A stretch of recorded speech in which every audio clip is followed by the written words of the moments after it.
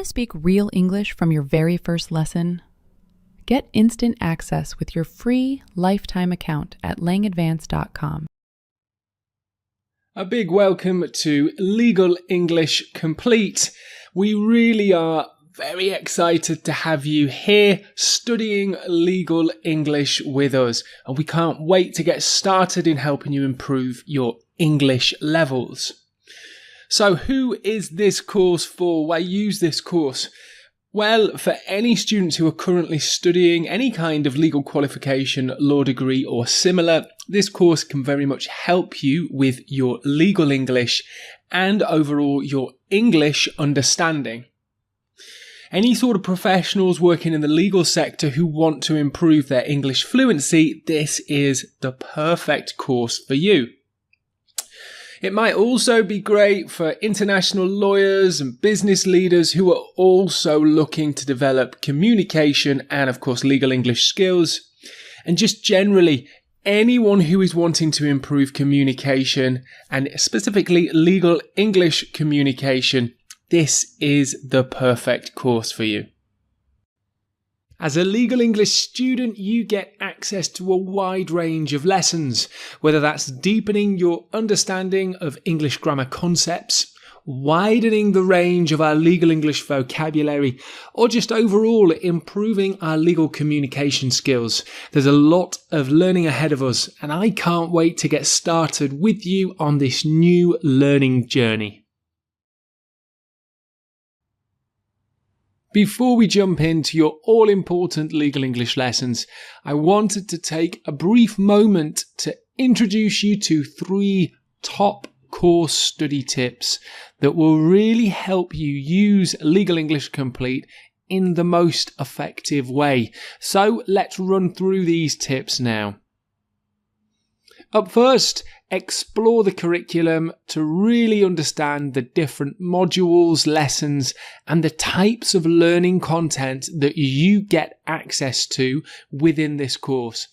I always say to my students, have a look through the whole curriculum overview.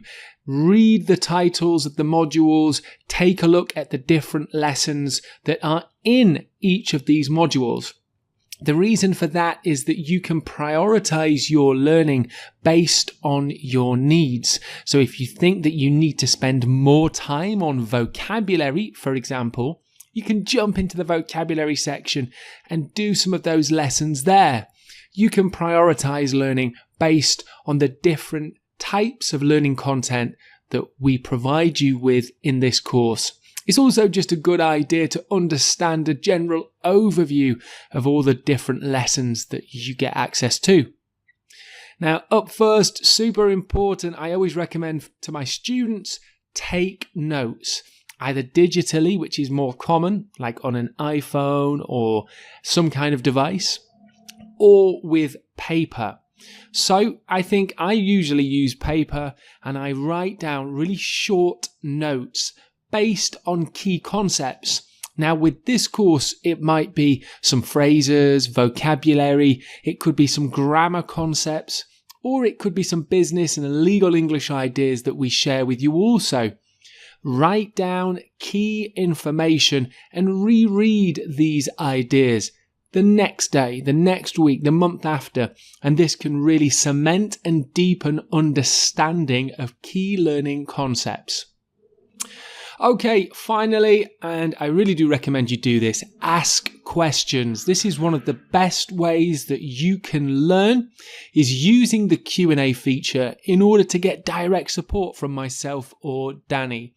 We try to answer all students within 24 hours. Often it's sooner than that, sometimes slightly later, but we will get back to all your questions. And of course, if there's anything that you need support with legal English learning, let us know and we'll come to your help. So tip 1, explore the curriculum and try and really deepen your understanding of all the lessons that you will be learning. Take notes in order to cement your understanding of key concepts and vocabulary and English ideas. And the third tip, ask questions and contact us, your legal English mentors, for support. In today's lesson, we'll be taking a bit of a dive into the fundamentals of legal English to give you a solid understanding, really, of what legal English is. And I think we should go right back to the start because it's probably important that we have some understanding of the history and also the development of the English language, because this will help you make connections between all the different vocabulary and phrases that we are teaching throughout this course. Okay, so English is a language developed with a lot of different influences from many different cultures over thousands of years. The country that we know as the United Kingdom has been invaded many times, and all these different people coming into the UK over hundreds and hundreds of years have brought with them their own language too. All of this has resulted in the English we use today. Now, understanding how modern English developed helps you identify how the language has changed, but it also enables you to make links between old and new vocabulary and language. By understanding the different influences within modern legal English, you're better able to remember, understand, and use key language. So that's really why this lesson is important. Let's take a look at some of the language and key phrases that we can see from historical English language development. And up first, quite importantly, we have law. Super important within the legal profession. And this comes from Old English, roughly 1200 years or so ago, lagu or law. And this, of course, meant rules or customs. Going back a little bit further than that, 1200 years or so, we have another very common legal English phrase used today, and that is pro bono, something that you might have heard of before. And it's taken from Latin, and Latin has a big influence on legal English used today. And pro bono comes from the Latin pro bono publico, meaning for public good. And of course, this expression today is used to describe legal work that is done without payment, voluntary legal work. Let's just go a little bit deeper into a timeline of English language development. And we're going to go all the way back to the 1st century, because all the way back then, Britons spoke a Celtic language, though Latin gained influence after the Roman occupation, after the 1st century. And this is when terms such as per se, which means in itself, were brought into English. Now, per se, that phrase, is used a lot within academic, professional, or even legal environments and situation. It's still used today, hundreds and hundreds of years after. And Latin does have a really strong influence on the English language now. Moving on to the 5th century, the country was invaded by the Angles, the Saxons and the Jutes, who invaded from around where Germany is today. And with them, they brought Old English, which formed the basis for the 100 most used English words like God, man, woman, child, and we have some other examples there. So we have Latin, and then we have Old English, which was brought mostly from Central Europe. And then from the 8th century, we have the very famous Vikings, who settled at the start in northeast England, and they brought with them their own language, and a lot like place names such as Thorpe, Wick and Ham, as well as key language and key phrases like thing, husband, law, very important, and take. From 1066, the Normans invaded, and with the Normans, there was a lot more influence and a lot more structure to how laws were governed and managed in the UK. And of course, with that, the Normans developed a lot more legal language too, such as court, parliament, justice, sovereign, and marriage. So all these influences and more have led to the modern English that we know today. And we have taken from a lot of other languages as well. So modern English really is so many different variations of languages over hundreds of years. And that's the English that we know today. And this has a major effect on legal English too. Legal English used today takes many words from varying influences over the development of the language, as we've just seen over the last 2 centuries at least. Now, in particular, which we haven't talked about, French has a large influence on legal English, and also very much so Latin words, which have been within the English diction for hundreds of years. They are commonly found today in many forms of legal English communication. That's both in writing and in speaking too. And in this course, we'll be taking a look at lots of different legal English vocabulary and phrase words taken from places like Latin and French too. Understanding the etymology and meaning of legal terminology can improve your comprehension and improve your English fluency too. Etymology, I'll just define that for you, means the study of word origins and how they develop over time. Having a deeper understanding of the development of vocabulary, words, and languages gives you a stronger overall understanding. And of course, that's going to help you with your fluency. So there we are. That's the end of this lesson. I hope you found it interesting on the history and development of English and some of the influences on legal English from today. Welcome back to your next Legal English Complete lesson, where we're going to focus on what legal English actually is. We'll take a bit of a deeper dive and definition into legal English, as well as thinking about when it is used, as well as who actually uses legal English, or in other words, the kinds of jobs that use this type of language. So let's get going. Here is a definition of legal English for you. Legal English refers to the specialized language, very important, specialized language used in law-related contexts, including legal documents, court proceedings, and really any other type of professional legal communication.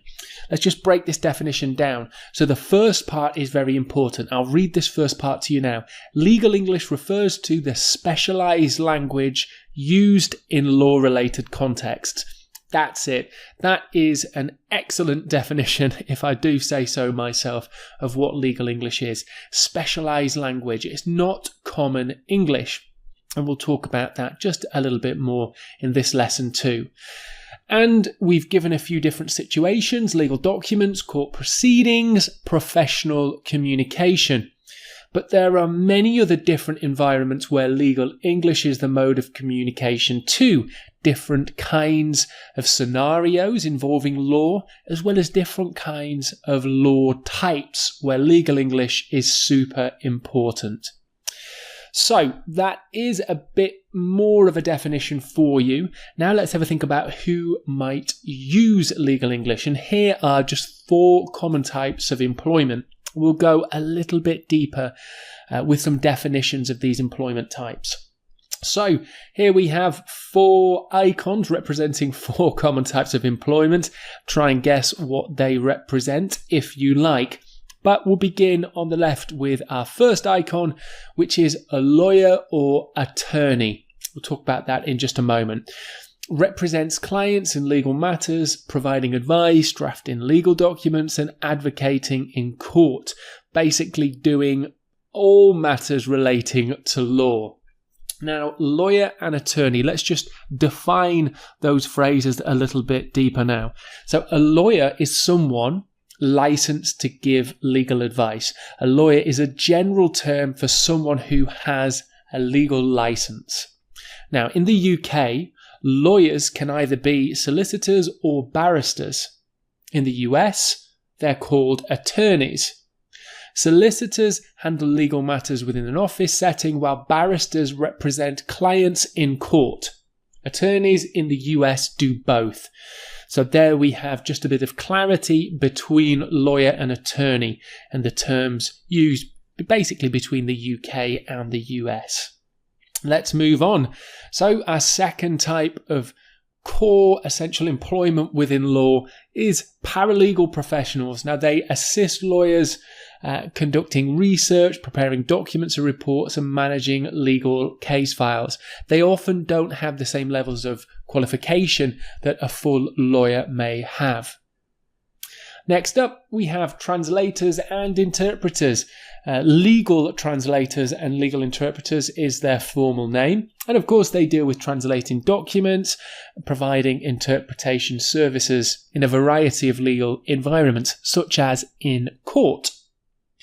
And finally, super important, legal secretaries. They provide support to lawyers, which can include managing schedules, drafting correspondence, organising case files, whether they're active or whether they are complete.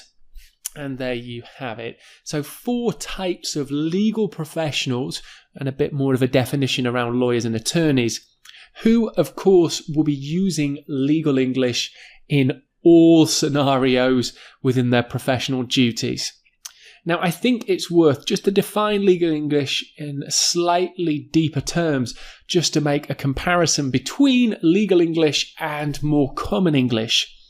So, it's fair to say the types of language and specifically vocabulary used between everyday English and legal English very much can vary. So they're quite different indeed. And of course, throughout this whole course, we'll be focusing on really fine-tuning your legal English communication skills. Here is an example, super short example of legal English documents. So we have a contract clause here, legal English example. Let's just quickly read through. This agreement entered into on insert date between Party A and Party B establishes the terms for specific services provided by Party A to Party B. Party B agrees to compensate Party A in the amount of specified payment. Both parties agree to abide by the terms of this agreement. So here we have very much legal speak, legal communication, and specifically legal English used within contracts. Now, if we were to use this example given from everyday or common English, specifically in a spoken scenario, it will certainly sound different. Right then, we're making a deal today. You're going to do specific work for me, and I'll pay you agreed amount. How's that sound to you?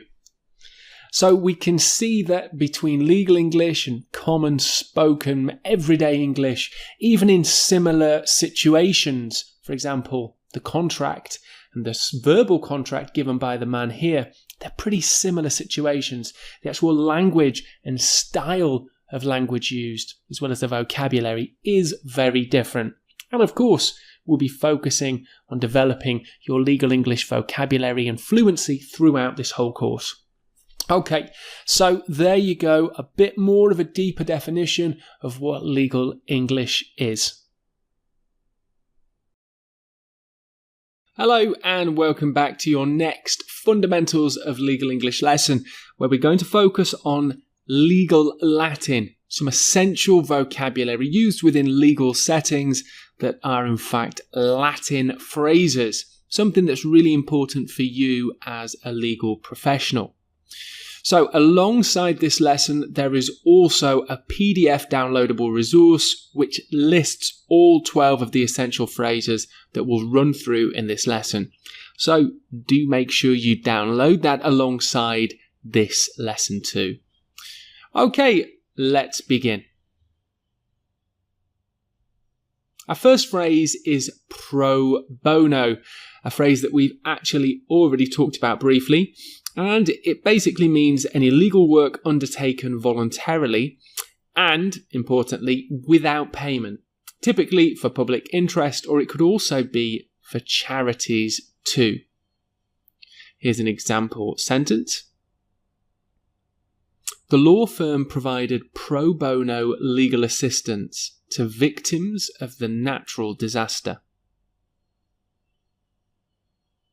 And our next phrase is commonly mispronounced. It isn't subpoena. The B is in fact silent. Subpoena. Subpoena. I'll say that one more time, subpoena. And it means a legal document compelling an individual to testify or come to court, or also it could be compelling them to produce evidence at the request of the court. She received a subpoena to testify as a witness in the upcoming trial.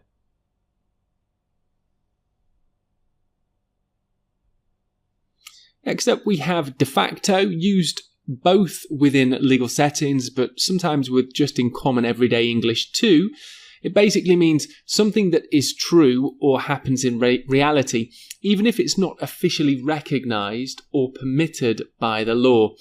It's kind of the truth and what is happening now. Let's see an example for that. Sally's auntie is mostly considered her de facto guardian, though this isn't officially confirmed yet. Just a little bit more detail on the example. So here, Sally's auntie is considered her legal guardian, even though it's not officially confirmed. So it's not officially a law, it's not legally official yet, but she is considered her de facto guardian, the person who is in charge. So it really is about the reality of something happening now, even if it's not officially recognised, as in this example here. Next up, we have ad hoc. Created or done for a specific purpose or situation. Importantly, it's often improvised and temporary, such as like a short-term fix or a short-term solution.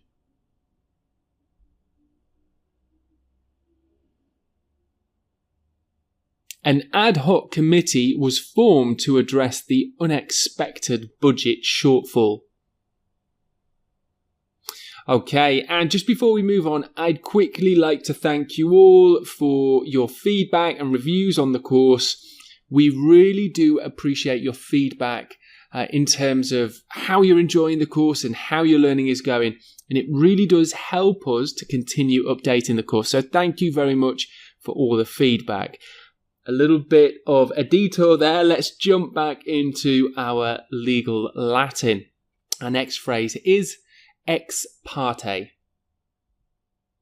Legal proceedings where one party presents arguments or evidence without the presence of the opposing party. The judge reviewed the evidence presented ex parte before making a decision. Next up, we have per se. Something that is true or happens on its own, without needing to think about anything else. And it basically means often by itself.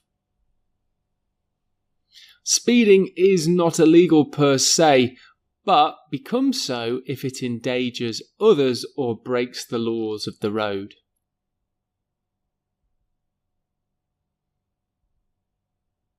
Next up, we have per annum, something often discussed and used when talking about our salaries. Basically means on an annual basis or yearly, such as our salary per annum. Or another way to use it is with interest. The interest is compounded annually at a rate of 5% per annum. Okay, next up we have pro forma. Done as a formality or for appearance's sake, but it can also mean used in reference to official documents. So something done as a formality, or we're talking about official documents. The company issued a pro forma statement regarding the upcoming merger.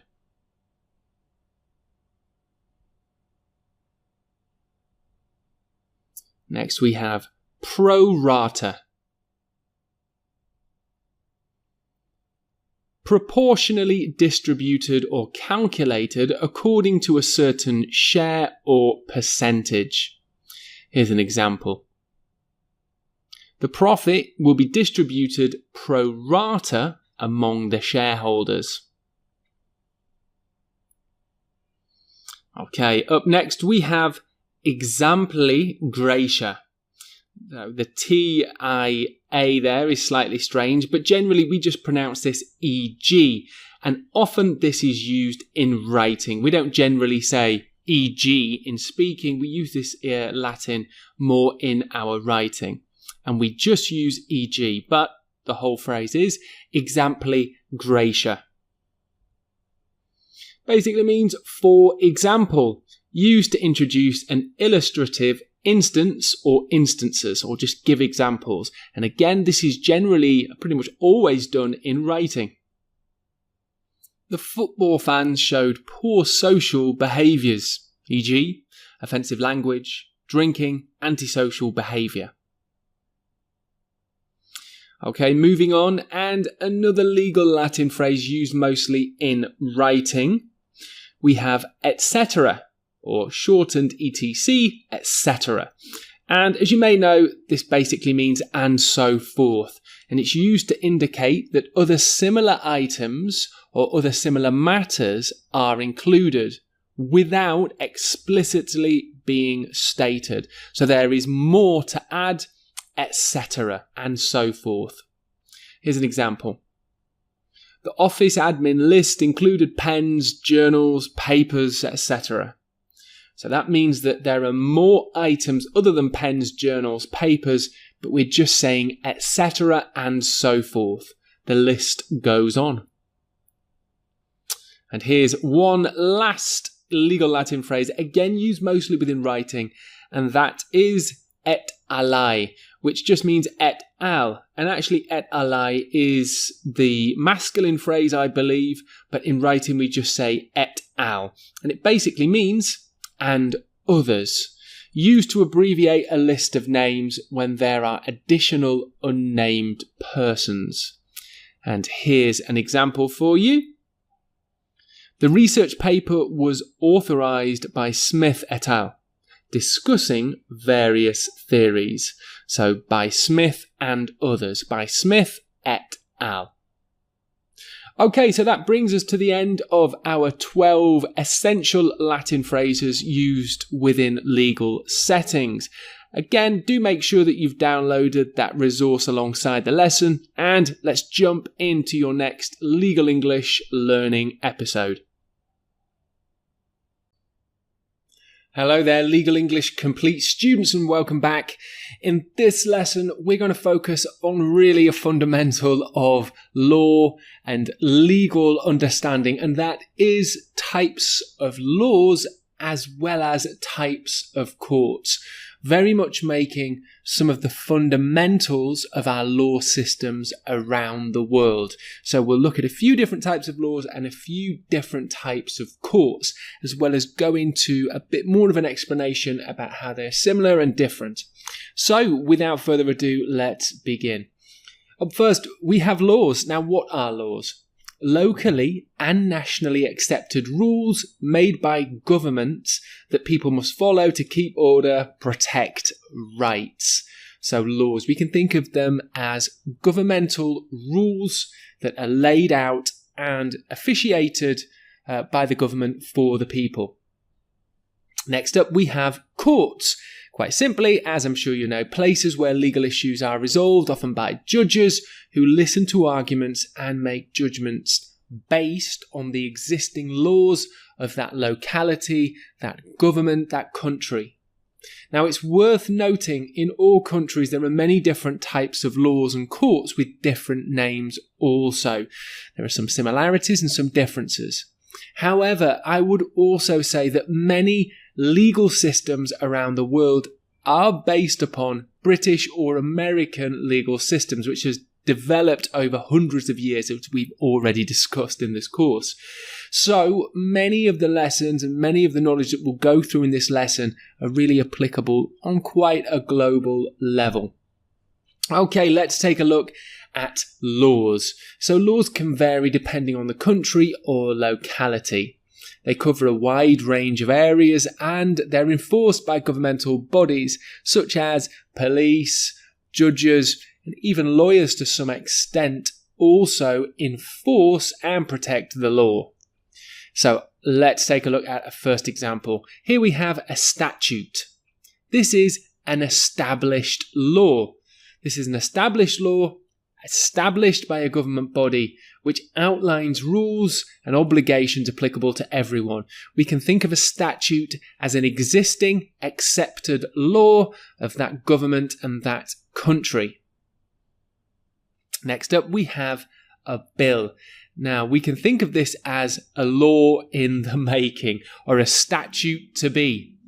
Introduced in a legislative assembly, such as a different area of law and a place where people will debate, the House of Commons being one, where people will talk about this proposed law, and then it's subject to approval by lawmakers. So a statute is an established law.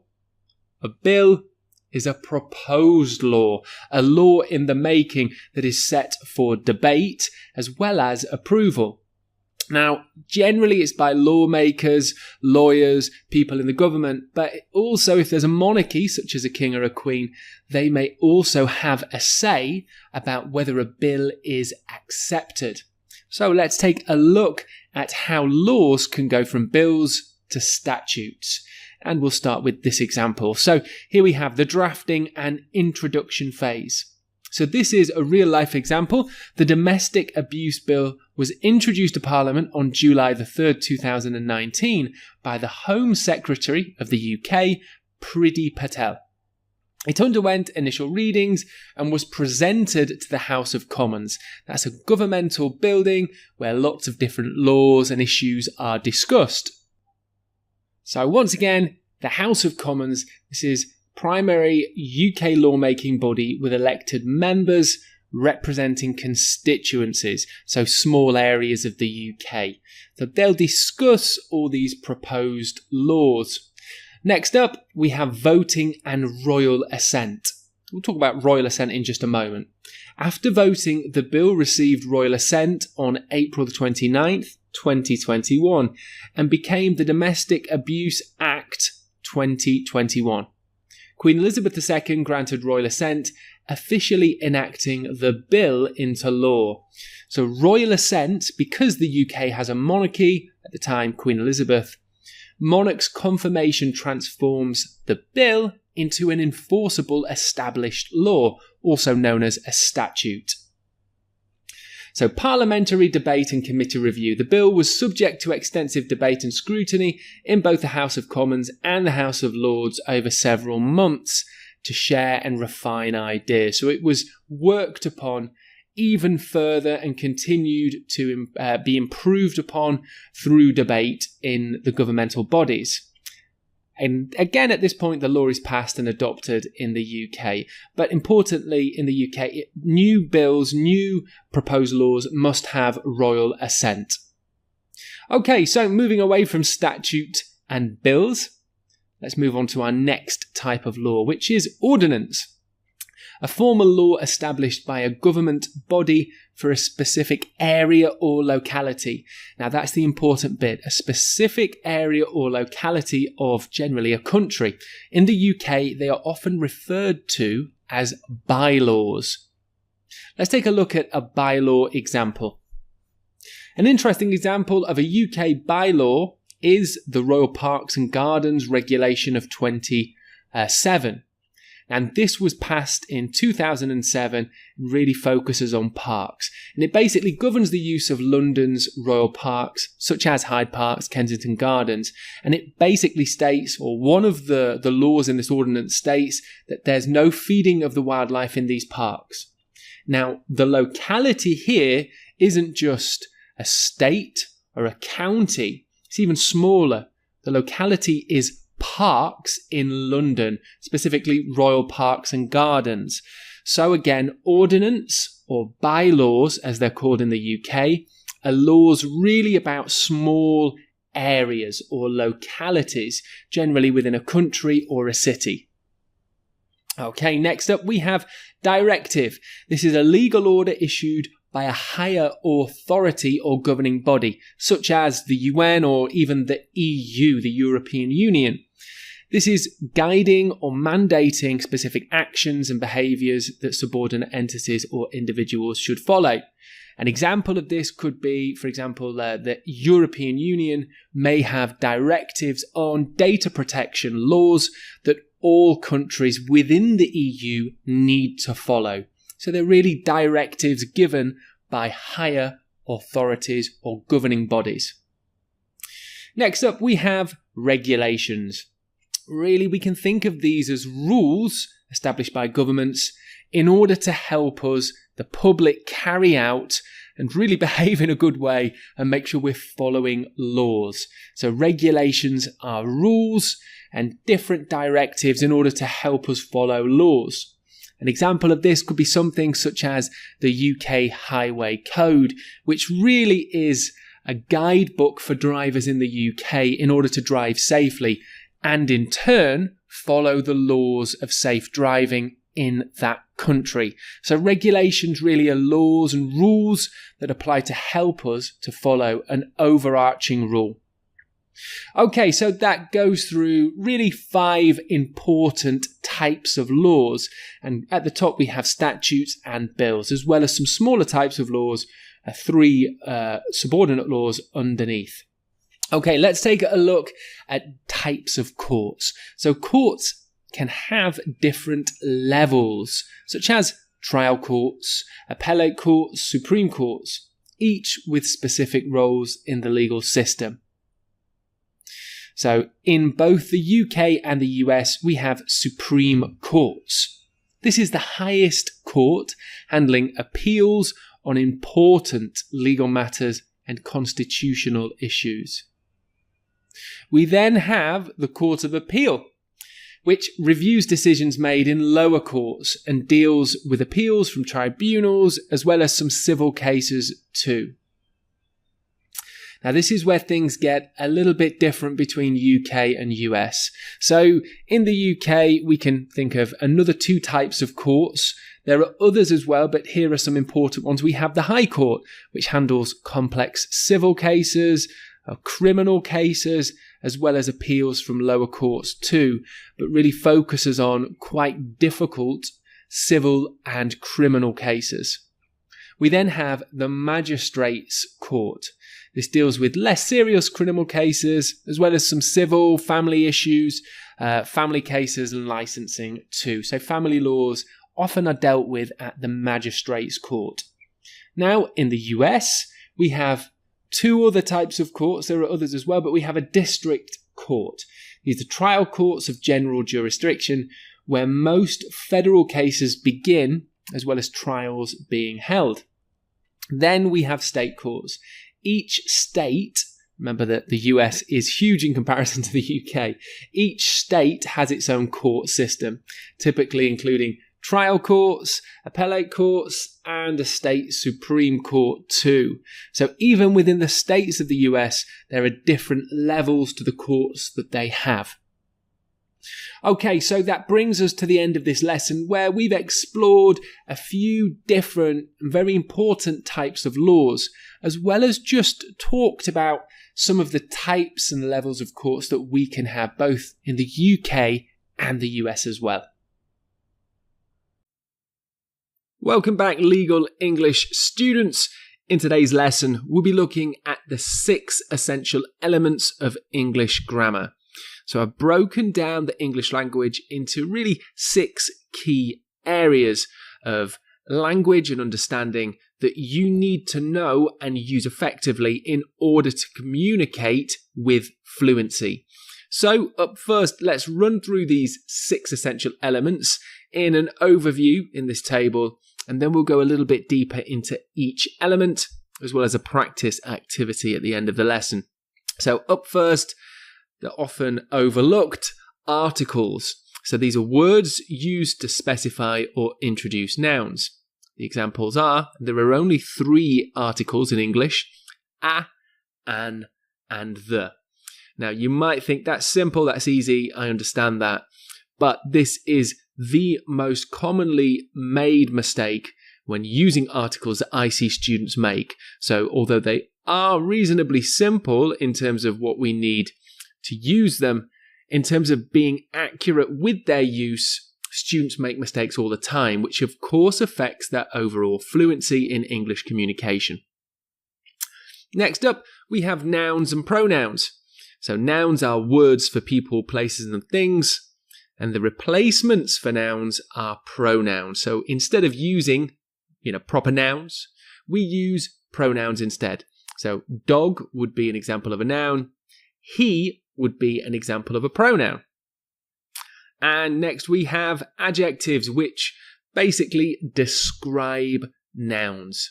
Examples such as big, blue, or happy.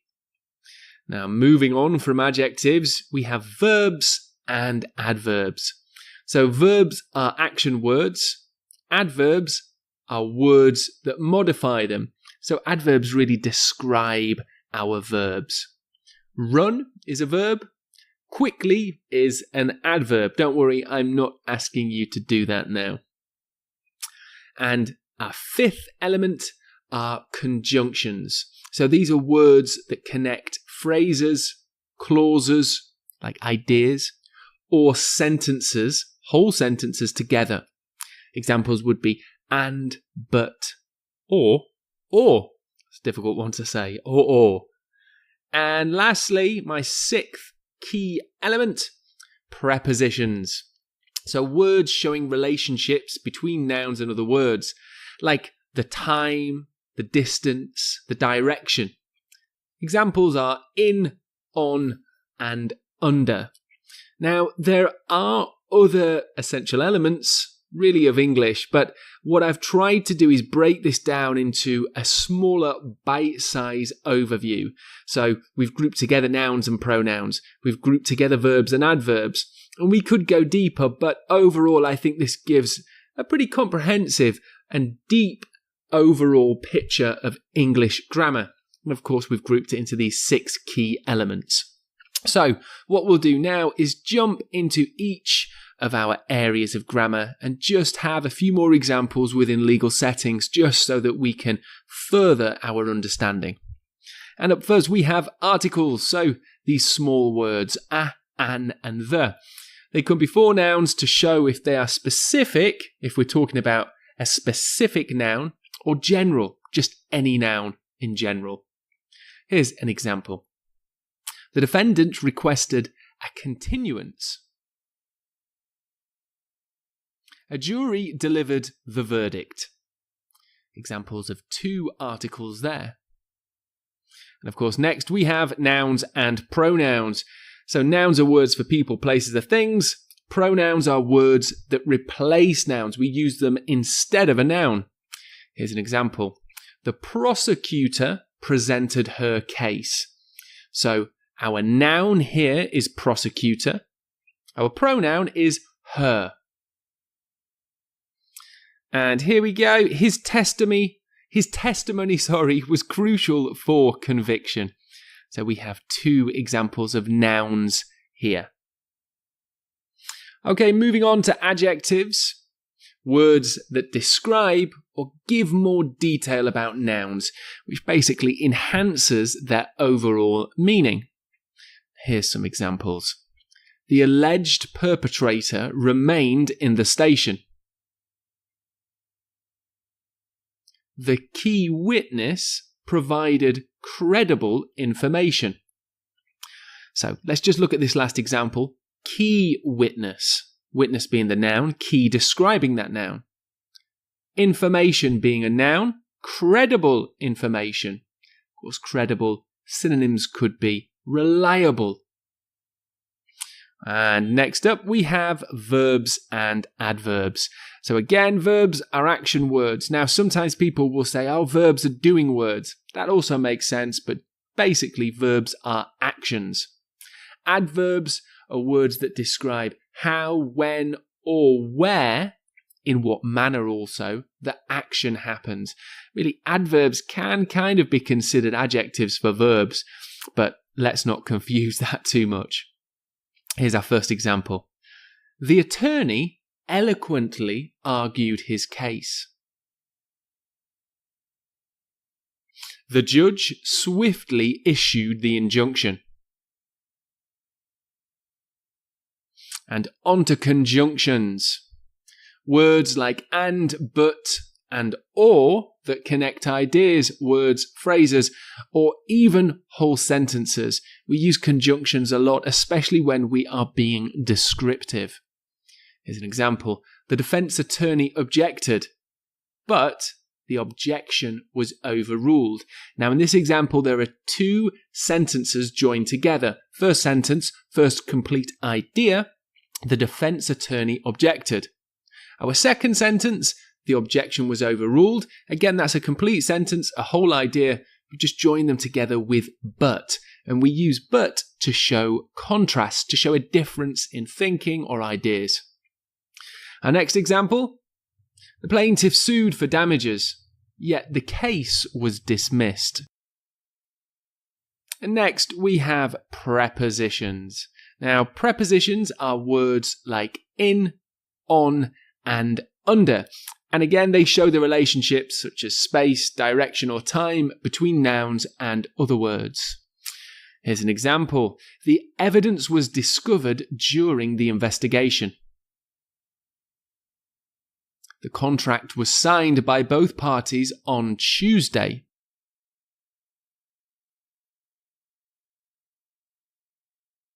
Okay, so now I think it's time, once we've gone through all these sort of 6 elements in a bit more detail, for you to have a go at a practice activity.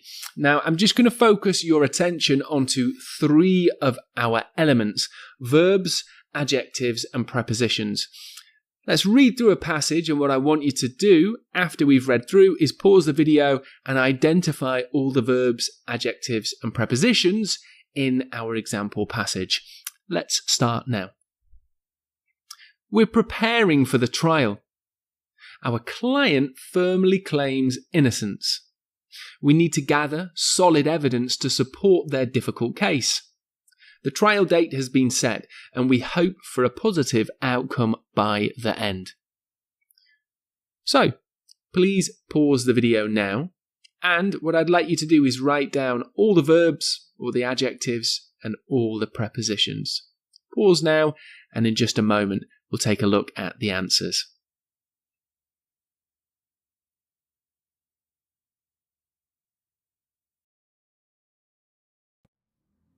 Okay, I think that gives you enough time, and here are our answers. So we'll have a quick run through. Don't worry if you didn't get them all right. And we'll start right at the beginning. We are is our form to be. Preparing, we are. Preparing is our verb phrase. Then we have claims, need, support, been, and hope as our other verbs here. As adjectives, we have solid, difficult, and positive, and prepositions here as well for, by. And that rounds up our answers for this activity here. It's fair to say that mastering legal English can be quite tricky. So, in this lesson, we're going to take a look at what makes learning legal English difficult, so that we can think about some of the obstacles in our learning journey. And really, that's going to help us improve the effectiveness of our learning and also just make us more fluent overall. So let's take a look at 2 of these common obstacles that make legal English tricky. So up first, legal English versus everyday English. Now, the important thing here is that legal English is different. Sentences may seem odd, they may seem strange. There's less punctuation when we're using writing. Often we might use foreign phrases, like we've discussed already, these Latin phrases at times, inter alia. Uncommon pronouns might be used, and also there is industry-specific phrases such as null and void. So overall, legal English is pretty different to everyday English that we use in communication. That can make things quite tricky. Of course, throughout the course, we'll be focusing on all the different aspects of legal English, so you will improve your fluency. Now, another reason that makes learning legal English a little bit tricky is confusing vocabulary usage. And we can sort of break this down into a few different groups or reasons why vocabulary can be tricky for legal English. So, lots of complex, confusing vocabulary is used within legal settings. Now, we can think of these as being really into sort of three groups. We have legal terms of art, legal jargon, and also another confusing group being vocabulary meanings are different sometimes in legal and everyday settings, which is definitely quite confusing. So before we move on, let's just take a look at these three groups: legal terms of art, legal jargon, and that vocabulary meaning difference. Okay, so first up, legal terms of art. So legal terms of art are specific words and phrases with precise legal meanings. Some, like patent or share, are familiar to everyone, while others, like bailment or abatement, really they're only known by lawyers or people working within law. Now that brings us on to legal jargon. Legal jargon, often used by lawyers, can be unclear to non-legal professionals. So when a lawyer is using legal jargon, or even sometimes legal terms of art, of course, a non-legal professional is going to be quite confused. It includes more general terms like corporate veil, along with older words that are still used sometimes, such as emoluments, which basically means profits or salary even. Generally, trying to simplify language is often best. So let's just take a look at an example of that where we've kind of gone a bit overboard on legal jargon. We'll need to file a motion for summary judgment based on circumstantial evidence. Now, to legal professionals, this might make quite a bit of sense, but there is definitely some jargon in here, and we can say this in simpler terms that will be more accessible and easier understood by everybody. Again, we have to think of our audience. File a motion for summary judgment, circumstantial evidence. Let's try and take a look at this in slightly simpler terms with less jargon. We'll need to ask the court to decide quickly because the facts speak for themselves. So, pretty similar meanings between these two sentences. Of course, the top example is more focused on jargon, while the bottom sentence is easier understood using more simple English. That is better. We want to be able to communicate in simple terms, but we do still need to know legal jargon and legal terms of art because sometimes they will be useful.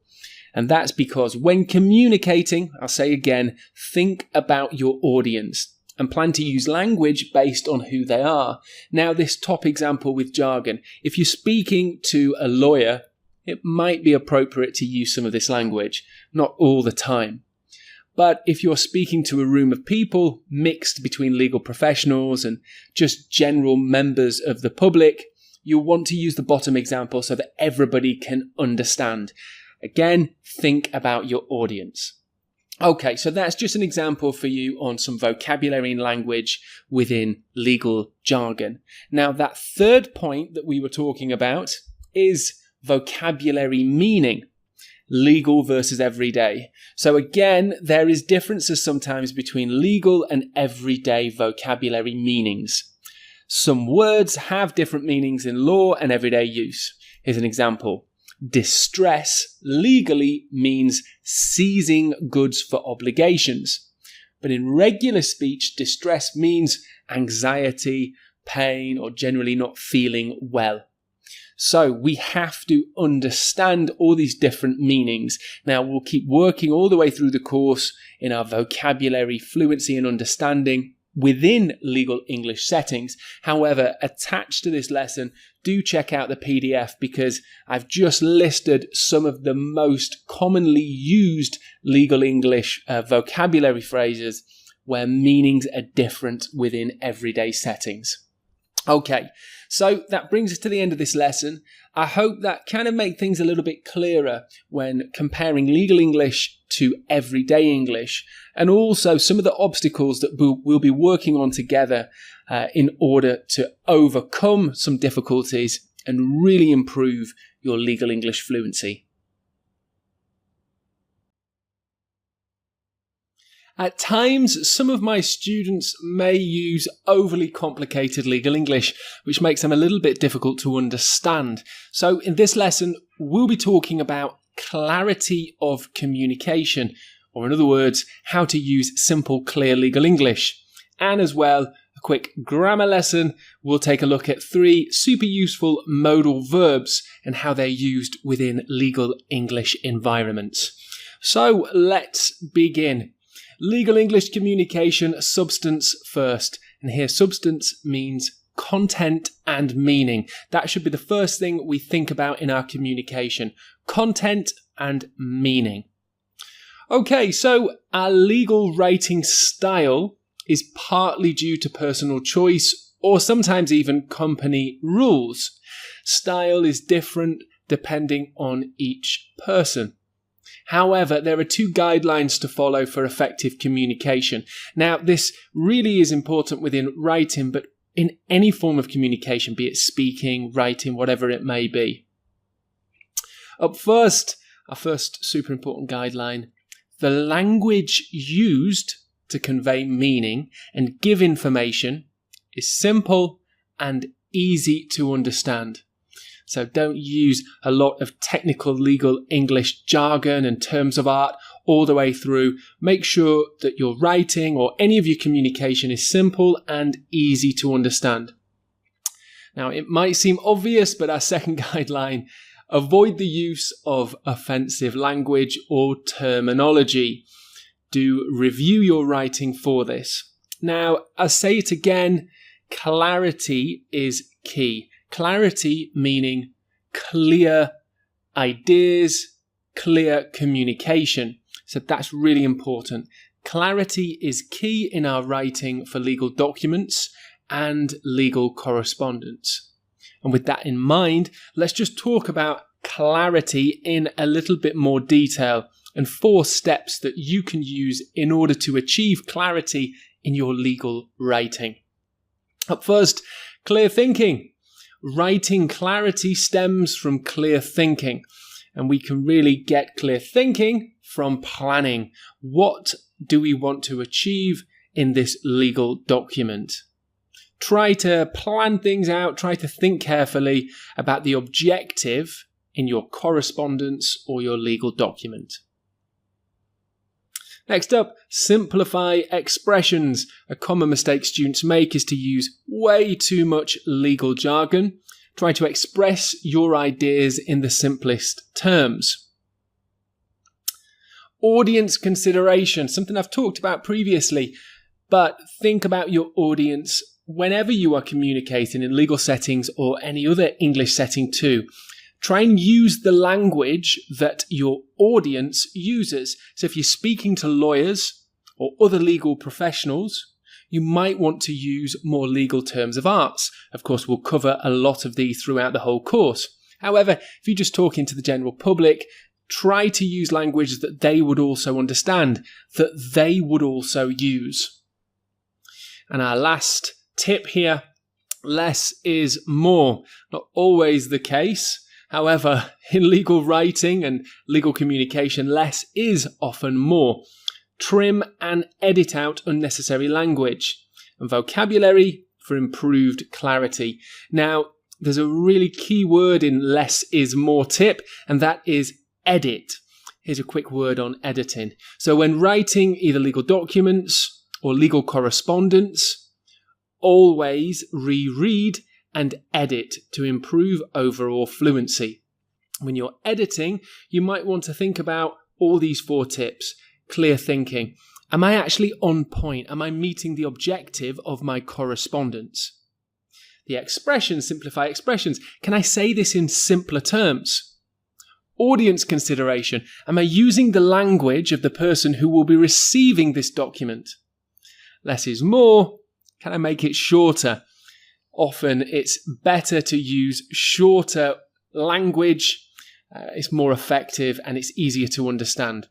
So here are 4 really important tips that you need to think about in all of your legal communication, but importantly within your writing too. Now, let's move on for a quick grammar lesson where we're going to be looking at must, shall, and may. So must, shall, and may are often used in legal documents and correspondence to show obligations and duties. They're used a lot within contracts, and this is really clear language that you can use in order to sound professional and to really communicate your ideas effectively. Must, shall, and may are modal verbs, so a subset of grammar and really useful within our communication. So let's take a look at must. This implies a mandatory action. Mandatory meaning it must be done. This behaviour is non-negotiable. And here is an example. All employees must attend the safety training session. So there we're setting out a mandatory action. Could be something in some legal guidelines or legal correspondence that you're writing for a business. Next up we have shall, often used for obligations, duties or requirements. I'll tell you a little bit more about shall in just a moment, but here is an example. The team shall deliver the project by 12/12/2028. Now, must and shall are slightly different. Must is always a mandatory action. Shall, however. So in legal writing, shall usually means something is mandatory. Like in this example, the contractor shall review all completed tasks, or in the example given above. However, its meaning can depend on the context and jurisdiction. Context is important here, so always consider the situation to understand its true obligation. So shall often means mandatory obligation. It must be done. It's non-negotiable. However, at times, shall can be a little bit 50-50. So it might be an obligation, it might be mandatory, or it might be just a suggested behaviour. So do be careful when using shall and try to understand the wider context of its use. So must, shall, and finally we have may. Now may is kind of at the other end of the spectrum to must, indicates discretion or permission. Basically suggested actions, non-mandatory. And here's an example. The board of directors may review at a later date. So, for example, in a contract, sometimes people and clients will want different statements added that are suggested behaviours and suggested actions. And we use the modal verb may in order to add them in. Okay, so that brings us to the end of this lesson. Some really important information on clarity of communication and using clear legal English, as well as a quick run through of these super useful modal verbs. And I'm sure you'll be using them a lot within your legal communication. In today's grammar lesson for legal English, we're going to look at very much a fundamental aspect of the English language, and that is the subject-verb agreement, something that some of you may have heard of before. So let's take a look. Here's an introduction for you. In English, our subject and verbs within our sentences must match and agree with each other. The important thing here is subjects and verbs can match each other. We'll talk about that in more detail. So, subjects and verbs can be singular or plural.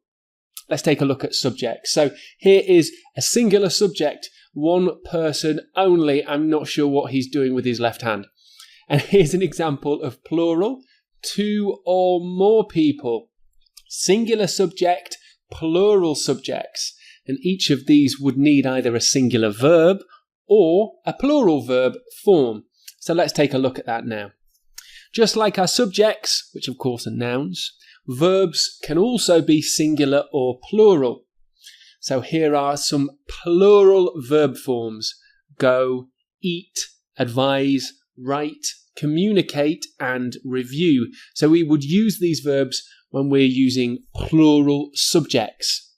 Now for singular subjects, we quite simply go like this. So go becomes goes. I'll not do that for all of them. Eats, advises, writes, communicates, reviews. David goes, David eats, David advises. So you can see for singular subjects, we use these singular verbs and we pretty much add s or similar onto the verb form. Here's some more in-depth examples. The lawyers review the case in great detail. Subject here is plural. Lawyers, obviously singular, lawyer, plural is lawyers. Therefore, we need the plural verb, which is review. Review is the plural form of the verb to review. Plural subject, plural verb. And a singular example, the judge examines the evidence thoroughly. Our singular noun and singular verb form, of course, with s added onto the end of examine. Okay, so that's a bit of an overview for you, kind of straightforward, but there are a few exceptions to the rule. So let's take a look at one now. I and you are different. What kind of subject is I and you? Well, as you might be thinking, they're singular because there's only one I, there's only one you. However, we don't actually follow the rule completely here. So, although they're singular, we use them as plural subjects. You can see here, as the claimant, I seek. Seek being plural. You might think that it's I seeks, because singular I, singular verb seeks, but that's not the case. As the claimant, I seek damages for the breach of contract. Another example, you are required to appear in court. You are. Are is a form of to be. Are is plural. Is singular, so you might think you is. Not the case.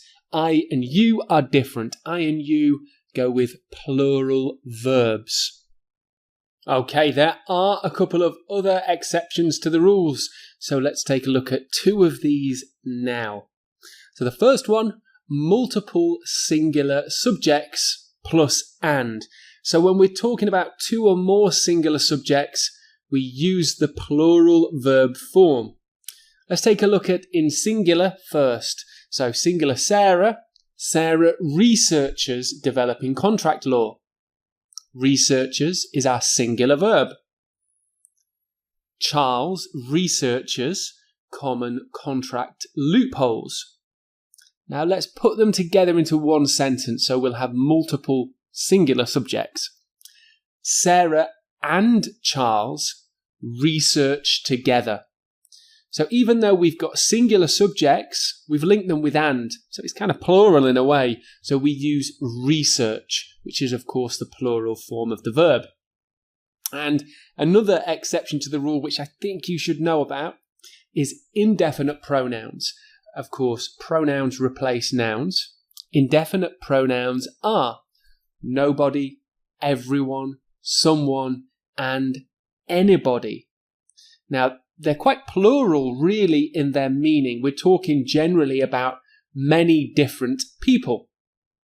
However, we use the singular verb form. Everyone wants a speedy resolution to the issue. Someone was asking to discuss their tax liability. Was, of course, is singular. Were is plural. Someone was. Okay, so that's a bit of a run through of a few different or three exceptions to the rules that you really need to know about in order to use a subject-verb agreement accurately.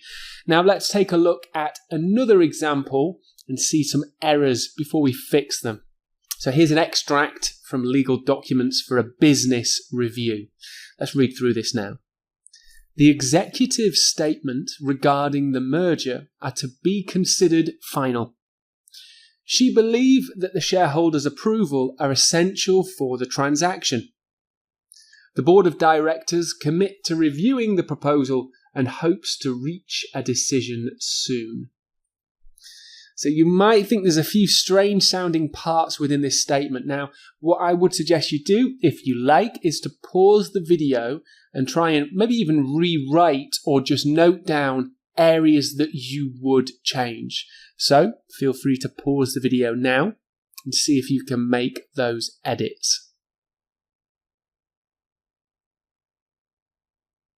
Okay, let's take a look at the edits and, of course, the improvements to our subject-verb agreement. The executive statement regarding the merger is to be considered final. She believes, singular verb form, of course, she believes that the shareholders' approval is essential for the transaction. The board of directors commits to reviewing the proposal and hopes to reach a decision soon. Okay, so there you have just an example within a legal environment of some errors you might see within the subject-verb agreement. Again, it's really important, especially within written correspondence, that you review and edit in order to make sure that your fluency and communication is as strong as it can be. Here we have another Legal English grammar lesson where we're going to be focusing on avoiding negative structures. So up first we'll be talking about what negative structures are and sort of why they're confusing. And we'll also talk about ways that we can avoid using them and edit them out of our language in order, of course, to be a more effective communicator. So let's take a look at some examples of negative structures. Now, I'll read through an example. I won't point them out, but try and think, where are these negative structures? In our case, it's not unlikely that the defendant will present new evidence. While it's not impossible for the prosecution to win, the defence has a strong argument. Lastly, it's not implausible for the claimant to seek further clarification from the court. Now, there's some good language in there for sure, but there are three examples of negative structures. Now, let's take a look at what they are. See if you guess them correctly. We have not unlikely, not impossible, not implausible. And these are phrases that we want to avoid within our legal communication and just generally within our English language too.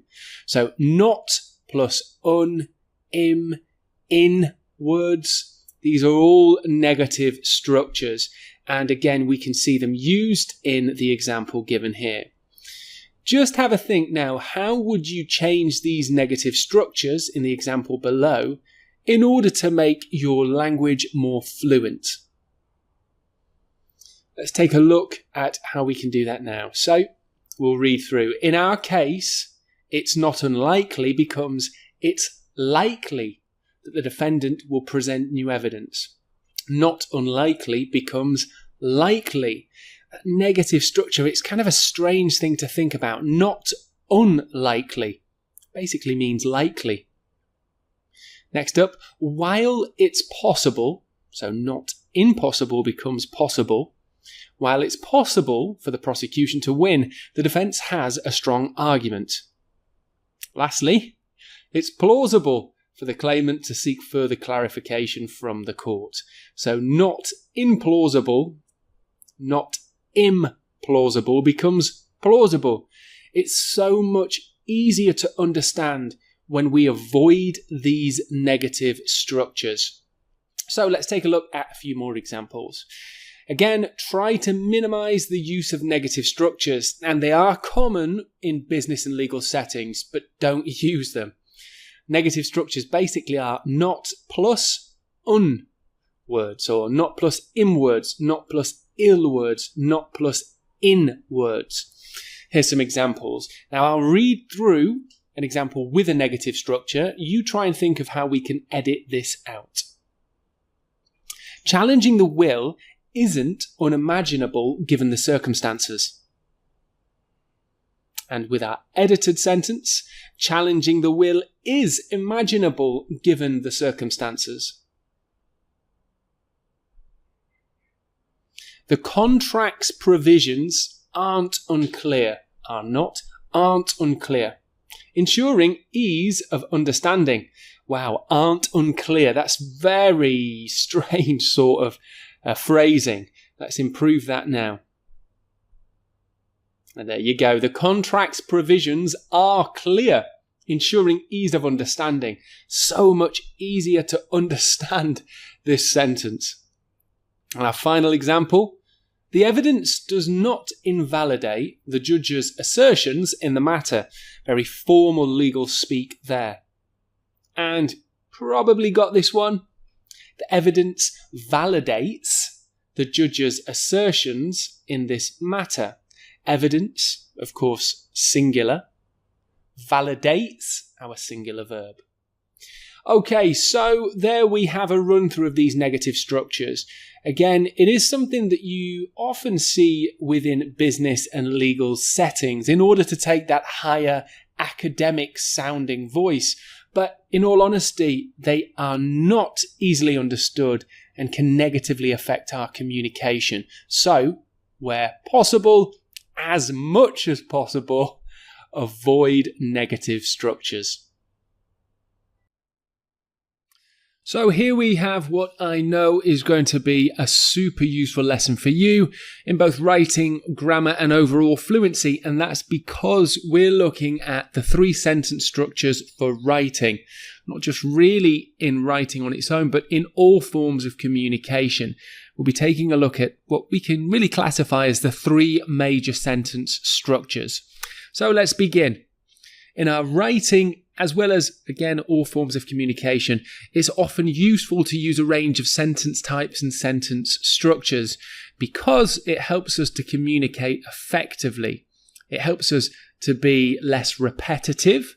It helps us to communicate our ideas in more detail. If we use the same sentence type all the time, it would be very boring indeed. So, the 3 sentence structures are simple, compound, and complex. There are other types of sentence structures that we can sort of go further into, but generally we can think of sentences as being these 3 types. A simple sentence really does what it sounds like. Here's an example. Please bring all relevant documents to the office. So in this example, there's just one main complete idea. And that really is a simple sentence. We'll go a little bit more into detail on this in a moment.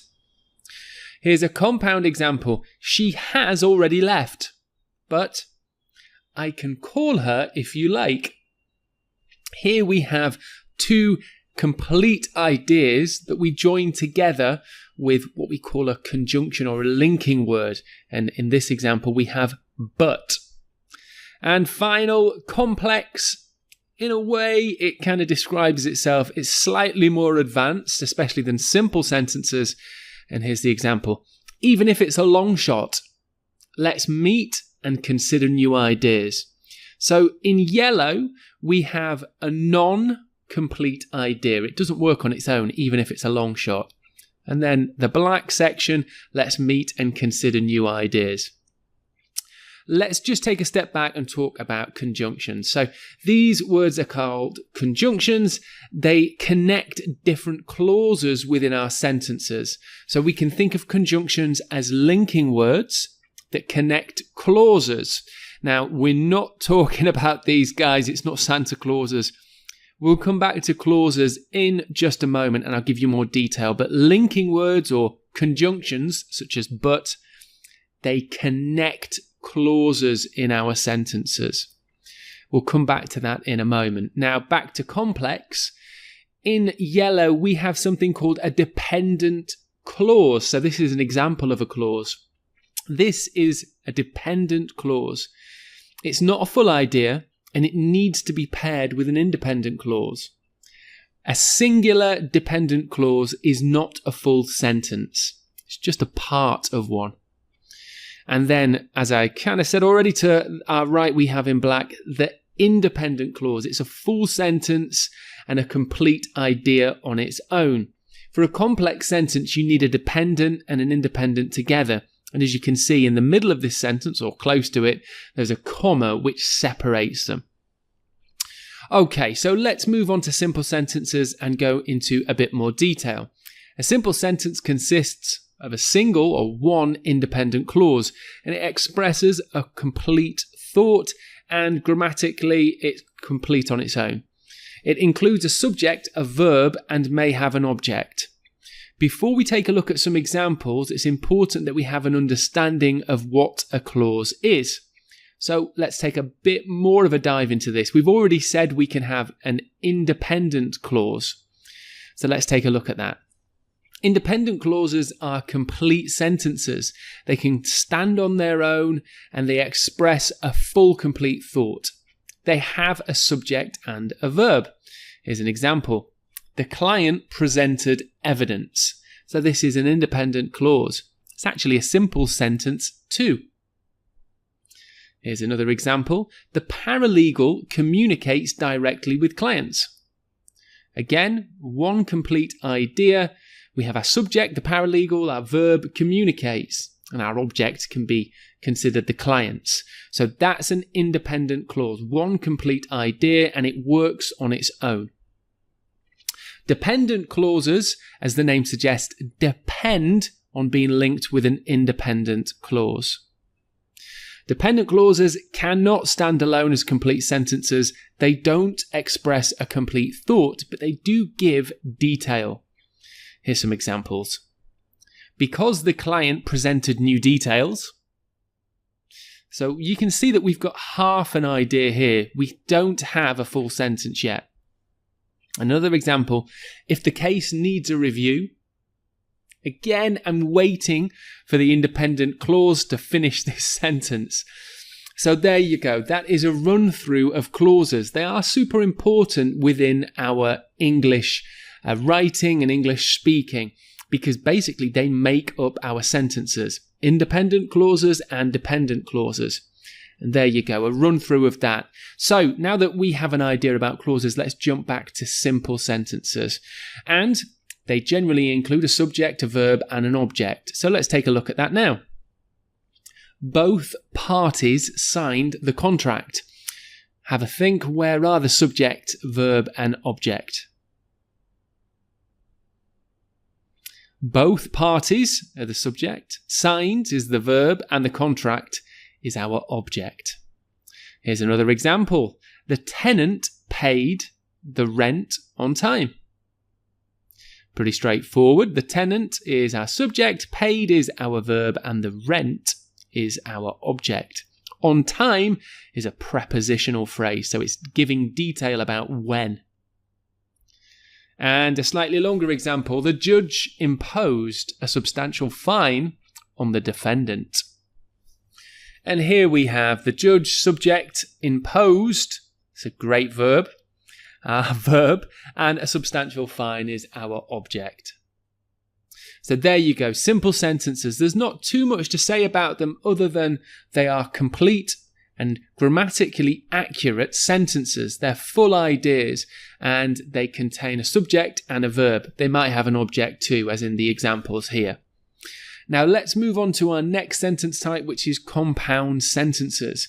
A compound sentence combines two, or it could be more maybe, independent clauses joined by conjunctions, also known as linking words, like and, but, or. Interesting phrase there. So just to give a bit more detail on conjunctions, here we have a few examples. And connects two similar ideas, but shows contrast or difference in ideas. Or for alternatives. So indicates consequence or result. Now, so is used in speaking, but generally not used as often in writing. Something to remember there. Yet shows contrast or it could introduce a surprising outcome or result. 4 provides a reason or explanation. However, contrast. Therefore, we're talking about conclusions or results. So let's take a look at 3 examples of compound sentences to help you understand what they might look like. The company failed to meet the deadline. Therefore, the client terminated the contract. 2 independent clauses linked with therefore to show results. The regulations require compliance, and the company must ensure adherence. The witness was hesitant to testify, yet their partner encouraged them to do so. Okay, there you go. So we have compound sentences here. These can be very useful within legal correspondence where you're wanting to link ideas within your writing. Next up, we have complex sentences. Don't fear complex sentences. They're actually really useful in writing, but also they're not too difficult either. A complex sentence contains 1 independent clause and at least 1 dependent clause joined by a comma. And you have to make sure that you're using that comma accurately. After reviewing the contract thoroughly, the parties agreed to amend the terms to better reflect their intentions. Now, in this example, if we were to completely get rid of the dependent clause and start the sentence with the parties agreed, that would be fine. The independent clause here is a sentence on its own. But because we've added this beginning dependent clause, it becomes a complex sentence. Despite objections from the defense, the judge admitted the testimony of the expert witness as evidence. Okay, now let's take a look at the next example. And what I want you to do is read through with me and try and identify the dependent and independent clauses.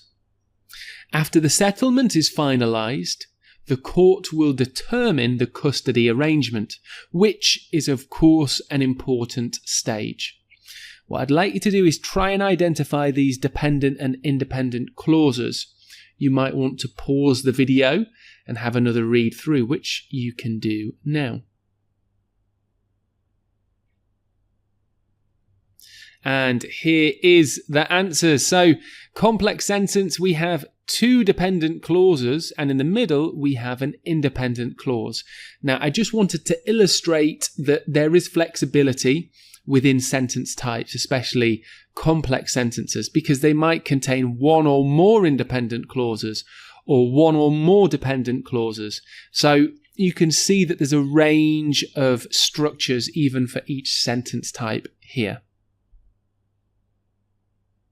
Okay, so what I'd like to do now is show you some legal correspondence and have a think about identifying where different sentence types are used. So below is an email issued from a law firm to a business owner requesting further information. We'll read through together and then we'll try and identify some sentence types within this email as well. Dear Mr. Bradley, I hope this letter finds you well. I am writing to follow up on our previous correspondence regarding documentation of your business's leasehold. We greatly appreciate your prompt attention to this matter. In order to proceed with our ongoing investigation, we kindly request that you provide us with original copies of all lease agreements. This information is vital for our case, therefore we request full disclosure within 10 business working days. Should you have any questions or require further clarification, please do not hesitate to contact me directly. Thank you for your cooperation, and I look forward to hearing from you soon. Sincerely, Sarah Greaves. Lawson and Greaves. Okay, so let's skip the initial greeting, that dear Mr. Bradley. Now, what I'd like you to do is pause the video if you need to, I think you probably will, and go through the sentence, and for each sentence, I want you to think whether it's simple, compound, or complex. So feel free to pause the video now and have a go at identifying all sentence types within this email.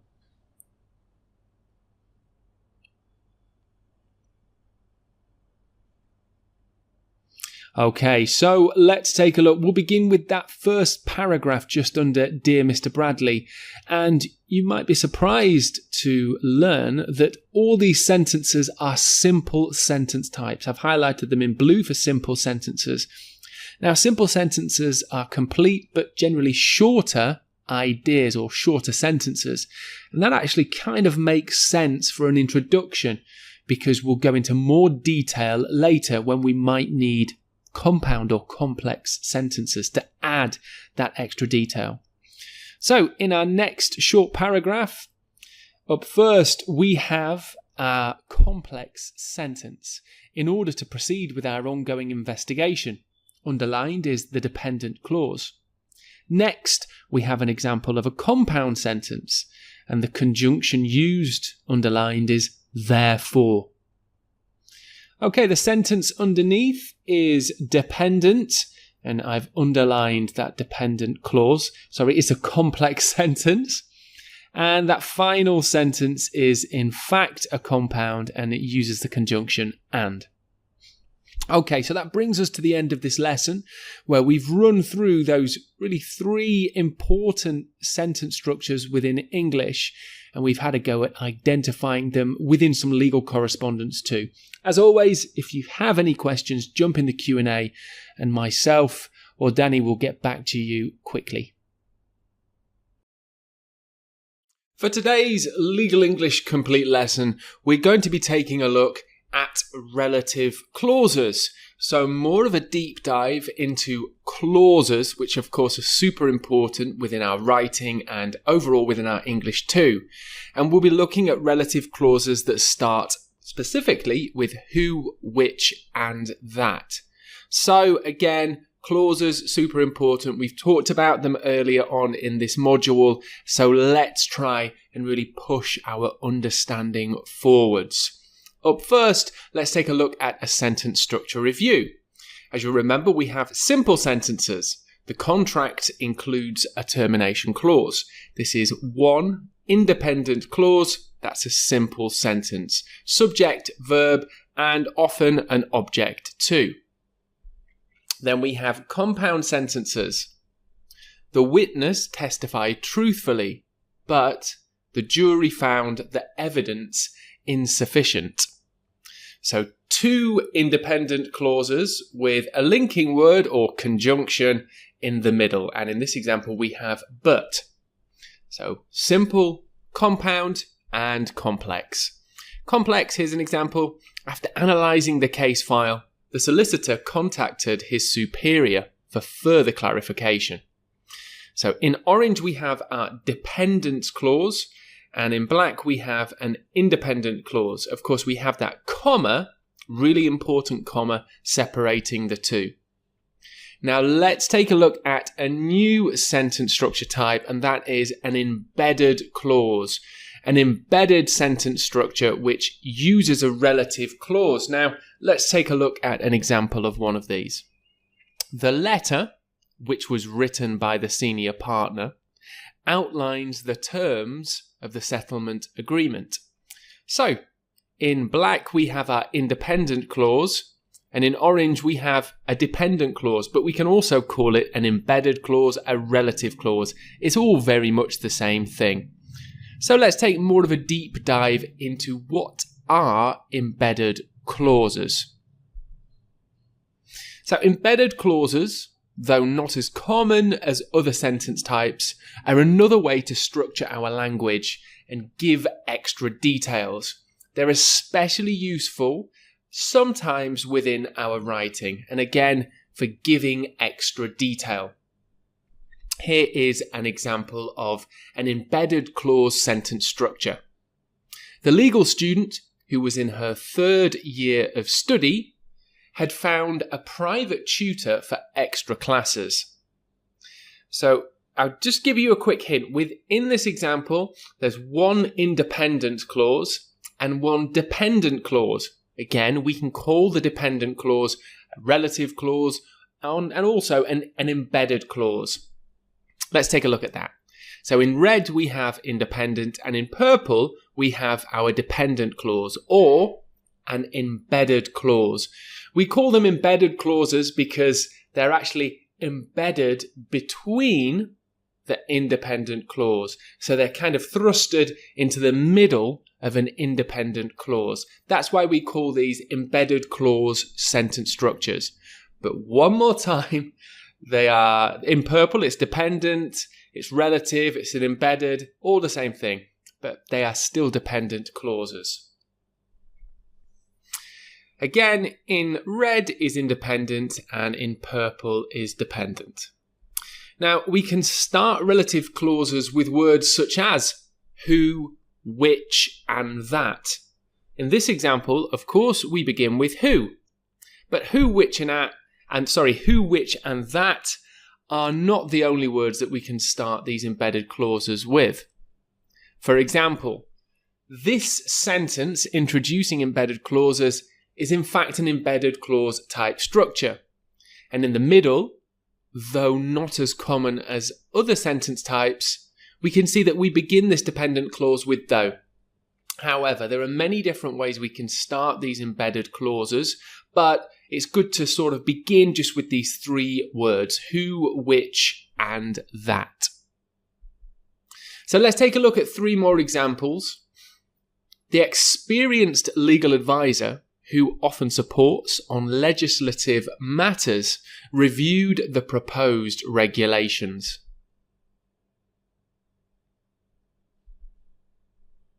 The proposed statute, which seeks to effectively govern environmental protection, requires strict adherence from all parties.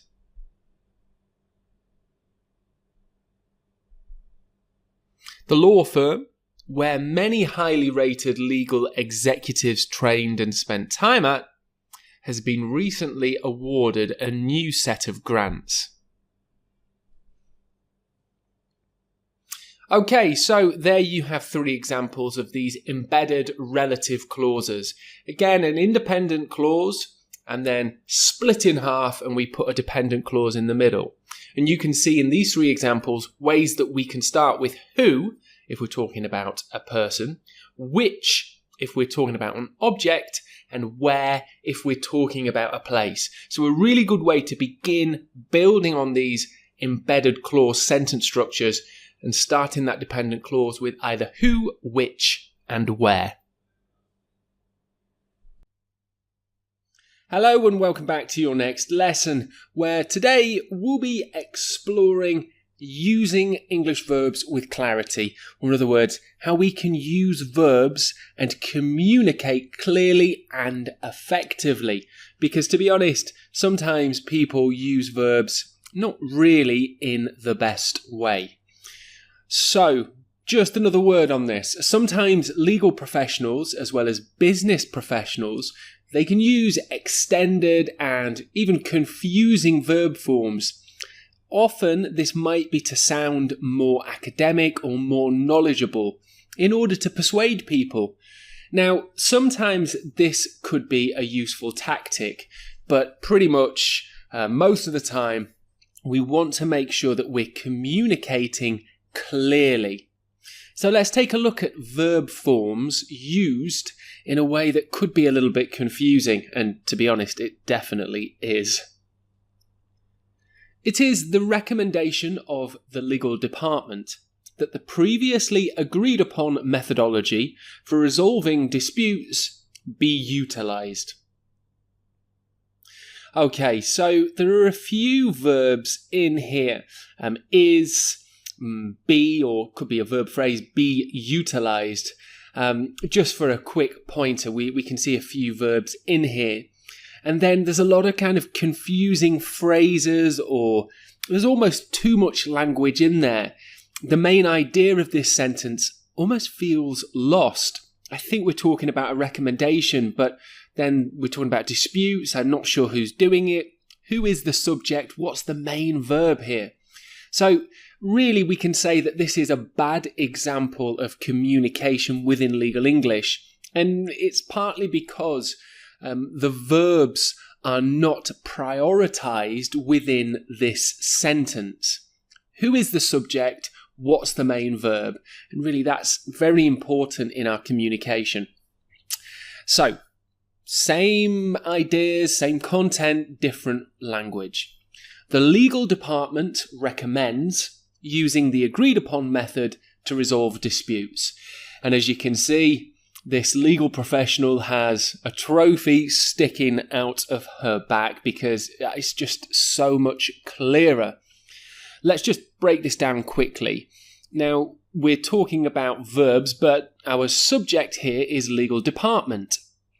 The subject is followed right next to it by the main verb, recommends. In the other example, it is, the verb is to be. It is the recommendation.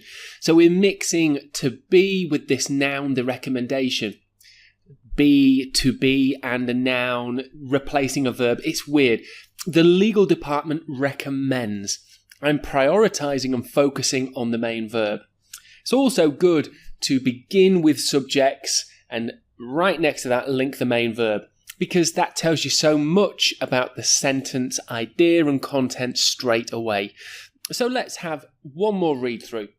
The legal department recommends using, here's an object, the agreed upon method to resolve disputes. Okay, so we just broke down these examples. Again, we're trying to clear up our language in order to communicate effectively. So here are two really important tips. Avoid overuse of to be verbs. So we just talked about that. Is, was, were. They're very important within our language, but sometimes, especially legal professionals, business professionals, they can overuse to be verbs and basically link to be verbs with noun phrases, replacing the main verb. So minimize to be verbs like is, was, are, were for clearer writing, but also for speaking too, just general grammar rules. Here's an example. The clients were disputing. Get rid of were disputing. Disputing here is a noun. And just use the main verb. The clients disputed. Makes a lot more sense. It cuts down the amount of language we're using. The second tip is to use the active voice. We'll talk about this more in an upcoming lesson, but today really we'll introduce the idea of active and also passive voice. Generally, we want to use the active voice in communication. It's easier to understand and it prioritizes key information, like the verb. So use the active voice for direct, concise writing as well as speaking. For instance, the judge dismissed the case instead of the case was dismissed by the judge. So again, in this example, the judge dismissed, the judge, subject, and then we've got our verb dismissed. It's just a simple way to clearly and quickly, communicate our ideas. Okay, so again, we'll talk about the active voice a lot more in an upcoming lesson, but today let's have an introduction for you. It's often advised in many scenarios and environments, legal English and everyday English, to use the active voice in communication. So what actually is it? Let's begin with the passive voice. The passive voice is where the subject of the sentence receives the action. They get the action done to them. It doesn't really prioritize the subject or the main verb, really. Here's an example.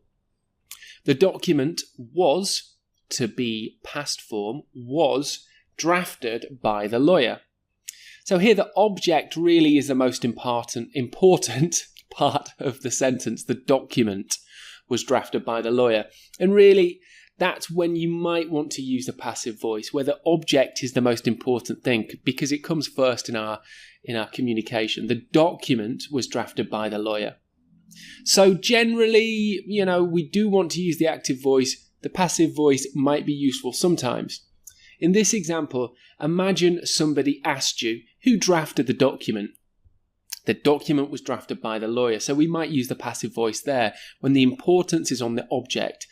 But I would say a lot of the time we want to be using active voice, and that's where the subject performs the action. So the subject is doing the verb, basically. Here's an example. The lawyer drafted the document. So it's pretty much the exact same information. It's shorter. There's an emphasis and a focus on subject and verb, which really helps to communicate the idea with very little confusion.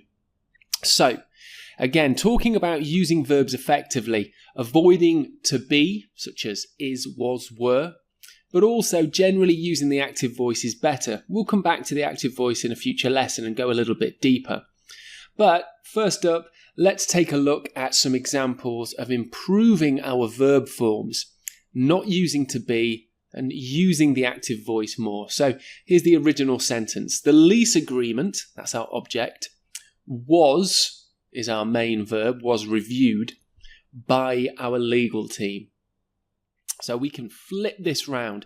Let's put the subject first, follow the subject by the verb. Our legal team reviewed the lease agreement.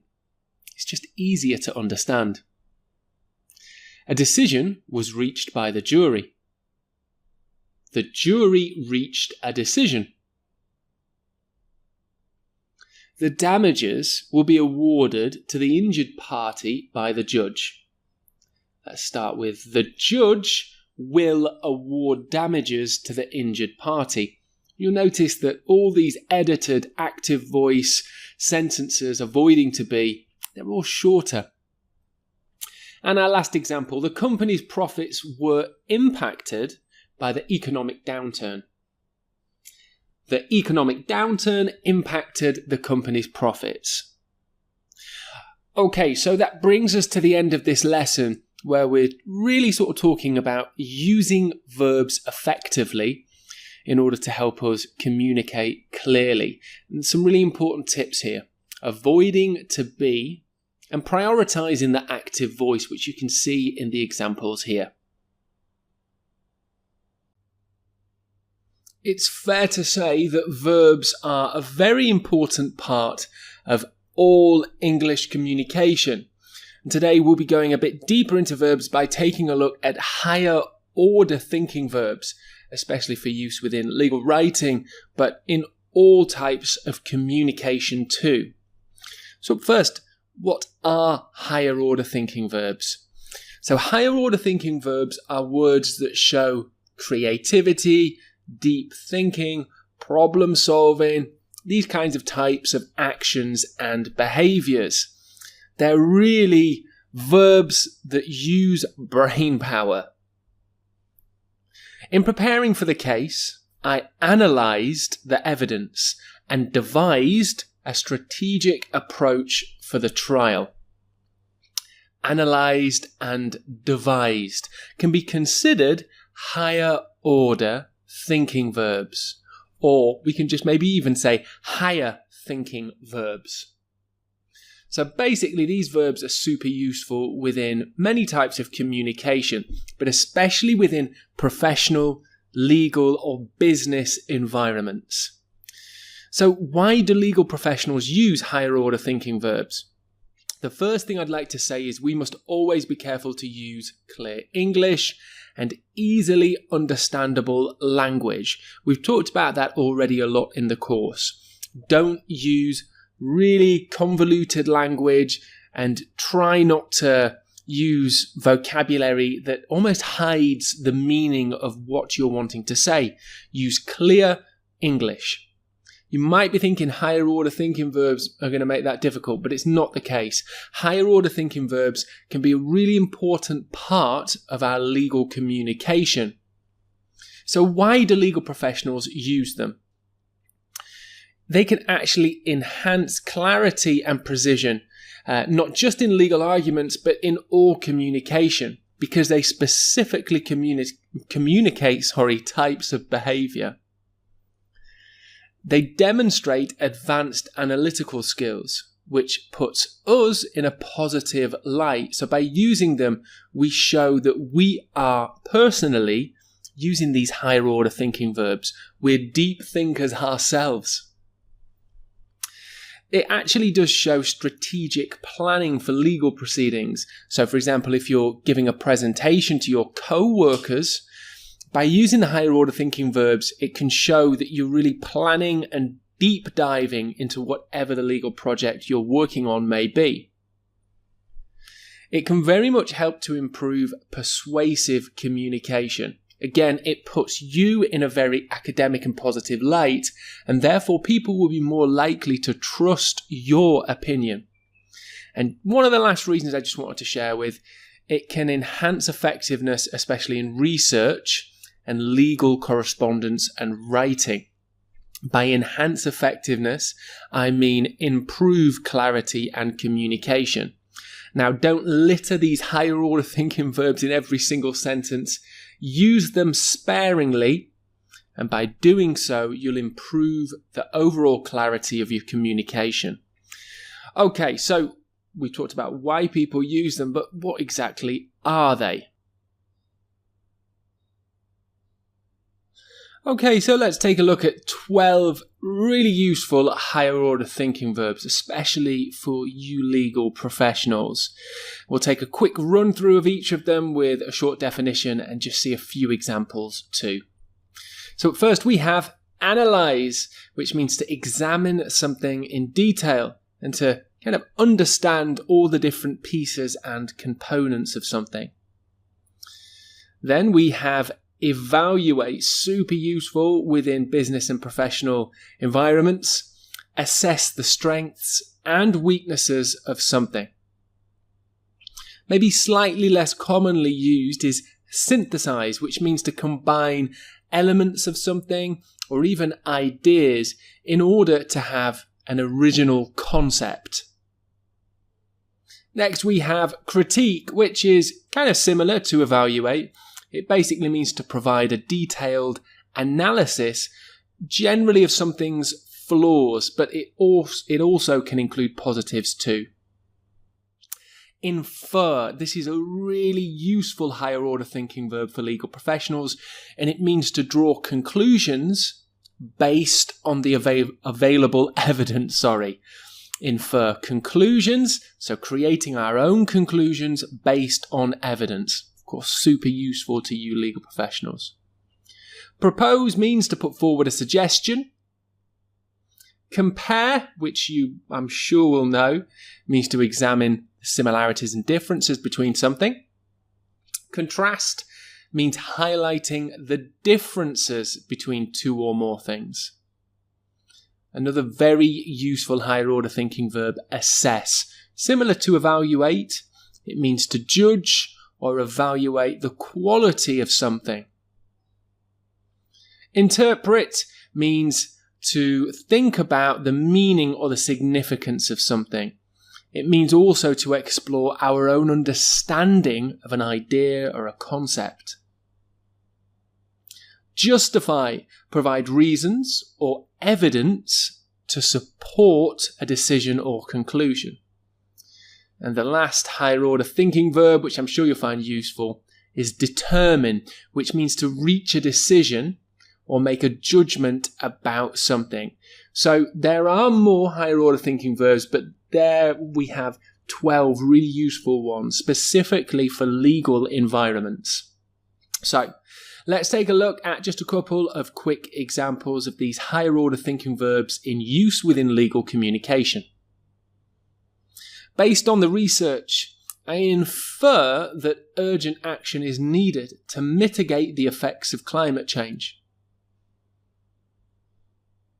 You must evaluate the risks. If you do this, you'll clearly see a need to protect your assets. And one more example, the evidence shows a lot of doubt. I determine the prosecution's case isn't strong enough for a conviction. So that just shows you a few different examples of using these higher order thinking verbs. They're kind of like high level, fancy verb forms that can be used really to help us persuade and to show people that we have an academic thought process and that we are actually really strong legal professionals. So again, don't overuse them. It will sound a little bit silly, but at times using these higher order thinking verbs can be super useful within our legal communication.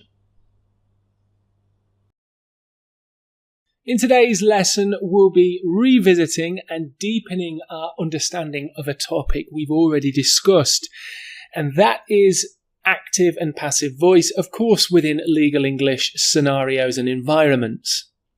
Today, we'll be going a bit deeper into what the passive voice is, how it's used, and also how it is formed. So let's move into this lesson. Okay, generally speaking, it is more common to use the active voice in our communication, whether that's everyday English or within professional, business and legal environments. That's because the active voice is more direct and it's easier to understand. It's clearer. There is improved clarity with active voice. However, there are times when using the passive voice would also be a good form of communication. Not all the time, but sometimes passive voice is good. Now, I'll talk about that a little bit more in just a moment, but let's quickly review our understanding. The active voice. The subject is performing or doing the verb. Here's an example. The secretary emailed her boss. And in bold, we have our subject, secretary. In red, we have our verb, past tense form, email, emailed her boss. Now, the passive voice, the subject receives the verb. So we have to flip the sentence round somewhat. Her boss was emailed by the secretary. Now, generally the passive voice is a little bit more wordier, and the focus and stress changes somewhat. In the active voice, the stress on the subject and the verb, that's the really important bit in this sentence. It's also shorter, more direct, easier to understand. But with the passive voice, there's more focus put on the object. There's less stress on the verb and the subject. So really, the passive voice can be useful if you want to sound less direct with your verbs, but also if you want to kind of add a bit more focus onto the object of your sentence. And in this example, her boss is the object of our sentence. So, just to be clear, passive voice is not something we should never use. It can be useful, and of course, as we improve our English fluency, we're going to need a range of structures and grammatical understanding to really communicate at the best level that we can. Okay, so let's move on. How do we form the passive voice? As I kind of already said, forming the passive voice involves restructuring or flipping or reordering sentences to stress the object and to really show the receiver of the action. That's to show the subject is receiving the action, not doing, as we kind of show in the active voice.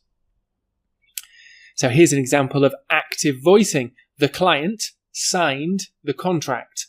The client is our subject, signed is our verb, the contract is our object. There's more stress here on our subject and verb. Client, subject, signed is our main verb. Now, how would we switch this into the passive voice? The contract was signed by the client. Here is our example of the passive voice, and it's the exact same sentence. The verbs here are was. Now we can think of was, which is a form of to be, past tense. It's singular past tense, to be. Was here is almost an auxiliary verb, a helping verb for our main verb, which is signed, which is past participle. In this example, the subject receives the action. So the client is kind of receiving the main verb, which is signed. The contract object was signed by the client. In this example, more stress is placed on the object, which is the contract. The main verb is softened a little bit, was signed by the client. The subject is not really so important as in our active voicing. Now, there's a word or phrase here in red which some of you may or may not know, but it's an important one, and that is past participle. So when forming the passive voice, we need to understand what the past participle form of verbs are.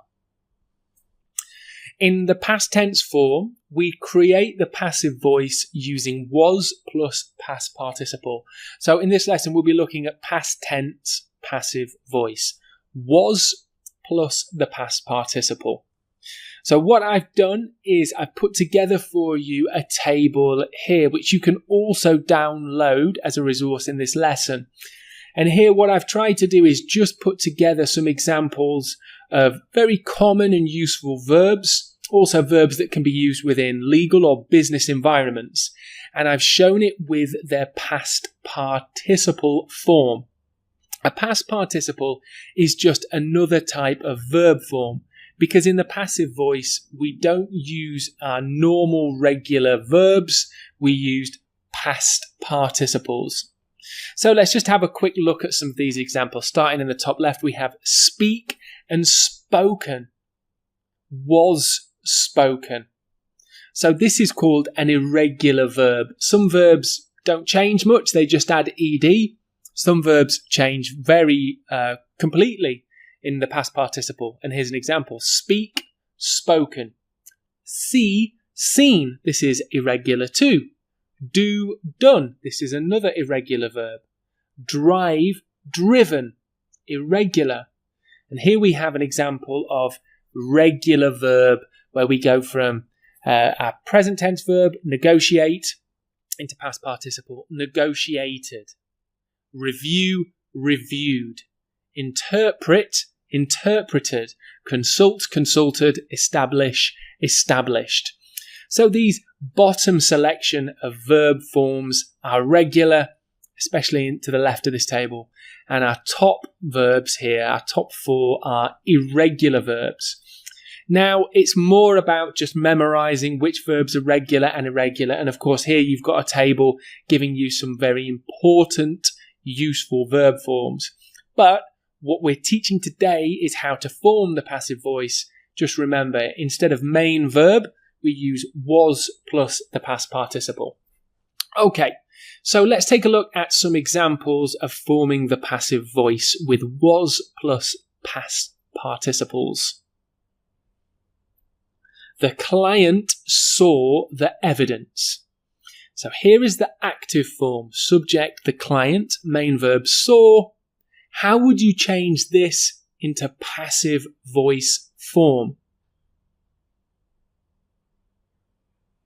Let's take a look at the answer now. The evidence was seen by the client. Again, the stress here is moved when we use a passive voice. We're focusing more on the object, which is the evidence. The verb becomes a little bit less important. The evidence was seen. Was is our auxiliary verb plus past participle. See, saw, seen. Seen is our irregular form of see. Let's take a look at another example. The lawyer spoke with the witness. Okay, how would you move this into the passive voice form?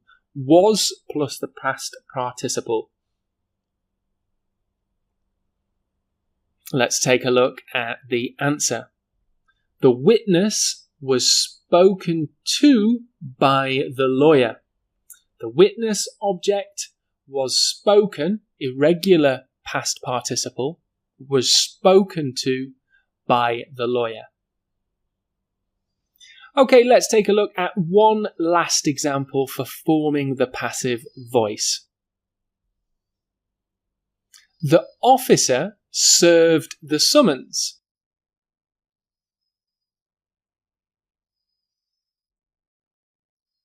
The summons was served by the officer. So here we have an example of a regular verb form in the past participle. Serve, served, past tense, past participle, served. It stays the same. Okay, so that brings us to the end of this lesson where we've gone a little bit deeper into active and especially into passive voice. Talked about past participles and also how and when we can use the passive voice. As always, if you have any questions, jump in the Q&A section and we'll get right back to you. Hello there, Legal English Complete students. A really important lesson today because we're going to be exploring and understanding how to use the 3-step email introduction in order to make sure that we're always beginning our emails on the best foot. Now, that means an idiom on the best foot basically means doing something in the right way. So let's take a look at some email facts to get us going. Now, as you'll know, emails within our personal and professional lives are really important. In 2023, an astounding 347.3 billion emails were sent worldwide. That shows you just how important emails are. That also means that basically for every person on the planet, that's 45 emails sent per person. Now also remember that not everyone has access to the internet still. So it just basically shows us how many emails people are sending. The majority of those will probably be within our professional duties. According to a survey by the American Bar Association, legal professionals spend up to or an average of 40% of their time on electronic communication. And by electronic communication, pretty much all of that will be email. Also, it's worth remembering that a common type of evidence used in court is emails. So all this together basically means emails are super important, especially within our legal professional duties.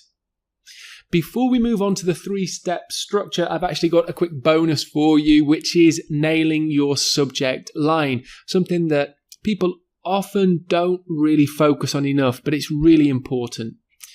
When you write an email, make sure the subject line gives clear and prompt or quick information about the core reason for your email. If your subject line isn't very good, no one's going to click on your email. No one's going to read your professional legal correspondence. So here's a couple of tips for you. Your subject should be 6 words maximum. Don't make it any longer than that. And in fact, if you can make it 4 words, that's even better. Shorter is better. Just remember that recipients see and not read your subject line. Now that might sound strange because you kind of think that everyone reads all the subject lines within an inbox. Not really the case. There are different kinds of reading. There's deep reading where we read every word, like if we're reading a novel. And then there's something called scanning. Now scanning is basically where you're not actually reading for information and content. You're just checking for key words. And key words are really important for subject lines. Let's take a look at a couple of examples now. So here's a subject line, looks pretty wordy. The meeting agenda for Tuesday staff meeting, very important. Now it's too long. There's no need to say very important in a subject line because if your email isn't very important, don't send it. Now here's an example of edit. Tuesday staff meeting agenda. I straight away can just see those 4 words. I know what the email is about. I'm more likely to click it. Review of contract amendment request from client. Again, too wordy, too long. Just stick to key information. Client contract amendment. 3 words. Perfect. Okay, so speaking of 3, the magic number, here are 3 tips for your subject lines. Be direct, concise, specific. Keep things short. Include important keywords only. If it's not a keyword, don't put it in your subject line. Avoid using punctuation. There's no need for punctuation in your subject line. If you're using punctuation, it's too long. Okay, so that is just a quick bonus step for you, making sure that you've got your subject lines right. Now let's move on to the 3-step professional email introduction. So email introductions are crucial for establishing connections and also showing our own professionalism to clients, colleagues, and whoever we're actually emailing. So getting the start of the emails right is very important. Step 1, greetings. Start your email with a friendly greeting, of course. You need to decide how formal you will be. So if you're emailing a close colleague that you're quite friendly with, you're going to be more informal. If you're emailing a client or maybe someone else within the legal profession who you don't really know, you will need to be formal. If you're not sure, be formal. If you're unsure which side to be on, formal is always better. So first thing, greeting. Second step, well wishes. So it's a bit of a tradition, but it's really important that I think you do this. It's nice to wish the reader or the recipient of the email well. Keep it in line with your greeting so it can either be formal or a bit more informal. And I'll show you some examples of this. Step 3 is reason for contact. And that is your whole introduction there, those 3 steps. Now, reason for contact, you need to tell them why you're emailing. It might be starting a new conversation. You might be replying to them. Or you might be following up on a previous matter or following up on some ongoing correspondence. So let's take a look at some examples for this. So, step 1, greetings, informal. Hi, John. Hi there. Hi, everyone. So this is generally for colleagues, people who we work with, who we have pretty close friendly relationships with. Generally, it's better to be more formal in our legal and any professional correspondence. So, hello, Mr. Morris, or perfect, dear Mr. Morris. So that really, this dear and then give name is the perfect way to start most emails. So we have this, comma, after our greeting, and then we go into well wishes. So informal, hoping you're well, and an exclamation mark used here. Now that actually is more informal by using the exclamation mark. Or hope you had a great weekend, hope you had a great week, whatever it may be.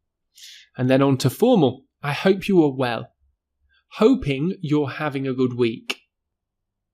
And step 3, reasons for contact. So informal, I would like to let you know that, or I just wanted to email. And that's probably more in the informal sort of friendly bracket. I just wanted to email. And here's a formal example. I'm writing in regards to the. Just a few phrases for you here within the 3 steps. Now let's take a look at a couple of examples. Up first, we'll see a formal example. Dear Mr. Lindop, I hope you are having a productive and positive week. I am emailing today to follow up on your query regarding legal aid. So the 3 steps here, we have our greeting, well wishes, and reasons for emailing. Polite, friendly, but also professional. So let's see an example within more of an informal situation. Now, before we read through, let's just assume that Simon here is probably a work colleague. Hello there, Simon. Hoping you're doing well. I just wanted to email you to ask about reviewing the upcoming case this week. Are you free to meet?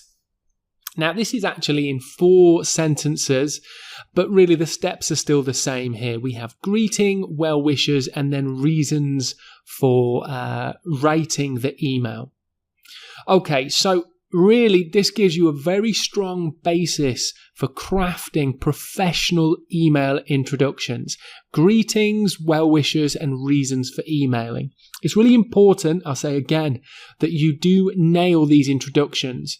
It shows you in a strong professional light. So it's really essential that we get our work email introductions really nailed on. In today's lesson, we'll be taking another look at language for emails and focusing on essential language and really some key phrases that you can use when creating your own professional legal email correspondence. So we'll go through some of these key phrases and we'll also take a look at an example email at the end of the lesson too. So up first, we have some general useful phrases for formal emails. I hope this email finds you well. I would like to express my gratitude. Gratitude, a synonym for thanks. I would like to express my gratitude for. I'm pleased to inform you that. I regret to inform you that. So the opposite of I'm pleased to tell you something. I regret to inform you that. Sometimes you'll have to send email notifications to people giving them bad news. I regret to inform you that. And next we have stating purpose of writing. So we talked about this in those 3-step email introductions. So really useful language for telling people why you are emailing them. The purpose of this email is to. I'm reaching out to. I'm contacting you regarding. I wanted to discuss.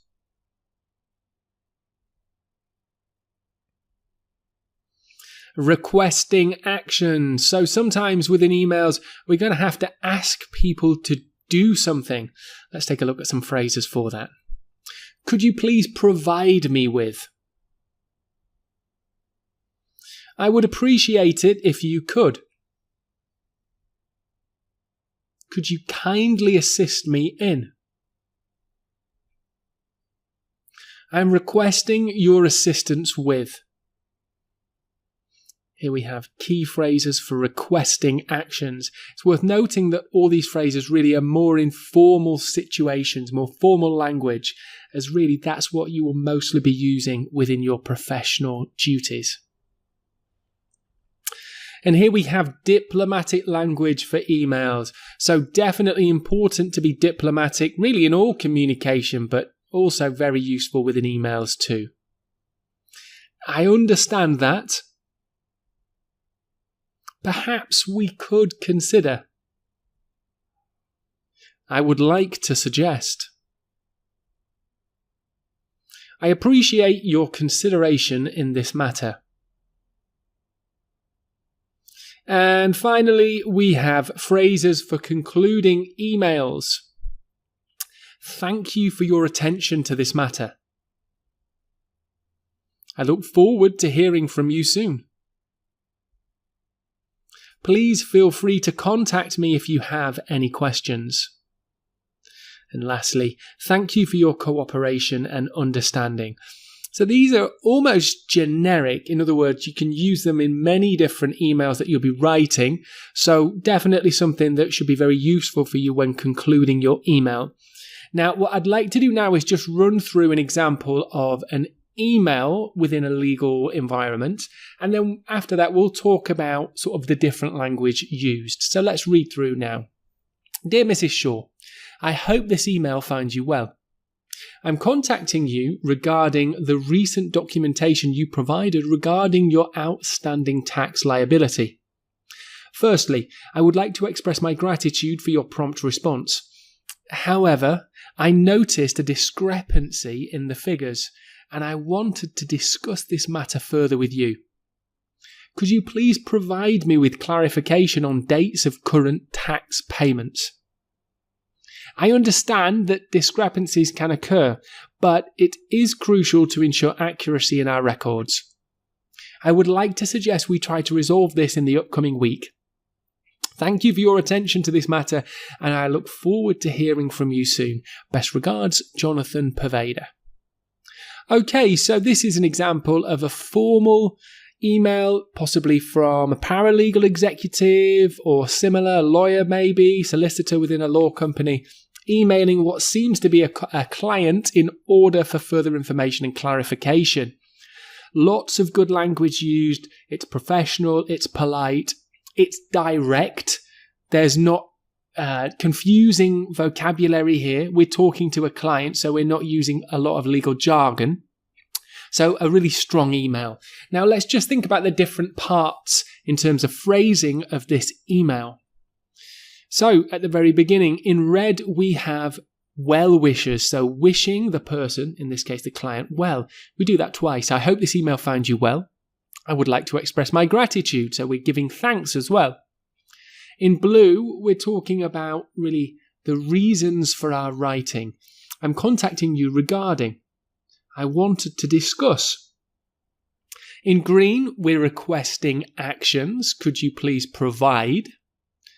And in orange, we're using this diplomatic language, diplomatic openers. I understand that. I would like to suggest.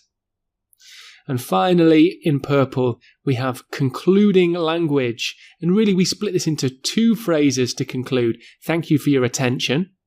And I look forward to hearing from you soon. So doubly professional and polite.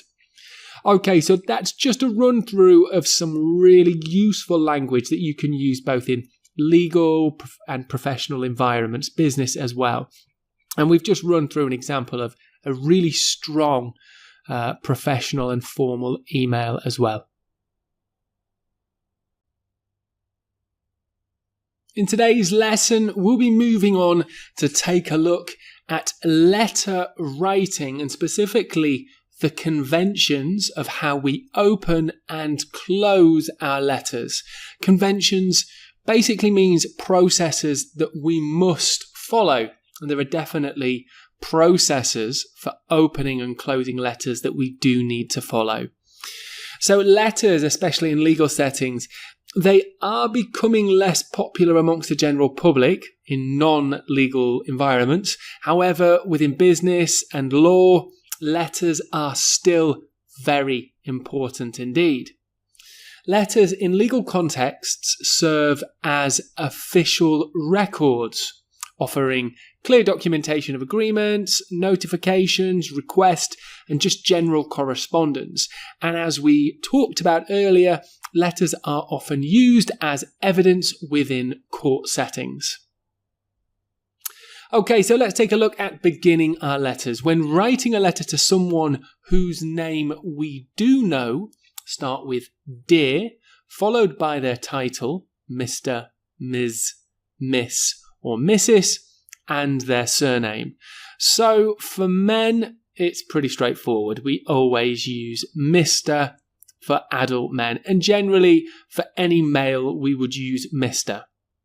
Now, for women, it's slightly different. Ms. is used for adult women whose marital status we don't know. We're not sure if they are married or unmarried. Now, things are starting to change a little bit, but currently, Ms. is for adult women when we don't know their marital status. Miss is for unmarried women.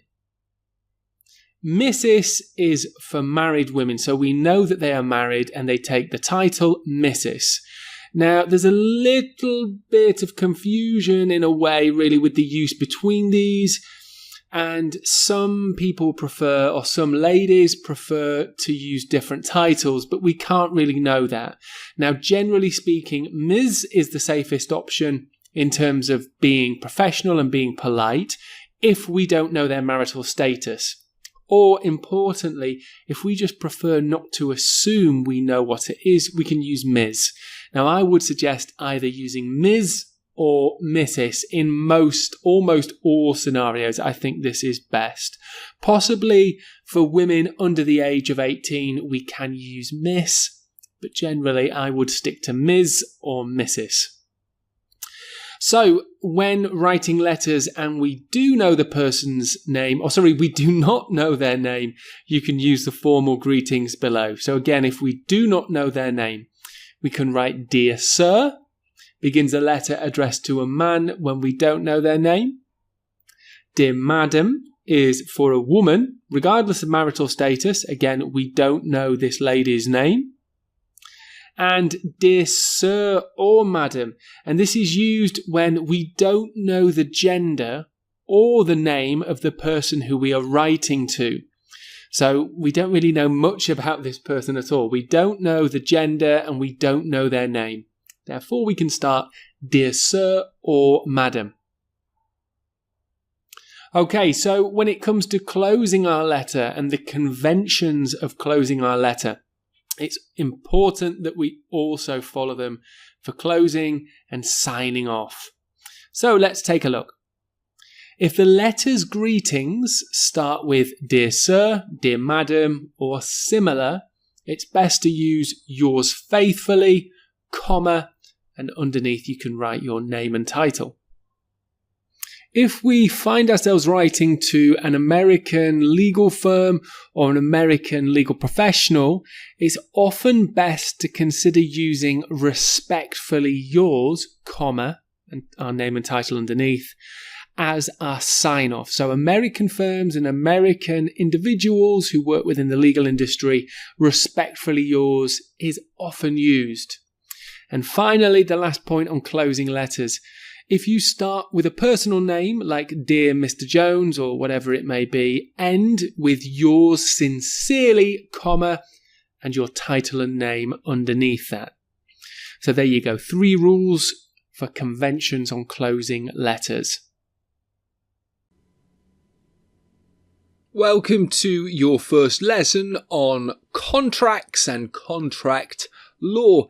In this lesson, we'll be taking a look at common types of contracts. We'll go over 6 main categories.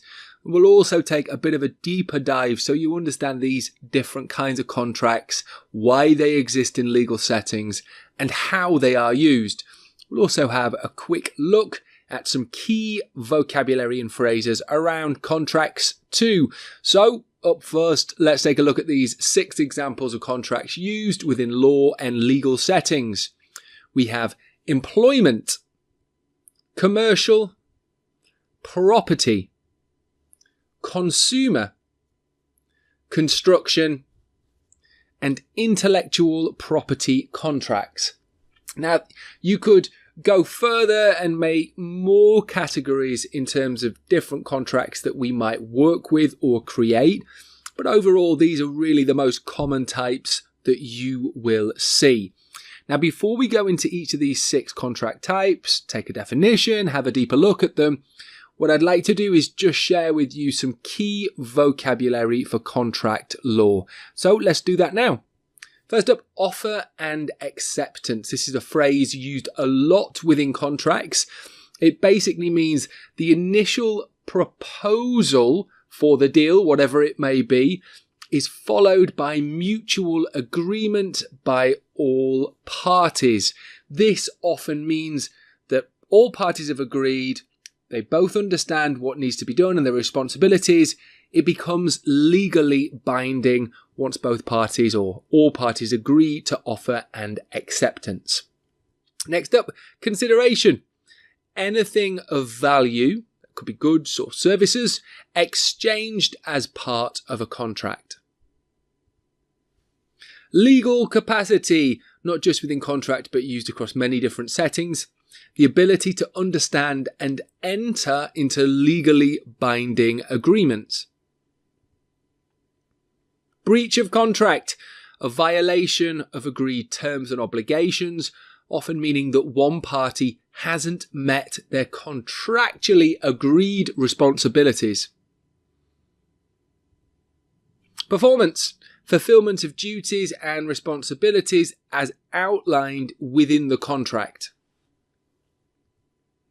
Termination clause specifies conditions and procedures for ending the contract. So if one party wants to end the contract early, they can look to the termination clause to see what they need to do in order to end this contract. Indemnity clause. This provides protection against potential loss or damages for both, all, or even just one member of the one party of the contract. And a confidentiality clause. It just means that sensitive information must remain private and secure. Failure to do so can obviously lead to lawsuits and further legal action. Okay, so just some key language for you there, often used within the settings of talking about contract. Now, we'll go over a lot more different vocabulary throughout this module in the course, but for now, let's talk about different contract types. We'll begin with employment contracts. So these contracts outline the terms and conditions, responsibilities also, of employment between employers and employees. Or terms and conditions mean the rules and conditions of an agreement. They cover aspects such as salary, benefits, working hours, responsibilities, also termination conditions too. So how the employer can remove the employee from the workforce. Next up, commercial contracts. So these govern business relationships between companies and or individuals engaged in commercial activities. They can include agreements for sale of goods, services, intellectual property, as well as partnership agreements, distribution agreements, and franchise agreements also. Next up, property contracts, another very common contract type. These basically encompass a real variety of different agreements related to real estate, land, or even goods that are leased also. So sale and purchase agreements, often for businesses, for offices, for land or buildings. Lease agreements, that can be obviously for buildings, cars, other objects and things too. Tenancy agreements, option agreements, mortgage agreements, development agreements. So many different common types of contracts within the subset of property contracts too. These contracts govern the rights and obligations of parties involved in transactions or arrangements concerning property. Next up, we have consumer contracts. Consumer contracts, they're agreements between businesses and customers or consumers for the sale of goods or services. Often, consumers, when they buy or purchase a service or a product, they don't even realize that they're entering into a consumer agreement and contract. But that does actually give them some protection too. They are subject to specific consumer protection laws, such as Consumer Rights Act 2015, which regulates aspects like product quality, delivery, and consumer rights in case of faulty goods or services not meeting customer expectations, as stated within the agreement signed, the consumer contract. Next up, we have construction contracts. As it sounds, it's about construction or renovation of businesses, buildings or infrastructures. They typically involve agreements between property owners and contractors or subcontractors, that's people working for contractors, and architects too, outlining the scope of work, payment terms, timeline and specifications. Onto our final contract type, which is intellectual property contracts. So these contracts deal with licensing, assignment, or the protection of intellectual property rights, such as patents, trademarks, copyrights, or even trade secrets. Often these are based more around creative aspects of businesses, such as branding. It could be music used within advertisements, many different things. They include agreements such as license agreements, assignments agreements, NDAs or non-disclosure agreements, and intellectual property transfer agreements too. Now, what I'd like to do is share one other common type of contract. So bonus number 7, verbally binding contracts. So a verbally binding contract is an agreement between parties that is formed through oral communication rather than in writing. Sometimes actually legally binding contracts can just be by word. Offer, acceptance, and consideration. Despite not being documented in writing, verbal contracts can often still be legally enforceable under certain conditions and circumstances. For example, even if there wasn't an actual contract, it might be there were witnesses that saw the offer, acceptance, and consideration of whatever deal was being made. For example, if two friends were talking, or two people were talking about painting their house. So someone is a painter, someone owns a house, it was agreed £500 to paint the house. That would be legally binding if there was an offer and acceptance, if someone was there, if there was a witness, or maybe it was mentioned in text or emails too. So some written aspect can help. So there you go. Verbally binding contracts can also be legally enforceable too. In today's lesson, we're going to talk about the importance of contract law, and we're going to do this through a case study style lesson where we're going to explore a famous event that quite famously went pretty wrong. So let's begin. The event actually is the Fire Music Festival. Maybe some of you have heard about this. Let's talk about what this actually was. So in 2017, the Fire Festival was promoted as this super luxury, really high level music, food, culture event too. Promoters guaranteed guests lavish accommodations, gourmet meals, and some really high profile artists and performances. I think Blink 182 might have been one of them. Tickets range from $1,500 to $250,000. What a crazy amount of money to be spending on a festival. Promising exclusive once-in-a-lifetime experience. So this guarantee was given in their terms and conditions of service. So once they were offering their services and there was an offer and acceptance, these were solidified and the customers and the business were agreeing to these set of terms. This is important because if things go wrong, we can look back to the contract to see how we can remedy these problems. Okay, let's continue this story. Guests entered into contracts by purchasing tickets. Now, quite a lot of the time people don't think about this. I said this in a previous lesson, that when consumers and customers purchase goods or services, they're actually entering into a legally binding agreement. So when the customer purchases the ticket, they're agreeing to the terms and conditions set by the organizer.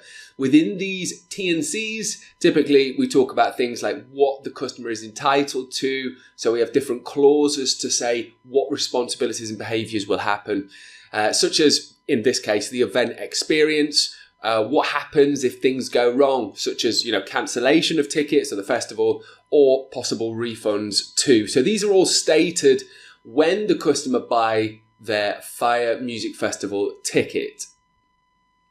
So what actually happened was attendees arrived to find disaster relief tents, no food, and the whole music lineup cancelled. I don't think any of the musicians actually even arrived. There was no food. There was just, I think, some really basic cheese sandwiches to pass around. It was a huge failure. Essential services like toilets and drinking water were missing, leaving guests and also employees of the festival stranded. It was actually quite dangerous. The event was cancelled on the first day, leading to widespread outrage. Really, it was global news at the time for the level of fraud that had taken place, and also, of course, endangering customers. So, the fallout. Attendees sued festival organisers for breach of contract, claiming they didn't receive the promised service. The festival's founders, including the main guy, Billy McFarland, who I heard is actually repeating this festival now, he's trying to make a new one, faced multiple lawsuits and criminal charges. He basically went bankrupt over this and ended up in prison for 4 years. So the attendees sued the festival organisers for breach of contract, failure to fulfil the agreed terms of contract, terms and conditions. So let's think about how it's applied. Offer and acceptance. We talked about that just a moment earlier. This is how a contract is formed when one party makes an offer and the other accepts, whether that's services or goods, whatever it may be. In this case, Fire Festival organisers made the offer of a luxury, super high-end festival experiences, and the attendees, the consumers, accepted by purchasing the tickets. Consideration. This means the money, goods or services that each party agrees to give the other as part of the contract. The trade of services, the behaviours that each of the parties will undertake. Here, attendees provided payment and the festival promised accommodation, food and entertainment, of which none were delivered. Breach of contract, we just talked about that. It's an important phrase within contracts. Breach occurs when one party, either the buyer or the seller, fails to fulfill obligations. And of course, the Fire Festival failed in pretty much every single duty of care that they had. Remedies. I talked about remedy earlier. These are the legal solutions available when a contract is breached, such as compensation or some sort of specific performance or behaviour that must be enacted. Attendees sued for damages, financial compensation, to recover their losses from the failed event. I don't know exactly how much was recovered, but I'm assuming it wasn't all. So, the importance of contract. It gives protection for both parties. Contracts make sure both sides know their rights, responsibilities and obligations, protecting them if something should go wrong. And often things do go wrong. Clear expectations. It outlines exactly what everyone has to do, to deliver, to act on, in what ways to behave, of course helping to avoid misunderstandings. And accountability. If one side doesn't follow through, the contract holds them accountable and the other party can seek legal remedies. Okay, so that's just a run through highlighting the importance of contract, but also a bit of a case study showing how contracts have been used previously at more of a B2C level, so business to customer or consumer. And we've gone over some key phrases that can be used when we talk about contracts too. In today's Legal English Complete lesson, we're going to take a look at actually how contracts are structured, how we can lay out the contracts that we're going to be working with. So, without further ado, let's get started. Now, the overview of sections that I give you is very common. However, with more advanced contracts where there's an extra level of complexity, there might be some extra sections too, but generally we can break contracts down into the sections shown now. So first we have title and parties. Names the agreement, that's your title, and identify the parties involved. The next section is recitals, more like background information. It basically explains the purpose and context of the agreement, why we need the contract, what are the offer and acceptance that we are talking about during the contract. Next, definitions and interpretations, really important, defines key terms for clarity in an agreement. So it goes through some of the key language and gives them really clear, specific definitions so that both parties really understand the agreement. And if there are any disputes, of course, there's a lot of clarity to be found within the contract. Next, we have obligations and duties. Very important again, of course. Outlines responsibilities for each party. Then we have termination clauses. So this is about how we can end the agreement and end the contract too. And finally, signatures and execution formalises the agreement, signatures from all parties involved within the contract. So what we're going to do is have a run through of a kind of basic contract that's using this pretty common structure. And I think we should just get onto that now. So here we have a service agreement contract, pretty bog standard. It's just a basic contract similar to many others that you might see using this 6-step structure.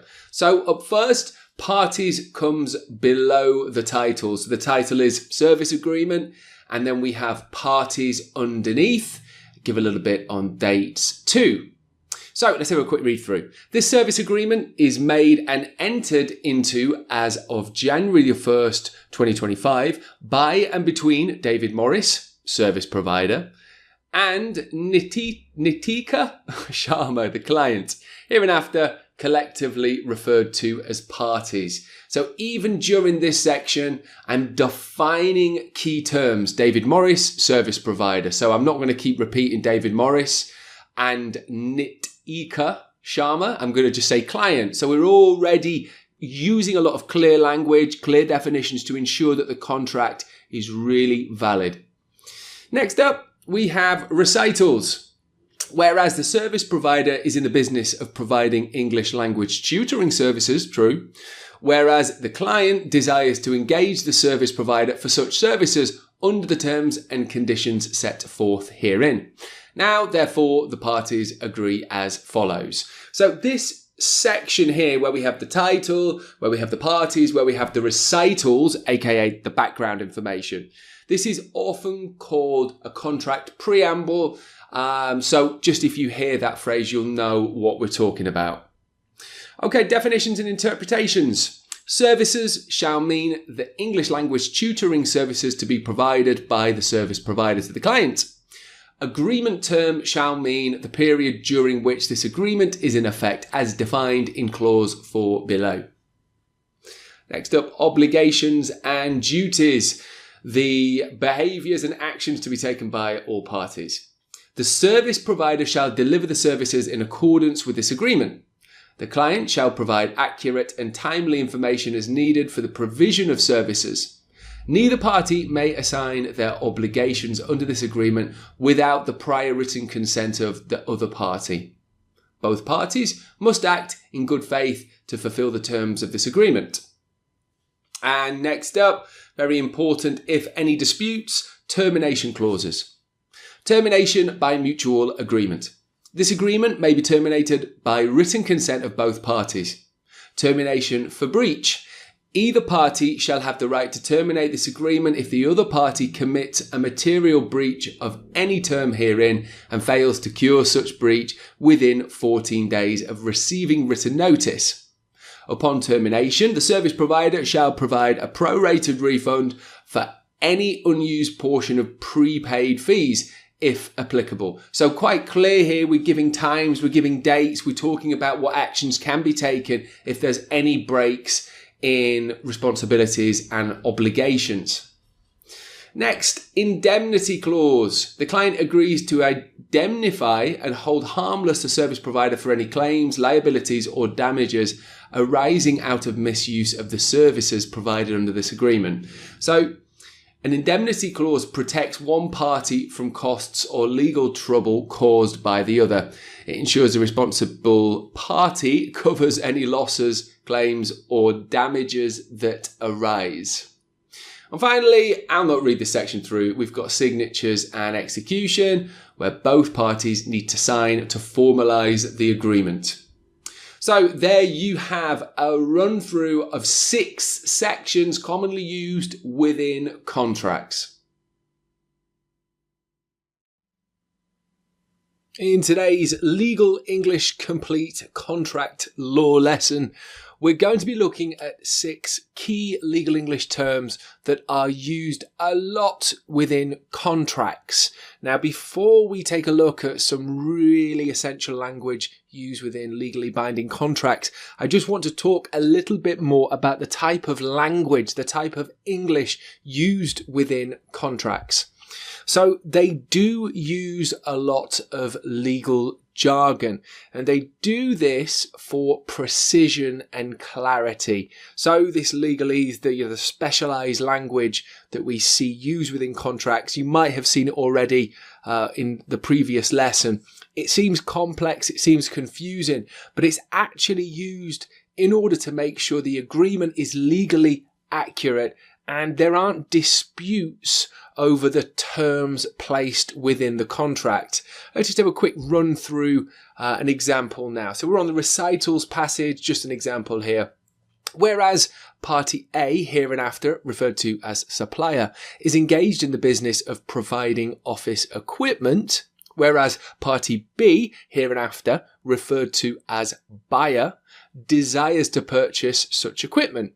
Now, therefore, in consideration of the mutual covenants and promises contained herein, the parties agree to the terms set forth in this agreement. So this is just a snippet. Now, this is not the kind of language you're going to hear used often amongst officers or other areas of your lives, but they are used within contracts, and actually it's for a reason. Now, let's take a quick look. So, without legal jargon, ambiguous, so it's not clear. There's no precision, there's no clarity.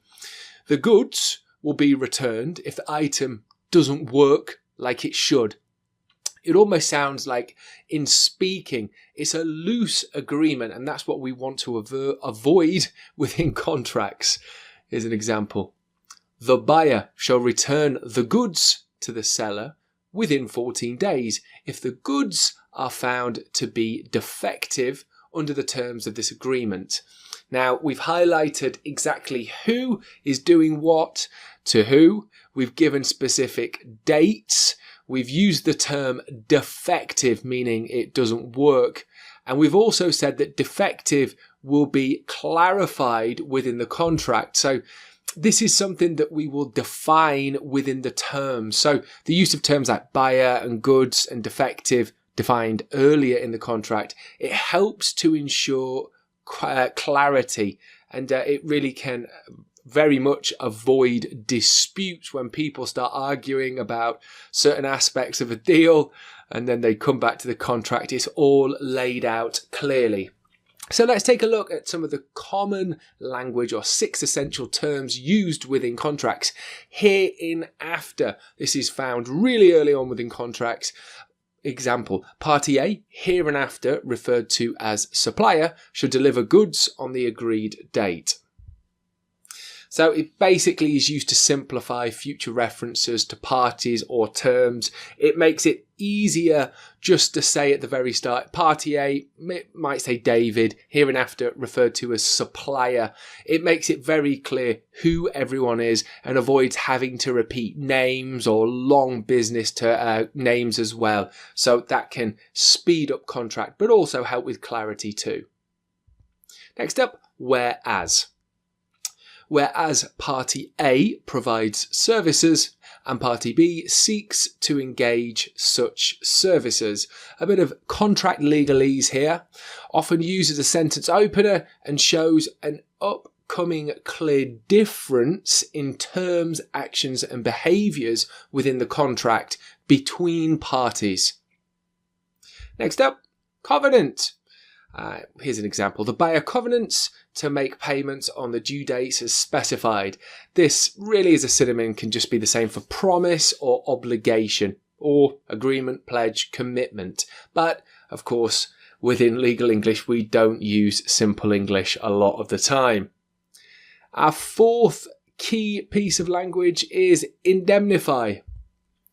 The client agrees to indemnify the service provider, capital letters of course, because it's the subject, service provider, against any third party claims.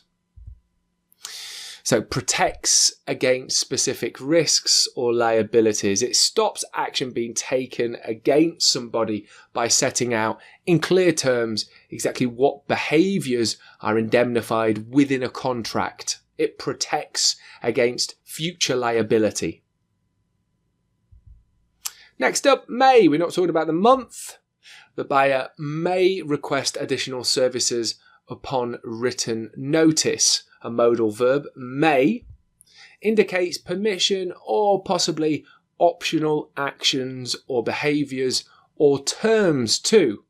Now, optional doesn't sound great for contract, is that clear? But sometimes you might need to add optional terms or extra permissions within a contract if a party chooses to take them up.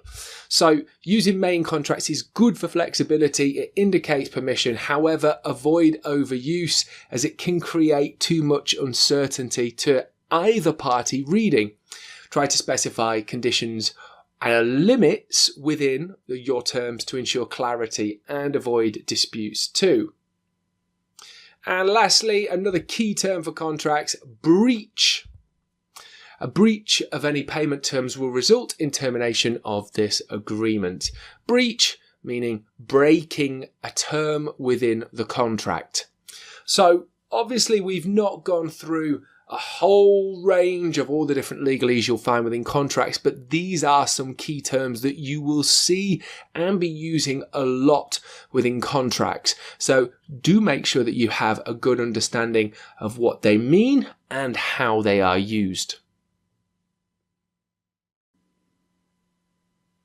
In today's legal English lesson, we'll be taking a look at something really important for contracts, and that is definitions and terms. Specifically, we'll be focusing on what definitions are and why they are really important when writing contracts. I'll give you some tips when you're writing your own definitions within contracts too.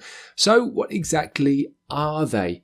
So definitions help make contracts clear, they avoid confusion and ensure all parties understand key terms the same way. Key terms, like I'll explain in a moment, but also the language that is used in the contract. Definitions help massively with that. So by key terms, I mean the rules, conditions and points in each contract that basically say what parties will be doing, what their duties are, what their rights are, and what their responsibilities are. So definitions can help with key terms, as well as just defining language used within a contract. So they explain duties and responsibilities clearly. They avoid confusion about obligations, rules.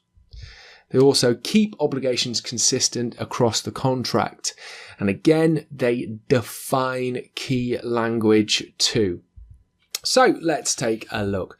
Definitions usually go, of course, within the definitions and interpretations section. Of course, this generally comes towards the beginning of a contract. You remember with the way that we set out our contract, generally in the different sections we have, definitions and interpretations come early, and that's because it really helps to define key terms towards the beginning of a contract, as we'll be using language again and again throughout the course. So let's take a look. Here is an example of a definitions and interpretation section of an agreement. Let's have a quick read through. For the purposes of this agreement, the following terms shall have the meanings set forth below. So here we're very much defining key language, the who and the what, and the key terms that we'll be talking about throughout the contract. So agreement means this document, including all attached schedules. Buyer means David, the individual purchasing the legal English school. Seller means John Smith, the individual selling the legal English school, School shall mean the legal English school, including its assets, curriculum, branding, and intellectual property. So we've gone on further to define the meaning of school. We've said it means that the school and also assets, curriculum, and more. Completion date shall mean the date on which the transfer of ownership is finalised, as specified in clause 4. Now you'll notice terms are capitalized here. So services, agreement, buyer, seller, school. We write these different definitions in capitals, in capitalization to show that they are key terms and definitions within the contract. You'll also notice, or maybe you didn't, that definitions and interpretations, the definitions set out, they are listed alphabetically in order to make it easy to find them when referring back to this section of a contract. Okay, so let's just have a look at some tips when it comes to writing definitions for our own contracts. Keep the sentence clear and simple. Use one clear sentence to explain the meaning of each term, defining in one sentence. For example, buyer means the person purchasing the goods or services in this agreement. Next up, use present tense. Write definitions in present tense for consistency. Effective date shall mean the date the contract starts. Shall mean, this is used a lot within contracts, and we're just using this phrase to define key terms. Use shall mean or mean. So use these terms to define terms precisely. Confidential information means any private data shared between the parties. So you can use shall mean or means interchangeably. In other words, it doesn't really matter which one you use. Generally, it's probably better to use a mix of them within our key definitions. Okay, that brings us to the end of this lesson. Definitions, they're often slightly overlooked, but it's important that we use precise language, as this section of our contract will really give us the foundations for clarity and precision for the whole contract that is forthcoming. In today's contract law lesson, we're going to be taking a look at drafting clear and concise clauses within our contract. So we'll talk a little bit about the importance of clauses, and we'll have a look at a couple of examples for sure. Also, we'll think about some really important grammar when it comes to writing our own clauses. So, Santa Claus, not exactly. What exactly are we talking about then? Clauses, they are parts of a contract that explain rights, duties, terms, responsibilities also for each party or all of the parties involved, helping, of course, to make the agreement clear and specific. Clauses divide contracts into clear sections, each covering specific rights, duties, or conditions, as well as ensuring all parties understand their responsibilities and the agreement's key terms in detail. So clauses are a super important part of contracts, and they really are useful to make sure that all parties understand what must be done and what we are contractually agreeing to. So let's have a quick look at just a couple of examples, starting with a not so effective clause. Party A agrees to do whatever is necessary to complete the project. Whatever is necessary, it's not very clear, it's not specific, and it's not going to ensure that all parties understand responsibilities. Let's take a look at another example that gives more detail.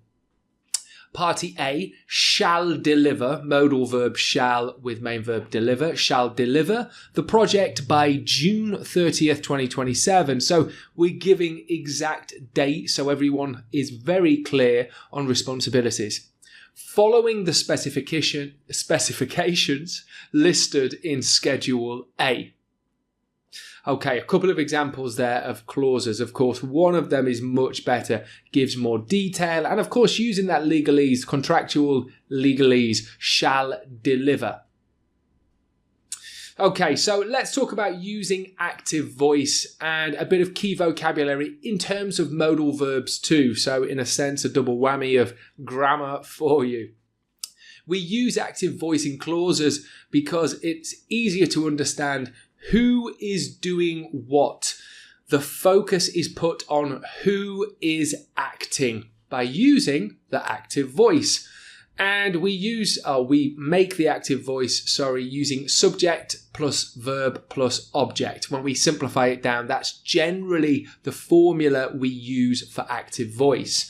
Now, the opposite of active voice is passive voice, and it's what we want to avoid. Here's an example. The fee will be paid by the buyer. So our subject, the buyer, is right at the end of that sentence. That's not what we want. We want to put more stress and more focus on the subject who is acting out the verb. The buyer shall, modal verb, shall pay the fee. Here we have the subject acting with the verb on the object. So this is an example of an active sentence. The subject acts out the verb. This is the type of grammar and language that we use within our clauses, in our contracts. So let's take a look at a bit more of this in actual use. We'll begin with another key piece of vocabulary, which is shall, which we've talked about a little bit already. This indicates a non-negotiable obligation, something that must happen.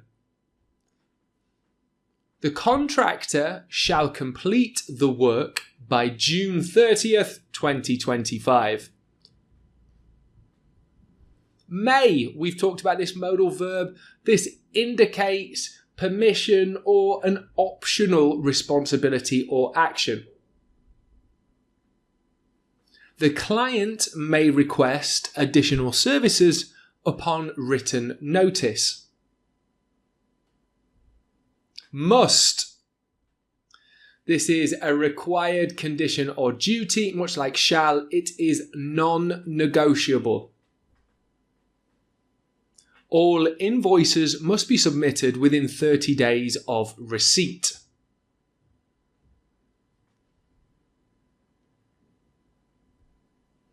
Deliver. We use this verb a lot within our clauses. It's talking about the transferring of goods, services, or sometimes documents. The service provider shall deliver the report by the deadlines.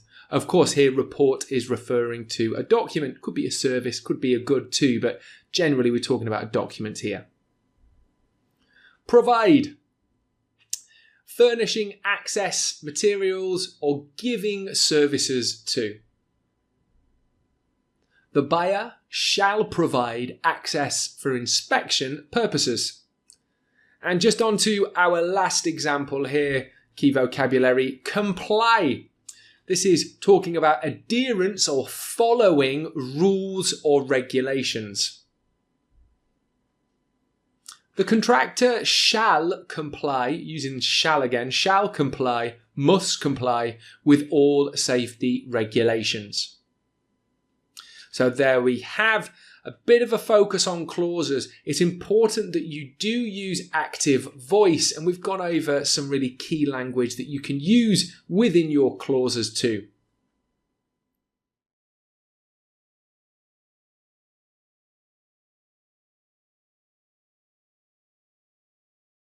Hello everyone, welcome back to our vocabulary masterclass. This lesson we're going to focus on contracts and contract law essential language. So we'll be actually splitting up this lesson into various different sections. For example, types of contracts we'll cover, contract elements, and a few more. So stick around today if that's something that you want to know more about. Maybe you've learned a little bit about contract law and just want to consolidate your knowledge. Maybe this is a new area of law for you. So whatever the case, this is a great lesson. We'll be going through the various words and phrases with, of course, definitions. And as always, an example to show you how you can use them in practice, which I think is really useful. So let's get started today.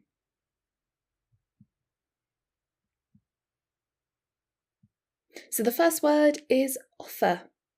What is this in a contract law setting?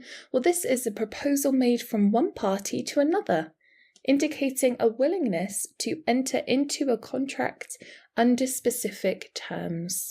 And this is the same for law and legal situations and in general as well, I would say. If you make an offer, you're making a suggestion, you're showing willingness to do something. The advertisement in the newspaper constituted an offer by the seller to sell their car for $10,000. So they are prepared, they are willing to make this sale. So someone can take them up on their offer, which means agree to the sale. Next word, acceptance. We've just been discussing this, the agreement by the offeree to be bound by the terms of the offer, creating a legally enforceable contract. So they accept an offer by the other party, for example. Say we take the example of the car in the previous word. So they accept the car for $10,000 and therefore they enter into a contract. So there'll be written terms and conditions. There might be many different parts to this contract. For example, by signing the contract and returning it to the seller, the buyer indicated their acceptance of the offer to purchase the property. Okay, so offer and acceptance, they work hand in hand there. Consideration. Something of value exchanged between parties to a contract, usually money, goods or services, forming the basis for the contract. So of course, like we've just been discussing, there's many elements to a contract, and you can call them considerations. In exchange for the promise to deliver the goods, the buyer agreed to pay the seller a certain sum of money as consideration. Capacity. The legal ability or competence of a person to enter into a contract, typically involving mental capacity and age requirements.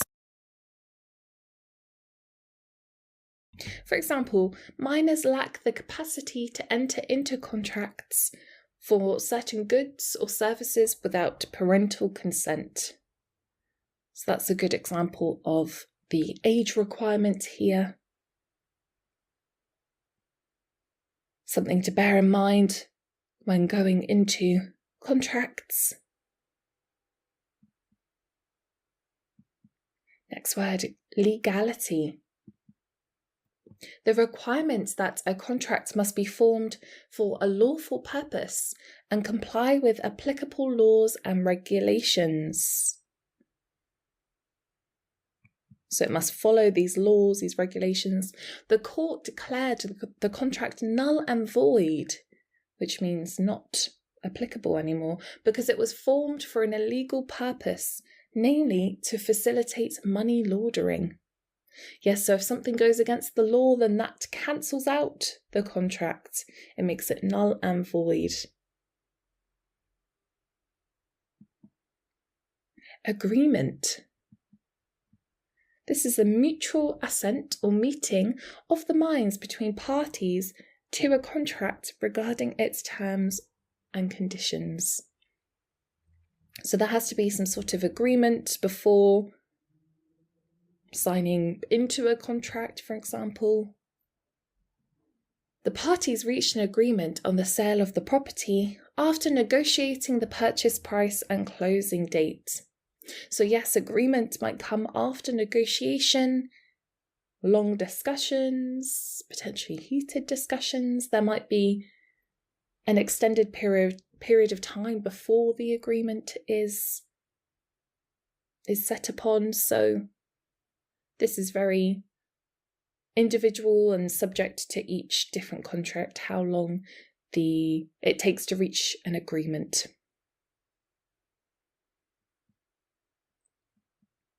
Breach. The failure of one party to fulfill its obligations under a contract without a legal excuse or justification.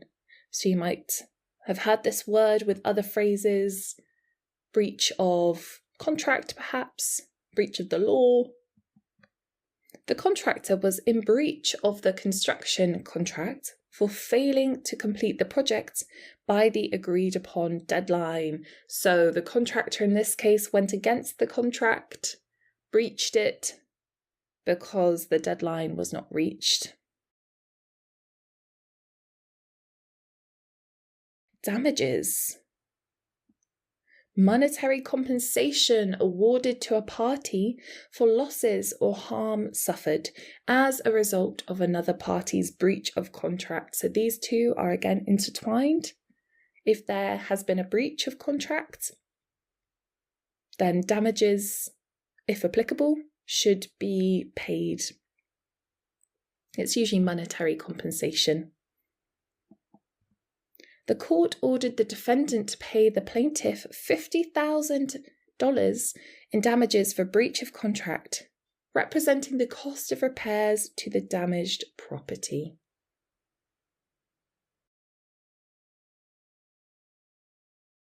Void. We've seen this with the phrase null and void. So this is when a contract is invalid and has no legal effect from the beginning, often due to a fundamental defect such as illegality or incapacity. So if something's then considered void, then you go back to how it was before it was even in effect. The court declared the contract void because it lacked consideration, rendering the promises exchanged unenforceable.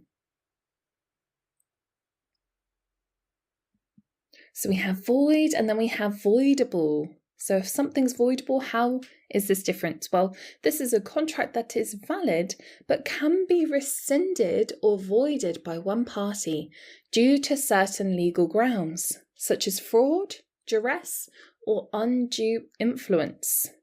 So the contract might be valid, but there might be parts of the contract that can make it voidable. So to void, the verb, and then if something's voidable, this is a description word for it.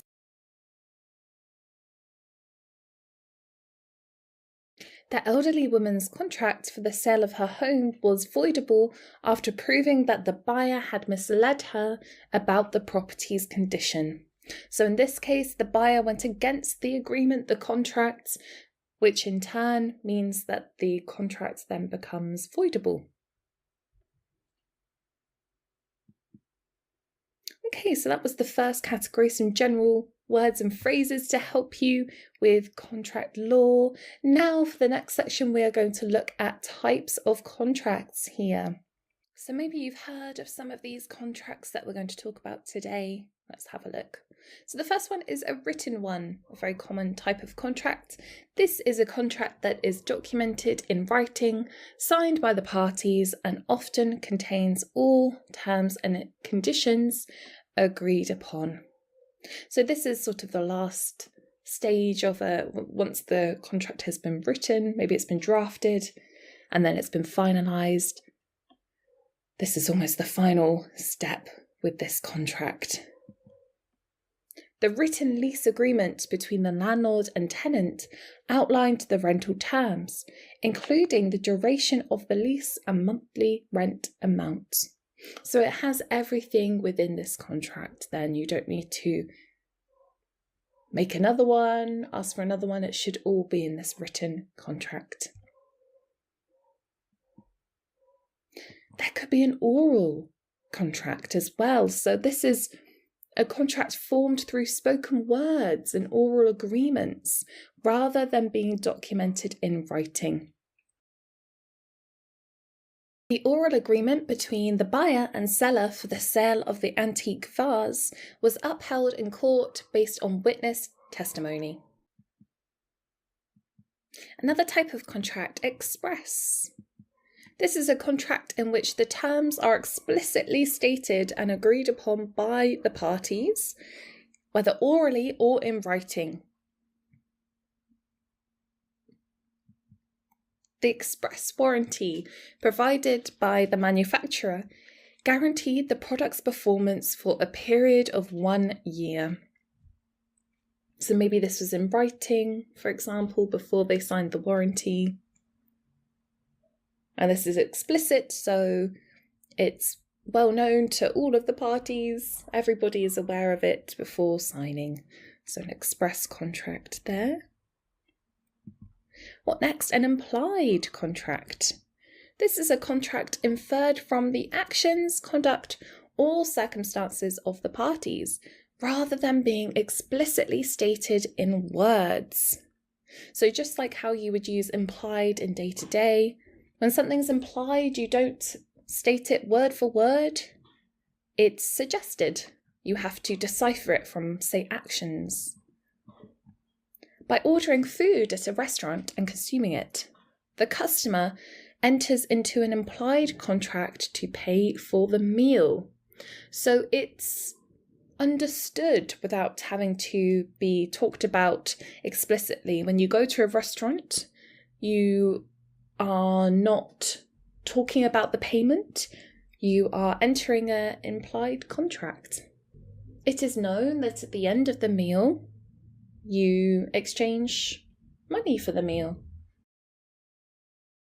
So things like this are implied, you don't have to talk about it, it's known, it's assumed.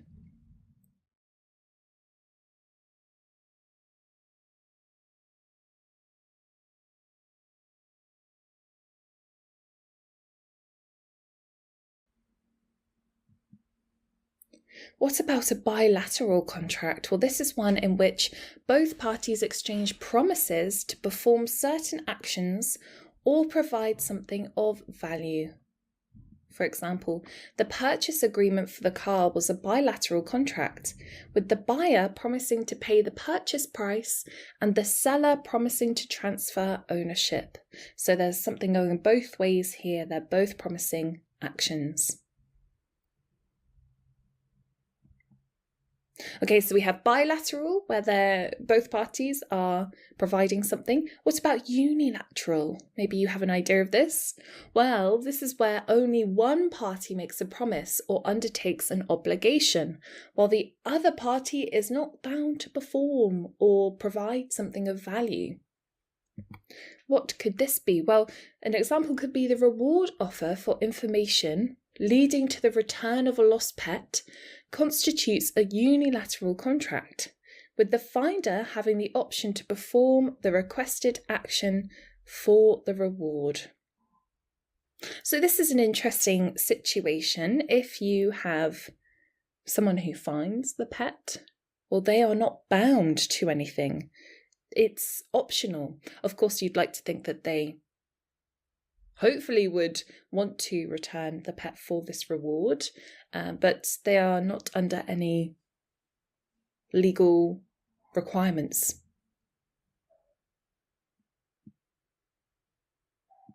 Okay, next one, executed. A contract that has been fully performed by all parties involved with all obligations fulfilled. So everything's gone to plan, everyone has upheld their side of the deal.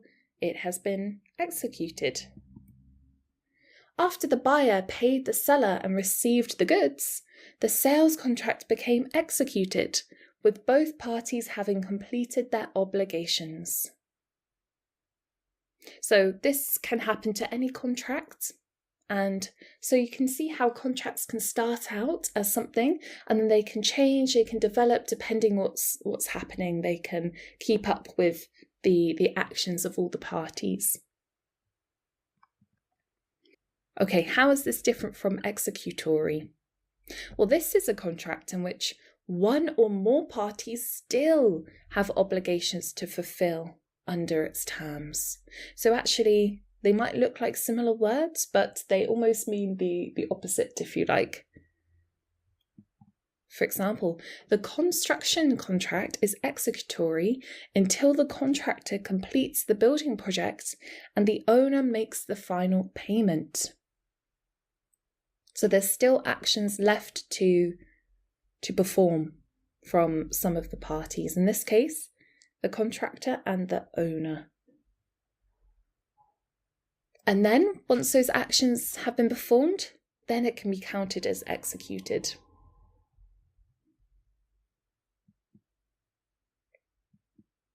Valid.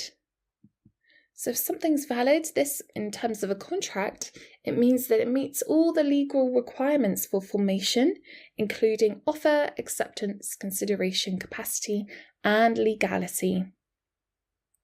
Just like it means in day-to-day as well, if something's valid, more generally speaking, it is it meets all requirements. It is suitable, it is accepted. The court upheld the validity of the employment contract, finding that all essential elements were present and enforceable. So the contract met all the terms and conditions, it was valid. So we've just talked about this in the last example, but if something's enforceable, if a contract can be considered enforceable, it is one that can be enforced by a court of law because it meets all legal requirements and does not contain any defects that would render it void or unenforceable. So if something's valid, if a contract is valid, it by nature is also enforceable. The parties agreed to settle their dispute through arbitration, making the arbitration agreement enforceable under contract law.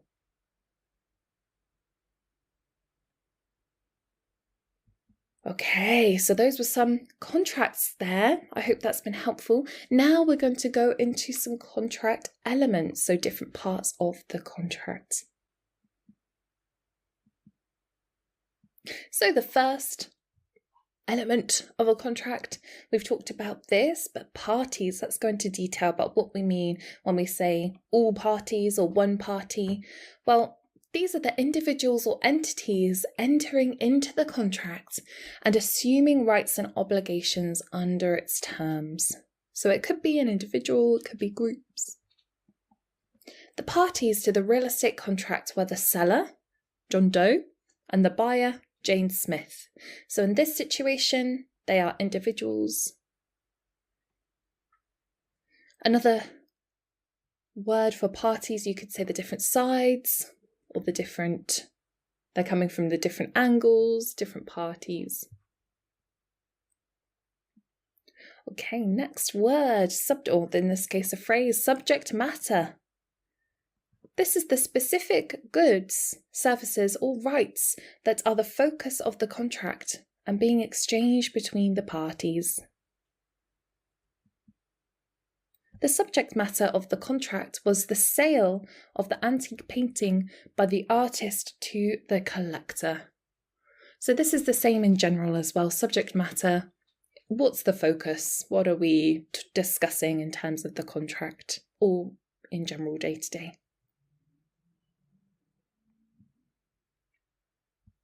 Terms and conditions, we've discussed this quite thoroughly.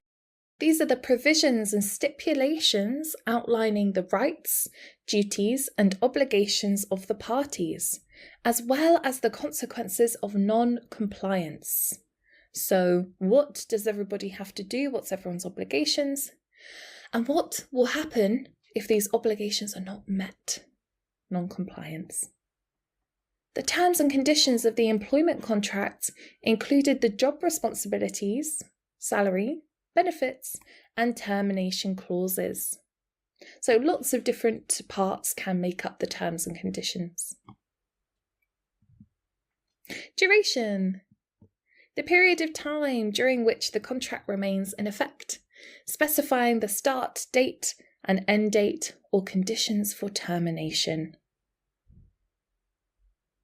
Just like in general, what is the duration? How long is something?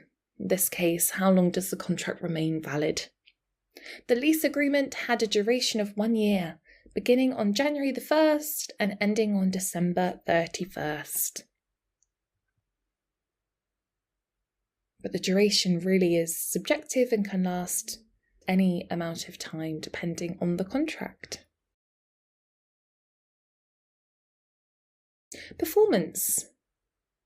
The fulfillment of obligations and duties specified in the contract by the parties involved. So the contractor completed performance under the construction contract by delivering the finished building to the owner on schedule. So everything was adhered to, nothing was non-compliant, so completed performance here. Mutual assent. This is the meeting of the minds between the parties, indicating their agreement to the terms and conditions of the contract. So this is usually signed, not just spoken about. The signed contract demonstrated mutual assent between the buyer and seller, indicating their agreement to the sale of the property. So it's like a mutual agreement, if you like.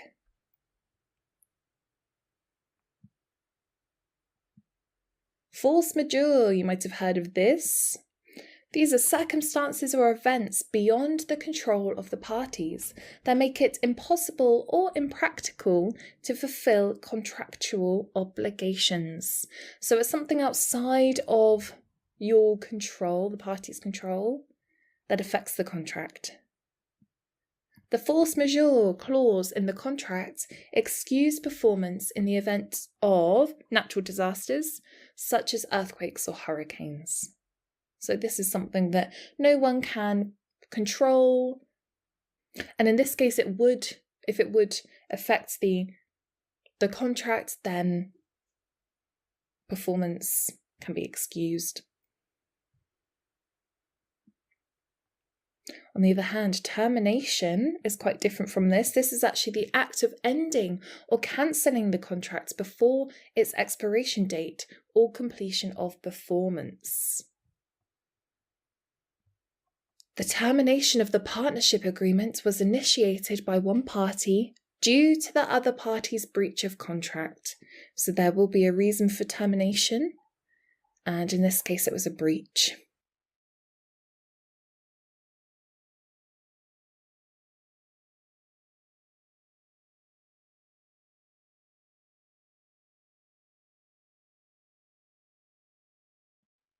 Okay, so those were some key words, some phrases, key terminology for contract law and just in general as well. So now we're going to move into common contract clauses, parts of the contract here.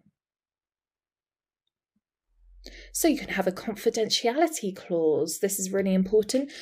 This is a clause prohibiting the disclosure or sharing of sensitive or proprietary information obtained during the course of the contract. So confidentiality is incredibly important. The confidentiality clause in the employment contract prevented the employee from disclosing trade secrets or confidential business information to competitors.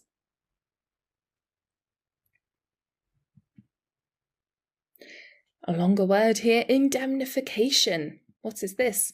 This is a provision obligating one party to compensate or reimburse the other party for losses, damages, or liabilities incurred as a result of specified actions or events. So this can be a clause in a contract. The vendor agreed to indemnify and hold harmless the buyer from any claims or lawsuits arising from defects in the products sold under the supply contract.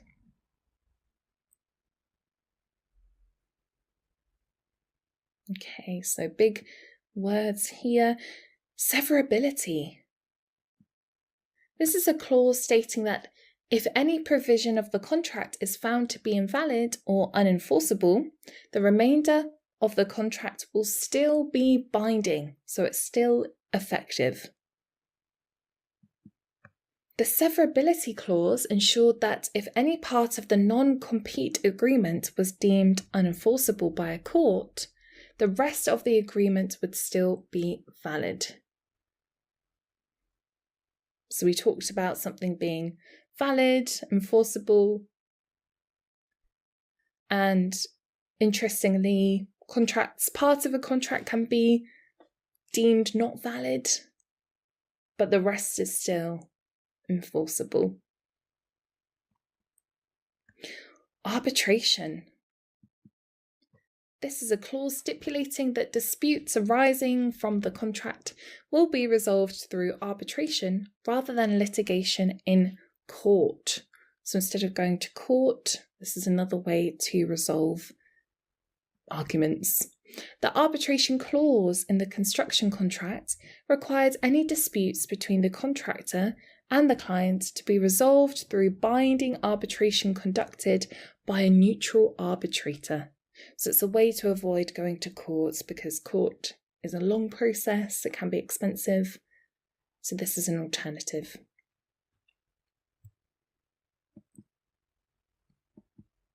Entire agreement. This is a provision stating that the written contract contains the entire agreement between the parties and supersedes all prior agreements, understandings, or negotiations.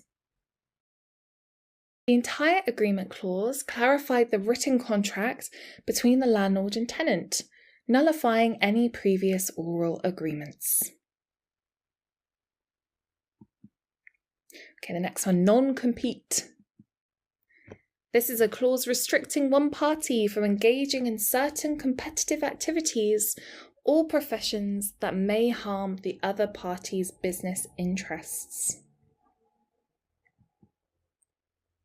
The non-compete clause in the employment contract prohibited the departing employee from working for a competing company within a specified geographic area for a certain period after termination. So this can be included, so it's part of the contract to, in this case, not work for competitors at a certain point after leaving a company. Governing law, next.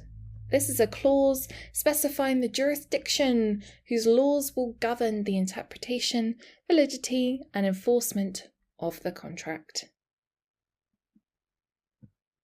The governing law clause designated that the laws of the state of New York would apply to any disputes arising from the contract between the parties.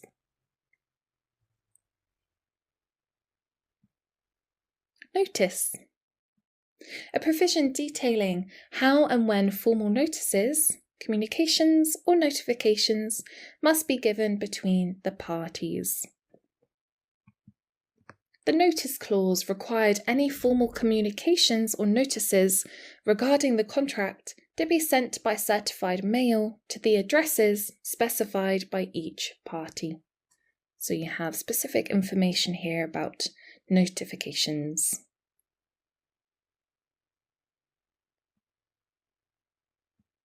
A waiver.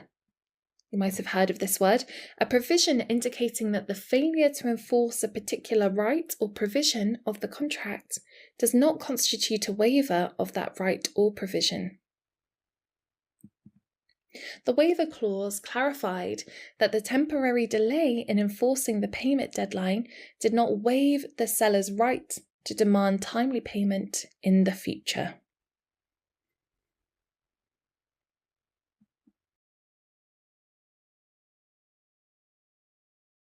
Okay, so that was the last clause. Now for the last section, we're going to talk about contract enforcement and remedies. We've thought about enforcement a little bit today, but we'll think about it in more detail here. So what is a specific performance? Well, this is a court-ordered remedy requiring a party to fulfill its contractual obligations as specified in the contract. So it's specific, it's in the contract already. The court granted specific performance, compelling the seller to transfer ownership of the property to the buyer as agreed upon in the sales contract. Next one, injunction. A court order prohibiting a party from performing certain actions or requiring them to take specific actions to prevent harm or enforce rights.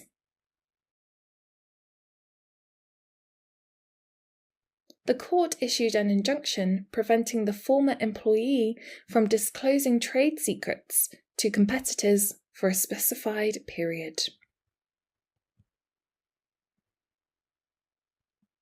Liquidated damages. What are these? These are predetermined damages specified in the contract to be paid by the breaching party in the event of a breach, typically for failure to perform or complete the contract. The construction contract included a provision for liquidated damages in the amount of $1,000 per day for each day the project exceeded the agreed upon completion date. Okay, so they've gone against the agreement and now they're paying damages. How does this compare to punitive damages? Well, these are monetary damages awarded to punish the defendant for egregious conduct and deter similar behaviour in the future, rather than compensate the plaintiff for losses. Okay, so a little bit different here. The court awarded punitive damages to the plaintiff in addition to compensatory damages to punish the defendant for their willful misconduct. Okay, so different types of damages here. Rescission. What's this? The cancellation or termination of a contract, returning the parties to their pre-contractual positions and releasing them from further obligations. So similar to termination here, the court granted rescission of the contract after discovering that one party had made fraudulent misrepresentations during the negotiation process. So now it can be terminated. Reformation. The modification or amendment of a contract by a court to correct errors or ambiguities in the contract language to reflect then the true intentions of the parties. The court reformed the contract to correct a mutual mistake in the calculation of payment terms, as both parties had intended a different payment schedule.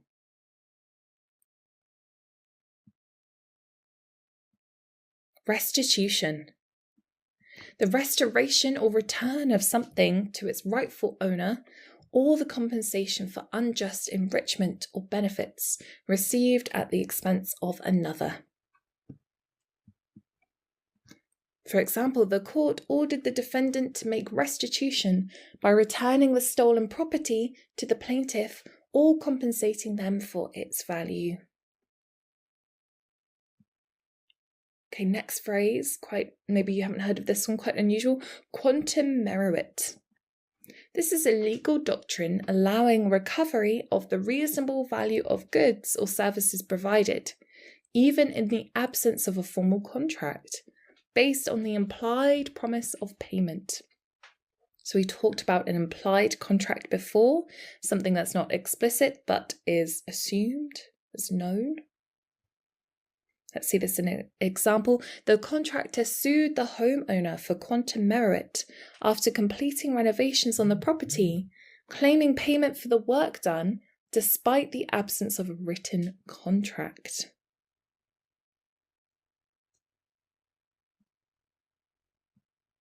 Mitigation. This is the duty of a party to take reasonable steps to minimise or reduce the damages or losses suffered as a result of another party's breach of contract or tortious conduct. The plaintiff was required to mitigate damages by actively seeking alternative employment after being wrongfully terminated from their job.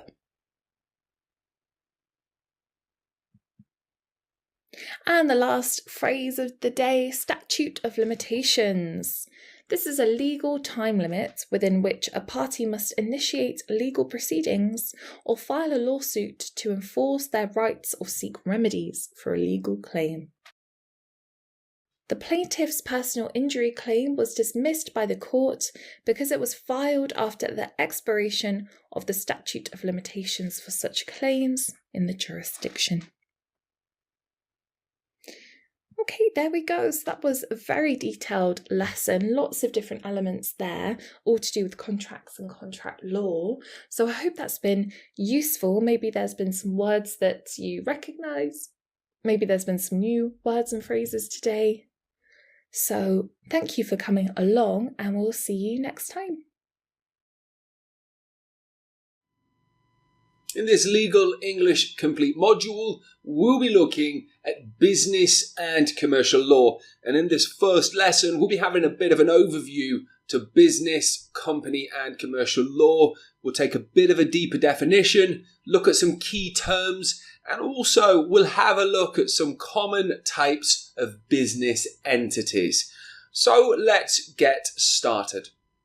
Business, company and commercial law are rules for businesses, companies and trade to ensure fairness and legal compliance between buyers, consumers, customers.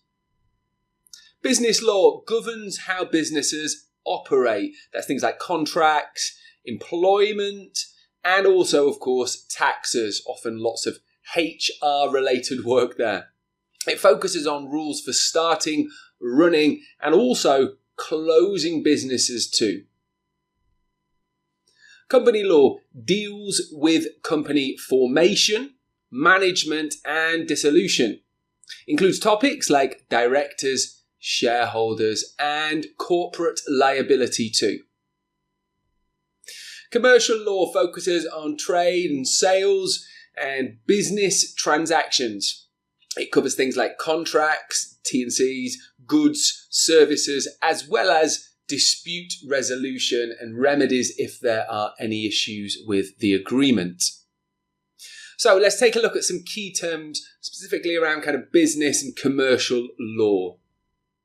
Liability, legal responsibility for actions or debts. Partnership, this is a business owned by two or more individuals. Next up, fiduciary duty. This is a duty to act in another's best interest, specifically the other party that you are entering into an agreement with. Here's an example. A director must act in the company's best interest, not personal gain. Shareholder, this is the person that owns shares within a company. Limited liability, protection from personal financial loss. Some business entities give limited liability to their directors and owners. Breach, failure to fulfill a contract obligation. Consideration, value or services and goods exchanged within a contract agreement. For example, a payment for services provided under a signed agreement. And arbitration, a dispute resolution process outside of court. Okay, so just some key legal terms, specifically more aligned towards business and commercial law, but also used within legal frameworks for company too. So let's take a look at business entities and stakeholders. So company law sets rules for creating and running businesses, focusing on types like corporations or partnerships, but also the roles of the people involved within the businesses.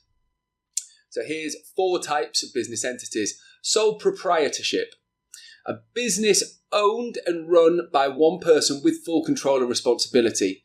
For example, freelancers, small shops, home-based businesses.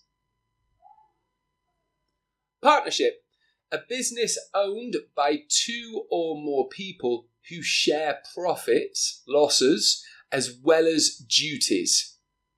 Law firms, family-run restaurants, small construction companies, for example. Corporation, a separate legal entity owned by shareholders, managed by a board of directors. This is generally bigger companies such as Apple, Coca-Cola, Toyota, to name just a few. And limited liability company, LLC, a business with liability protection and flexible management. Things like real estate firms, consulting businesses, small tech startups too. So key stakeholders include owners who fund and own shares, directors who manage decisions, shareholders who vote on key issues, and also employees who handle daily operations. This covers lots of business entity and stakeholders, and a lot of company law will actually come down to dealing with these people. So there you go. We've just run through business, commercial, company law, given you a bit of an overview as well as talked about some key business entities too. In today's lesson, we'll take a deeper look into what exactly commercial law is, and also have a look at some of those common contract types within commercial law too. But up first, let's just have a deeper definition of commercial law. So what exactly is it? Commercial law is widely used within business, trade, and also services, which can be the trade of services too. It's key for agreements, the daily operations of businesses, and also for resolving disputes effectively. Commercial law manages business transactions, which is things like the contracts, sales of goods and services, or trade and services too. And it helps to ensure legal compliance and smooth operations for both business and consumer too. The goal here is to ensure fairness and transparency within transactions, regulate trade practices, and again, help resolve disputes in a structured and lawful manner. Contracts are obviously a huge part of that. It covers contracts, sales of goods or sales of services too, agency relationships, financial agreements and trade rules, and really does form the backbone of business law. So commercial law and business law have many intertwining features between them. Now, especially within the last few years, there has been a huge boom with the use of technology, both in many people's everyday lives, but also business operations of all kinds.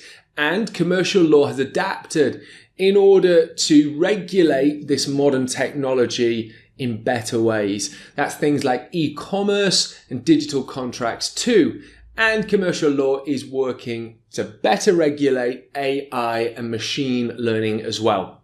So that gives you a pretty good overview of what commercial law is. Now let's take a look at some common contracts, a bit of a definition, and just a little bit of key language too. And we're going to start really with the bread and butter, the meat of the sandwich, if you want to call it that, which is sales of goods contracts. These are, as it says, contracts for buying and selling goods, detailing delivery, payment terms, ownership transfer if that's applicable. And it also gives warranties to both parties, the buyer and the seller. Some key language would be title transfer, which is an ownership change, defective goods, faulty products, so not meeting the demands of the contract.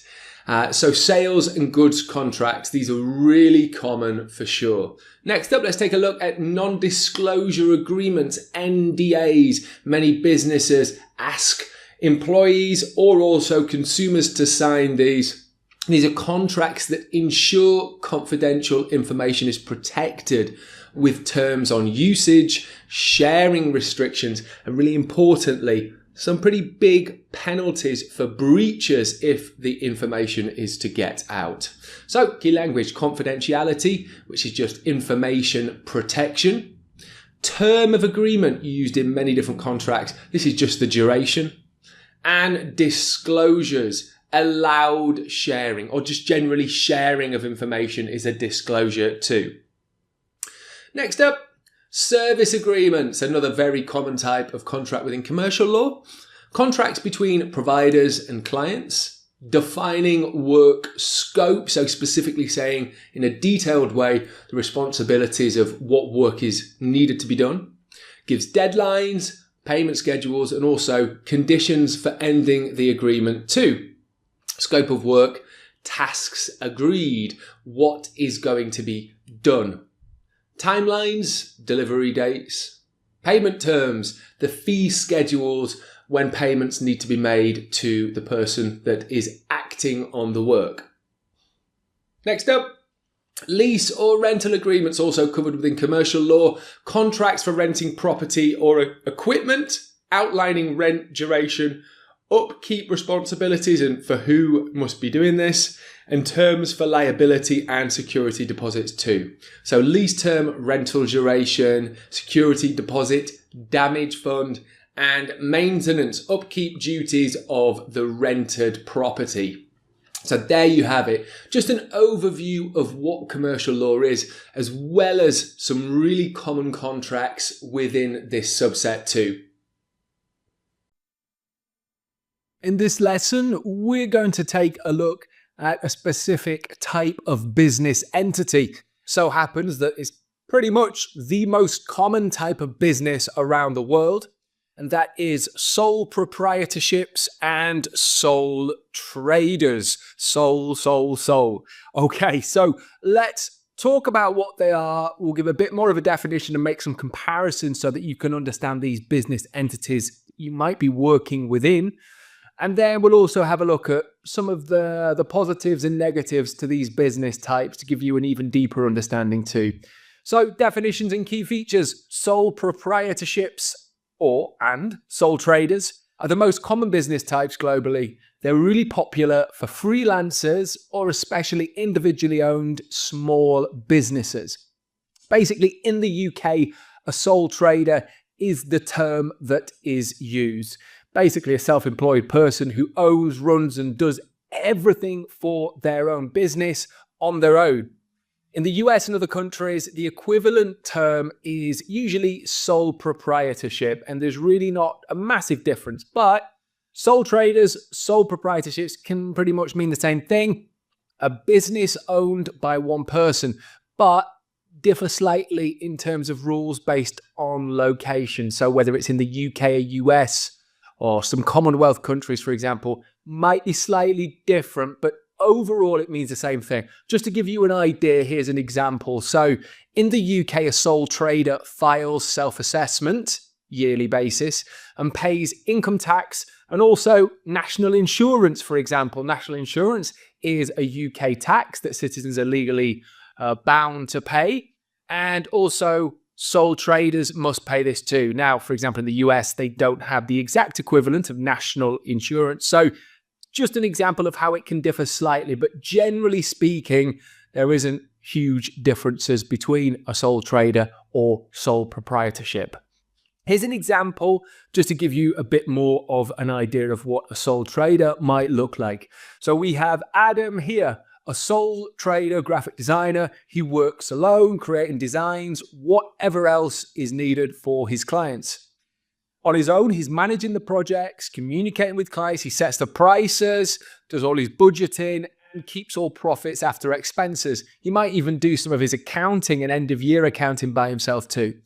However, and this is a big however for sole traders and sole proprietorships, he takes on a great risk of personal loss if his business cannot pay his debt. So unlike LLCs or limited companies in the UK, there is a lot of risk for sole traders because they personally take on losses if they are acquired by the business. So just to stress this again, the real difference is whether it's UK sole trader and in the US, it's a sole proprietorship, or countries outside the British Commonwealth too. Now, what I think will be useful here is just to look at some of the benefits and some of the risks of this particular type of business model or business entity. And we'll start with benefits. Full control. So people in this business, they make all the decisions, which can be a positive for sure. Although often, let's be honest, it's good to get other stakeholder ideas to make business decisions. So a positive, but sometimes a negative as well. As we just said, as a sole trader, sole proprietorship, there is unlimited liability. So personal assets are at risk. LLCs, limited companies, directors can dissolve the company and the debts and losses are taken up by the business, not personally. Sole traders take on the risk of liability. They are liable for losses and debts owed by the business. All profits can be kept by the owners, which of course is great as long as they're managing expenses, overheads, and budgeting accordingly. Financial strain, limited access to funding. So it's difficult for sole traders and sole proprietorships to raise funds sometimes. With slightly bigger companies, that might be something that would be easier to do. Simple setup, very easy to operate, set up and operate these types of companies, especially in the UK as a sole trader. These one-man band businesses, it's really easy to set up. Even a lot of the time, these people are doing their own accounts, they're working their own budgets, and they hand in these personal and business taxes on their own by the end of the year. It's pretty straightforward to do, which is attractive for many people. Final negative, workload. So you handle all responsibilities alone, especially if you're not outsourcing some work. It can be a lot of work. Okay, so really that brings us to the end of this lesson. I just wanted to put some focus on this type of business as it's so common. Again, it's the most common business entity around the world. So if you're working within legal settings, you're sure to come across sole traders and sole proprietorships at some point. Hello there, Legal English Complete students. Today we're going to be focusing on international trade. Specifically, we'll be having a look at 6 key phrases and vocabularies used within this legal setting. So first up, what exactly is international trade and international trade agreements? So they're basically rules between countries to manage the buying, selling and shipping, especially of goods across borders fairly and efficiently. Now, a historical example of this would be NAFTA. This is the trade agreement between the US, Canada, as well as Mexico, which helps remove or reduce tariffs and boost cross-border trade. Tariffs, extra costs for goods exported and imported to other countries. Within NAFTA, some tariffs are removed and some are reduced, depending on what type of goods we're talking about. Okay, so let's jump into some key language around international trade and international trade agreements. Up first, export license. This is legal permission to send goods abroad. An export license is required for restricted goods. Import duty. Tax on goods brought into a country. Sometimes businesses have to pay for this, governments might have to pay, as well as just customers and consumers too. The importer must pay the import duty before delivery. Customs clearance. The process for goods to enter through security and come into a country. Customs clearance delayed the delivery by 2 days. Yeah, that's something that probably a lot of us have experienced. Trade embargo. Ban on trade with a specific country. Often for political reasons that these take place, but it just means that trade stops, which has great implications on global trade too. The trade embargo prohibits exports to Tanzania. Our 5th phrase here, tariff, something that we hear quite a lot of in the news these days. A tax on imported or exported goods. Countries often apply tariffs to other countries on the goods that they export to them. Basically means it costs more to export those goods and to bring other goods into a country. Tariffs increased costs for the buyer across many household items, something that many people in different countries have been experiencing of recent years. And our last expression for international trade, sanctions. Again, something that you hear quite a lot of in the last few years. Trade restrictions, again, often for political reasons. Sanctions can often limit trade with certain nations, as well as businesses or sometimes individuals too. In today's lesson, we're going to take an introductory look at criminal law. So we'll give it a bit of a deeper definition to what criminal law actually is, and we'll also take a look at 8 common types of crimes. Okay, so let's jump in. What exactly is criminal law? So criminal law seeks out to set rules for punishing acts that can harm individuals, businesses too, or society in general, focusing on fairness, justice, and public safety. So we can really think about it in two ways. There's actus reus, which is a Latin legalese phrase. Actus reus is the physical act or unlawful omission in actually acting out and committing a crime. It has to be voluntary and prove a connection between the act and the criminal outcome. For example, breaking a window to enter a house illegally, or stealing a wallet from someone's pocket. Actus reus. And there's also mens rea. Mens rea refers to the mental state or intent behind a crime. It shows whether the person acted knowingly, recklessly, or purposefully to break the law. Mental state, thinking, mens rea. Planning to rob a store before committing the act. Knowingly selling fake goods to customers. So acting and thinking. We can break crimes really down into these two main key concepts.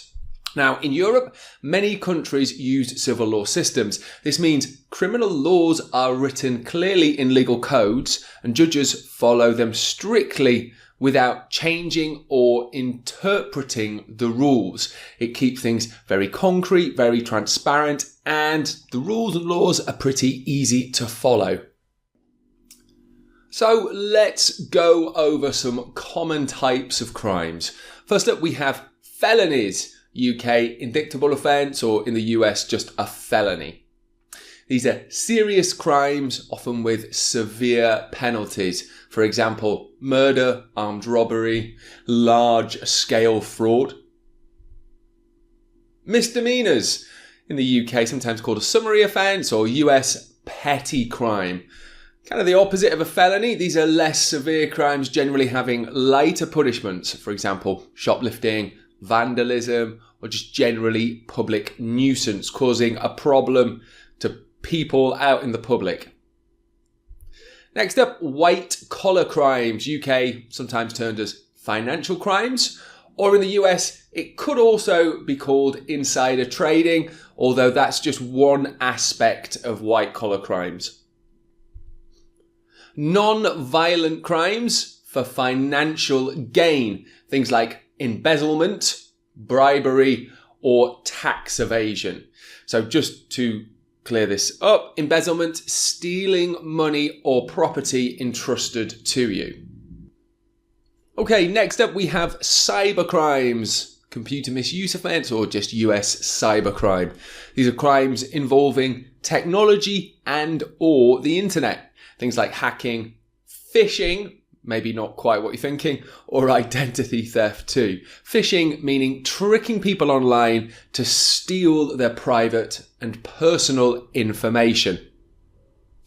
Okay, let's move on to our next group of crimes. Number 5, organised crimes, criminal enterprise, racketeering. These are structured groups, gangs as well, committing crimes. Things like loan sharking, illegal gambling, money laundering too, and money laundering is basically about hiding illegal money by making it look legal, often pushing this illegal money through legitimate businesses. Next up, crimes against property, property offence or property crime. Quite simply, crimes targeting or damaging property, burglary, arson, vehicle theft. Crimes against persons, offence against a person, violent crime. These are crimes harming individuals physically or emotionally too. Assault, domestic violence, kidnapping, and by domestic violence we mean abuse or harm within a household and or a relationship. And finally, another common type of crime, juvenile crimes. In the UK, we call them juvenile crimes or youth offence. In the US, sometimes termed as juvenile delinquency. Crimes committed by individuals under 18, often having reduced sentences. Truancy, that's avoiding school and colleges. Underage drinking, vandalism. Okay, so there we have 8 common types of crime. We've just given a bit of a deeper definition into what criminal law is and the types of crimes it aims to control. Welcome back, and in this lesson we're going to go over key vocabulary for courtrooms and criminal trials. So let's begin. Up first, we have the topic of key roles in a criminal trial, the stakeholders that are there in the courtroom. Of course, first up we have our judge. This is the person overseeing the trial and ensuring the trial follows the correct legal procedures. Then we have the prosecutor, who represents the state. They present evidence against the defendant, the person accused of the crimes. And the defendant, of course, is the accused. This is the person being charged with the crimes. A witness is a person that provides a testimony and shares facts or observations in court to help everyone come towards a clear legal verdict. Then we have some extra phrases here. So testimony, statements given by witnesses. This is evidence shared verbally in the courtroom. Then we have our verdict, which we reach towards the end of the trial, and this is the decision of guilt or innocence. This is announced by the judge or possibly the jury at the end of the trial. An objection is the lawyer's challenge against a statement, a given statement. This is when a lawyer disagrees with a question or some evidence presented. You've probably seen this in courtroom dramas where the lawyer shouts, "Objection!" And that is where they're supposed to be able to challenge statements or any evidence given. Next, we have some of the steps of a criminal trial. We have arraignment. This is a defendant enters a plea. So the accused says either guilty or not guilty against accused crimes that they've committed. And then next, we have cross-examination, questioning witnesses. So the lawyers test witnesses' credibility by asking them questions against the evidence they're presenting. And then we have closing arguments, final statements by both sides. This summarizes the case and looks to persuade the judge or the jury of innocence, or possibly that the criminal or the person has actually committed the crime too. And then we have understanding evidence. So exhibit, this is physical evidence presented in court, things like documents or weapons possibly too. And then we have admissible, evidence allowed in the trial. This is evidence, it must follow the legal rules to be accepted. Evidence has to be presented before the trial begins to be admissible. And finally, just another key phrase for you, burden of proof. This is obligation to prove the case. Responsibility of the prosecution to show the defendant is guilty beyond reasonable doubt. So, there you have some really important language and vocabulary used within courtrooms and of course within criminal trials too. Today we'll be taking an introductory look at intellectual property law. So we'll discuss what IP is, talk about some different examples, and maybe some that you've heard of as well. And we'll talk about a few different kinds of intellectual property law to give you a bit of a deeper understanding too. So what exactly is intellectual property, aka IP? So intellectual property laws refers to creations of the mind, creative people who maybe do things like inventions, art, music, or even branding designs too. So these are all protected by law to give creators control over their work, but also to protect their work too from things like being copied. Intellectual property includes rights to protect creations such as inventions, which are patents, creative works, copyright, also brand identities, which are trademarks. Just to give an example of some IPs, we have Coca-Cola logo, or even the iPhone design, which might sound a little bit strange given that phones all look pretty similar, but Apple actually sought to get IP for the iPhone design. And it's mainly due because it's really slim. There are those rounded edges on the iPhone with the flat screen too. And actually, this created quite a big controversy because there was a case, Apple versus Samsung, and there was a dispute over smartphone design patents. Apple claimed Samsung copied key features, resulting in billions in damages, which was actually awarded to Apple for this infringement. So Apple won that case. And here we have the World Intellectual Property Organization. So this is the company that protects intellectual property rights, helping creators and countries to manage IP laws and disputes. I think possibly it was made in France in the 60s with the support of the United Nations. So let's take a look at 4 different kinds of intellectual property rights. So they protect various creations like art or different kinds of creativity too. So up first we have copyrights. Protects creative works, things like, Harry Potter, Star Wars films, ensuring authors get control over their products and are also protected against copies. Trademarks protects brands, for example, the Nike swoosh tick and McDonald's name, keeping them exclusive to their owners. A patent protects inventions like the iPhone's touchscreen or Dyson's vacuum, giving creators exclusive rights. And finally, our last IP, trade secrets, protects confidential info like Coca-Cola's recipe or Google's algorithms, keeping all this information private.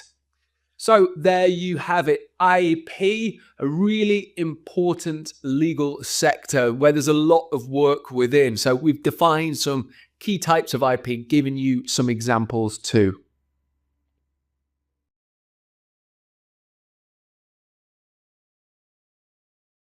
Hello everybody, welcome back to our vocabulary masterclass. So today we are going to split the class and look at firstly criminal law vocabulary, and then we'll spend the second half looking at intellectual property law vocabulary. So maybe this is something that you're aware of, maybe you've heard of some of these phrases before, or maybe this is new to you.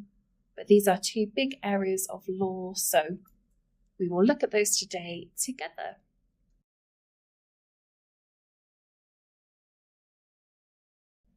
So we're going to start, as I said, with criminal law vocabulary. So this will be the first half.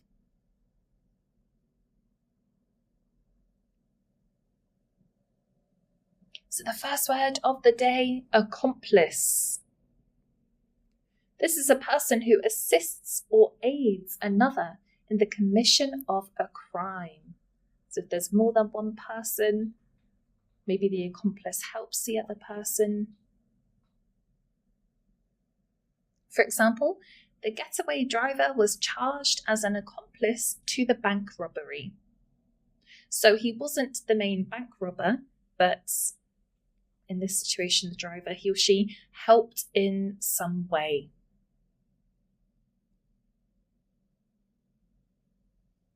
The next word, alibi. This is evidence or proof that a person accused of a crime was elsewhere at the time the crime was committed. So if you have an alibi, it's almost like an assurance. The defendant presented several witnesses who testified to his alibi, proving that he was out of town when the murder occurred. So they are backing up, reinforcing in this case, the defendant's story.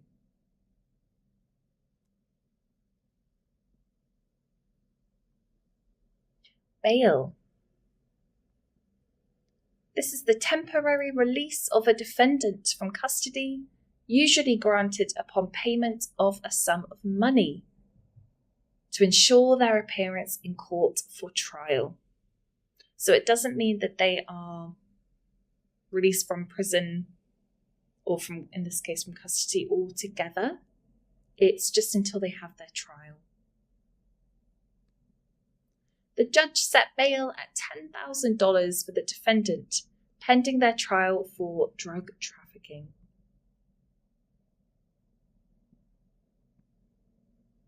Next word, this is a crime: burglary. The unlawful entry into a building or property with the intent to commit a theft, usually involving breaking and entering. The defendant was charged with burglary after breaking into the house and stealing valuable items.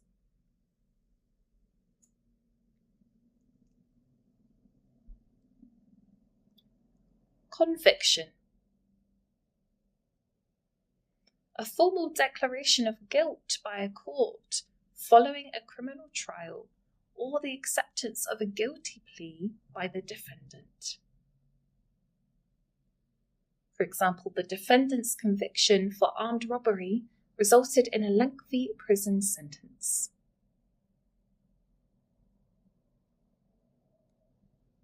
Defendant, this word comes up a lot, but who are we talking about? Well, this is a person against whom a criminal charge or lawsuit is brought in a court of law.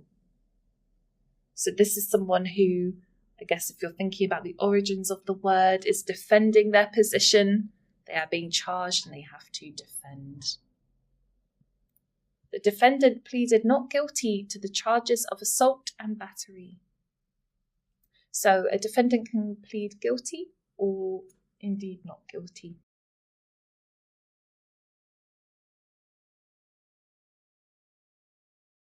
Evidence. We talk about this a lot. Well, this is information or material presented in court to prove or disprove facts relevant to a case. So everything that is connected to a case and can be used is evidence. The prosecution presented DNA evidence linking the defendant to the crime scene.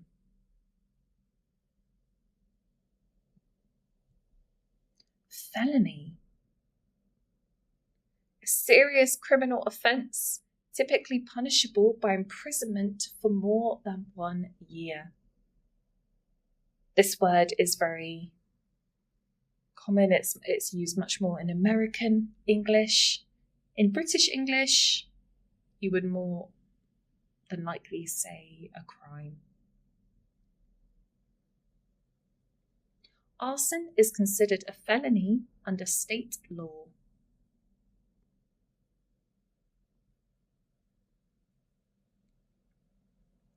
Homicide.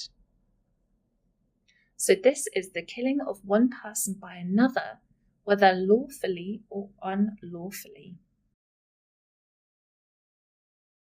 The suspect was charged with homicide following the death of the victim in a hit-and-run accident. So a hit-and-run is a type of accident where something bad happens. Maybe you're in a car and the car hits somebody, and then instead of stopping, the car will drive off. Indictment.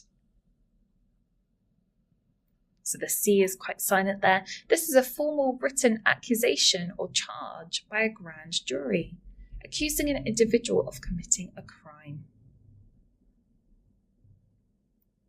The grand jury returned an indictment against the defendant for embezzlement.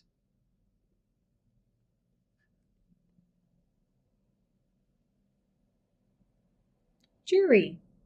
So we've just mentioned jury. Who are they? Well, they are a group of individuals selected to hear evidence and render a verdict in a trial. For example, the jury deliberated for several hours before reaching a unanimous verdict of guilty.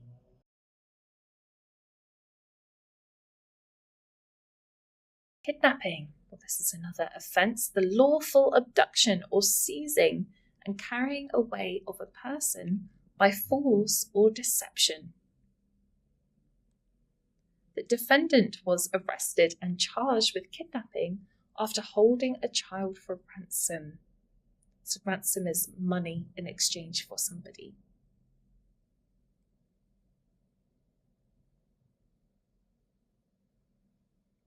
Misdemeanor. This is a minor criminal offence, typically punishable by a fine or imprisonment for less than 1 year. Shoplifting is considered a misdemeanor under state law. So there are different levels of crimes. Misdemeanors you can talk about for perhaps lower levels of crime. But something like kidnapping, which we've just been speaking about, would be definitely more serious than a misdemeanor.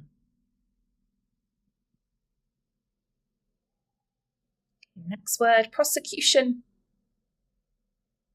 The legal proceedings brought against a person accused of committing a crime. The prosecution presented its case against the defendant, calling witnesses to testify.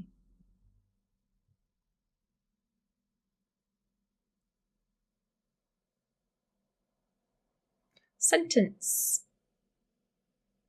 The punishment imposed by a court on a person convicted of a crime. So this is the punishment itself, the sentence. The judge handed down a sentence of 10 years in prison for the defendant's drug trafficking conviction. Suspect next. This is a person believed by law enforcement authorities to have committed a crime. So they have not proved it yet, but they are, I guess you could say, suspicious. That's where the word comes from. And this person is a suspect. The police identified a suspect in the robbery based on eyewitness descriptions. So eyewitnesses are people who are there, who were there at the time of the crime, and could provide a description or a statement, information on what happened. So based off these descriptions, then the police can have a suspect. Testimony. Oral or written evidence given by a witness under oath in a court of law. So we just had eyewitnesses giving descriptions.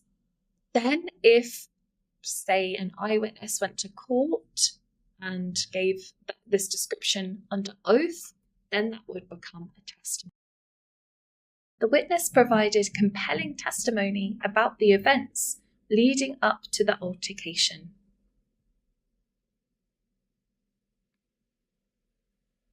Verdict.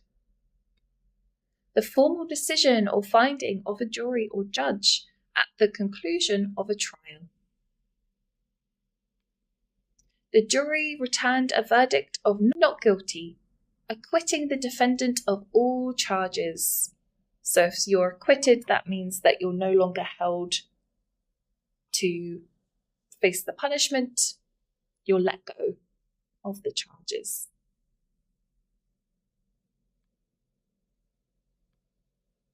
Warrant.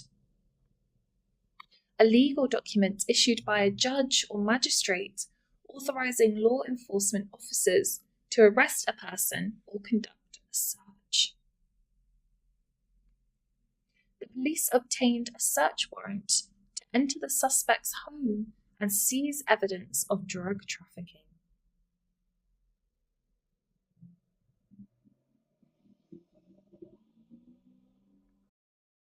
Witness. So we've talked about eyewitness, but a witness is a person more generally who has first-hand knowledge of events or facts relevant to a legal proceeding and is called upon to testify in court, to give a testimony, which we've talked about. The eyewitness was called to stand to provide testimony about the events of the night of the crime.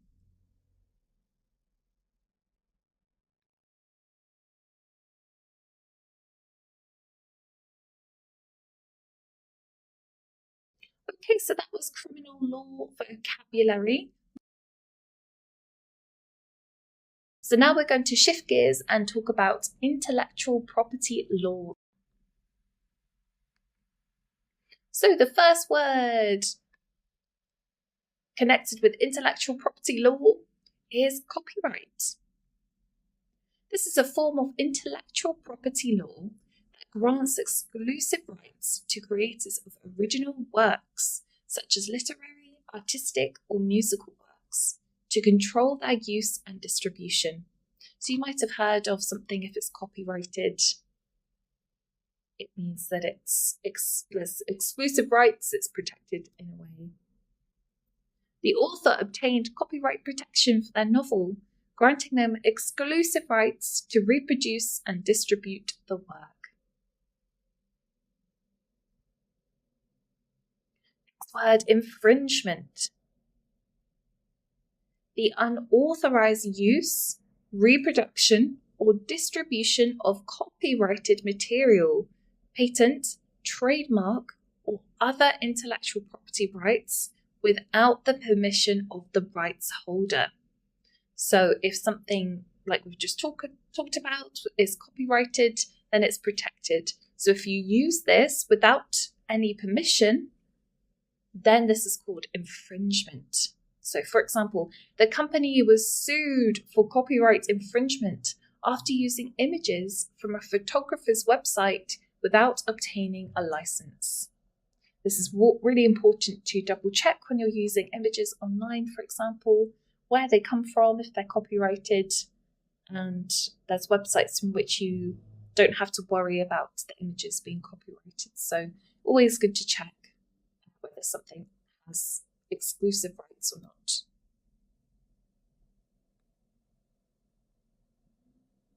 License.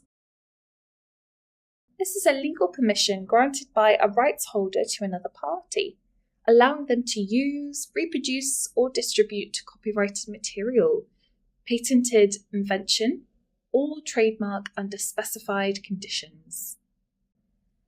So when talking about copyrighted materials, you need permission, and a license is a legal permission in this situation.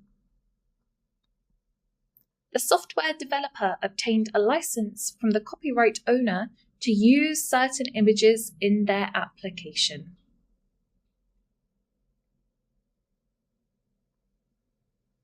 Now we've talked about patent, it's come up in a lot of these examples and definitions. What exactly is it? Well, this is a form of intellectual property right granted by the government to inventors, giving them exclusive rights to their inventions for a limited period, which is typically 20 years. The inventor filed a patent application for their new invention, a device that improves energy efficiency in automobiles.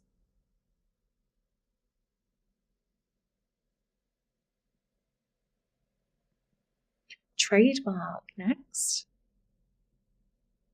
This is a distinctive sign, symbol, logo, word, or phrase used to identify and distinguish goods or services from one seller from those of others, providing exclusive rights to the owner.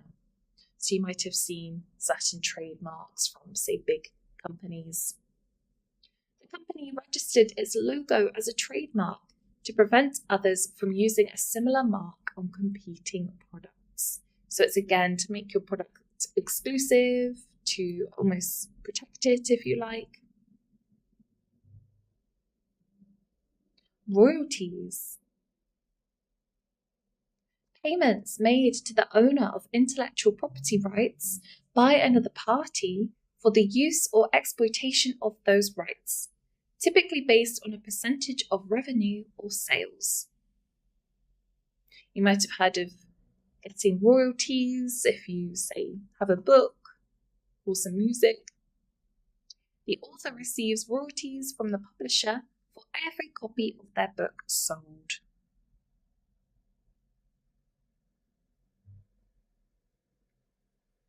Fair use. This is a legal doctrine that allows limited use of copyrighted material without permission from the rights holder for purposes such as criticism, commentary, news reporting, teaching, scholarship, or research.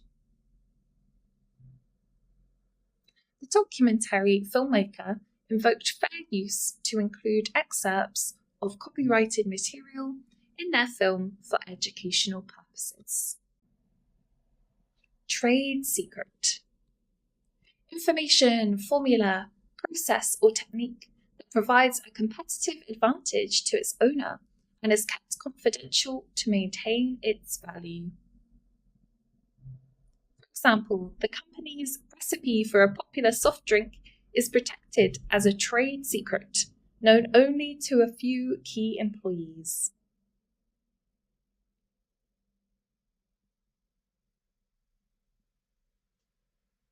Okay, so we've been talking about intellectual property law, but what are intellectual property rights with the acronym IPR? Well, these are legal rights that protect the creations of the human mind, such as inventions, literary and artistic works, designs, symbols, and trade secrets. The company's intellectual property rights include patents, trademarks, and copyrights for its products and brand. So it's almost like the umbrella term for all of these other rights that come under it. Derivative work. A new work created by modifying, adapting, or transforming existing copyrighted material, requiring therefore permission from the original copyright holder. So you would require permission for this one, and if you receive it, then you can create derivative work. The film adaptation of a novel is considered a derivative work, requiring permission from the author to use the original story.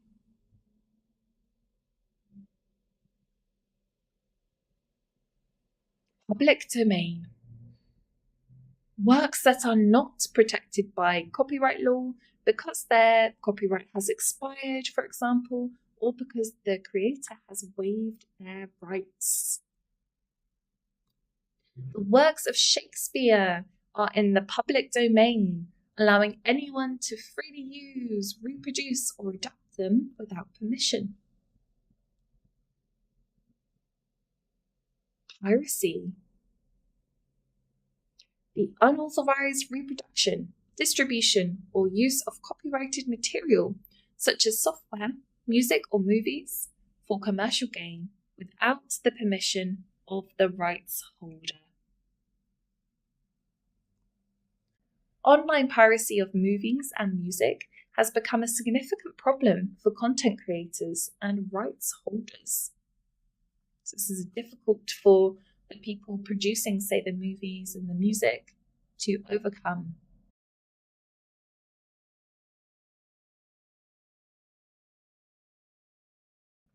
Licensing agreement next.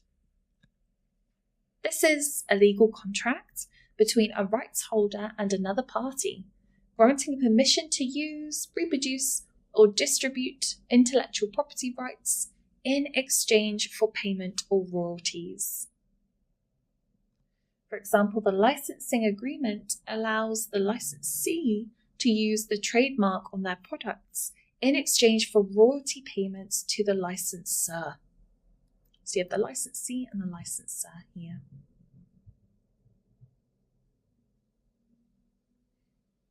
Cease and desist.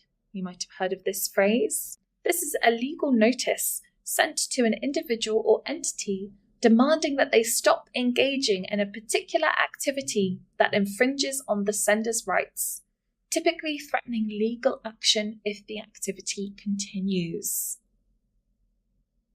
The photographer's lawyer sent a cease and desist letter to the website owner demanding the removal of copyrighted images.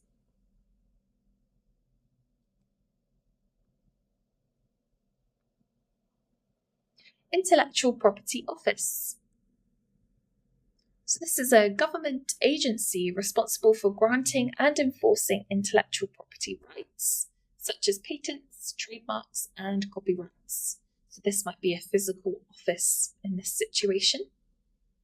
The inventor filed a patent application with the Intellectual Property Office to protect their invention. So we've talked about inventions. So what is an inventor? Well, this is a person who creates or develops a new product, process, or idea that is novel and non-obvious, entitling them to obtain a patent for their invention. So something that is unique that's not been done before. The inventor of the telephone, Alexander Graham Bell, received a patent for this invention in 1876. So this was something that hadn't been done before. It was new, it was novel. So he obtained a patent.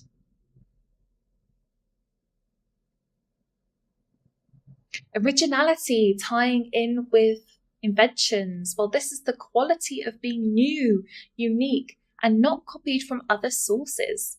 A prerequisite, so a necessity, for obtaining copyright protection for creative works.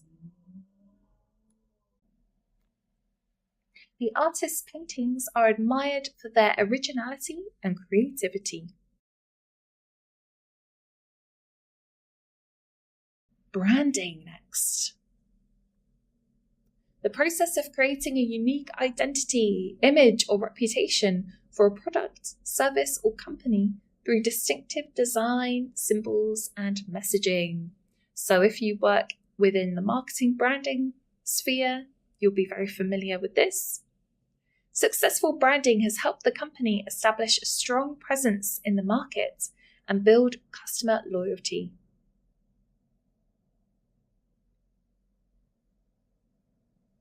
Next one, Creative Commons.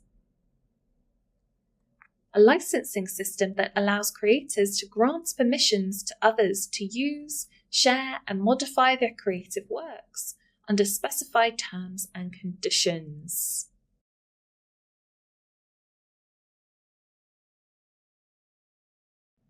The photographer released their images under a Creative Commons license, allowing others to use them for non-commercial purposes with proper attribution. Trade dress. So this is the overall visual appearance and design of a product or its packaging that identifies and distinguishes it from competing products in the marketplace. So it ties in with branding and logos. The distinctive trade dress of the Coca-Cola bottle, including its shape and red label, is instantly recognizable around the world. So you will know certain brands just from their visuals, just from their trade dress. There we go, we'll end with that point today. So that was a really interesting lesson, diving into two very distinct but important parts of law. We had criminal law and we had intellectual property law. So I hope that's been helpful for you today. Thank you for coming along, and we'll see you next time.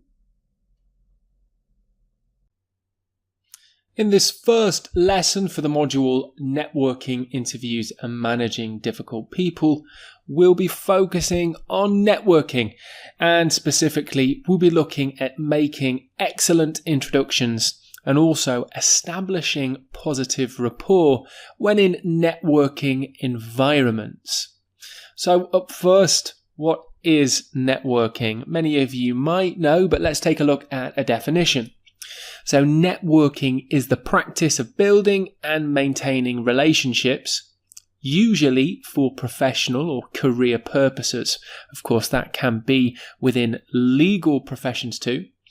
And we do this through mutual support, communication, and collaboration with colleagues and peers that we are building relationships with. Networking is massively important to our career development.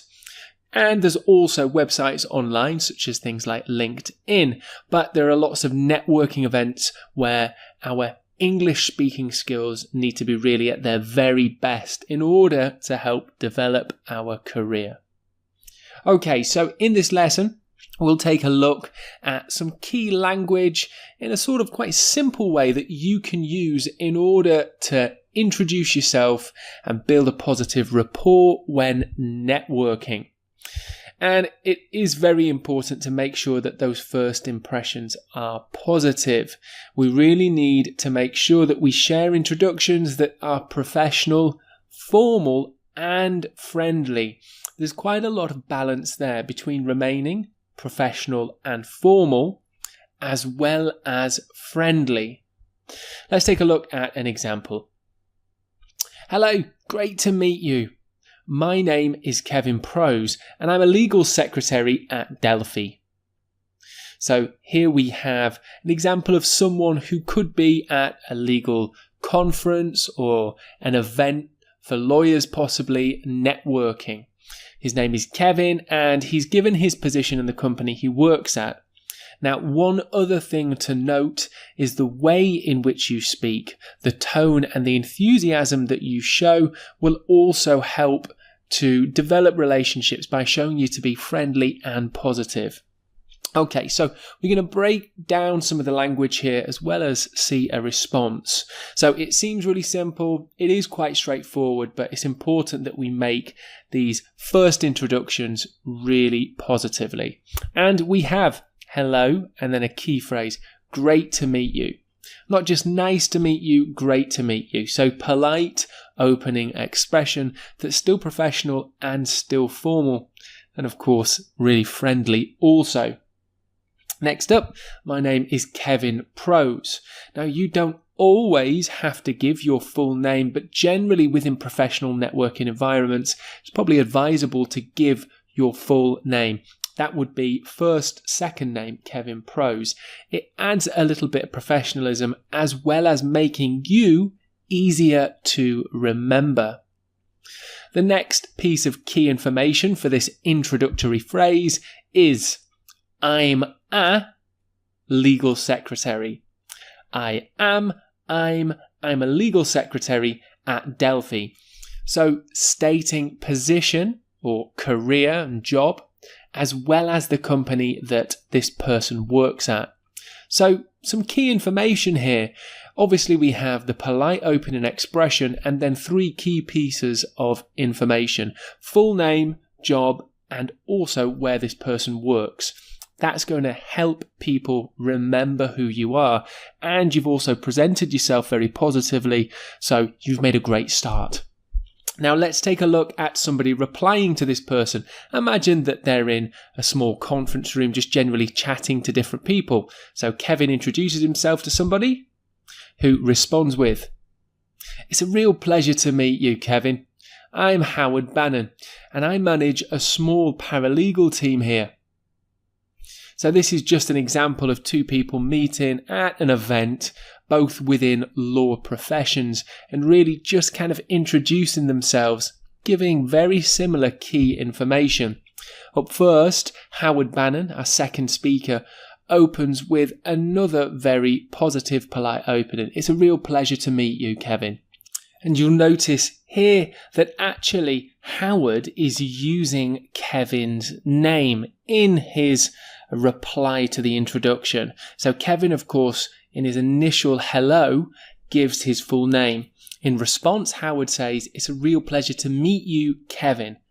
So, occasionally using a person's name, such as Kevin or Mr. Bannon, these two people, it's actually very polite and it helps to establish a personal connection with people you meet. That can be people you're meeting for the first time or people that you've known quite a while. It's actually quite a positive thing to do, is use a person's name. Don't do it too much as it almost seems a bit weird and a little bit strange, but occasionally using a person's name shows a bit of respect and it really can help to develop these relationships. Okay, so I'm Howard Bannon and I manage a small paralegal team here, wherever here may be. Paralegal, just quickly, I wanted to clarify this term. So non-qualified legal professional aiding lawyers with law and legal matters. Doesn't just have to be aiding lawyers. It's somebody who is trained in law, not probably having full qualifications, but still is trained in order to help legal professionals with different duties. Okay, so that is just a breakdown of some key language and some key information that you can share in terms of giving professional introductions, something that we have to do a lot, especially within networking environments. Now, I just want to talk about building positive rapport, because of course that's also key with building relationships, something that we do at networking events. So up first, what is rapport? Rapport can be positive and it can be negative, but positive rapport, a friendly connection and relationship where people understand each other and feel comfortable together, generally having a positive relationship. So let's just go through a few ways generally that we can build positive rapport. This is super important. Smile warmly and greet people with respect. Use positive body language, such as nodding, shaking hands, smiling again. Here's another example of positive body language. Show empathy and understanding. So listen carefully and be mindful of how the other person might be feeling. Be genuine and authentic in interactions. So really do try and take care in how you are approaching conversations. Be yourself, but also be kind and be positive. And lastly, in terms of building positive rapport, remember and use people's names, not too much when speaking to them, which is something that we've already talked about in these initial introductions. Welcome back, Legal English Complete students. And in this lesson, we'll be taking a look at key phrases for maintaining and developing conversations. Of course, this is important for interviews as well as managing difficult people. However, it's essential when in networking situations. So first things first, again, let's take another quick look at what networking is. Basically, it's building professional relationships to advance career objectives, or occasionally it could be networking for business purposes. So you're actually networking to help and support the business that you're working in. Within a legal environment, these could be events such as conferences, seminars, bar association events, or even just legal professional gatherings.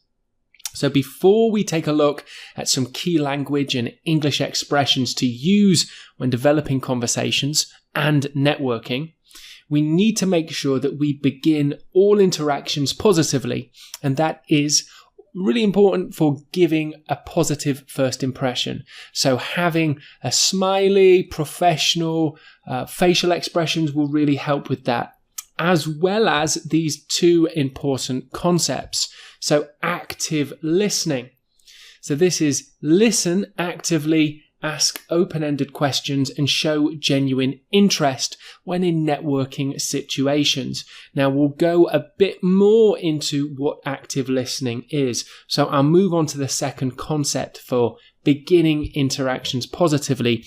And it's important to respect customs and also be aware of other customs and traditions that people may hold.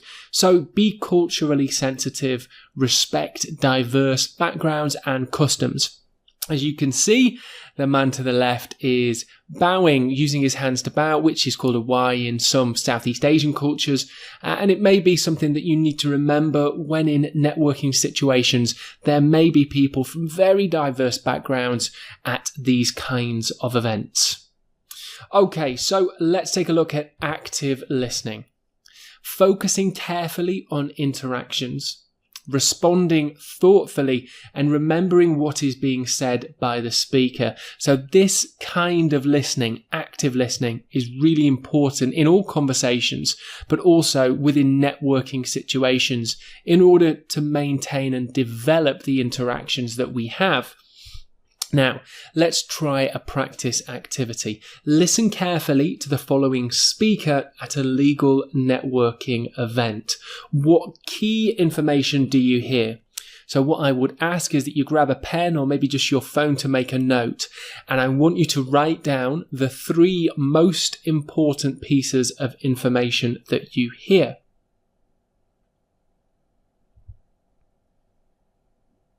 Oh, I heard they're expanding the firm's practice areas.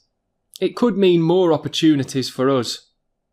Did you catch what she said about the upcoming changes to the regulations? That might impact our current cases.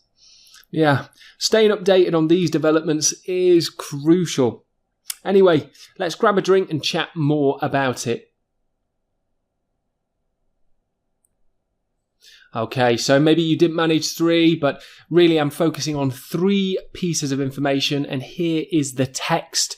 I'll not read through this again. You can have a read through if you like, so you can pause the video. But now I'd just like to compare against the 3 important pieces of information that I noted that I thought were the most important. And really, this is a practice of active listening, focusing really carefully on what is being said. And here are 3 important pieces of information from our listening practice activity. So the first one, the firm is expanding its practice areas, leading to more opportunities. The second bit, changes to regulation. And the third part, staying updated, is really important. The speaker said, yeah, it's really important that we stay updated on these. Let's go grab a drink. Often the case at networking events. Okay, so that's just a bit of active listening practice for you. Remember, it's not just about focusing on what is being said. It's being able to respond to pieces of information that you hear during speaking too. So let's take a look at 3 simple steps for active listening before we take a look at some key expressions that you can use within legal networking environments. So up first, focus carefully on the person speaking, the information that they tell you, but also try to think about the tone that they have and possibly the emotions that this person may be feeling, as that can help you respond empathetically. A second step is to respond thoughtfully to the ideas shared. So listen carefully to the information that you hear and then respond, maybe even ask questions against what you are talking about, the topic of conversation, in order to develop our interaction. And finally, our third step for active listening. Remember what the speaker has discussed in order to add your own thoughts and ideas to the interaction. Okay, 3 important steps for active listening which will really help you maintain, develop conversations, but also in networking environments too. Now, let's take a look at some key language for networking mastery. And at first, we'll give some expressions that you can use when you're either agreeing or possibly disagreeing with whatever is being said within these environments. Very simple. I completely agree. So that's like 100%. You really do agree with the information that you're hearing. I'd have to push back on that. Now, this is an idiomatic expression and it really is very polite. Basically says that you disagree and you will also give an opposing argument against the idea. So it's not just saying, I slightly disagree with you. It's saying, I disagree and I will give you a counter argument. I'd have to push back on that, often used within legal or more formal professional environments. Here we have a really common idiom, and it's again used within business situations. I'm on the same page with you. A common idiom basically saying, I agree with what you are saying. And lastly, I see your point, but I have a different perspective.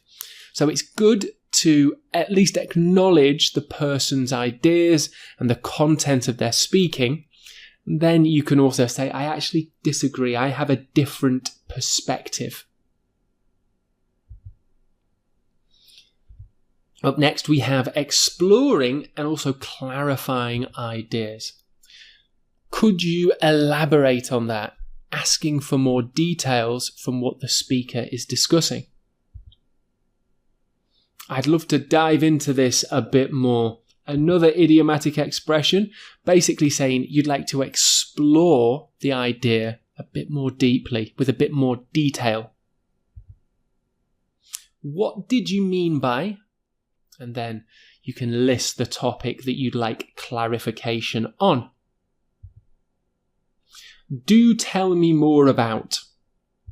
So here we have added do before the main verb tell. Do plus main verb actually adds stress. So it's not just saying, please tell me more about it. It's saying, do tell me more about. You're showing enthusiasm. That do adds stress to the sentence. And it's still polite and formal. It's actually quite academic sounding too. Do tell me more about. Okay, some key expressions now. Our final set, planning for next steps. So when you're in networking situations or even just in general conversations that you might have, we often close conversations talking about future plans. Let's touch base soon. Now, there's no base here. We're not going to be touching any sort of base either. Of course, it's an idiomatic expression, and it basically means let's contact soon. Up next, pretty straightforward. Let's schedule a follow-up meeting. I'll keep you in the loop. In the loop, again, an idiomatic expression, and it basically means updated with news. Okay, our final expression for networking and really talking about planning for future conversations and interactions is I'll circle back with a proposed plan of action.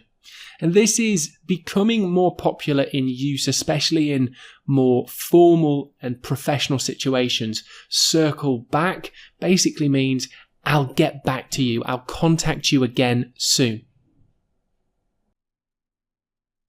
In today's lesson, we'll be taking a look at the key skills of asking highly effective questions for interviews, as well as just generally fine-tuning the questioning skills that we have, both in terms of grammar and English skills too.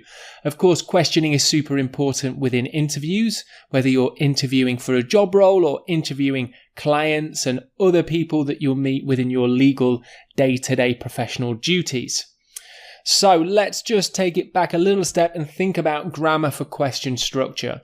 It's really important that we understand grammar rules in order to communicate with clarity, but also to make our questioning impactful and accurate too. In this lesson, we'll be taking a look at just two key grammar structures that we can use in order to ask different questions, and that is embedded questions and conditional questions. Both really interesting type of questions that we can use, and also they're used for different purposes too. So up first, let's take a look at these embedded questions. Embedded questions are inserted within statements or other questions. Typically, they're used for seeking information in a less direct manner. Realistically, embedded questions are asking more than just one statement.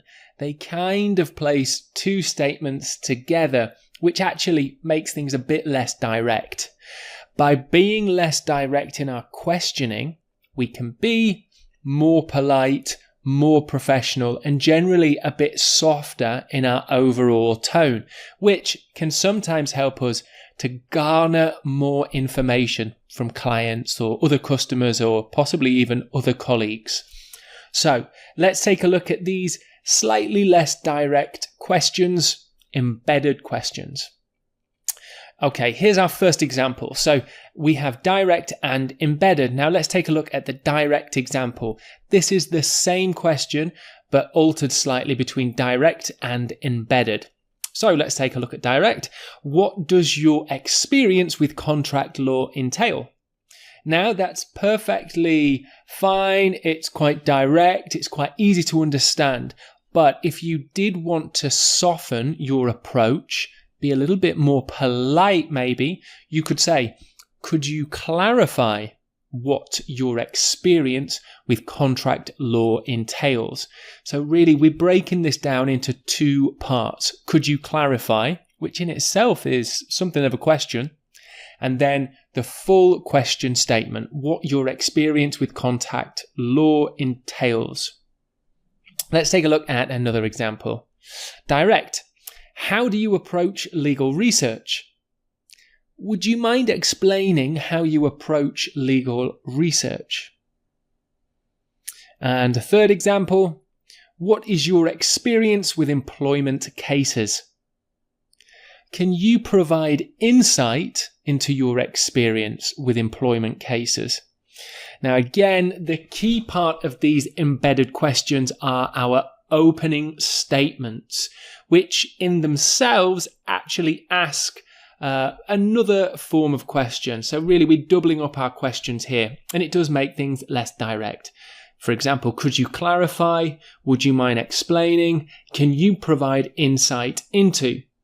And here are 5 other great openers for embedded questions.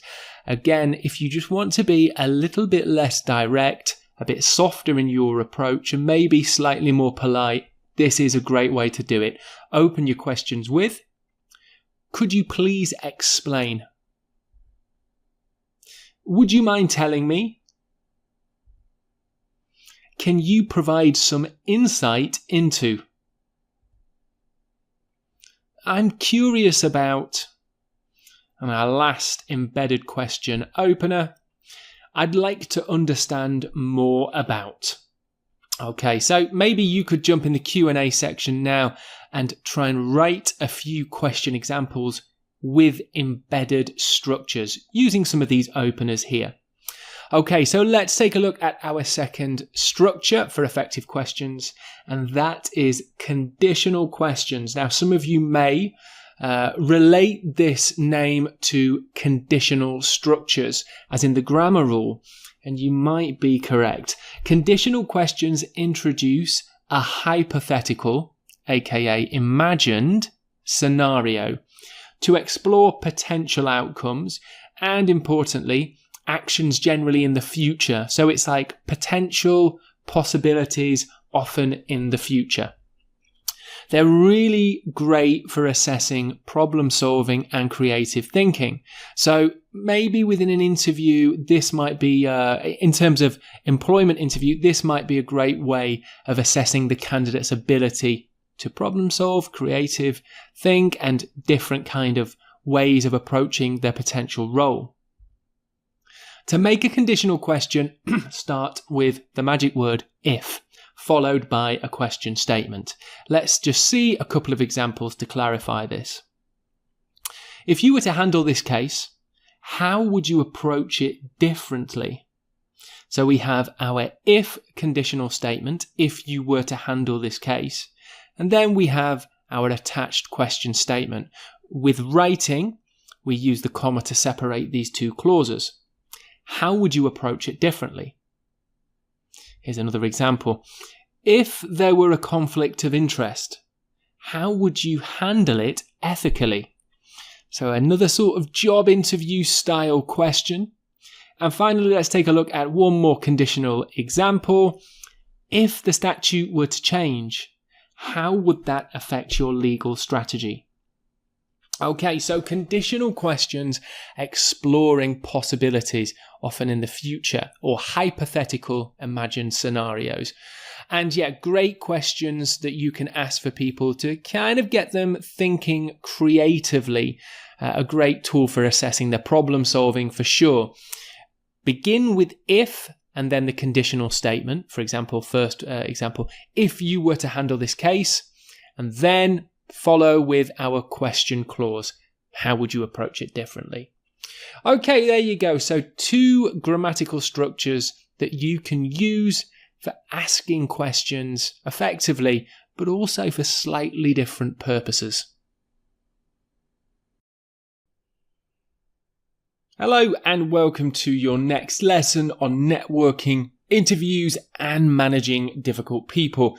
Here we have a super important topic to learn, and that is understanding the difference between open versus closed questions, as well as when we might want to use them. And we'll take a closer look at how they are used, how they are different, but also some of the grammar involved in forming these two question types. As even just in general day-to-day professional duties, we're going to need to be able to ask effective questions. Open and closed questions will be some of them, of course. So here is an example question for you. Do you understand the contract? And another example, can you walk me through your understanding of the contract terms? So really at the heart of each of these questions, they're very similar. The information we are kind of after is on a similar topic. We're asking about contracts, although we have one open and one closed question. And you might be able to recognize which. In blue, do you understand the contract? This is a closed question. And in red, the open question, can you walk me through your understanding of the contract terms? So they're very different, although asking for similar information. Closed question, not really asking for much information as an answer, whereas the open question is asking for more details. Now, it's not to say that one is better than the other, but they are certainly different. We'll use them maybe even equally within different situations for sure. They're both effective question types. So don't think that just because a closed question is only getting a shorter response that it's not useful. They definitely are. And that really brings me on to this question, when to use each type of this question types. So closed versus open. And really, I just want to make this simple for you in terms of really closed questions are great when you need to confirm facts. Open questions are good when you want more details. You're gathering details, you want an explanation. Closed questions when you don't want lots of extra information. Maybe you're interrogating someone, you need a definite answer. A closed question's better. Get a short response, get the facts without all the extra information. Okay, so let's take a look at closed questions now. Again, they're short, straightforward inquiries, often that will need a prompt, short response. And this might be yes or no answers. Not always, but generally a closed question, they might be yes or no answers. Now, in terms of grammar, it's pretty straightforward. So we have our auxiliary verb plus subject plus main verb. Auxiliary verbs, you may remember, we can really describe them as helping verbs for verbs. They give information to our main verb. Did you sign the contract? Very direct question indeed. Did you sign the contract? Did auxiliary, you, subject, main verb, sign? Did you sign the contract? Were they present during the meeting? And another example here. Does she agree to the terms outlined?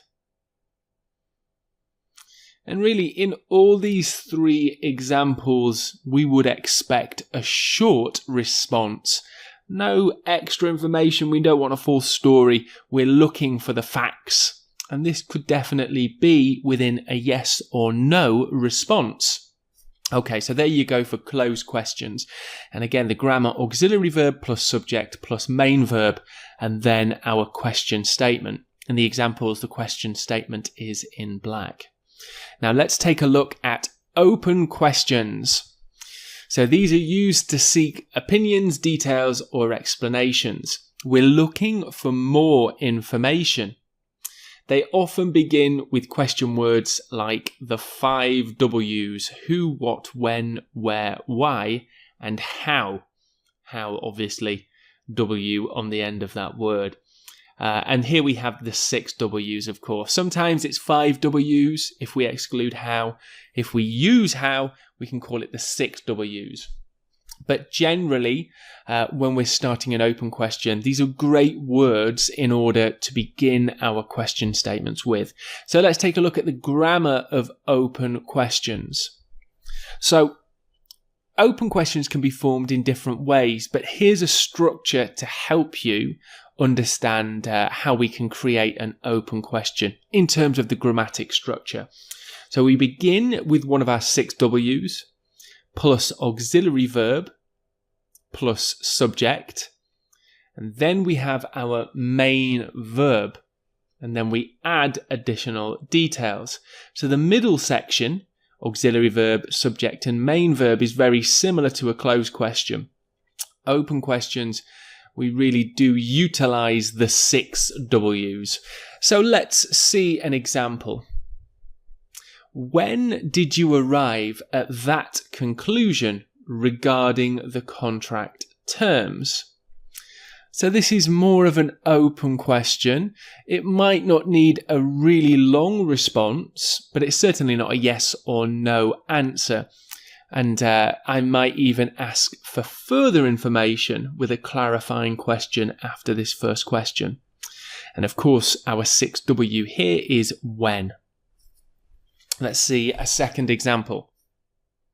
Why did you choose to pursue arbitration instead of litigation in this case? And we have our 6 W, why. Now, why is often considered a very useful phrase for opening open questions. Why and how. These 2 words are great in order to prompt further explanations. And let's see one last example. How might the proposed changes to legislation impact our case? And as I was just saying, we have that super useful opening W, how. Might, auxiliary, and then we have quite a long subject here. It's not you, it's not pronoun. The proposed changes to legislation. It's a long subject statement. Of course, impact our main verb and additional details our case. So there we have 3 key examples of using this grammatical structure for open questions. And also just important that we sort of talk about when closed and open questions might be used. But do remember they are both very useful within different situations. In today's lesson, we'll be looking at the vital skill of conflict management. And specifically, we'll be looking at some key phrases and language that you can use to show empathy and hopefully de-escalate these tricky situations that, let's be honest, can happen definitely at certain times throughout our professional duties. So up first, what is empathy and why is it important during conflict? So empathy is considering, identifying and understanding other people's feelings. It's not just about like saying, I feel sorry for you. It's about trying to think about how the person feels. Empathy can help foster understanding, de-escalate tension, and it also promotes collaboration. So empathy is vital within calming conflicts down and working our way through tricky situations. Again, can happen a lot within professional environments. So here's some tips for empathy. Listen actively and empathetically to understand the other person's perspective. Focus on what they're saying and think about how that might make them feel. Use I statements to express your feelings and avoid blaming language. Just one more tip. Practice patience, and although it might be difficult, try to remain calm even in tense situations. Remember, whether it's a client or someone else you're working with, another work colleague, their emotions might be at their highest. They might be extremely agitated, upset, or angry. But that doesn't mean that we have to react with the same level of feeling. Be patient, be calm, and try to be empathetic about how this person might be feeling so that we can act accordingly.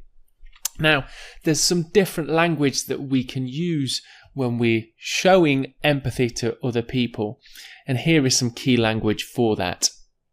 So let's just go through some of these phrases now. Very simply, I understand how you feel. Now, we have to be honest and genuine when we use this language, or it doesn't work. So we have to actually first understand the person. We have to be empathetic. We have to listen actively. But it also works to say, I do understand how you feel. And that will show that we empathize with the person's feeling and the situation they're in. I hear what you're saying, acknowledging what the person is telling us. It sounds like this situation is challenging indeed. Just added an extra part there, indeed. Acknowledging that the situation is tricky. I appreciate your perspective. So this is a good phrase to use when maybe you understand but disagree with a person's ideas or stance on something. You can say, I appreciate your perspective. I acknowledge your ideas. However, so you might link these phrases. I appreciate your perspective, but I'm here to support you. Very simple. And obviously this can be used in those maybe more heightened emotional situations. Just tell somebody, I'm here to support you. And one more phrase that we can use for showing empathy and calming down these conflicts. Let's work together to find a solution. Now, this is a great phrase because it shows that you are ready to help, but also it's about collaboration. It's about that sense of working together, which can help make a person feel a bit more appreciated and maybe can lessen those strong feelings that they're having. Okay, so there you go. Just a bit of a discussion on empathy and a few tips that you can use to use empathy during conflict management. And also some really useful key phrases and language here for showing empathy, whether it's to colleagues, clients, or any other people you meet within your professional day-to-day lives. Welcome back to your next legal English lesson. Today, we're going to be looking at the skills of paraphrasing and summarizing for confirmation. So in many different professional contexts and scenarios, we will need to confirm key information to ensure we have an accurate understanding. This happens a lot within many different professions, of course, within legal environments too. It might be within, for example, during a client consultation, a lawyer needs to ensure they accurately understands the client's needs and case details and legal needs before proceeding with legal advice. You've got to make sure that you have the details accurate. That might be in a conversation. Or it could be in a negotiation between two parties. A legal representative must confirm the terms and conditions of a contract to avoid misunderstandings. Again, we're going to need to paraphrase, summarize, and confirm key details. And there are some strategies we can use for this, as well as key language too. That's what we'll look at within this lesson. So we often will paraphrase by repeating key information during conversations. This is, of course, in order to validate how accurately we understand. Also, to confirm with our client, our customer, whoever it may be, to confirm that what they are telling us is correct. So here's an example of a client. They're speaking to us about an issue they are having. They're seeking legal advice. So I've been dealing with this situation at work lately, and it's been really stressing me out. You know, my boss has been making these unreasonable demands, and I feel like I'm being treated unfairly. Like last week, he asked me to work overtime without any notice, and I had already made plans with my family. It's just not right, you know. And then there's this other thing with my co-worker. They've been spreading rumours about me, saying I'm not pulling my weight. But that's not true. I've been putting in the effort, and it's frustrating to have to deal with this negativity at work. Okay, so must be quite desperate. The clients come to seek legal advice about this situation. Now, in terms of paraphrasing and summarising, the first things we need to do are to identify key information. So what are the key pieces of information this client are telling us? There's more than one. So if you like, you can pause the video, maybe try and select 3 pieces of key information. Maybe you can pause now. Okay, so we're going to find and identify key information in order to paraphrase and confirm. And I noted these 3 pieces. So my boss has been making these unreasonable demands. So it's at the workplace, it's their boss, as the client says. And next, they're asking, or he asked the client to work overtime without notice. So certainly could be some issues there with an employment contract law.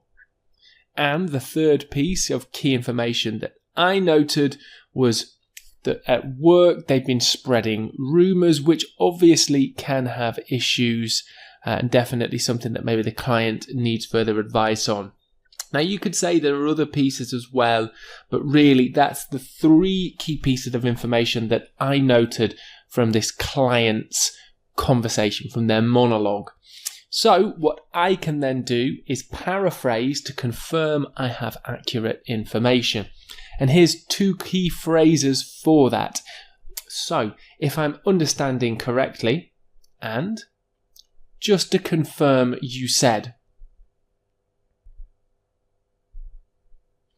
So, if I'm understanding correctly, you're having issues at your current workplace. Is that correct? That's right, yes. It's been ongoing for the last 2 or 3 months now.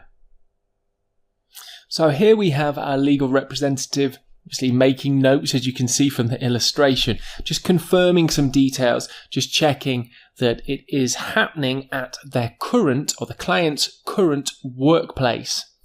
Is that correct is also another good phrase, a close question you can use in order to check. And of course the client says, yes, that is correct. They also add some extra details, so maybe something that the legal representative can also note. Okay, let's continue. And just to confirm, you said that your employer requested you work overtime without due notice. So here again, that key phrase, just to confirm you said. Correct. They literally asked me to do it an hour before I should leave to go home. Okay, so there's the response from the client. So one thing to also note, so there's a couple of key phrases we have, if I'm understanding correctly, and just to confirm you said. So these are great phrases that we can use to introduce the idea of confirmation and paraphrasing. But one thing that the client does in this example is use the language, the vocabulary employer. And this is a synonym in order to paraphrase from the client's own language. So we use synonyms to paraphrase without directly repeating. The client said boss. So in the client's monologue, they were saying the boss is asking me to do overtime. Now, in this example, the legal professional used the synonym employer. Very similar meanings. Synonyms are vocabulary that have the same or similar meanings. The legal professional used employer as it's more formal and polite. So when it comes to paraphrasing, of course, we have some of the key phrases just to confirm, and then we can go into paraphrasing the client's language. And here's an example of using synonyms in order to do that. Synonyms are super useful in expanding our vocabulary, but they're also critical in paraphrasing language in order to confirm details, as you can see in this example here. So there we go.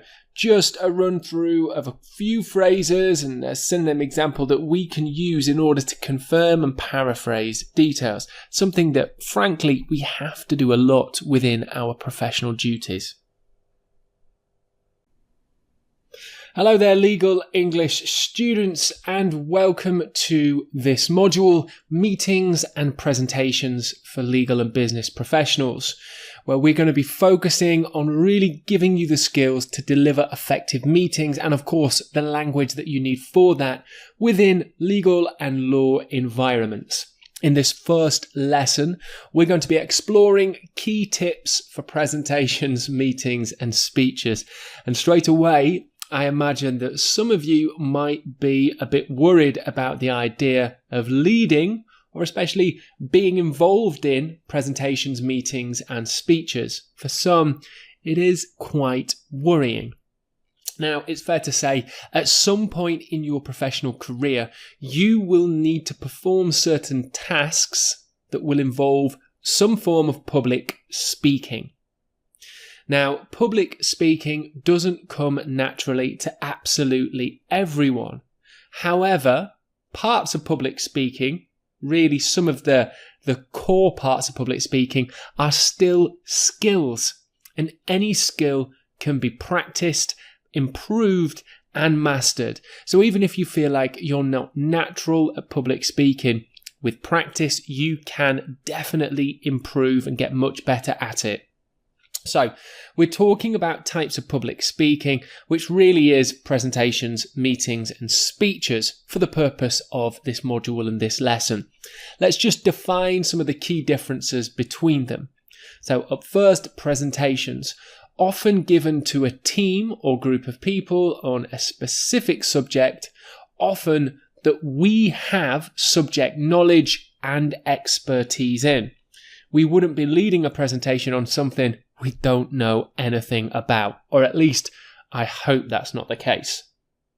Presentations are often more led by an individual, so a lot of the speaking and a lot of the work is done by you, the leader of the presentation, which is slightly different to meetings, which are similar to presentations, though a range of topics may be discussed. And importantly, in meetings, there is often more group interaction. So some people maybe confuse the two, and there are definite different styles between presentations and meetings. But presentations might be somewhere from 10 minutes, 20, 30 minutes possibly, that are very much focused on the leader speaking and giving information.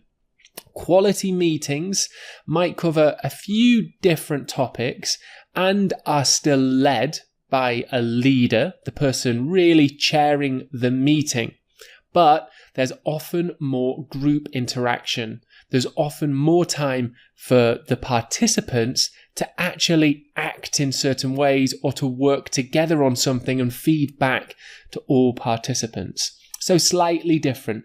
Presentation led more by one person, meetings bit more collaboration.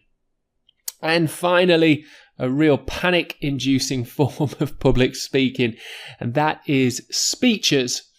A monologue, which means one person speaking, given on a range of topics, often at events or professional meetings. Presentations and speeches are similar in a way, though presentations will often use more visuals, occasionally maybe more than one person, and sometimes in presentations you may have minimal group interaction where you maybe ask questions and get some feedback. Speeches are typically just a straight monologue, one person speaking and addressing maybe even a larger audience than most presentations. All forms of public speaking that you may take on within your legal role. So let's think about tips that we can use in order to nail these kinds of public speaking. However, it's important to remember that there are different kinds of language, vocabulary, and also communication styles which are used for each form of public speaking. So we need to think about the differences, which we've just spoken about briefly, and then we can really understand the kind of language and communication style and English phrases that we can use for each. Okay, so just an important quote from a famous person, Dale Carnegie, a famous academic, who said, "Only the prepared speaker deserves to be confident." And having ran myself a lot of professional workshops and presentations, meetings, and I've given speeches as well, this is really 100% true. The more you prepare for any form of public speaking, the better it will go. There's really no cheat for that. Only the prepared speaker deserves to be confident. And that leads nicely into our first of 3 tips for presentations, meetings, and speeches. Up first, be prepared. Preparation is key to success in any public speaking format. Research thoroughly, organize your content, and practice your delivery. So this is important here. Organize your content. Think about the sections of whatever it may be, presentation, meeting, or a speech. But also, if you are using visuals, consider this. Could you still deliver your presentation should there be any technical, hardware, or even power issues? So you need to even plan for, if you're using visuals and say PowerPoint presentations, what happens if you can't use it? Can you still deliver something? Can you still give a presentation, or can you still chair a meeting? So something to be aware of. Tip 2 is know your audience. This is so important, and a lot of people often don't think about this enough when planning for presentations and meetings. Understand your audience's interests and needs to tailor your presentation effectively. What are their beliefs and opinions? But also, what is it you want to help your audience with? It's pretty much always the case within a professional environment that presentations and meetings, when we lead them, we're doing so to help our work colleagues. So what is it that we are trying to help them with? What do they need more support with? What tips can we give participants in order to make their professional lives easier and better? Finally, our last tip is have clear goals. I was just really getting onto that now. Define your objectives and stay focused, and ensure your presentation achieves its purpose. What do you want to achieve? And that kind of goes back to what I was saying then about knowing the audience. How do we want to help them? In my goal and objectives for the presentation, what am I trying to achieve? Am I trying to teach something? Am I trying to maybe highlight key information from a business perspective? What is the goal? And then all content, all organization of the presentation or meeting really needs to make sure we're meeting that goal. So there we have 3 essential tips when thinking about presentations, meetings, and also speeches too. So really, let's just think about different times that we might go through presentations, meetings, or speeches. Of course, it might just be in our day-to-day professional legal lives. So it might be that we have weekly or even bi-weekly meetings that we need to lead. Or it could be speeches that we give within presentations at court. Client briefings, we have meetings with clients, so we need to prepare for them. It might be that we're leading a legal seminar or possibly a workshop and giving a presentation here. And also, of course, group negotiations. We need to think about meetings and presentations for that, as well as I've already said, in-house team meetings where we'll give presentations to our work colleagues. Okay, so really important 3 essential tips to think about when you are creating and organizing your presentations, meetings, and also speeches. In the upcoming lessons, we'll go deeper into the kinds of legal English language that you can use in order to really nail your presentation and meeting. In today's lesson, I'll be sharing with you a 5-step structure that you can use when structuring, planning and crafting your legal presentations and meetings. So it's very important that when we are creating presentations that we think carefully about the different stages and of course plan appropriate materials in order to meet the goal of whatever presentation or meeting we are leading. So the 5-step structure, I'm sure, will be super useful to you. Now let's take a look at what comes first. Straight away, we begin with hook and agenda, and we'll go into this in a bit more detail as well as some of the key language you can use for that later on in this module. But briefly, hook and agenda, so you'll get their interest, the participants of the meeting, you'll get their interest really quickly, and then you'll share with them the agenda. You'll share with them a summary of what will be included during this meeting. Very important that we do that. Again, I'll go into a bit more detail about hook and agendas shortly. After we've done a hook and agenda, we've really completed our introduction. We then move in to main body, where we'll present key points or information. This might be with visual aids such as presentations and PowerPoints, and will really be the main speaker presenting key information and really exploring all the different research that we'll have done for this meeting.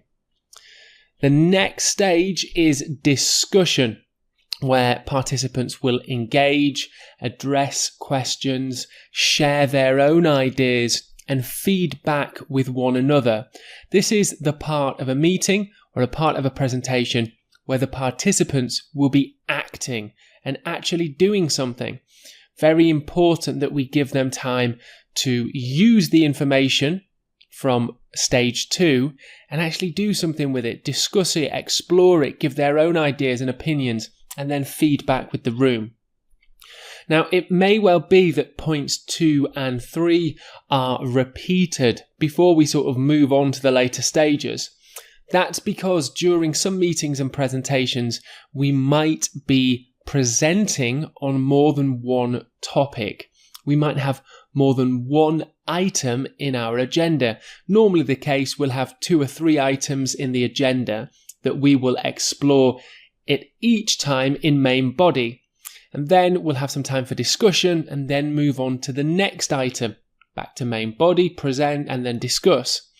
Now, to give you a bit more information and just a general overview of what that might look like, here is a bit of a scrappy sort of plan for sections 1, 2, and 3 of a meeting or presentation.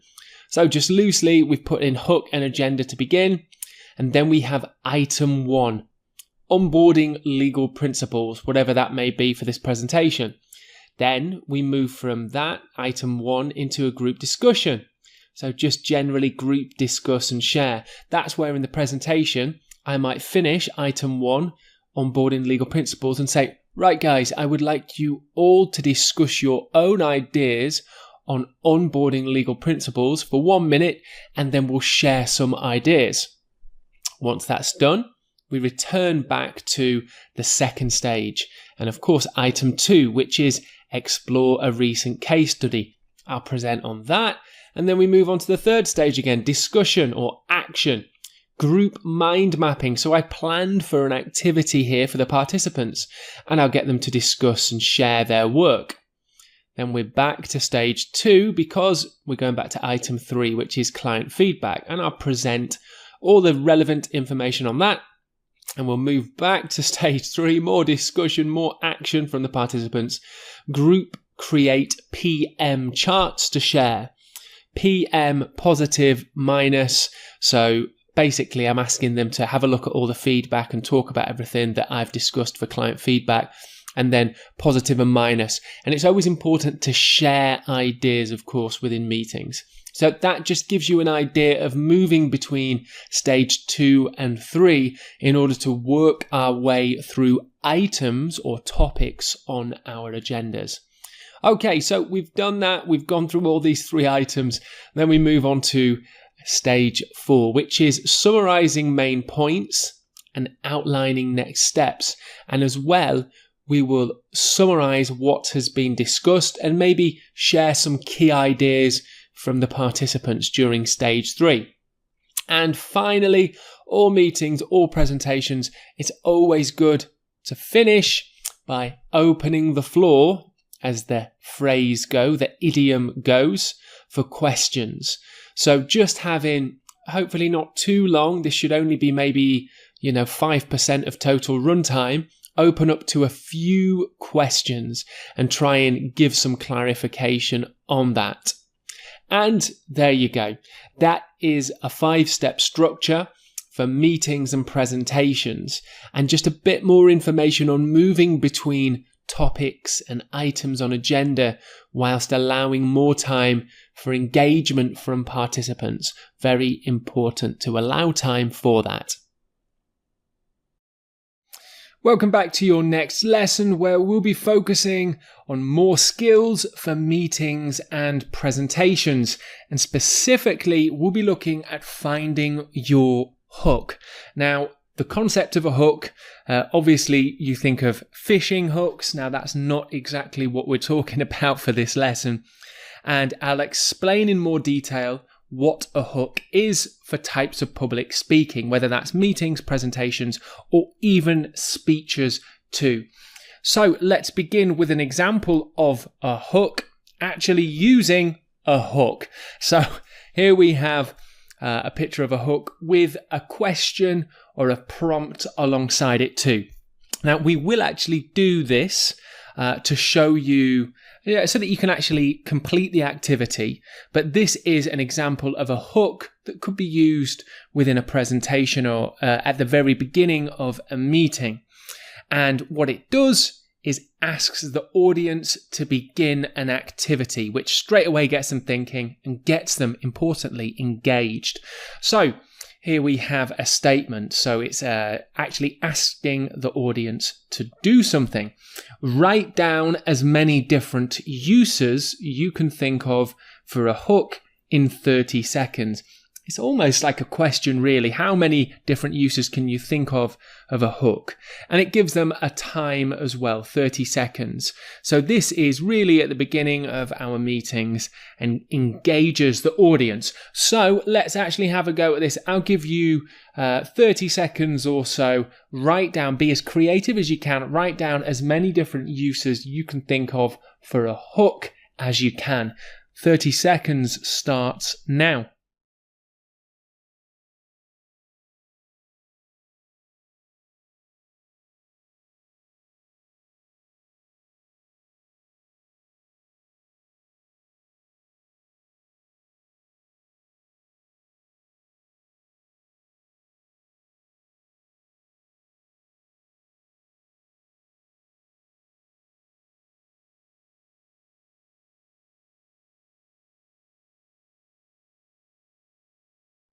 And that was probably just short of 30 seconds, but I think you get the idea. So this is a perfect example of beginning a presentation, a meeting with an activity or a thought-provoking question. Now, just so that we can actually align with your own answers, here are a few of my own. Crafting jewelry, wall art, making keychains, decorating clothing. We won't go through them all, but it's just nice to clarify if you're asking people to do something during a meeting, to compare ideas and answers. Okay, so there is an example of a hook, and that kind of explains in a bit more detail what a hook is, but here is another definition for you. A hook is an attention-grabbing opening. That's really the key part. In a meeting, presentation, or even a speech too. It really does signal the beginning of your speaking or presentation. The purpose of the hook is really for two reasons. Attract the audience's interest, so engage them straight away, but also create anticipation for what will follow. I think really the important bit here is to straight away engage the audience. There's nothing more disappointing than a boring, slow, unfocused beginning of a meeting, presentation, or a speech. And a hook is a great way to really engage everyone. So we saw an example. It was a bit like a question. How many different uses can you think of for a hook? So let's just go through a few different types of hook now. And up first, we have sharing a surprising fact. So this is a really useful way to engage the audience. Share a surprising fact related to the topic of the meeting or presentation that you're giving. Next up, it can just be asking a thought-provoking question. You obviously need to plan carefully for this and make sure you ask a question that really the specific audience will engage with. So that's thinking carefully about who is your audience and then tailoring the question for them. So a surprising fact, number one, thought-provoking question, number two, and finally, begin your presentation and meeting by telling an interesting personal story. So these are three common types of hook. And I think really the one that we saw at the beginning of this lesson, different uses of a hook, is kind of more aligned to number two. It's a thought-provoking question that really engages the audience straight away. So what we'll do is we'll talk about these different kinds of hooks in a bit more detail, and also some of the language that you can use when engaging your audience within a legal environment.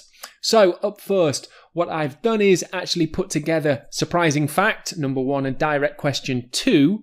Let's clump them together and then we'll take a look at some language. So by sharing surprising facts, you can immediately engage the audience, get them thinking, and also spark interest in what will follow. What will follow is going to be your speaking. That's really a good point to make, actually. With these hooks, it's a great way to settle any of the participants in the meeting or presentation. It automatically gets people focused, listening, and ready to listen to you also. Here's an example of a surprising fact and direct question. Now, there's some key language here. We have an opening phrase for this question. Did you know that the average person spends 6 months waiting at red lights? I hope that's not a year. I assume that's as a lifetime, but we can break this down. So this is a really interesting opening expression that you can use in your legal meetings and presentations too.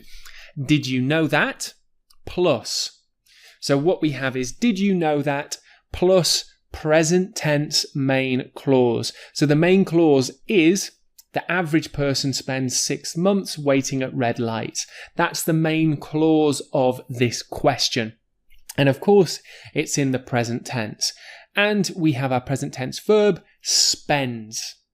The average person is a singular noun, spend, spends, so we put that into the correct verb form, singular verb form, spends. And that's it. That's a really great way that you can also open with a question and also an interesting fact too. Did you know that the average person spends 6 months waiting at red lights? Let's take a look at another example using this opening phrase. Did you know that? Did you know that it's illegal to sell chewing gum in Singapore? So our present tense main clause of this question, it's illegal to sell chewing gum in Singapore. It is, contraction, it's, and that's present tense verb, is. To be, present tense is. It is contracted to it's. Did you know that it's illegal to sell chewing gum in Singapore? So maybe exploring in this presentation laws around the world. And here's an interesting fact about one, which actually is true. It is illegal to sell or even, I think, to possess chewing gum in Singapore. Again, this is language that you can use in your presentations, speeches, meetings, whatever they may be within a legal environment. Open with a surprising fact and a direct question that gets the participants and audience thinking. Did you know that?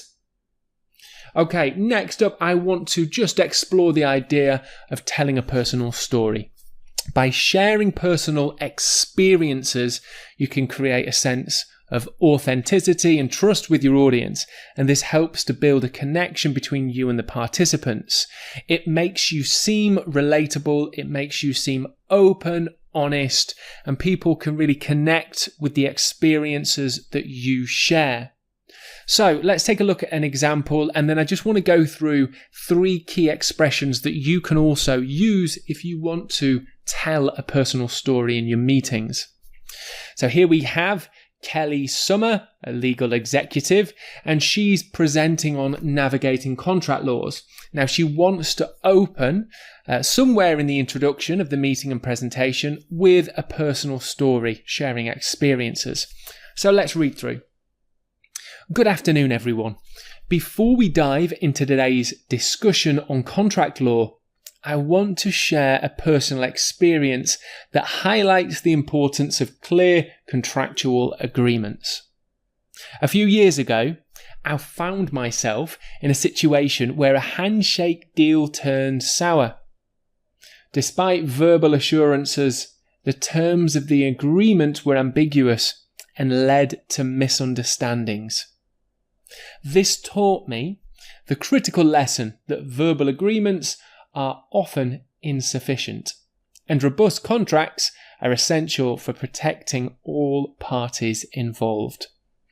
Okay, so Kelly Summer here is sharing really a mistake that she made in the past that she has learned from. She's sharing personal experiences, and I think that the participants of this meeting or presentation will empathize with her because she's told this personal story.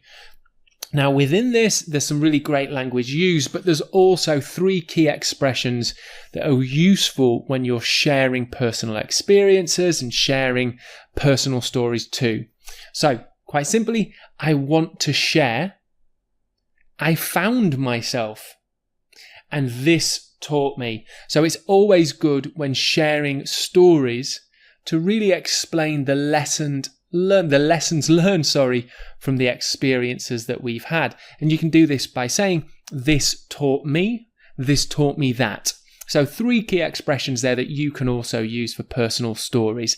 I want to share, I found myself, and this taught me. Okay, so that brings us to the end of this lesson, really exploring what hooks are within meetings and presentations and how we can use them, as well as talking about a few different types of hooks that we can use, such as asking questions, sharing facts, and also telling personal stories and sharing personal experiences. We've also taken a look at some key language. So if you have any questions, as always, jump in the Q&A section. In today's lesson, we'll be looking at something that is often overlooked for meetings and presentations, and that is crafting clear goals. And also, we'll be diving into the idea and concept of agendas and why an agenda is super important for any meetings and presentations you have, especially within legal and business environments. Okay, so let's take a look. Goals and agendas. Now, they're similar but slightly different, so we should have a clearer definition of each. Although similar, we can think of goals and agendas for our meetings and presentations as different concepts. So what is goals for presentations? This is more related to the planning and creating phase of our work. When I say our work, I'm talking about you as the leader of a presentation or meeting. And that means what you will be creating. Work being planning, crafting, creating all the different things you need for your meeting. So the goals are more related to the planning phase, such as what do we want to achieve? Are we trying to teach a new skill? We may be exploring some problems within the legal business that we're currently working. Also, what do we want our audience to think? It's always really important when thinking about presentations and meetings to keep in mind the participants and the audience so that we can make sure that we're crafting our presentation really to suit the people who will be listening and watching and hopefully participating too. So goals, very much related to the planning phase when we're creating our meeting and presentation materials. Now, agendas are slightly different, but super important. This is more related to the structure or topic coverage of our presentation. What are the key items to explore or discuss in the meeting? Items seems like a strange word to use here, but it's basically a more formal, business-like way to say things. And you might hear it used within meetings like, let's talk about the items on the agenda. Let's explore the items on our agenda for today's meeting. So it's used commonly with agendas, items. Basically just means the topics, the things that we'll be talking about. Okay, so a quick word on goals. We're mostly going to focus on agendas, but I do want to talk about goals as it will help you create really good meetings and presentations too. So setting goals and objectives for our meetings. Setting objectives for meetings and presentations involves outlining specific outcomes you want to achieve, either during the meeting or by the end of the presentation. So what do you want to achieve? If you can't think what you want to achieve, you don't have a good meeting. You must have a clear goal for yourself that you want to achieve, or how else is anyone else going to find your meeting useful? For instance, you might aim to clarify new legal documentation processes, and this is the language of a goal. To clarify, so we have these higher order thinking verbs, which I like: clarify, explore, understand. Just a few examples of higher order thinking verbs. To clarify new legal documentation processes. And that really sounds like a great objective. That means that we're really going to try and work through all the details of this documentation process within a legal setting. So that's an example of a goal. A clear and relevant objectives help focus your preparation to make sure you effectively explore this goal with your team.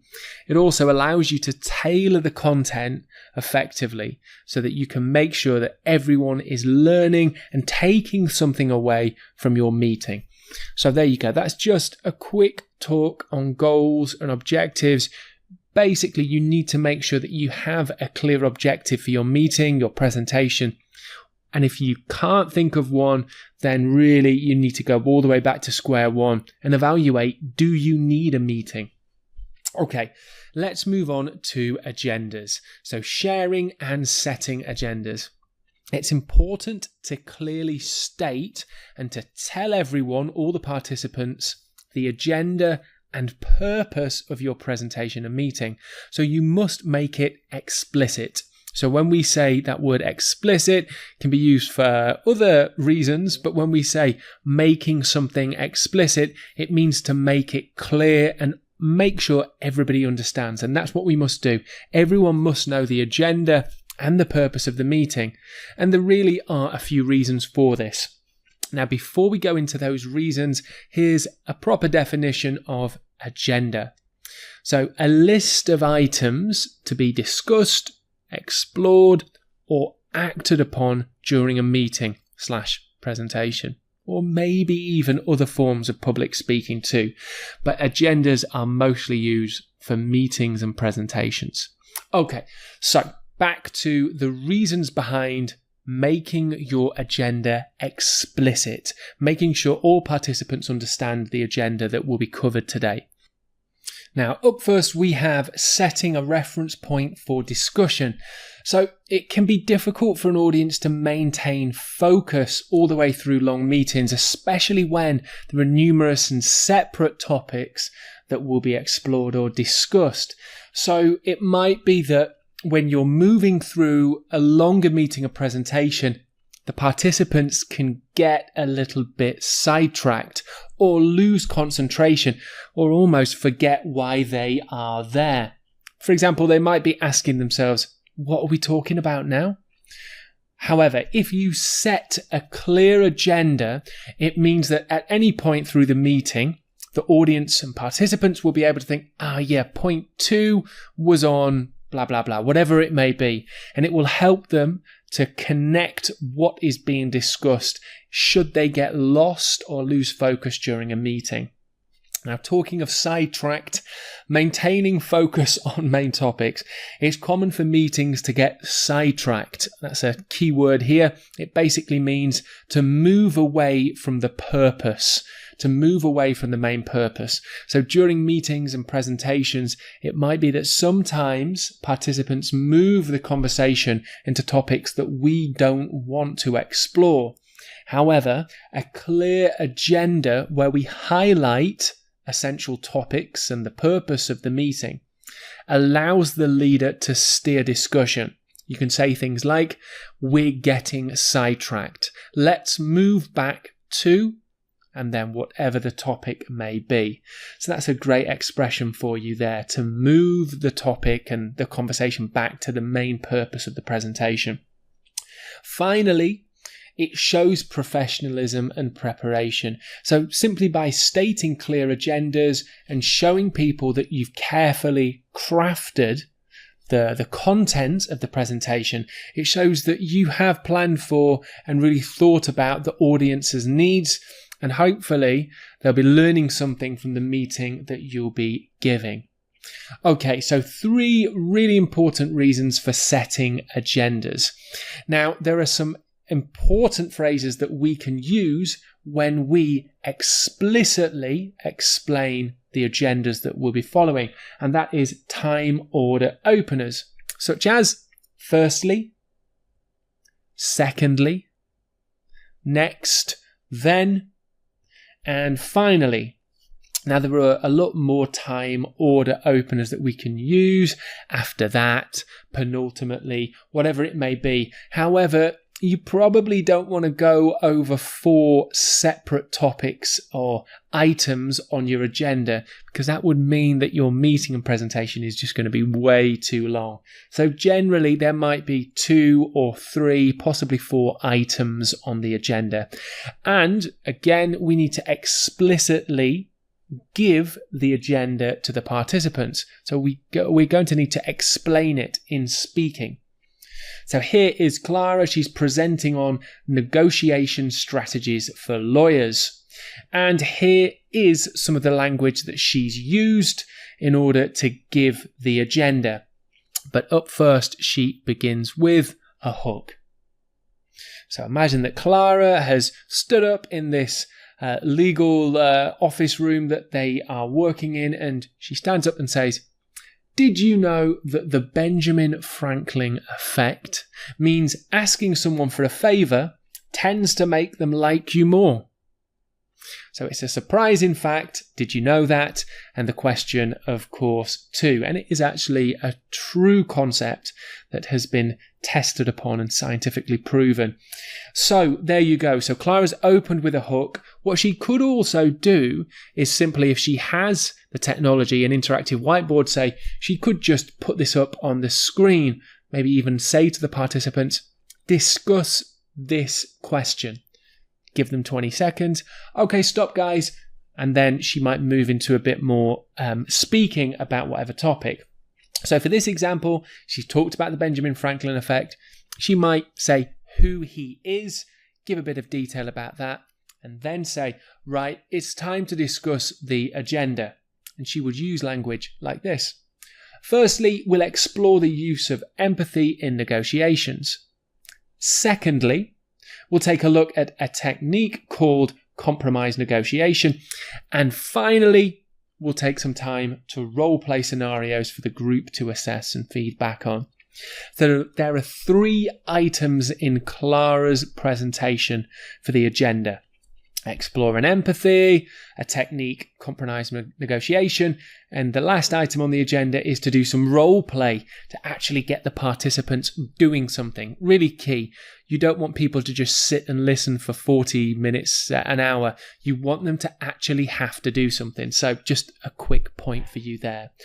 Okay, so here we have some language that is used in order to give the agenda. And it's really important, again, that we are explicit in the agenda and that we let the participants know. These time order openers, firstly, secondly, finally, are really useful in explaining our agenda to the participants. In today's lesson, we'll be focusing on more skills for meetings and presentations, and particularly we'll be looking at ways in which we can describe research, data, and statistics.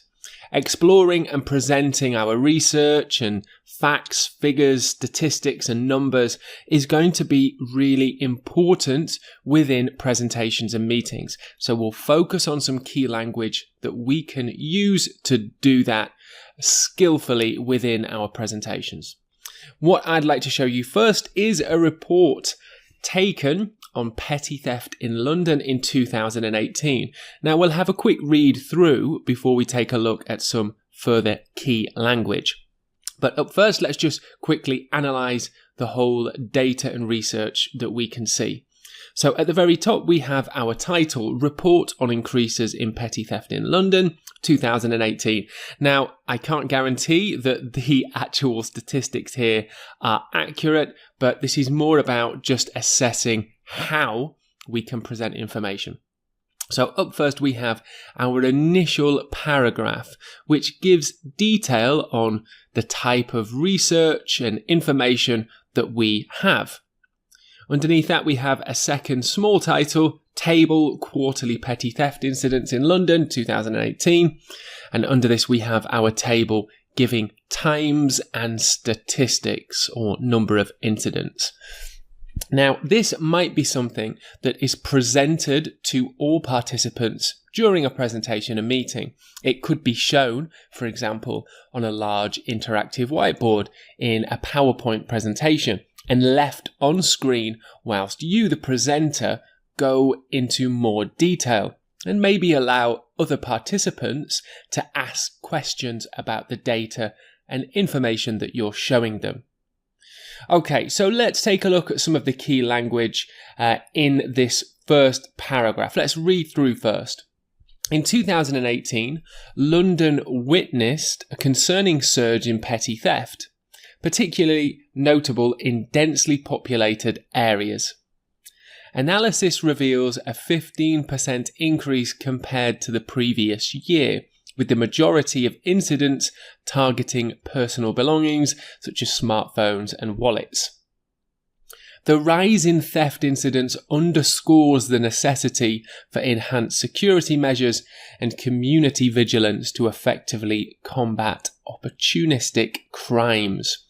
Okay, so there's a bit of a presentation here of what kind of trends were seen, what data was researched, as well as giving some ideas for next steps and actions that we can take. So let's have a little bit more of a deep dive. Here's some interesting language. London witnessed a concerning surge. So here we have just quite a simple adjective plus noun combination. London witnessed, witness being our main verb, a concerning surge. This could be a noun phrase, concerning surge. Concerning adjective, surge, noun.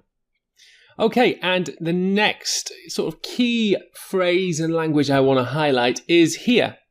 Analysis reveals a 15% increase. So this is some useful language for introducing research and generally reporting on trends. Noun plus the present tense verb. And noun here, analysis reveals. And then of course we have our statistics, a 15% increase. Compared to the previous year. So making comparisons. Compared to, the last decade, the previous year, compared to the last 3 weeks, whatever the duration may be. And up next, I just wanted to highlight this. So let's read through this sentence. The rise in theft incidents underscores the necessity for. And this is about giving results and suggesting next steps and next actions. Underscores the need for, or if you want to be slightly more formal, underscores the necessity for. So really we have problem, underscores the necessity for, solution. The problem here is the rise in theft incidents, underscores the necessity for, and then we give our suggested solution. Enhanced security measures, community vigilance. Okay, so that's just a bit of a breakdown of some language really that is kind of focused on presenting research and talking about data and statistics. And here is some more language that you can use to do this. So we'll go through 4 key phrases now. And as we saw in our previous table in the paragraph, analysis or the analysis reveals. According to our or the findings, based on our team's research. And another great way to open your language for sharing research, the data indicates. That's really commonly used within presentation. The data indicates. So there we have 4 key phrases for presenting findings. Now what I'd like to do is return to our petty theft in London research. But next, I'd like to take a look at the table. So we've kind of gone through that first paragraph. We've talked about some key expressions that you can use when talking about data. Now I want to look at the table, but importantly, I want to talk about reporting on trends. Now, trends are statistics and the changes in data and statistics over time. And what is great for doing this is adverb-verb combinations, such as significantly, that's the adverb, increased, verb. Or marginally decreased, that's a small change, marginally. And next up we have, in purple, rose considerably.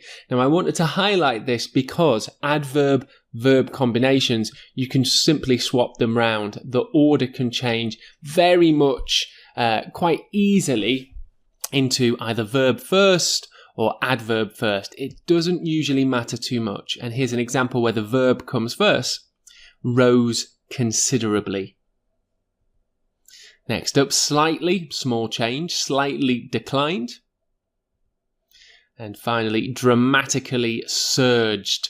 Now, surged, our verb here, is a huge change, like a shoot, a rocketing up, and dramatically an adverb which indicates a large quantity. So adverbs, just to clarify, they describe and add information to our verbs.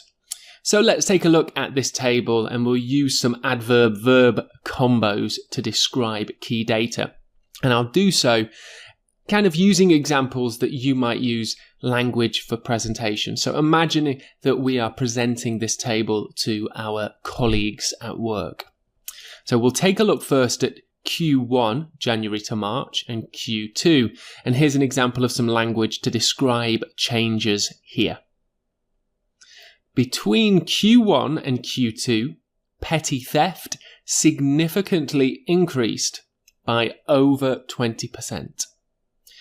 So some key language between Q1, Q2, and then we have the noun phrase, petty theft, and next is the sort of important language for describing trends, which is significantly increased, adverb-verb combo, and then we give the actual amount. Now, I think it's right, by over 20%. So the change from 1850 in Q1 to 2290 in Q2. That's a change of over 20%, which you would agree is quite a significant increase. It's not a slight increase, 20%. I would say it's quite significant. However, probably wouldn't say it's a dramatic increase either. It's more significant. Okay, let's take a look at Q3 and Q4. So we're going from 2,750 in Q3 and actually falling to 2,270 in Q4. So let's take a look at some language here. Between Q3 and Q4, petty theft declined slightly by almost 500 reported incidents. You could probably argue that this is more of a significant drop, but just for this example, I've started with the verb declined, and then I have my adverb slightly. And then I've said by almost. So I'm giving rough estimations, but still being quite clear, by almost 500 reported incidents. So there you go. That is some examples of using these adverb-verb combinations in order to report on statistics. So we've gone through some key language that you can use when exploring and communicating research, as well as talking about data and trends too.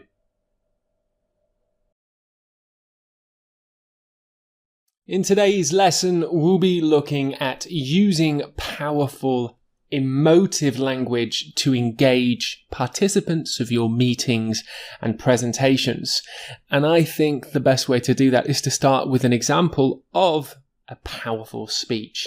And of course, a very famous one from Martin Luther King, given in America many decades ago. Let's read through this, and then I'll talk about some ways and language devices that are used by Mr. King in order to inspire and engage the audience. There's a lot of powerful language just in this short extract. I have a dream that one day this nation will rise up and live out the true meaning of its creed. We hold these truths to be self-evident, that all men are created equal. I have a dream that my 4 little children will one day live in a nation where they will not be judged by the colour of their skin, but by the content of their character. Overall, the message is obviously really inspiring and such a positive message in a difficult time. But there are key devices that are used by Martin Luther King in order to be really emotional language that will engage and connect with the audience.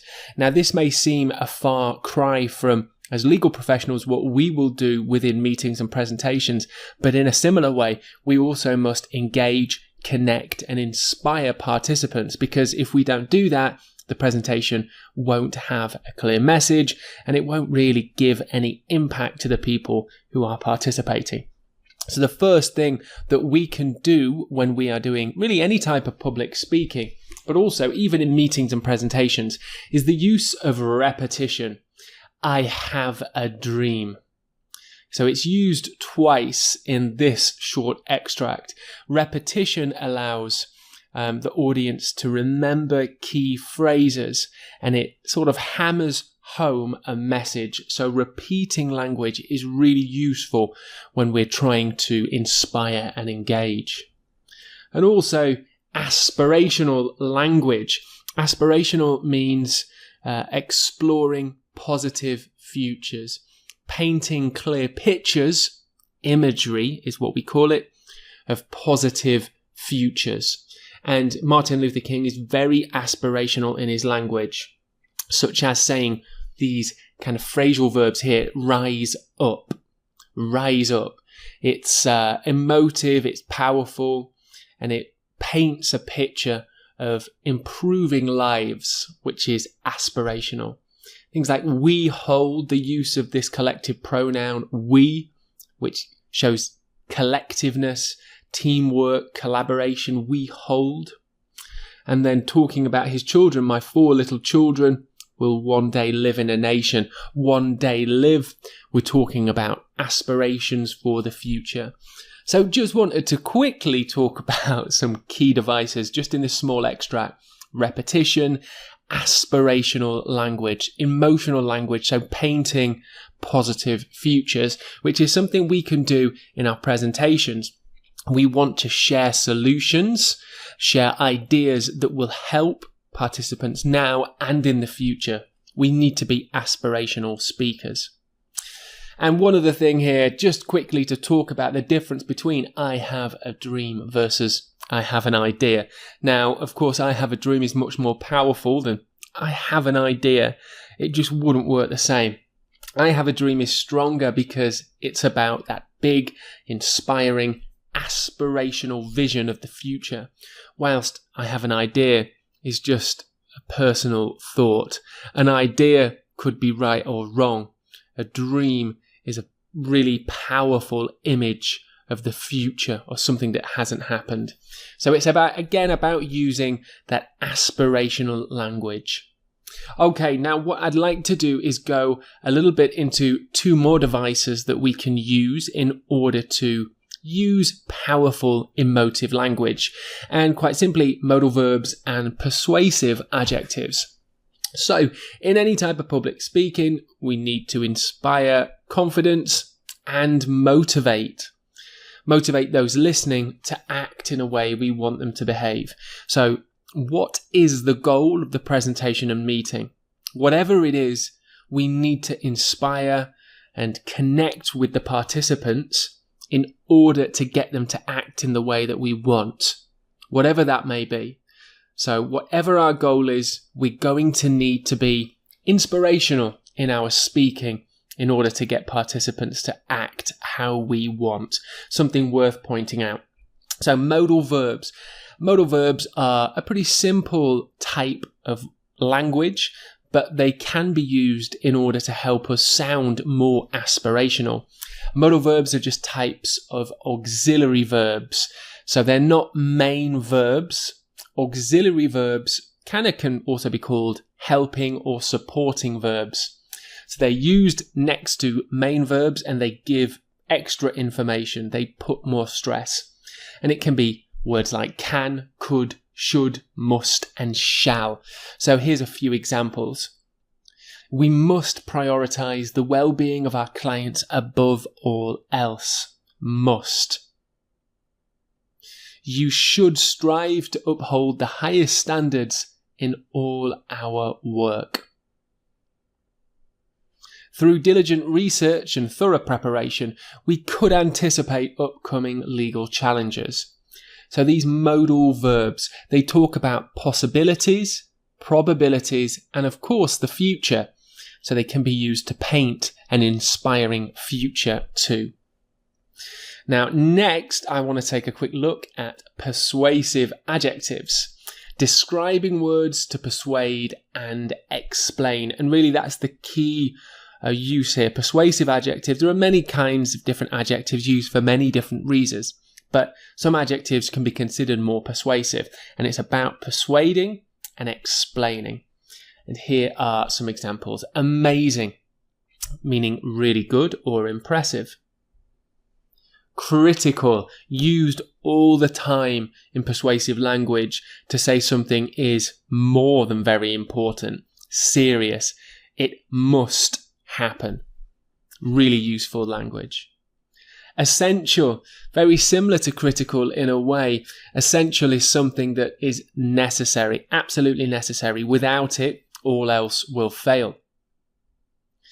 Invaluable, extremely useful or priceless. We can talk about people and their skills as being invaluable. And finally, just one more persuasive adjective example that you can use in your presentation language. Indispensable. Similar to invaluable, something that we can't do without. It's essential. So really, invaluable, essential, indispensable, critical, quite similar words that all stress importance and something that is required. So when we're describing important topics, these persuasive adjectives are going to be super useful. So remember, in your presentations and meetings, be aspirational. You can repeat key phrases and try and use these modal verbs and persuasive adjectives in order to further engage and connect with participants. which will, of course, help you persuade them to act how you want. Welcome back, Legal English Complete students. In this module, we'll be focusing on negotiation for legal and also business professionals, but of course, we'll be focusing more on you legal guys mostly. In this lesson, what we're going to talk about is a few distinct negotiation styles, and I'll hone into one particular negotiation strategy which will help you to be effective within your own roles. So up first, it's worth me noting that negotiation is a really important aspect, skill set within a legal professional's daily lives. It's used in many different scenarios. One of them, just for example, could be a settlement agreement. So like a legal advisor is negotiating compensation terms in a personal injury case to avoid court litigation for their client. That will require a high level of negotiation skills. Another example could be mergers and acquisitions. So a corporate lawyer negotiating a purchase price and transition conditions during a business acquisition for their client. Just a couple of specific examples where having strong negotiation skills can really make a huge difference within our professional daily lives. So, first up, let's look at these three basic negotiation styles, but I just wanted to note something else too. So, according to Zenodo, and it was a university-led research paper, they found that strong negotiation skills lead to promotions, salary raises, and also improved professional performance. So what I'm saying is, don't overlook the importance of negotiation. What we'll do now is just look at three basic negotiation styles to give you a bit of an understanding about how you can approach this, but also maybe just to reflect on your own negotiation too. So up first, we have collaborative, which is sometimes referred to as win-win. Builds mutual trust and benefits, aiming for solutions that meet both parties' long-term goals. For example, two firms share costs to create a new product benefiting both parties. Collaborative win-win. Next up, competitive. So we can't always win. Win-lose, and the definition focuses on achieving more of our own personal goals, often at the expense of another party, prioritizing usually short-term gains. A lawyer pushes for the highest settlement for their client. And finally, we have compromising. Not really a win-lose or win-win situation, but both sides make sacrifices to reach an agreement that partially satisfies everyone involved. Pretty common within that sort of definition. A worker accepts lower raise for more vacation time. An example of how negotiation can work as well from an employee's point of view. Now, these are different ways of approaching a negotiation situation, but it's worth remembering that legal professionals often have to shift between collaborative, competitive, compromising mindsets in order to achieve optimal results. So you often, just within one situation, need to have all these different negotiation frameworks and mindsets ready for you. Speaking of frameworks, here is one specific negotiation framework that you can use, and it's called BATNA. So BATNA is the best outcome you can achieve if negotiations falter or fail. This is your pre-planned backup offering for negotiation should you need it. So it is basically a plan B of sorts. You already have it in your mind and it's ready in case your first real target doesn't work. BATNA, best alternative to a negotiated agreement. It's been around for quite some time. It was introduced in 1981 by Roger Fisher and William Ury, I hope I said that right, in their book, Getting to Yes. And it really did make a big impact on how business professionals were approaching negotiations. The real power that BATNA gives you is that it helps you know when to walk away by comparing offers to your best alternative and other available options. It gives you that plan B, but it also means if you're talking or negotiating with quite a few different stakeholders, it can really help you to compare also. So let's take a look at an example from a legal professional's perspective. So during a contract negotiation, a lawyer advises their client to explore alternatives after a supplier offers goods for £12,000. The client finds another supplier charging £10,000. Armed with this best alternative to a negotiated agreement, the lawyer returns to negotiations requesting $9,500 and faster delivery, knowing the client can fall back on the £10,000 option if necessary. So he finds another supplier, they're £10,000, that's his plan B. This is this lawyer's, him or hers, plan B. So now they can return to their first situation in terms of where they were negotiating, they've got the BATNA, and they can basically make further negotiations because they know they have a great alternative. So there you go. Just a talk through really about the importance of negotiation, a little bit on styles, but also having a BATNA and understanding this framework can really help you in your own negotiations too. In today's negotiation lesson, we'll be taking a look at the 6 qualities of a powerful negotiator. And that's really going to help you understand better about the mindsets that will make you an effective negotiator too. So let's just jump right in. First up, we have clear communicator. So using precise language to ensure both parties understand terms and expectations clearly. Here's a tip. Ask clarifying questions to avoid misunderstandings during discussions. Next up, emotionally intelligent. EQ is what this is often referred to as. Recognizes and manages our own emotions to keep discussions constructive, calm, and professional. So try to stay calm, patient, and empathetic, especially during heated moments. This is about recognizing that we're feeling angry, frustrated, annoyed, and not reacting to it without recognizing it first and trying to think in a more calmly and constructive way. Strategic thinker. Plans ahead, sets goals, and anticipates the other party's needs and objections. Planning ahead, thinking ahead about the upcoming negotiation, the environment, the stakeholders.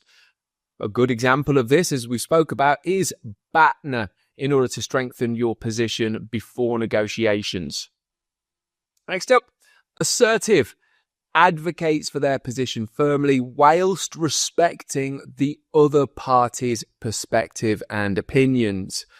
A good way of doing this is to use I statements, sometimes not overusing them, to express needs without sounding aggressive. Something like, I need more time to review this offer before making a decision.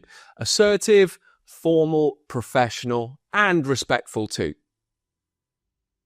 And our 5th quality of a powerful negotiator, active listener.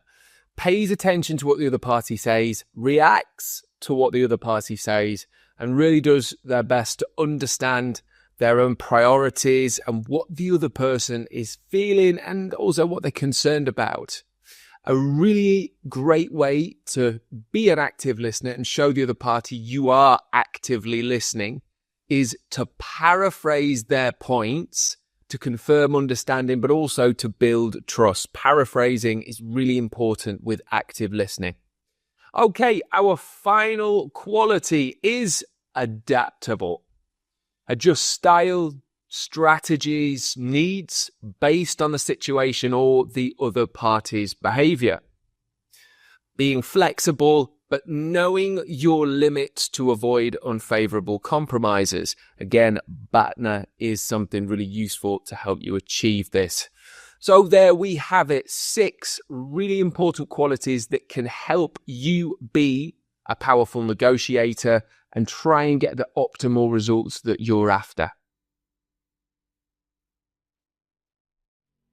In today's negotiation lesson, we'll focus our learning on using strong opinion openers. Specifically, we'll look at some examples of opinion openers that are formal, professional, and perfect matches for legal professionals. So let's get into it. Opinion openers are phrases that we use most often at the start of sentences that clearly and confidently express our views and ideas during discussions or arguments. They express our ideas professionally and politely too. Things like, in my view, I firmly believe, I do believe. 3 perfectly good examples of opinion openers that you might want to use within settings within your workplace. So what are some examples of when we might need to use them, or when we might need to use them? In legal arguments, to present our stance, our opinions confidently.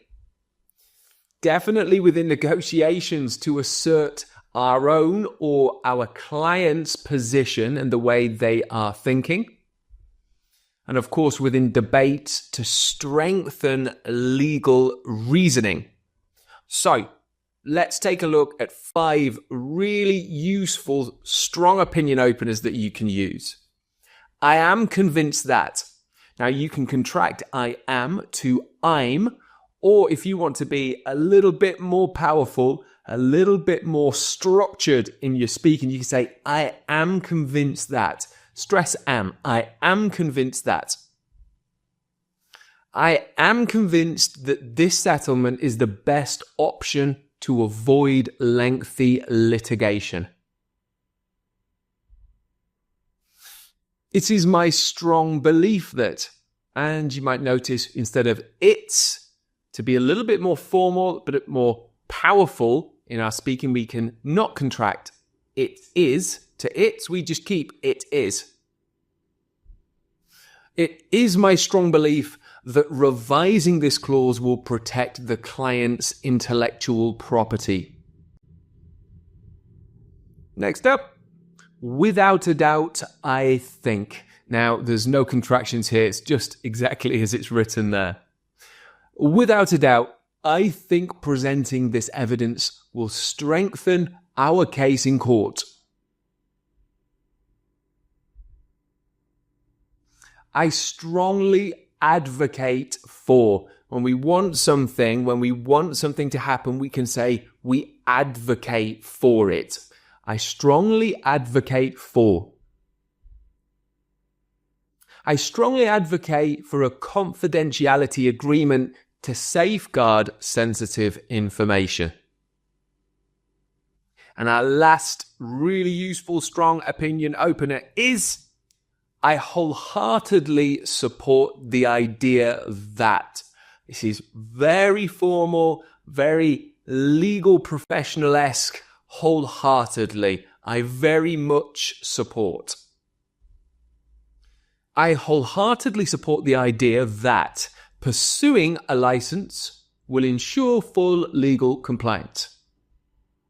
Okay, a pretty short lesson there, really, giving you strong opinion openers that are going to be useful both in negotiations, arguments, and debates too. In this lesson, we're going to be taking a look at something called cohesive devices. It's really going to help with how you speak impactfully and give information with clarity too. Don't worry if you're not sure what cohesive devices are, because I'm going to explain that to you right now. We'll also see a lot of different examples too. So cohesive devices are words or phrases that link ideas smoothly, making our communication clear, impactful, and importantly, easy to follow. Opinion openers can kind of be considered like cohesive devices, but cohesive devices can be used in quite different situations, and we'll take a look at some of them now. So first up, additive, adding similar information or expanding on an idea. So we can use opening phrases or these kind of vocabulary in the middle of sentences too. Things like moreover, furthermore, additionally. We're giving extra information with these cohesive devices. Here's an example. Moreover, the client's response supports our argument. So in the examples I'm going to give, I'll use them at the start of a completely new sentence, but sometimes these cohesive devices can be used in the middle of a sentence too. Next up, contrastive or contrasting. However, on the other hand, conversely. So this shows a contrast, or to put that a bit simpler, highlights differences between ideas. However, the evidence does not fully support the claim. So we're showing a contrast or a difference between ideas. However, on the other hand, conversely. Our third group of cohesive devices can be used as causal, basically explaining the cause and effect relationships between ideas. Super simple, but super effective because, therefore, as a result. Because the contract was void, the deal collapsed. Because, showing the cause and effect between two different ideas. Next up, our final grouping, we have sequential. And this is all about ordering events, which helps us really to explain ideas and a range of events in a logical order that's easy to understand. First, next, finally, just to name a few. First, we reviewed the documents for accuracy. So there you have 4 groups of cohesive devices. Sometimes these are called linking words or linking phrases. And as that suggests, they do link our ideas together, which helps our communication to be a lot easier to understand.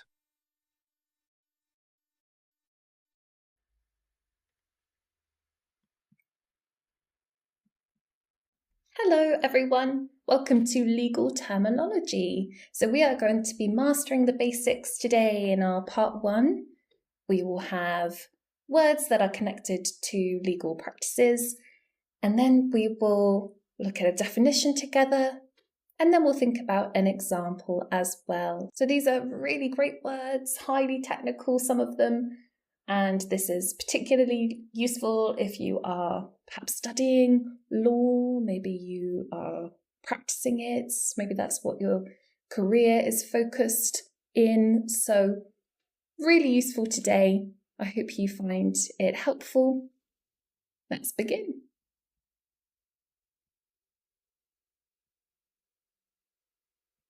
So the first word is acceptance. This is an agreement to terms of an offer, forming a contract. So this word has meaning in general as well, to accept something, but in a law environment, in a law situation, this might be referring to some sort of offer, and you might be forming a contract, maybe a verbal contract, maybe a written contract. For example, the signed contract constitutes acceptance of the terms. So here we've got a signed written form of contract for acceptance. So that was the first word. Okay, next word, affidavit. This is a written statement confirmed by oath or affirmation, typically used as evidence in court. For example, the witness signed an affidavit declaring that he saw the defendant at the scene of the crime. So it's connected to the court, to law. By oath, you are assuring that this is truthful and this can be used as evidence in this situation. Okay, so we're going by sticking with the A's here for agency. This is the capacity of an individual, or in other words, an agent, to act on behalf of another principal, often in business or legal matters. So yes, this is connected to the legal environment. Example, the real estate agent acted as the seller's agency, negotiating the terms of the property sale.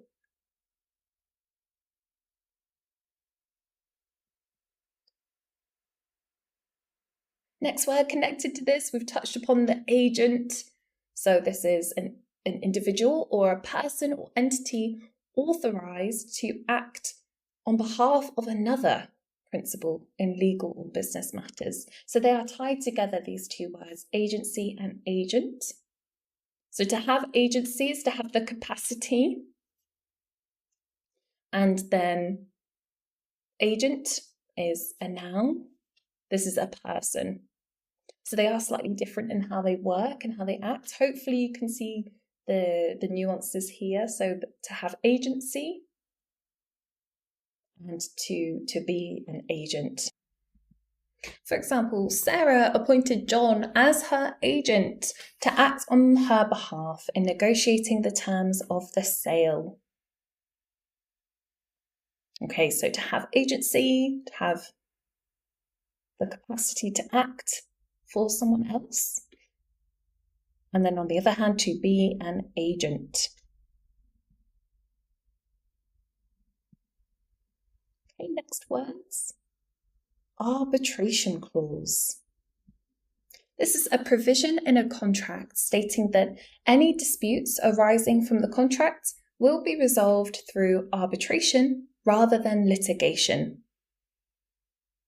So in other words, this is a route to go down to choose to take your issue privately with people who can deal with it in a closed manner, rather than litigation, which is to take it to court and go through that process.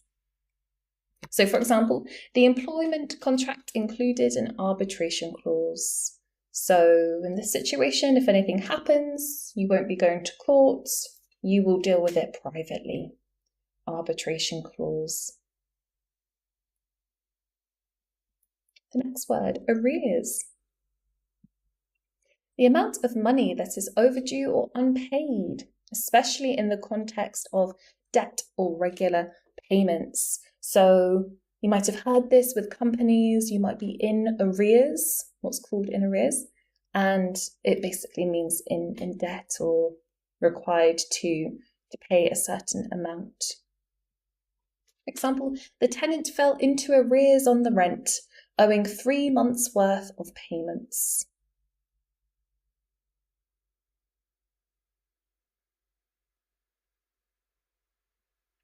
Asset, in the plural assets. Anything of value owned by an individual, organisation or company which can be converted into cash. So you can talk about someone's assets. And those are things that, yes, can be changed and can have cash value, monetary value. The company's most valuable asset is its intellectual property portfolio.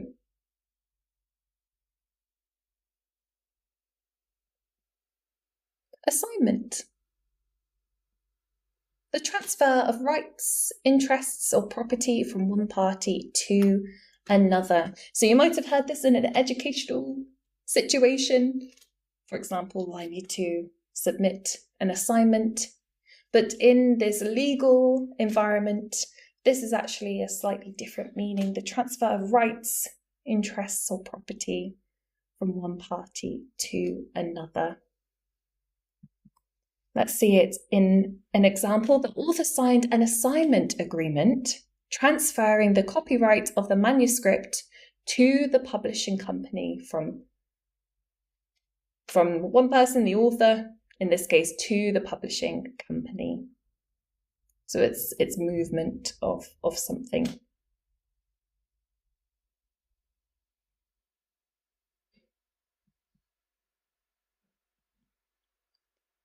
Bailment. This is the legal relationship in which physical possession of personal property is transferred from one party, the bailer, to another, the bailee. The car rental company entered into a bailment agreement with the customer.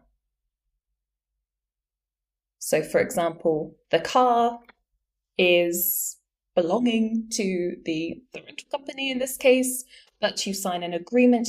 We use this word a lot, agreement, contract, in other words, with the customer. Okay, the car is going to go to the customer.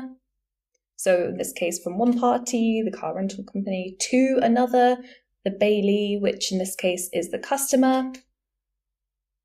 And that's physical possession, but of course the car still belongs to the car rental company. It's just physically with the customer for a set amount of time.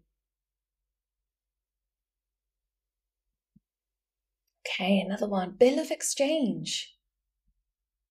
This is a written order by one party, called the drawer, to another, drawee, to pay a specified sum of money to a third party, payee, at a specific future date. Okay, this is quite wordy, this one. There's a lot of parties involved. So let's think about this as a written order. Okay, one party to another to do with money. Let's see it in an example that might be a bit clearer. The exporter presented a bill of exchange to the importer outlining the payment terms for the goods. Okay, so the goods, this is belonging to a third party. So we've got the exporter, this is a drawer, and the exporter in this situation wrote the bill of exchange in this scenario to the importer, that's the drawee, outlining the payment terms for the goods, that's to do with the third party. So quite complicated, this situation. There's 3 different parties involved here, but hopefully the example has brought that to light a little bit.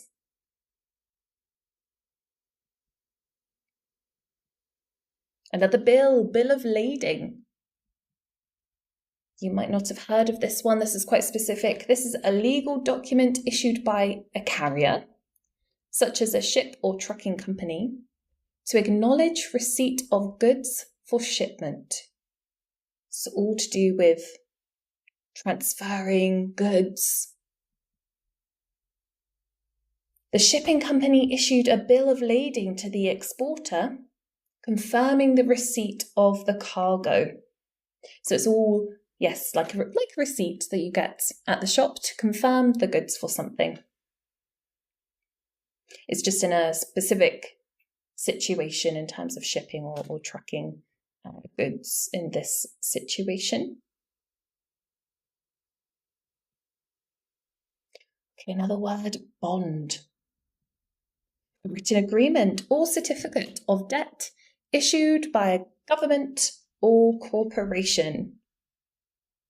A bond. So the investor purchased government bonds as a low-risk investment option to generate income over time. So you might have heard of this in banking terms, if you like, bonds, things like that. So it's to do with the government or corporation.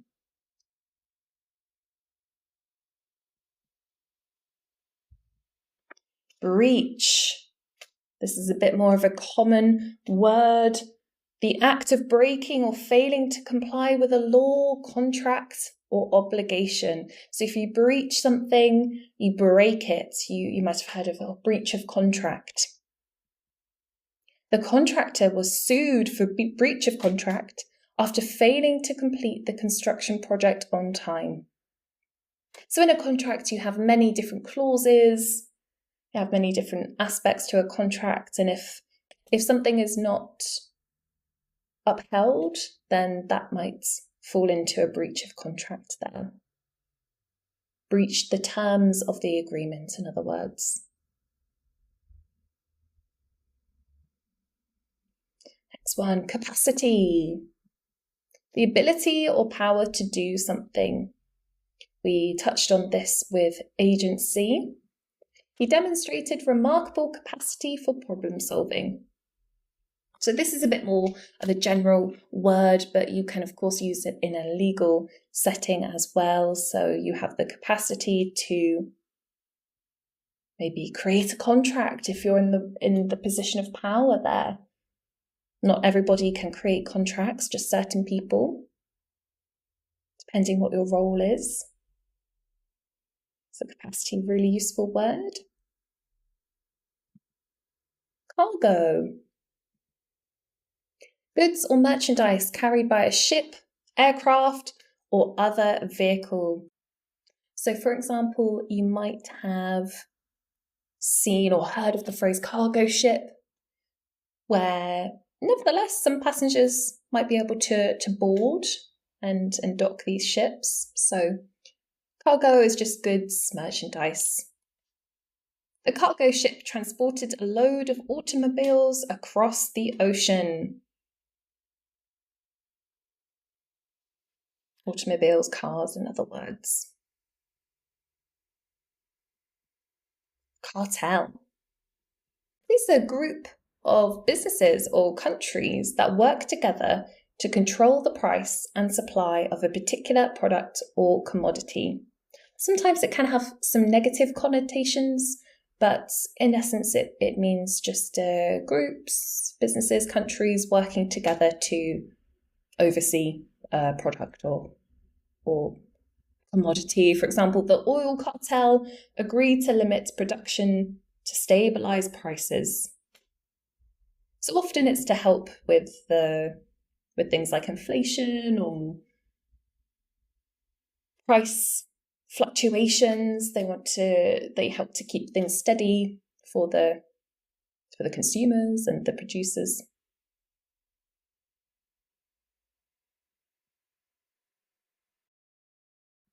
Next word, chattel.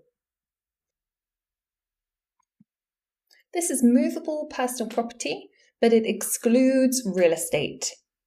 So we're not focusing on real estate here. For example, the farmer sold his chattels before moving to the city. So he didn't sell his house, perhaps, we're not talking about here, but maybe his assets, you could say, or personal items. The word charge. To accuse formally or to assign a responsibility or duty. And this is used in day-to-day as well.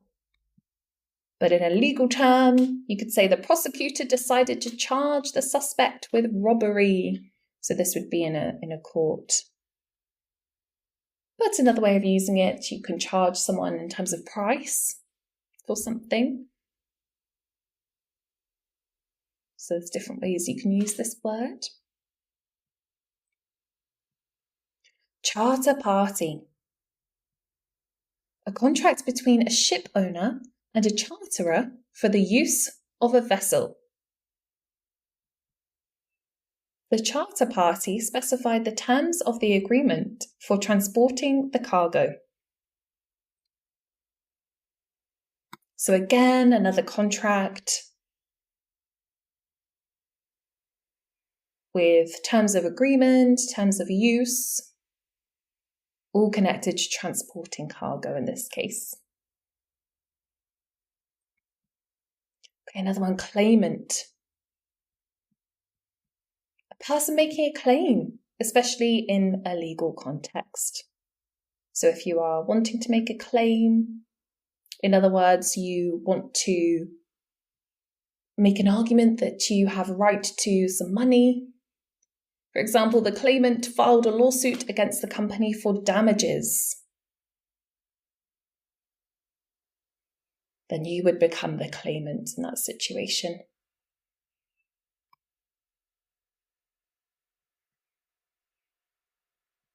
Okay, another one, clause. A distinct section or provision in a legal document or contract. And we've talked about this within contracts and agreements. There might be a certain clause. The lease agreement included a clause regarding maintenance responsibilities. So yes, a classic example is a rental agreement, lease, for example, and different properties have different clauses. So in some, you might be required to replace anything that is perhaps damaged. In this case, a maintenance responsibility. So you have to upkeep the rental property. Collateral. You might have heard of the expression, the collocation, collateral damage. It's similar in this, it means the same thing, just a slightly different context. So in a legal setting, or in general actually, it's something pledged as security for repayment of a loan. So he offered his car as collateral for the bank loan. So if anything happens, if he doesn't pay his bank loan back, then the party B, for example, can keep the car in this case. So it's something that's offered almost like an insurance.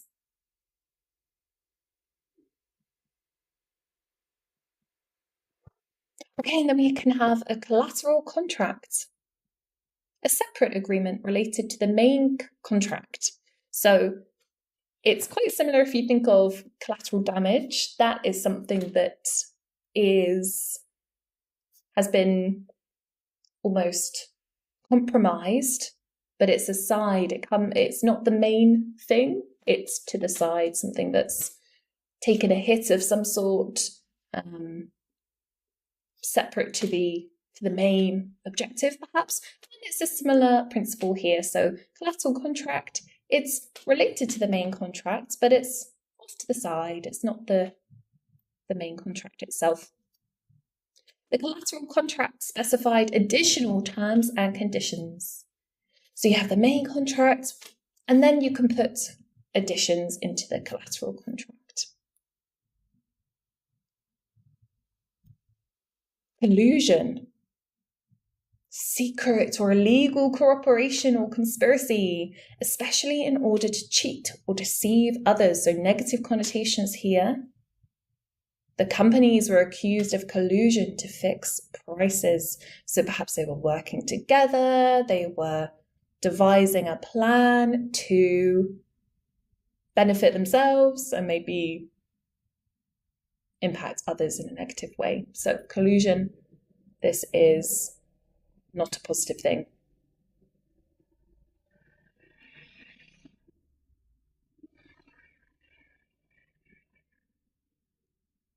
Commission, you might have heard of this, a fee paid to someone for their services, especially in sales. So staff could be working on commission, which means that if you buy something from them in particular, it has to be them. It can't be a team situation. It's based on individuals.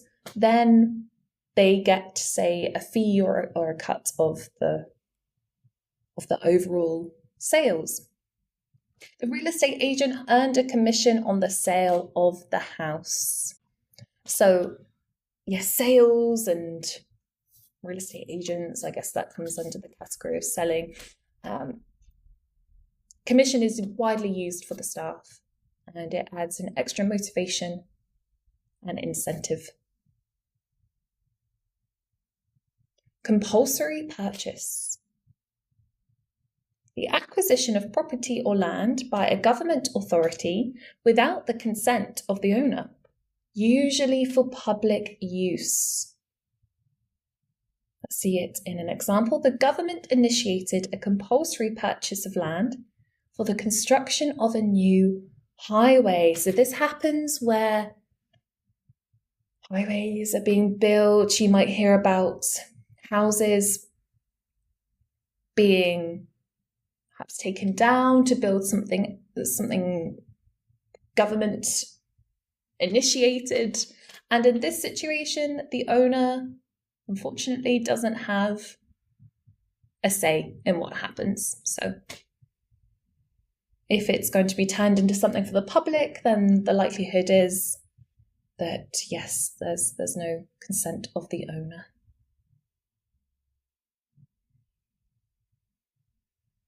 Condition. Requirements that must be fulfilled or agreed upon for a contract or agreement to be valid. And this is the same use that you can use this generally day to day as well. A condition. So conditions have to be met for something to be valid. One condition of the employment contract was regular attendance at meetings. So that is something that is a non-negotiable, if you like, in a contract. This employee will have to attend meetings. And that is a condition of the employment itself. So if that gets broken, then there's an issue, the employment issue will come up.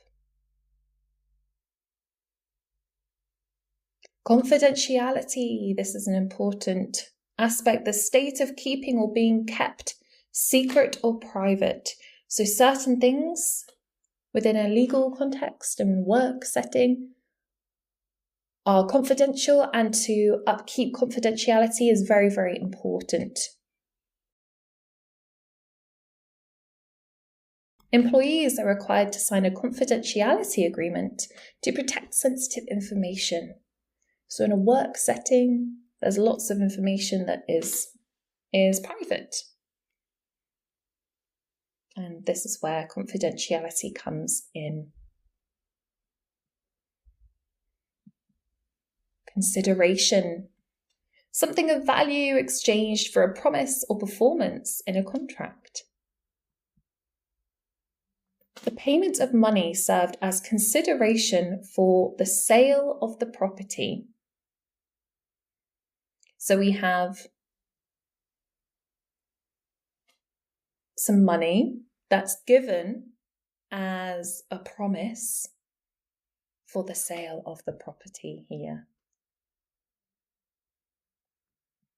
The next one, construction. And you might know this quite generally, the process of building or assembling something. This is a general example. Construction of the new office building will begin next month.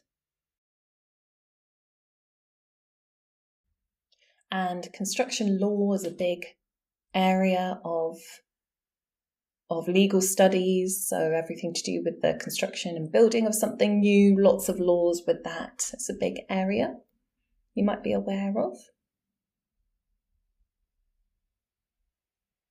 Costs.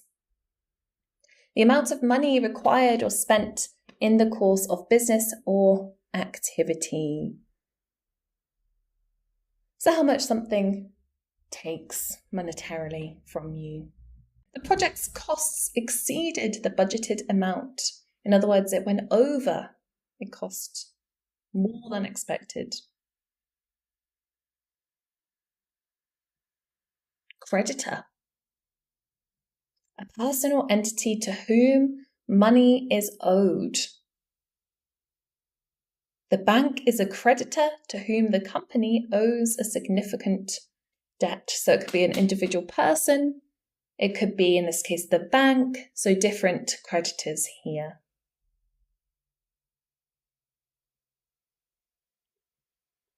Debenture.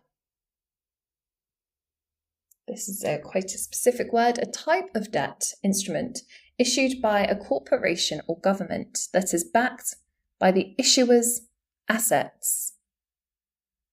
Let's see it in action. The company issued debentures to raise capital for its expansion. So it's a type of debt, really. In this case, to raise money to expand. But you'll owe the money back for this. Deed.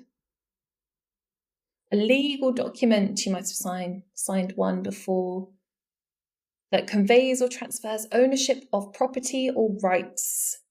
the deed. You have to sign the deed. They signed a deed to transfer ownership of the house. So it's similar to a contract.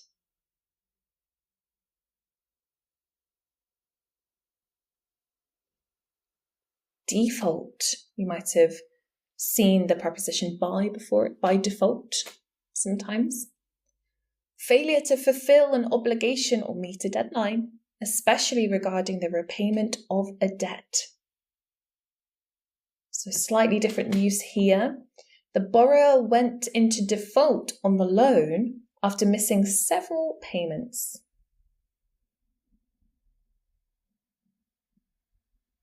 Defendant. This is used in a court situation. A person or entity against whom a legal action is brought, typically in a court of law.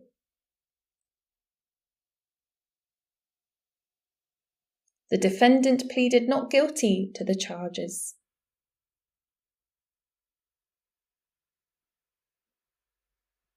Deposit. You might know this in a rental situation. Actually, a lot of situations might take a deposit. This is a sum of money placed or kept in a bank account or with the landlord as a security or part payment. So it might be that you pay a deposit and then you get the full deposit back as long as the contract has been upheld, so no damages, etc. Or the deposit might serve as 1 month's rent. Sometimes that happens as well. He made a deposit to secure the rental property. Now, a lot of time it's very important to pay the deposit. Say you're up against someone else for a rental property. Sometimes it will come down to who can pay the deposit first if there's a lot of competition. So that's important for the landlord. Okay, next word, delegation. The act of entrusting or assigning authority, responsibility, or tasks to another person or group. You might have heard delegate tasks to others, leaders. An important quality of good leaders is to be able to delegate, to assign jobs, responsibilities to their team. The manager delegated the task of preparing the presentation to her assistant.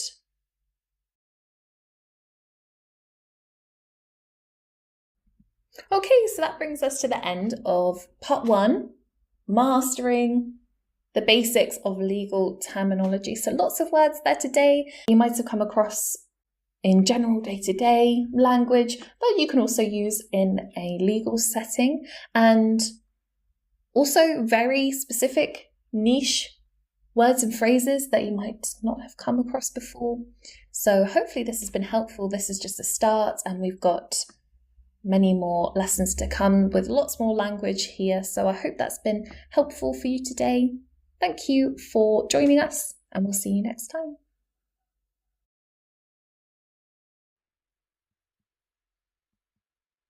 Hello everyone, welcome back to our vocabulary masterclass lessons all about legal terminology, and we've got part 2 today. So if you were with us for part 1, then we've started off with words from the beginning of the alphabet, A, B, C words, and now we're carrying on with that in this part 2. So lots of different words to do with the legal system, the laws. So maybe you're studying something to do in the law sphere. Maybe it's something that you want to get into or interested in. So this is great. We're going to talk about lots of different words. We'll discuss their definition, and then we've got an example for each word as well.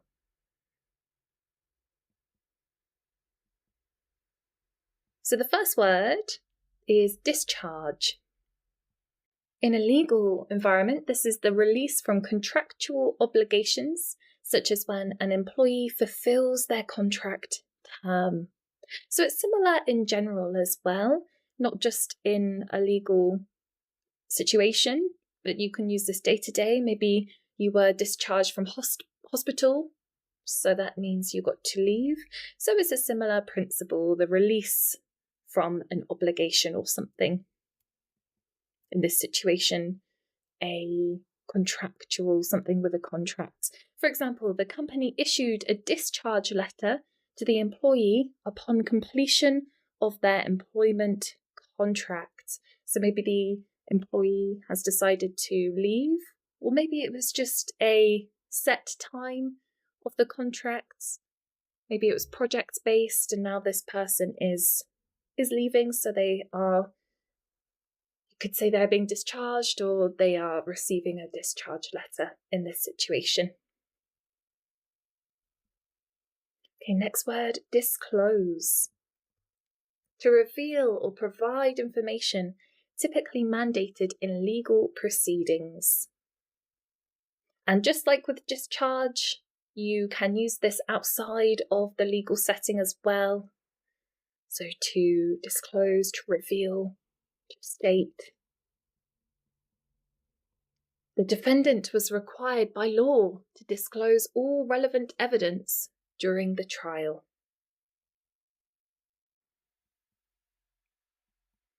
Dispose. The act of getting rid of or transferring ownership of something, often in accordance with legal procedures. So again, this word can be used in a general setting and in a law situation as well. For example, the executor disposed of the deceased's assets according to the instructions outlined in the will. So the will, when someone passes away, the will is there to state what will happen with the assets. Assets meaning valuable goods, items. And in this situation, the instructions were to dispose or otherwise get rid of. Distress. Next, extreme anxiety or suffering, which can be considered in legal contexts such as mental anguish in personal injury cases. So again, this word can be used outside of this setting. In general, you could say, I was very distressed at work today. The film was distressing. You can describe things as distressing. Or in the legal situation, you can talk about a case causing distress. The plaintiff claimed distress and emotional trauma as a result of the accident. Plaintiff in this scenario being the person instituting a legal case of sorts.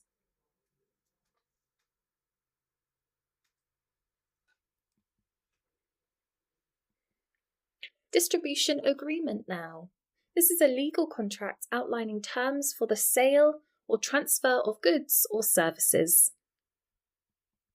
The distribution agreement specified the terms of sale between the manufacturer and the distributor.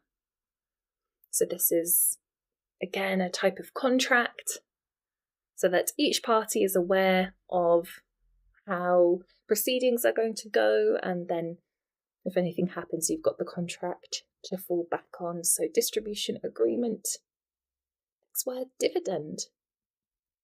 A payment made by a corporation to its shareholders from its profits. So the plural, you might have heard of this, dividends. Shareholders received dividends as a return on their investment in the company.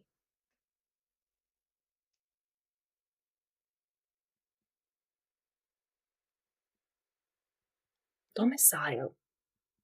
This is quite a niche word, the legal residence or place where a person has a permanent home, often significant in determining jurisdiction.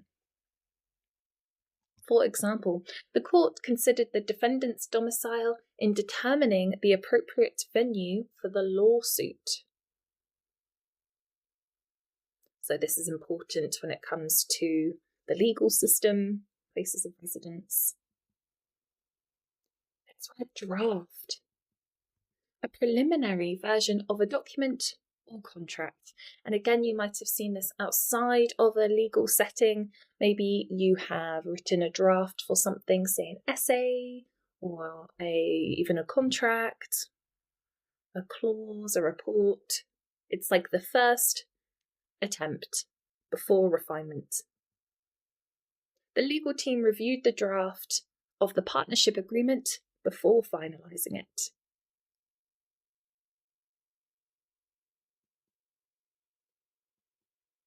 Duress. Unlawful coercion or pressure exerted upon someone to compel them to act against their will. So negative connotations here. The confession was deemed invalid as it was made under duress during police interrogation.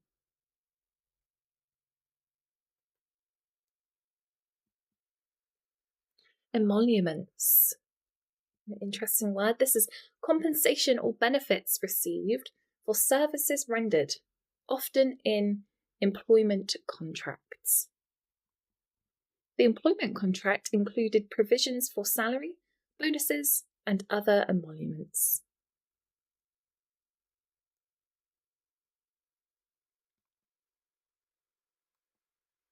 Encumbrance.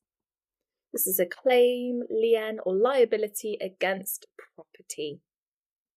This is all to do with property, this one. The sale of the property was delayed due to an encumbrance on the title. So if you are knowledgeable in property law, you might have seen this word appear. Next word, enforce. This is, unlike encumbrance, this is a word that can be used more generally as well as in a legal setting. To compel observance or obedience to a law or agreement, typically through legal means. So you can talk about enforcing something, which means putting something through, making sure it's acted upon. The landlord sought to enforce the lease agreement by evicting the tenant for non-payment of rent. So he enforced the agreement here. And similar to enforce, so enforce is the verb. This enforcement in a legal setting, the act of ensuring compliance with laws or regulations, often carried out by law enforcement agencies. Let's see it in action. The enforcement of traffic laws is essential for maintaining public safety on the roads. The enforcement here. So two different ways you can use these words, enforce and enforcement. Now we have another agreement, an exclusive agreement. This is a contract granting sole rights or privileges to one party. So that links with this word exclusive. If something's exclusive, it's quite difficult maybe to take part in, or not everybody's invited. So it's a similar meaning. Just one party has rights in this case. The artist signed an exclusive agreement with the gallery to exhibit and sell their artwork. So in this example, this would be the only artist that is being able to exhibit their work, and therefore they have an exclusive agreement. No other artist can show their work at the same time.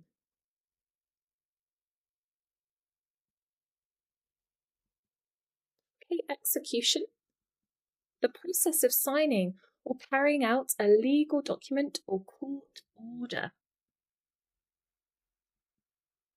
So to execute something, in this case, in a legal environment, this would be a legal document or court order. The lawyer oversaw the execution of the will, ensuring it was properly signed and witnessed. Next word, expropriation. The government's seizure of private property for public use, often with compensation to the owner. The landowner challenged the expropriation of his property for the construction of a new highway. So you might have heard about this. Maybe you know an example where if it's connected to the government, for example, the government is going to put a new highway there, then they have the right to take private property to turn it into public usage here.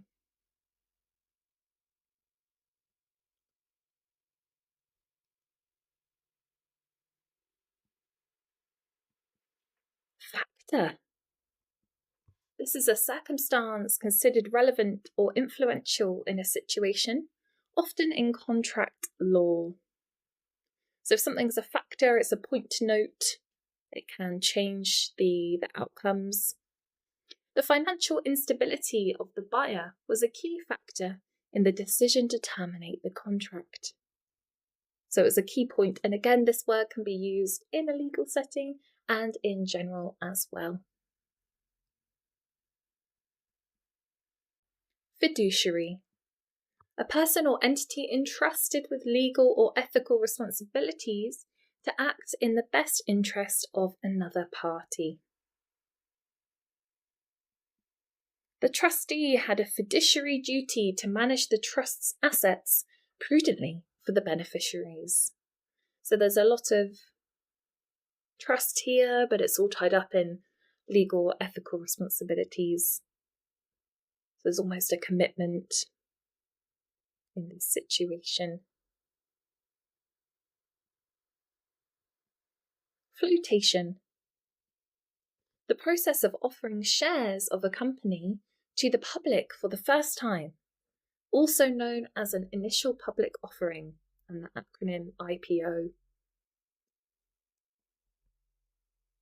The investment bank handled the flotation of the tech startup shares on the stock exchange. So it's given a special name because it's a big action for the first time, so we can call it flotation. Next word you might have seen a lot outside of a legal setting, but frustration. And in a legal situation, this could be the occurrence of unforeseen circumstances that make it impossible to fulfill a contract. The unforeseen strike by workers frustrated the company's ability to deliver goods on time as per the contract. So this is something that you can't predict. And in this case, it's tied up with contracts.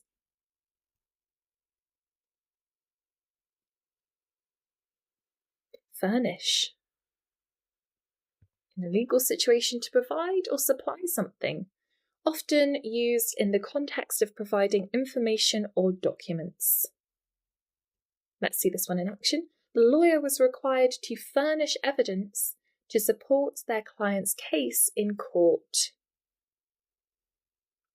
So to give the evidence here. And it's quite similar to its meaning in general. When you furnish, say, a house, or if you're thinking about rental properties and they come ready furnished, things are provided.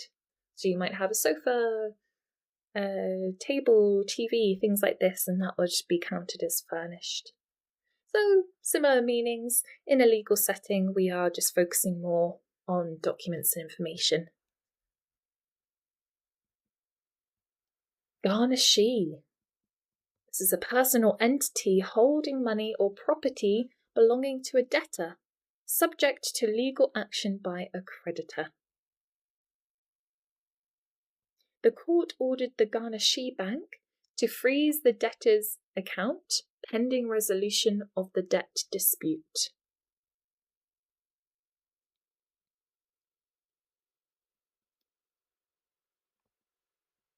Goodwill. You might have heard of this one. This is the intangible value associated with a business's reputation, customer relationships, and brand recognition. The sale of the company included the transfer of goodwill built up over years of successful operation. So you're not just selling the company itself, but What's tied in with the company? Well, reputation, what people think of the company, recognition, how well known it is, the general consensus of the company. So we can call this goodwill. Another similar phrase, good faith. The honest intention to act without taking unfair advantage or causing harm to others. So you might have heard the expression, they acted in good faith. That means they were honest about it, they were authentic, they weren't trying to scam anyone or undersell, for example. It was a good-hearted action. The seller entered into negotiations with the buyer in good faith, believing they would honour the agreed upon terms.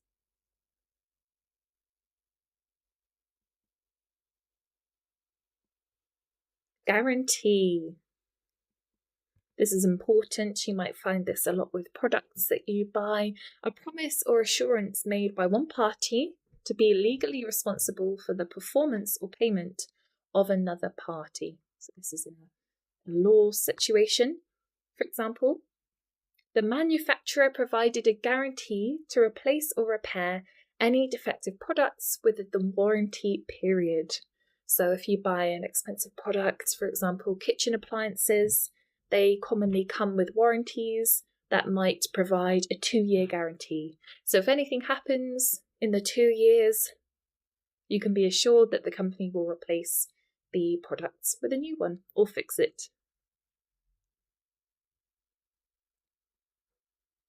Next word, harassment. This is persistent behaviour that causes distress or discomfort, often addressed in laws related to workplace or civil rights. The employee filed a complaint of harassment against their supervisor for creating a hostile work environment. So this can be used in a general sense as well.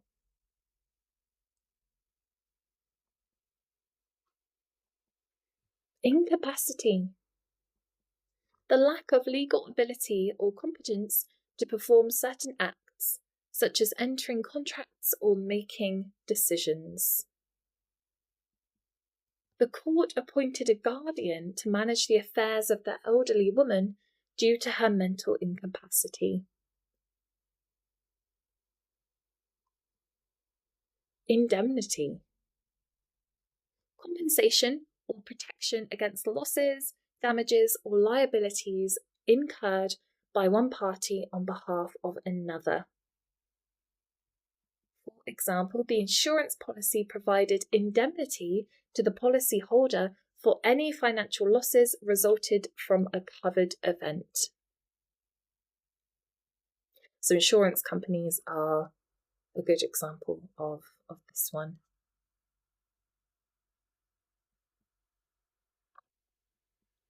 Infringe. To violate or trespass upon a legal right, such as a patent, copyright, or trademark. And you can use this in a general sense as well. To infringe upon something is to exactly this, violate or trespass or go against something. The company was sued for infringing on a competitor's patent with its new product design. Injunction. A court order prohibiting or requiring a party to do or refrain from doing a specific action. A longer example this time, the court granted an injunction preventing the construction company from proceeding with work on the disputed land until the ownership dispute was resolved. So you can't start construction until this argument, in other words, has been resolved.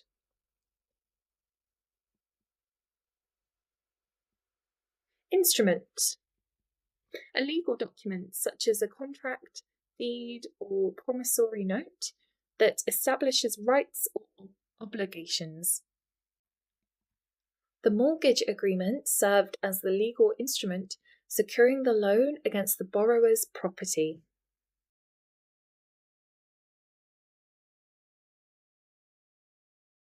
Intangible assets is the next one, a phrase here. Assets that lack physical substance but have value, such as patents, like we've discussed before, trademarks, and goodwill.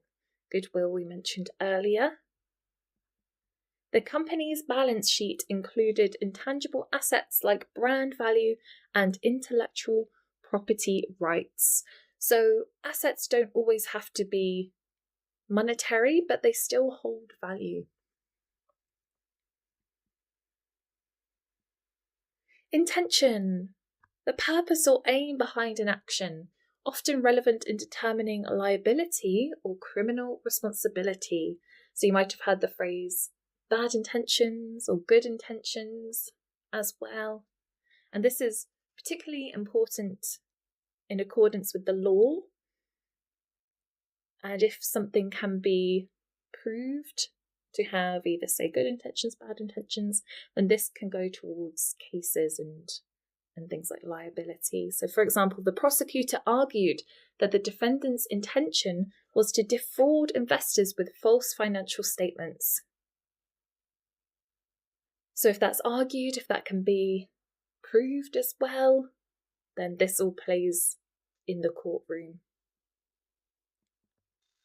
Invitation to treat.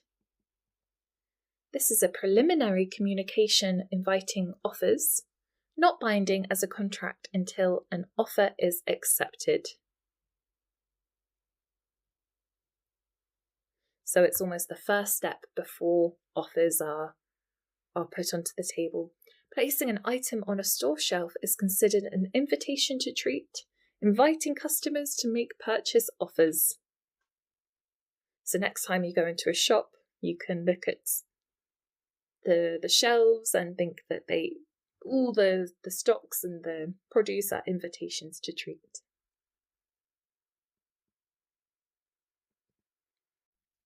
Issue. The act of producing and distributing copies of a document, publication, or product in the context of printing, publishing, or distributing. So you might have heard about all the issues of this publication, issuing a product. For example, the publishing company faced delays in the issue of the magazine due to printing errors. So different magazines have issues. For example, the September issue could go monthly, maybe bi-monthly or quarterly issue. And then we actually have issue again, but just in a different context now. So this issue is the formal commencement of legal action by filing a document with the court. So this is in the context of commencing civil court proceedings. So they're a little bit different here. We put both just to show you. The plaintiff's attorney filed the issue, initiating the lawsuit against the defendant with the court clerk.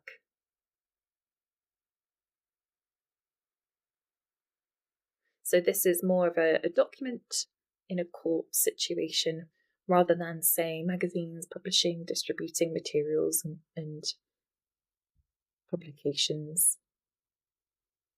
So hopefully that makes sense, the two different issues.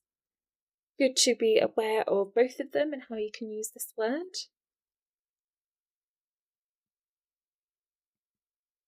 Okay, now we have a big phrase, joint and several liability.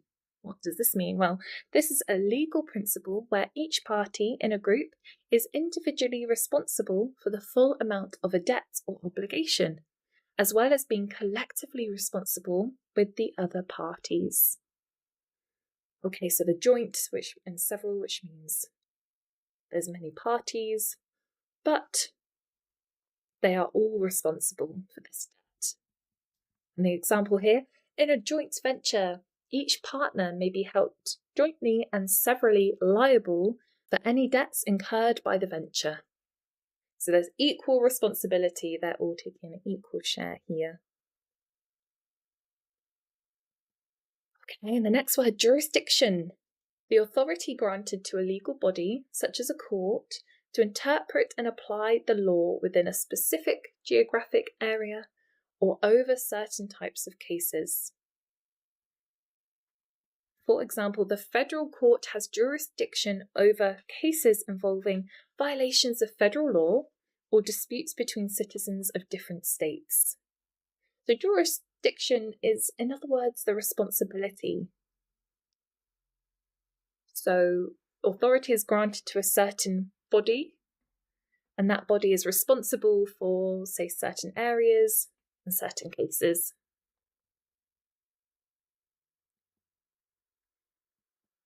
Next word, lease. A legal agreement granting the use of property or assets in exchange for payment, typically for a specified period and under certain conditions. The tenant signed a lease agreement with the landlord outlining the terms and conditions of renting the apartment for 1 year. So you might have had this definitely in a renting property scenario. It's very typical to sign a lease for a certain amount of time. The next phrase, legal person. An entity recognised by law as having legal rights and obligations, such as a corporation, partnership, or individual. So this spans quite a lot of different situations. A corporation is considered a legal person, enabling it to enter into contracts, sued and be sued, and own property in its own name. So it's a bit confusing because person usually refers to one individual, but in this legal setting, it can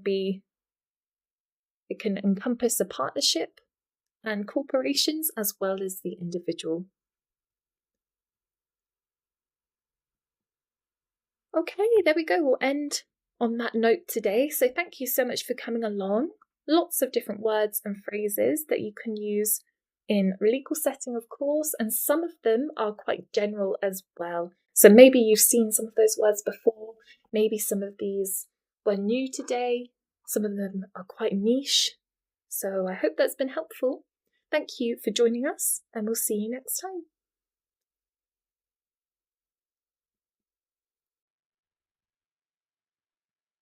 Hello everyone, welcome back to our vocabulary masterclass, and we're going to be focusing on part 3 today of legal terminology. So if you've been with us for part 1 and part 2, then we've tackled some really specific words to do with the law and its systems, and also some more general words which you can use outside of a law setting as well as within one. So really useful if you are maybe studying something to do in this area or just want to expand your knowledge. Maybe this is an interest on the side. So stick around today. We've got lots of words and phrases, their definitions, and we'll put them in examples for you. I think the examples are really important to help with the understanding and good for consolidation as well. So that's what we'll be doing today. Okay, the first phrase of the day, preference share. What is this? Well, this is a type of share in a company that typically entitles the holder to receive dividends before ordinary shareholders. So it's almost like a first dibs, if you like, that before the rest of the shareholders gets a chance to receive their dividends. So the investor purchased preference shares, ensuring a fixed dividend payment even in times of financial hardship for the company. So the company is still obliged to produce dividends for shareholders for these preference shares. So just a type of share. Okay, the next word, premium. An additional payment or fee, often associated with insurance or securities. For example, the insurance policy required an annual premium payment to maintain coverage for the insured property. So a premium, you can also use this in a general setting as well. If something's at a premium, it's a bit more expensive than you might expect. So it's a similar principle. In this situation, it's sort of an additional payment or fee. Maybe you've got premium insurance, which is more expensive, but covers more. Okay, the next word, principal. The original amount of money invested or loaned, excluding interest or other earnings. The principal amount of the loan was repaid to the lender in monthly instalments over a 10-year period. So the original amount. Privity of contract. The legal doctrine that only parties in a contract have rights and obligations under it.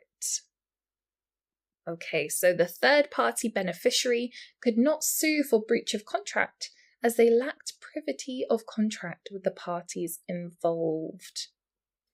So it's almost like having rights to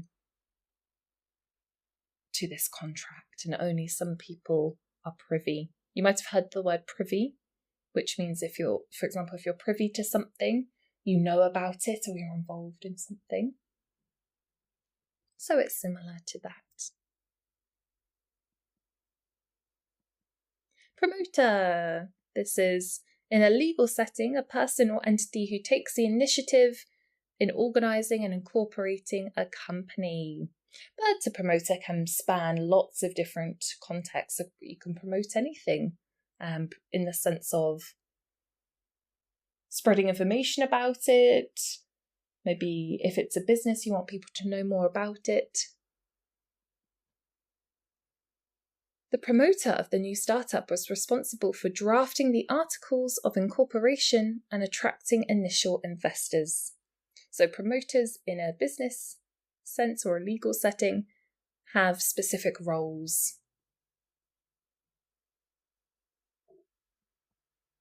Next word, prospectus. A formal document issued by a company providing details about its business operations, financial performance, and securities being offered for sale.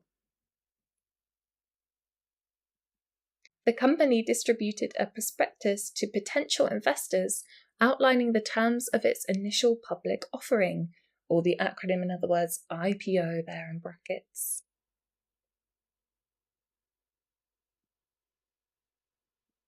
Proxy. A personal document authorising someone to act on behalf of another, often used in corporate voting. So you can vote by proxy. You might have heard of that expression. For example, the shareholder appointed a proxy to vote on their behalf at the annual general meeting of the corporation.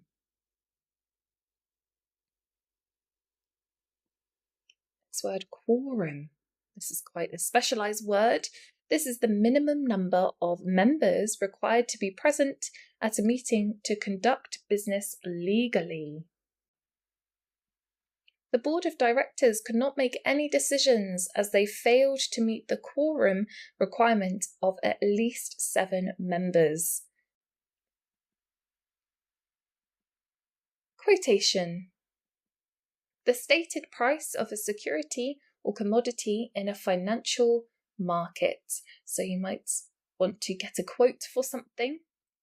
Quotation. The stock exchange displayed the latest quotation for the company's shares, allowing investors to make informed trading decisions. Reasonable. Acting in a manner that is fair, rational, or appropriate under the circumstances. So this word is used within, of course, a legal setting, but also a more general setting as well. The court ruled that the landlord had not provided reasonable notice to the tenant before terminating the lease agreement. So reasonable, fair, a decent amount of notice before, in this case, leaving the agreement. And this can be applied to all sorts of situations and contexts.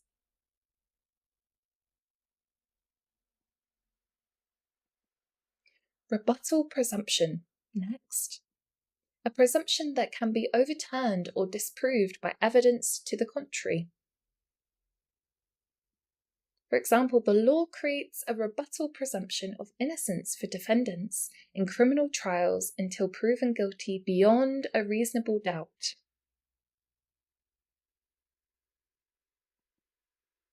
Receiver.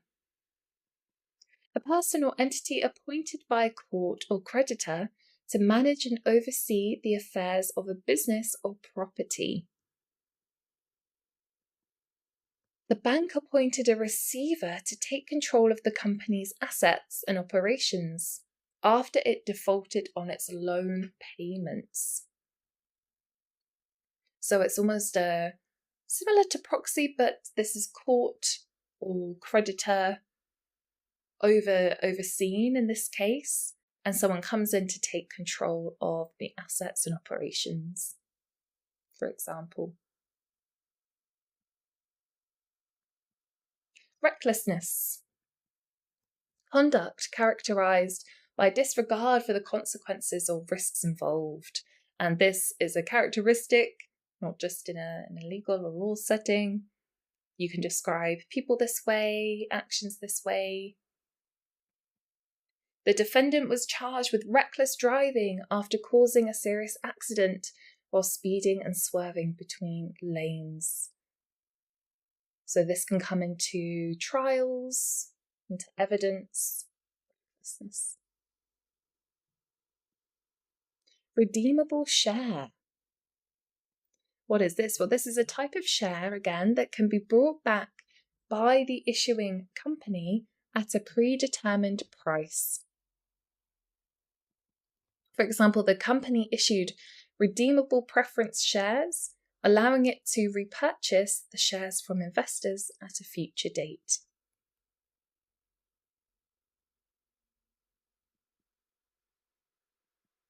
Next one, reinsurance. Insurance purchased by an insurance company to protect itself against losses from insurance policies it has issued. So it sounds a bit convoluted, this situation. But in fact, insurance companies also need insurance to protect from themselves, if you like. The insurance company entered into a reinsurance agreement to transfer a portion of its risk exposure to another insurer. So we might not realise, but of course, insurance companies also require insurance, just like other things. Remedy. This is legally means by which a right is enforced or a wrong is redressed, often through damages, injunctions, or specific performance. The court awarded monetary damages as a remedy for the plaintiff's losses resulting from the defendant's breach of contract. Okay, so a remedy that can be used in general as well. If you remedy something, you try and make it right. You take away the wrongs that's happening. So remedy here.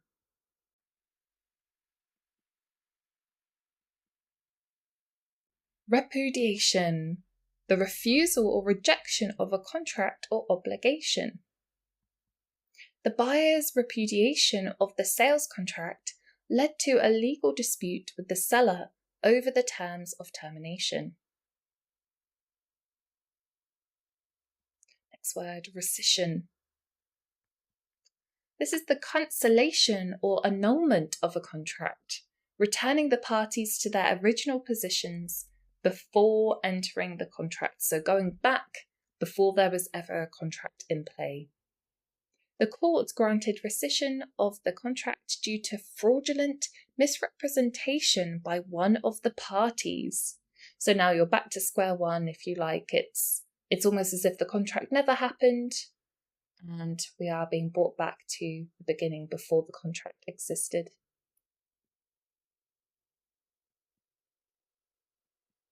Resolution. This is a common word, a formal decision or determination made by a legislative body board of directors, or other governing body. And this can be used more generally as well. If you come to a resolution, you come to, again, a decision. You can come to an agreement. You might have heard of the phrase conflict resolution. The board of directors passed a resolution authorising the issuance of additional shares to raise capital for expansion. Respondent. The party against whom a legal action or appeal is brought. In the divorce case, the husband was the respondent to the wife's petition for dissolution of marriage. So the wife decided that this is what she's going to do, so the husband almost receives the action, so is the respondent. It's happening to the husband.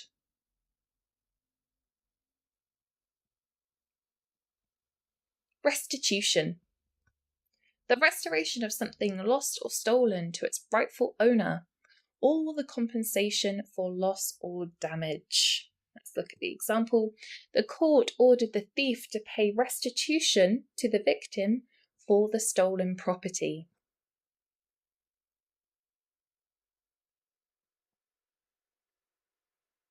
Restraint of trade next, a phrase. Any agreement or practice that restricts or hinders free competition in a market, often prohibited by antitrust laws.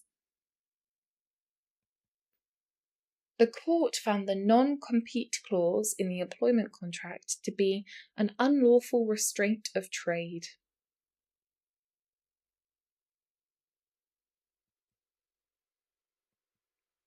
Next word, restricted covenant.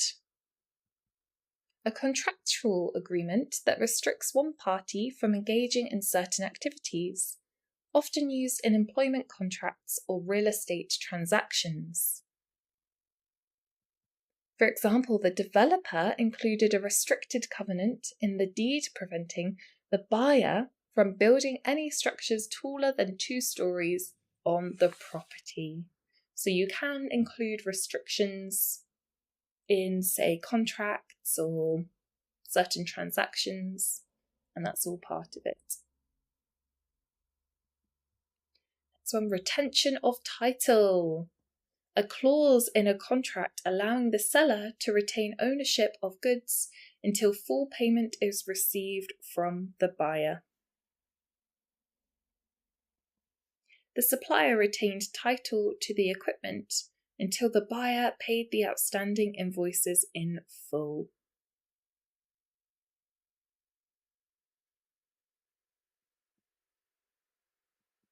Revoke. To cancel or annul a legal document, license or privilege. And this can be used more generally as well. To revoke something means again to cancel. The City Council voted to revoke the business license of the restaurant for multiple health code violations.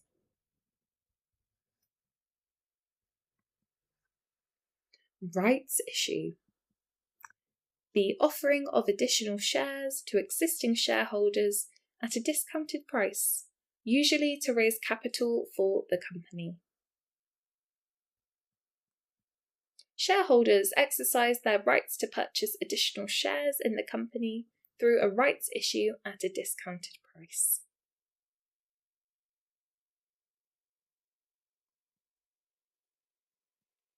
Royalty. Now you might be thinking like a royal family, but in a law and legal situation, this is a payment made to a creator or owner of intellectual property for the use of sale of their work, often calculated as a percentage of revenue. For example, the author received a royalty payment for every copy of their book sold by the publisher. So you might have heard of royalties to, if you make something like a book, you produce something, then you can get royalties. Salvage. The act of rescuing or recovering property often used in maritime law. You might be aware of maritime law. And again, this word can be used in a general sense that means the same thing. For example, I salvaged my photos from the fire, which means I rescued them. The salvage company was awarded a percentage of the ship's value for successfully towing it to safety during a storm. So an actual dedicated company to salvaging, in this case, a ship. Sealed copies. These are official documents or records that are authenticated or certified as accurate by a legal authority. The court provided sealed copies of the judgment to both parties for their records. So they are official from the court themselves. Securities. Financial instruments representing ownership or debt in a company or government entity, such as stocks or bonds. For example, the investment firm specializes in trading securities on behalf of its clients in the stock market.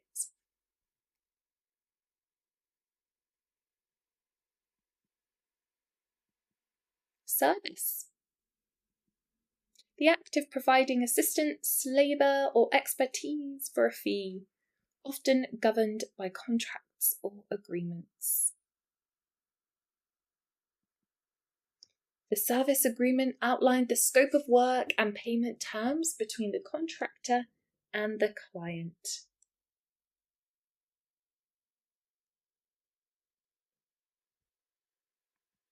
Share transfer. The process of transferring ownership of shares from one party to another. For example, the shareholders completed the necessary paperwork to facilitate the transfer of shares from the deceased investor to their heirs. Sole practitioner. An individual who operates a professional practice or business alone, without partners or associates. So you might have guessed from the title with the word sole, that means just one individual. And this is one person in a business or practice. The lawyer decided to establish a sole practitioner law firm after years of working at a larger firm. Again, we're using that word sole, so you might have an idea of what this means. Sole trader. An individual who owns and operates a business alone, assuming full responsibility for its debts and liabilities. So very similar to sole practitioner here, just slightly nuanced. This might be for, say, an entrepreneur. The entrepreneur registered as a sole trader to start their own consulting business. So it depends what you're starting as to whether you'd be a trader or a practitioner.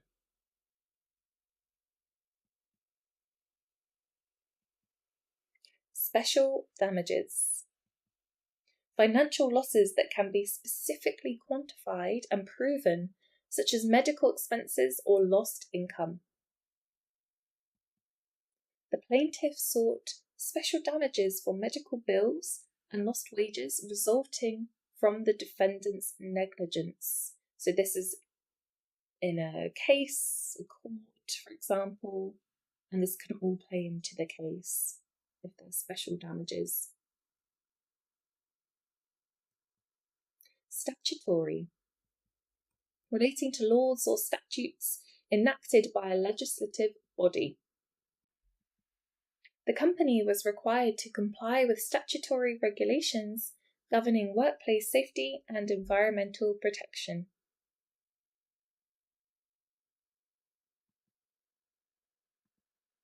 Termination clause. A provision in a contract that outlines the conditions under which the agreement can be ended or terminated. So there's a special clause for the ending of such a contract. The employment contract included a termination clause specifying the notice period required for either party to end the employment relationship. Title deeds. Legal documents proving ownership or rights to property, such as land or real estate. The homeowner kept the title deeds to their property in a secure location, such as a safe deposit box.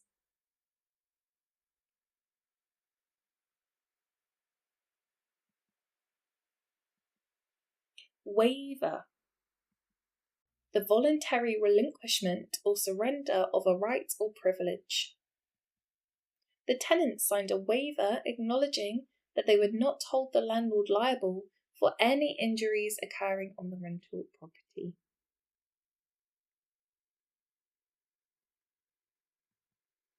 Witness statement. A written or oral account of events or observations provided by a witness, often used as evidence in legal proceedings. The witness statement provided crucial testimony in the criminal trial, corroborating the victim's account of the incident. So witnesses are really important in court and trials. They can add a lot to cases. Okay, well, we'll finish there today.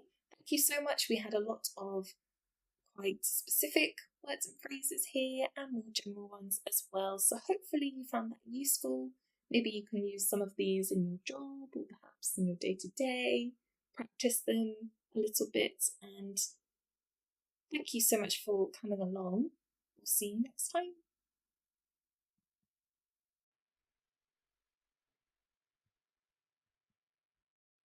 Hello everybody, welcome back to our vocabulary masterclass. So today we are going to look at phrasal verbs, but we're going to have a legal English spin on these phrasal verbs. So you will see these phrasal verbs in day-to-day conversations and writing, but today we're going to focus on how we can use them within a legal English setting. So hopefully this will help you in general, and also if you are wanting to focus on the law and legality side of English as well.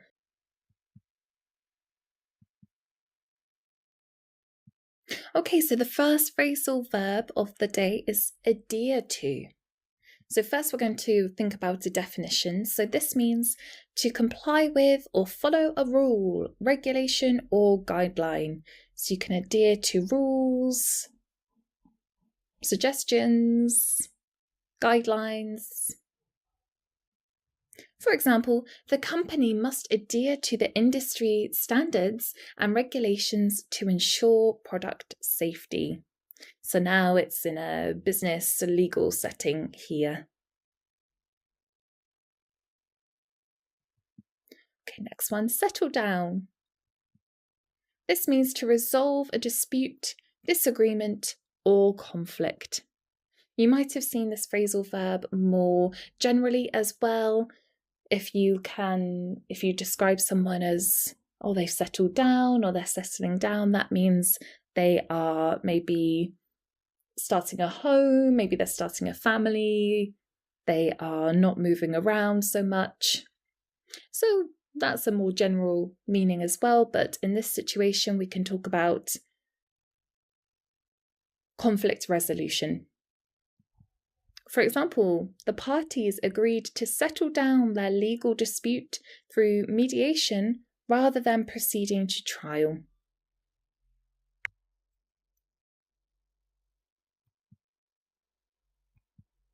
Look into. To investigate or examine a matter or situation. And a legal spin on this, you could say something like, the regulatory agency will look into the allegations of fraud against the company and conduct a thorough investigation. So this can have both spins more generally and in a legal environment and setting as well. Next one, hand over. This is to transfer or relinquish possession or control of something to another person or entity. You might have also had this in a job environment.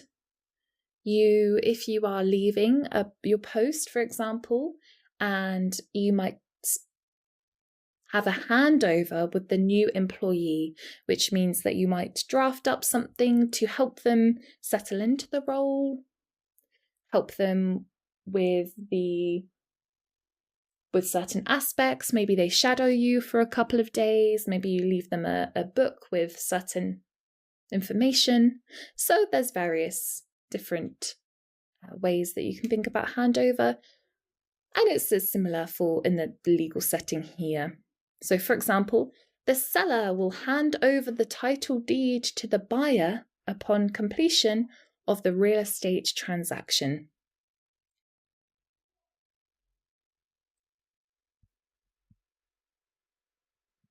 Rule out. To exclude or eliminate something as a possibility. So you discard it, you don't think about it. It's no longer in the realm of possibility. The court ruled out the defendant's alibi after finding contradictory evidence. So evidence that goes against maybe the statement or what that person was arguing. So therefore they rule out the alibi. Follow through, to go ahead with something, to complete or carry out a task or commitment as promised. So you follow through, you go ahead, you complete something. The attorney promised to follow through with filing the lawsuit on behalf of the client. Whether they did or not, we are not sure because this is in the future, but they promised to complete it.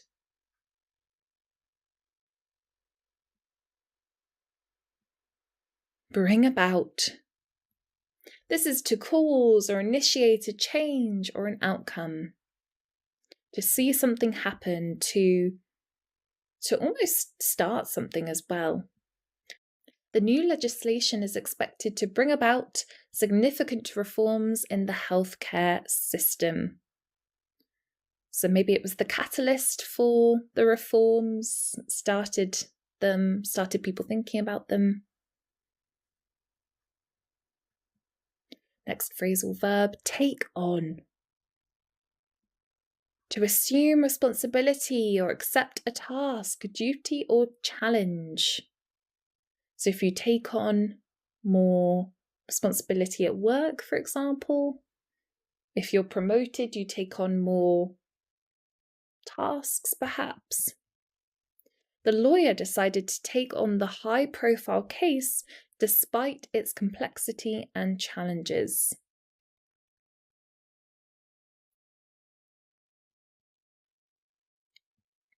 Write off. This is to officially declare something as a loss or expense in accounting or taxation, for example. Those are two areas in which you can use this phrasal verb, but it's also applicable for general as well. You can write off something if you don't want to do it anymore, maybe, or it's no longer doable. The company decided to write off the bad debt as uncollectible after numerous attempts to recover it. So you try, and then something just doesn't work, and eventually it's a write-off. Next one, figure out. To understand or solve a problem or mystery. So to figure out something, that's a very common phrasal verb. The forensic accountant will figure out the source of the financial discrepancies in the company's records. So maybe they're not sure how they will figure out at this time, but they will endeavour to find out, figure out, know what's happened with the records.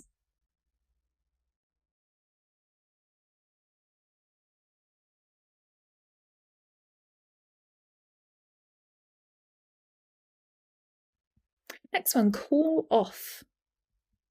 To cancel or terminate an event, activity, or agreement. So you might be thinking, oh, it's similar to write off. And you'd be right, it is.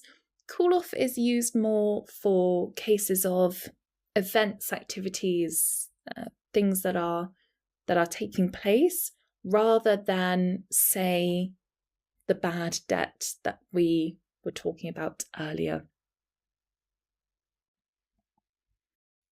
Due to inclement weather, the organisers had to call off the outdoor charity fundraiser. So bad weather, unpredictable weather. So this is a situation which call off is used rather than write off. Next one, account for. This is when you explain or justify something or take responsibility for something. So this can be used in a variety of settings. In a legal one, you could say the defendant must account for the missing funds and provide documentation for their expenditures. So in this situation, they must justify it. The defendant needs to know why there are missing funds. They need to provide documentation, so show what's happened here, and take responsibility for it as well, accountability.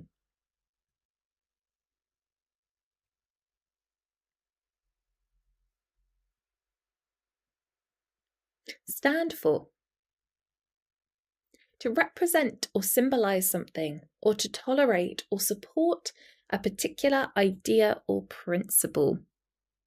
So if you stand for something, it means that you are so passionate about it, perhaps you want to support it, you're happy to spread the word maybe.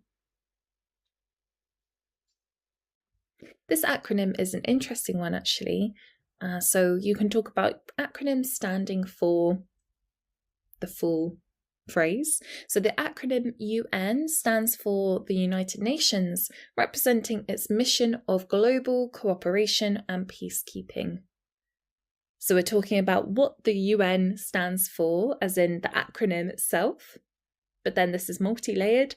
Then we are discussing what the United Nations itself as a body represents, what the UN stands for in general, which is global cooperation and peacekeeping. So two things there. Hopefully you can see how we can use this in different situations. Fill out. To complete a form or document by providing required information or details. For example, the applicant must fill out the employment application form and submit it along with their resume. So this is very specialized, this phrasal verb, for things like documents, papers, anything you need to complete with, say, a signature or details. That would be filling out.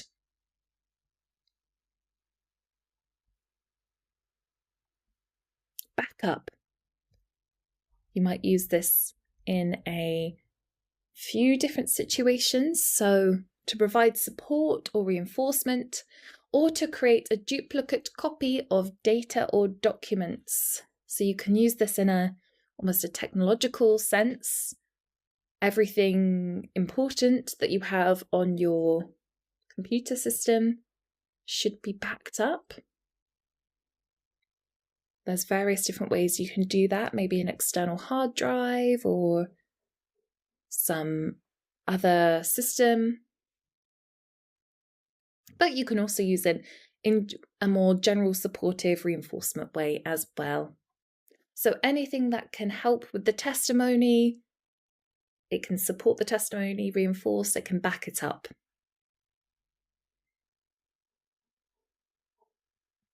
Next one, factor in. To consider or include something as part of a decision-making process, almost like account for. So you'd be right if you were thinking they are quite similar.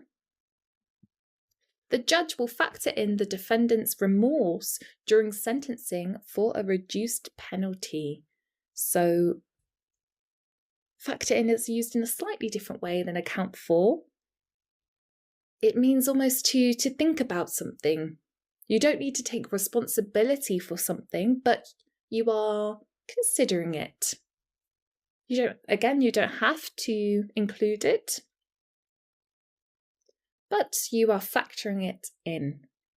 So in this case, the remorse is part of the defendant's sentencing. It's part of the trial, say, and it is something that the judge will consider and maybe put forward a reduced penalty in that case, if that makes sense. So factor in thinking about something, including something. Phase out. To gradually discontinue or reduce something over time. So it's not an instant thing. You don't one day have something and then the next day you don't. You gradually phase it out. The government decided to phase out tax incentives for renewable energy projects over the next 5 years. So that's the timeline for the phasing out. So it can be very gradual, and this is useful if something not so favourable is happening, perhaps certain incentives which aren't beneficial to, say, a lot of members of society, then this is a technique used so that people don't feel the effects instantly. Gradually over time, negative aspects are easier to cope with for most people. So phasing out is something that you can do for perhaps maybe not so pleasant situations. Look over. To examine or review something carefully.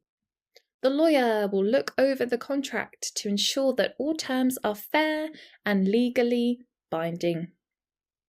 So look over can be used in all different circumstances. This is just a law setting with the lawyer.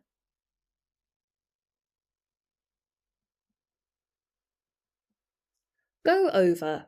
How is this different from look over? Well, this is to review or discuss something in detail. So look over is more of a perhaps quiet individual task to look over something, whereas go over might be more of a review or a discussion. The attorney will go over the evidence with the client to prepare for the trial. So in this case, it means really to discuss, to talk about something, rather than just look over it. Bring in. To introduce or implement something new, such as a law or regulation. So it's the opposite of phasing out, really, bringing in. You can also have, if you want to talk about, instead of phasing out, you can also say phase in, bring in. Bring in is more of an immediate effect. To phase something in is more of a gradual, just like phase out. So bring in, something is new, something is implemented. The City Council decided to bring in stricter zoning regulations to control urban development. So in this situation, one day you will not have these regulations, and you might wake up the next day and they are there. So they are instantaneous in this case. If you were phasing something in, maybe one area would have a regulation and then perhaps see how that goes. A couple of months later, maybe another one. So hopefully you can see the difference with these phrasal verbs here. Very slight difference, but a very important one.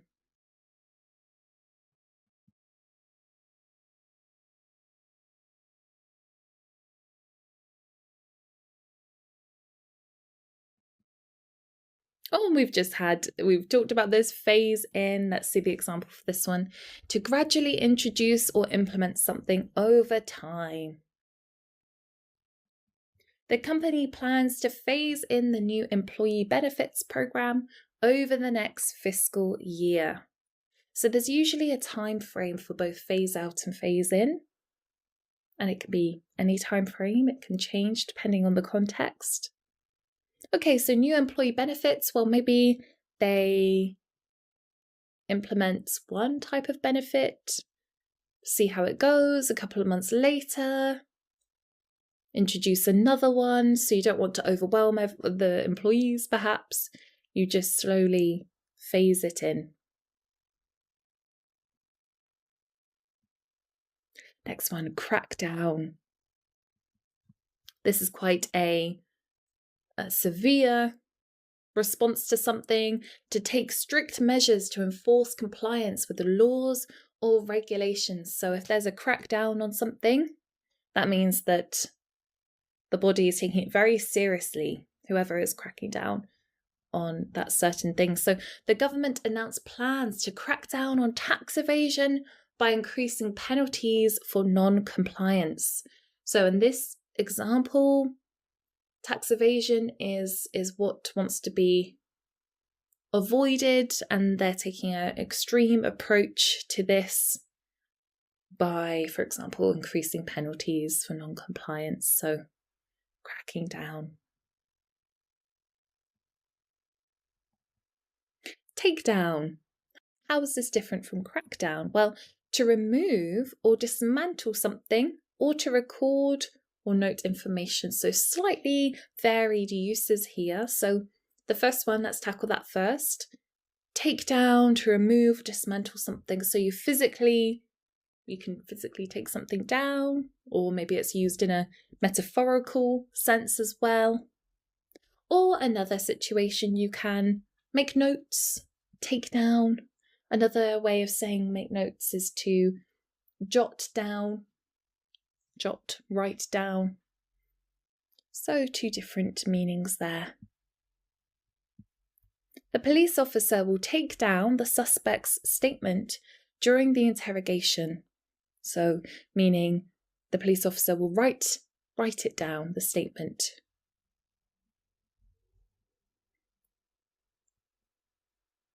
Back down.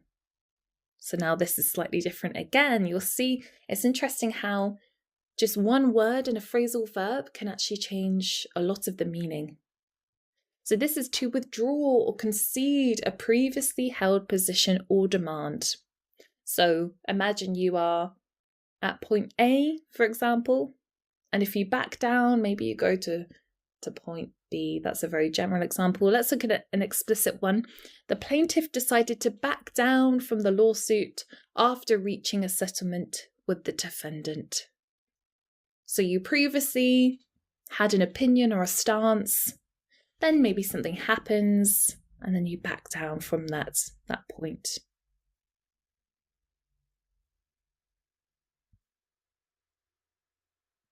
Pass on.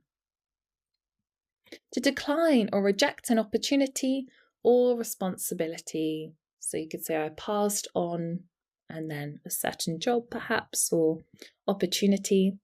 The executor chose to pass on the opportunity to manage the deceased's estate due to a conflict of interest. You can also say pass up on. That's okay. It means the same thing. Pass up on the opportunity.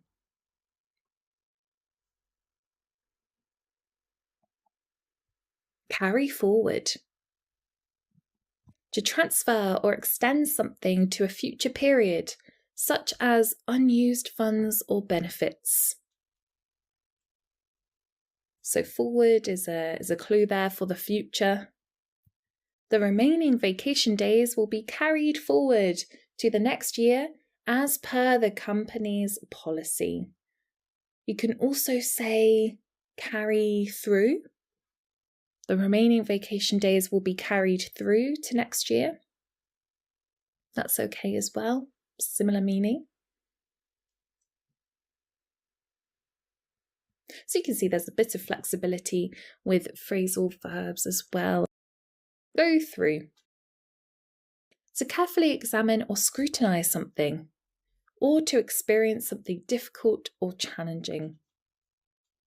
Similar to go over, to look through something, go through, or if you are facing a difficult time, not so much a positive time, this is quite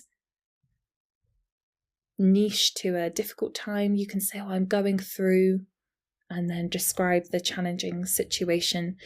For example, the lawyer will go through the contract clause by clause. Let's do that again, God. The lawyer will go through the contract clause by clause to identify any potential issues. So in this situation, we're talking about scrutinising the contract, but it also has that other meaning as well. So you'll see a lot of phrasal verbs have more than one meaning, so they are quite adaptable. Close down. This is to cease operations or shut down a business permanently. Not just a business, you can use this in general setting as well. Anything that stops or ceases operations, that can be closed down. The court ordered the company to close down its operations due to multiple violations of environmental regulations. So the company was going against, they were violating environmental rules, regulations. So eventually it was closed down.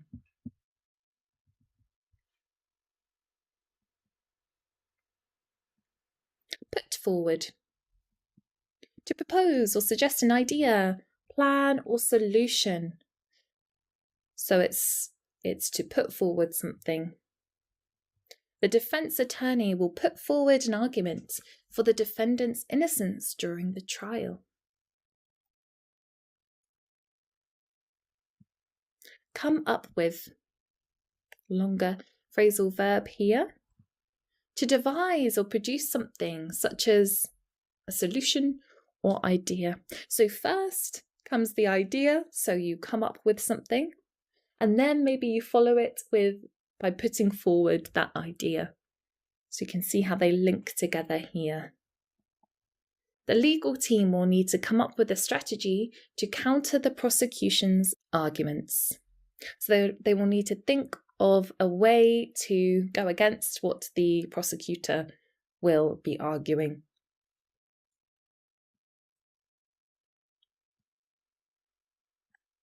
Draw up. To prepare or create a document, such as a contract or agreement. So you might come up with something, then you might draw it up, maybe. The lawyer will draw up the terms of the partnership agreement between the two business owners.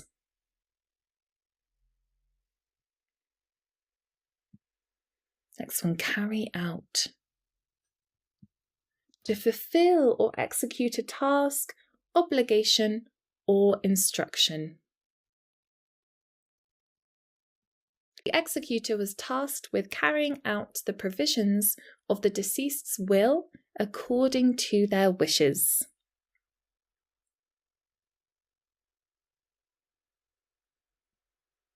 Okay, that was the last phrasal verb of the day. So I hope that this has been helpful. All of these phrasal verbs can be used in a general setting. We've been thinking about them within the realm of legal, English and legality settings. So hopefully that's been useful. You can see that actually they're very flexible and they're used in a lot of different situations and scenarios. So now maybe you'll spot a few more phrasal verbs in your speaking conversations and your writing maybe as well. Thank you for coming along today. See you next time.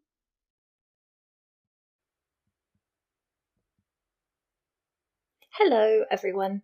Welcome to our vocabulary masterclass. Today we are looking at commonly used foreign and Latin legal vocabulary. So you will find that there's lots of words that don't have roots in the English language that are used particularly in, say, the legal sector.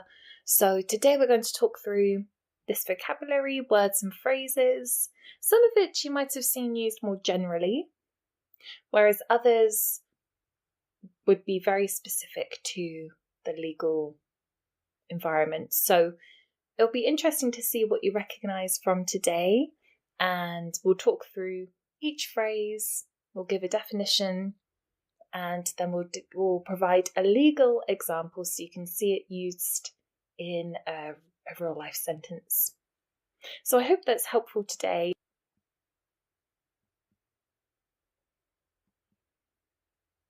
Okay, so the first phrase of the day, prima facie. What is this? Well, this is referring to evidence that, unless rebutted, is sufficient to establish a fact or support a judgment. So unless it's no longer valid, it is sufficient to be used in, say, a court situation. The plaintiff presented prima facie evidence of negligence, which the defendant must refute to avoid liability. Next phrase, you might have heard of this, habeas corpus. This is a legal writ, or a legal command in other words, that requires a person under arrest to be brought before a judge or into court, especially to secure the person's release unless lawful grounds are shown for their detention. For example, the defence attorney filed a writ of habeas corpus on behalf of the defendant, arguing that their detention without trial violated their constitutional rights.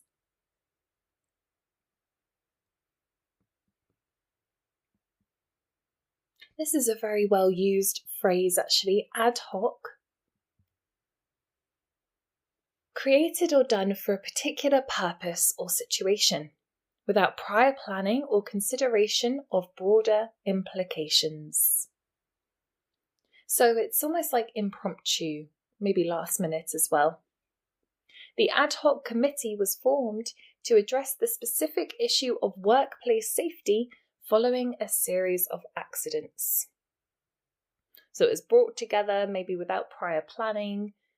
This is depending on a certain situation, in this case, the series of accidents.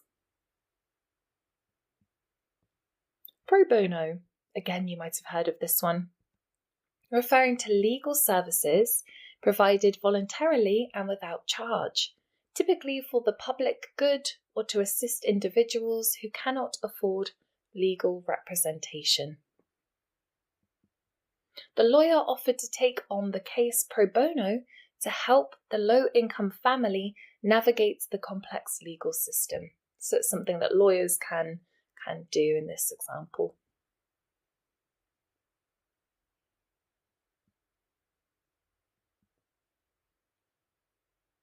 Ex parte. A legal proceeding or decision in which one party participates without the presence or participation of the opposing party. For example, the judge granted an ex parte injunction temporarily restraining the defendant from contacting the plaintiff, pending a full hearing.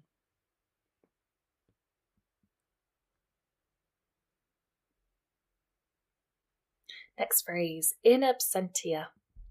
In the absence of a person, especially when referring to a legal proceeding or trial conducted without the defendant's presence. The court issued a judgment in absentia against the defendant after they failed to appear for the scheduled hearing.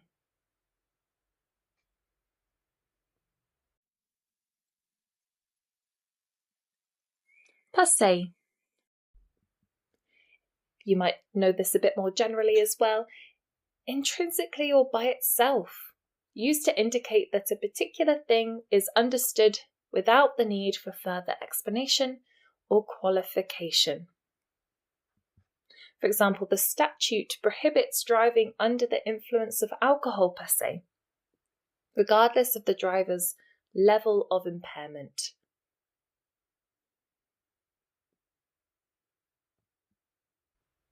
Ultra vires. This is beyond or exceeding legal authority, used to describe actions taken by an individual or entity that are outside the scope of their powers or jurisdiction. The courts declared the company's decision to sell its assets as ultra vires, as it was not permitted under its charter.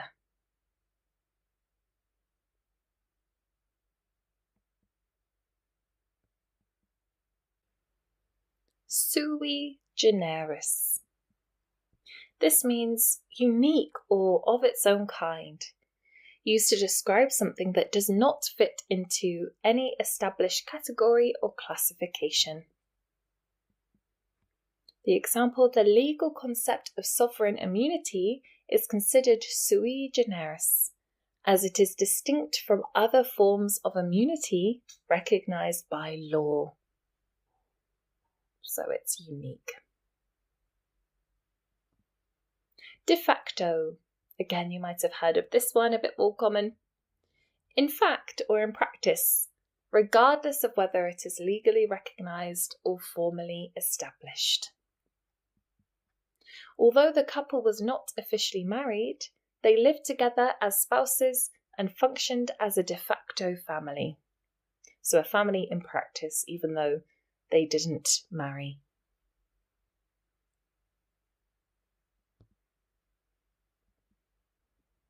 Ad valorem.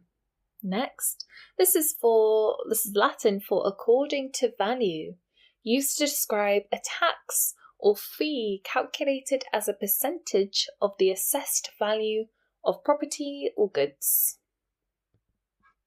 For example, the property tax is assessed ad valorem, with the amount owed based on the appraised value of the real estate.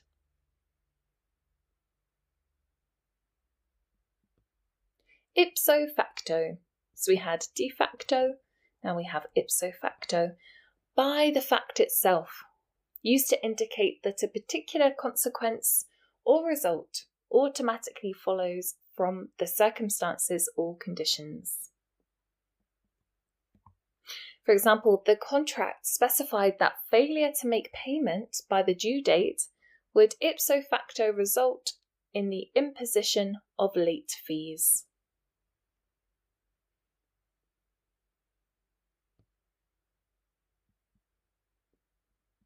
Res ipsa loquitur. This is Latin for the thing speaks for itself, used to describe a legal doctrine whereby the occurrence of an accident or injury implies negligence on the part of the defendant, without the need for further evidence. A longer example as well. In the medical malpractice case, the patient's unexpected death followed routine surgery invoked the doctrine of res ipsa loquitur, suggesting negligence on the part of the surgeon.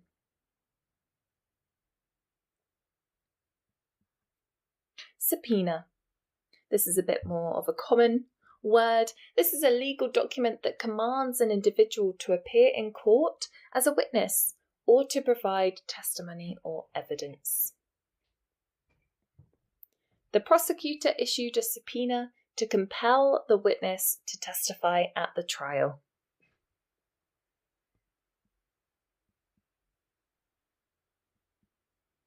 Quasi. This is Latin for as if, used to describe something that resembles or has some characteristics of another thing, but is not entirely the same.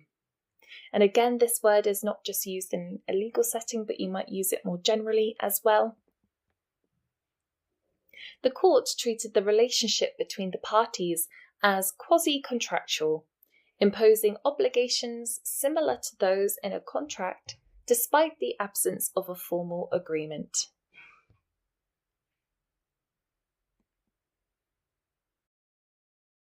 A longer phrase, quid pro quo.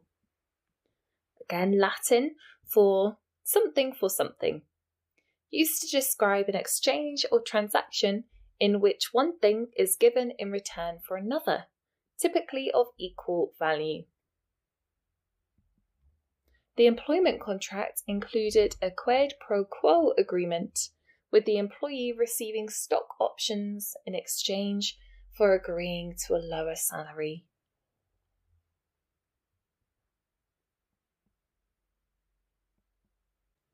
Inter alia.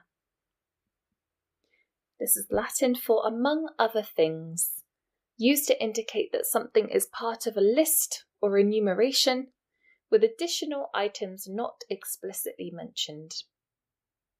Almost like etc. The contract specified the duties and responsibilities of the parties, including, inter alia, confidentiality obligations and dispute resolution procedures.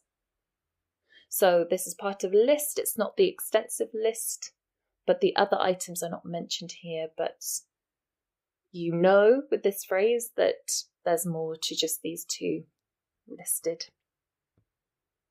Okay, so we have inter alia. Then we can have pro se. Acting or representing oneself in a legal proceeding without the assistance of an attorney. The defendant chose to represent themselves pro se in court, filing motions and presenting their own defense without legal representation.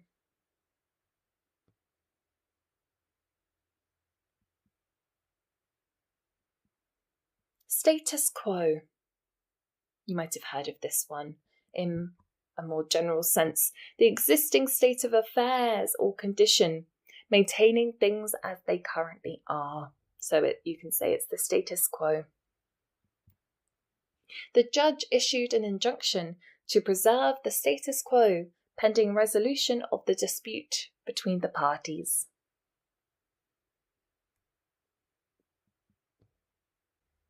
Corpus delicti. So earlier we had habeas corpus, now we have corpus delicti.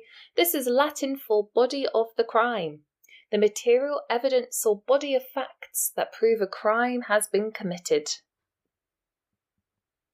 Without the corpus delicti, the prosecution lacked sufficient evidence to convict the defendant of the alleged crime.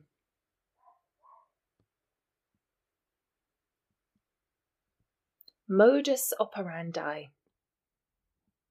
Latin for mode of operation, the characteristic method or pattern of behaviour used by a person, especially in the commission of a crime. The detectives identified the suspect's modus operandi, allowing them to link multiple crimes to the same perpetrator.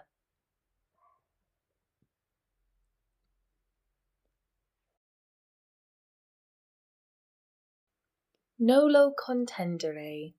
This is Latin for I do not wish to contend, a plea in a criminal case where the defendant neither admits nor denies the charges but agrees to accept punishment. The defendant entered a plea of nolo contendere to the reduced charges of manslaughter.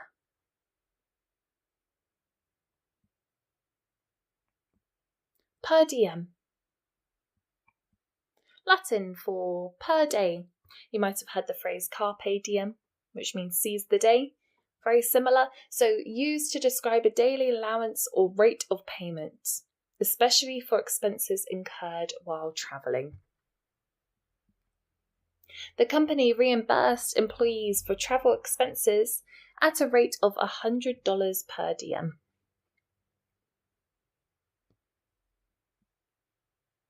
Mens rea. Latin for guilty mind, the mental state or intention to commit a crime, often a necessary element to establish criminal liability. The prosecutor must prove the defendant's mens rea, demonstrating that they had the intent to commit the offence.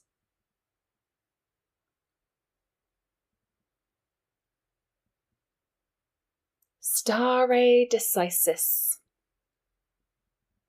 Latin for to stand by things decided, the legal principle of following established precedent or adhering to previous court rulings when deciding similar cases. The judge cited stare decisis in their decision, relying on prior case law to resolve the current dispute. Okay, so that was the last phrase of the day there. So we had some really interesting language, a lot of it Latin, the rest of it drawn from other languages. So it's really interesting to see the roots of these words and phrases and how they are now incorporated into, for example, the legal system and the legal world. So I'm sure that if you are familiar with this legal setting, you've probably used a lot of these before. Some of them might be new to you, others you might have used in a more general day-to-day sense as well. So a really fascinating lesson there. Thank you for coming along today, and we'll see you next time.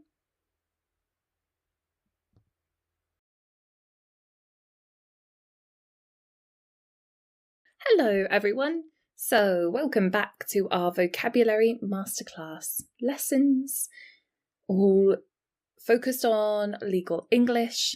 So today we are looking at commonly confused English vocabulary pairs. So maybe they are very, very similar sounding words.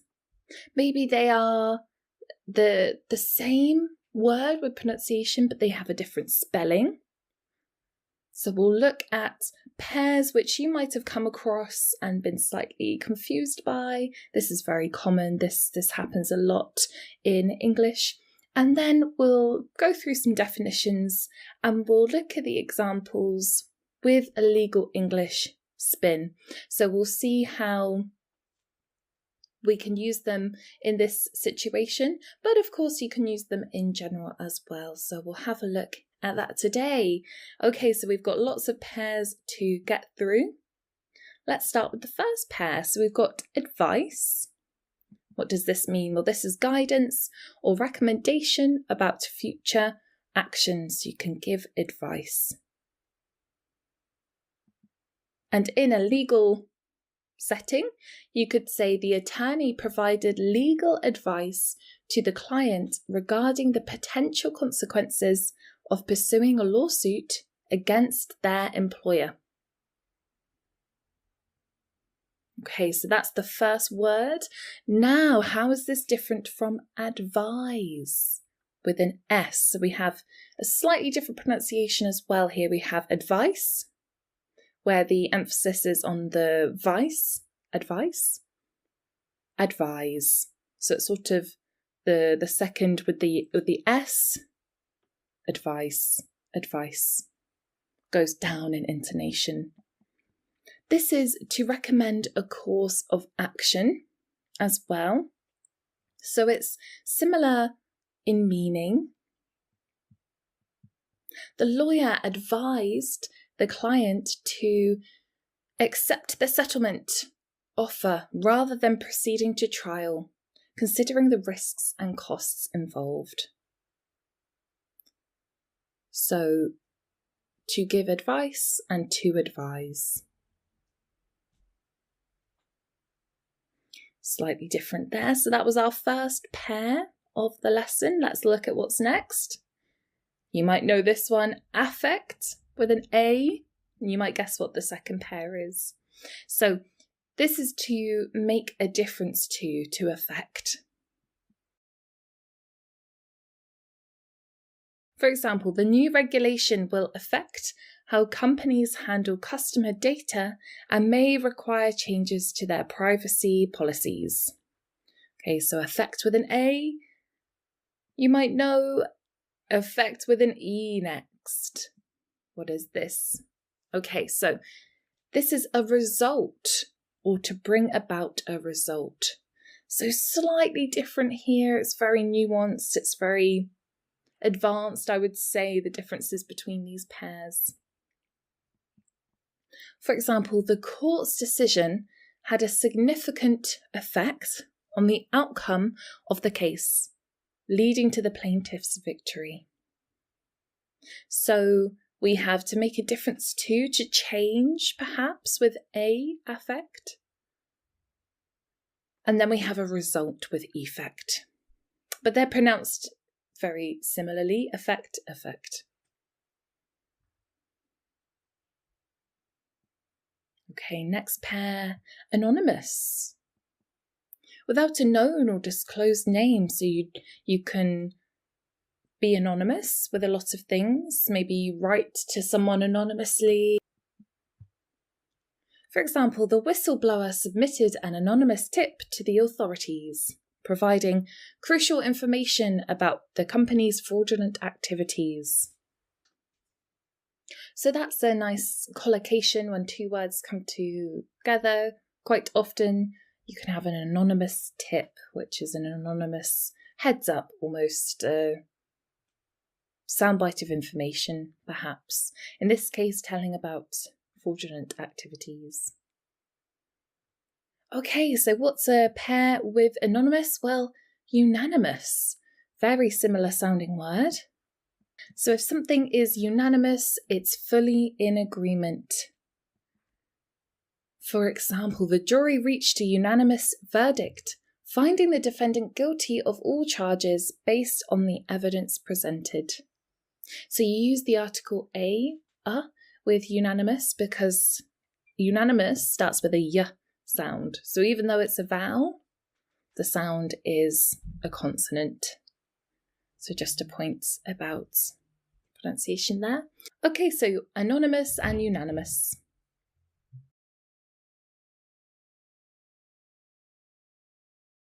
So the next word, ante.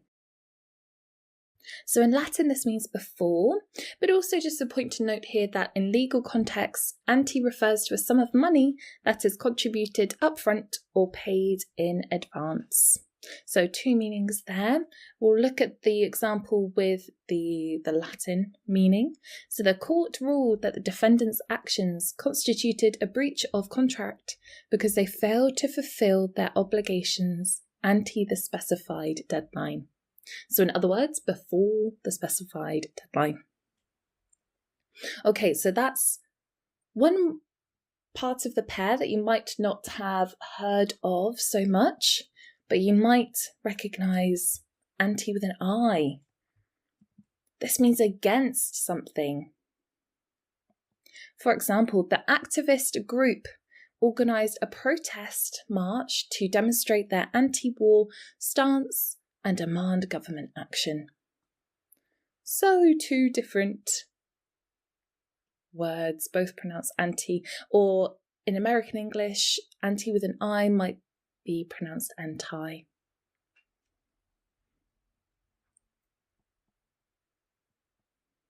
Next one, appraise. To assess something. The appraiser was hired to appraise the value of the antique furniture collection for insurance purposes. So you're assessing and valuing something. So appraise versus apprise. What's the difference here? Well, this is to inform somebody about something. The attorney apprised the client of their legal rights and options before proceeding with the lawsuit. So two different, very similar words here, but they actually mean quite different things. So good to note. Next pair, assent. Approval or agreement. The parties signed the contract after reaching mutual assent on all terms and conditions. Assent now with a C, same pronunciation. This is an instance of going up something. So you're rising up, say, the corporate ladder. The plaintiff's assent to the terms of the settlement agreement was confirmed by their signature on the document. So the plaintiffs rise, the assent.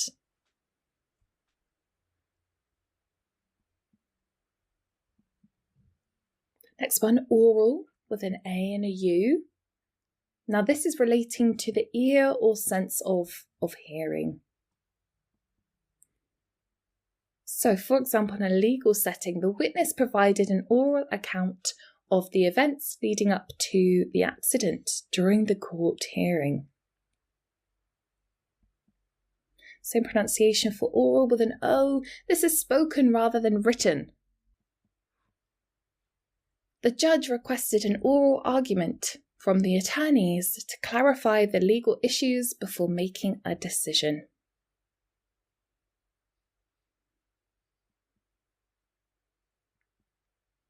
So now we have biannual.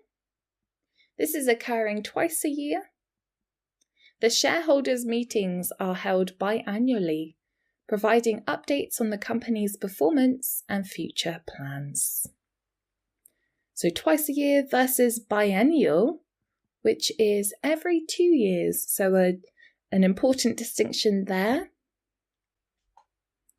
The city's council elections are held biennially to elect representatives for the next term of office.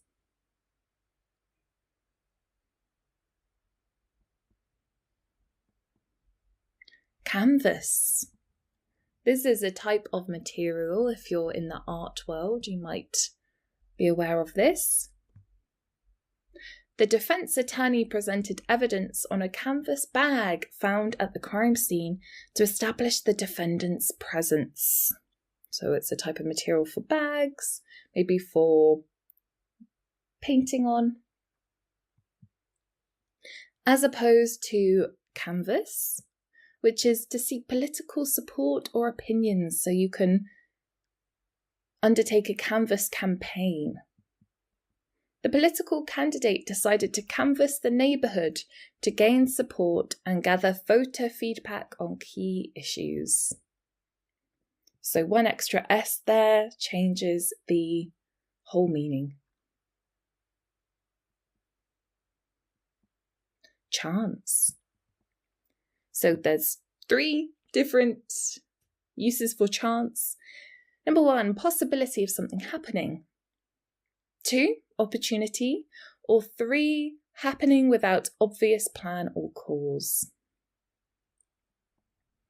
In a legal setting, we can use this word to say the plaintiff argued that there was a chance, or in other words, there was a possibility of success in their negligence claim due to the defendant's failure to maintain safe premises. So that's using it with the first definition there. And then we have a very similar word that you might know, change. So we have chance and change. Change has 3 meanings as well. Number 1, to make or become different. Number 2, to exchange currency. And number 3, to move from one thing to another. The proposed legislation seeks to change the existing laws governing intellectual property rights.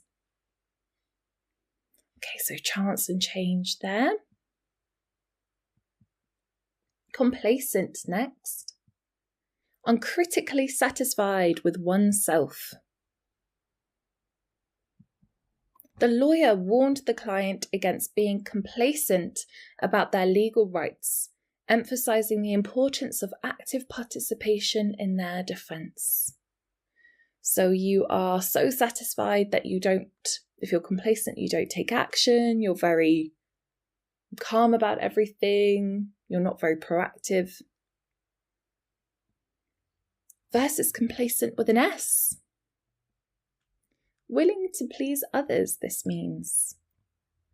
The mediator commended both parties for their complacent attitudes during the negotiation process, which facilitated a mutually agreeable settlement.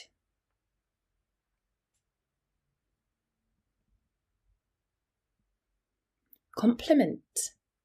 Polite praise or congratulation. The judge offered a compliment to the defense attorney for their thorough preparation and persuasive argumentation during the trial. And now we have complement with an E. This is to add to in a way that improves. The expert witness's testimony complemented the forensic evidence, providing additional context and clarity to the case.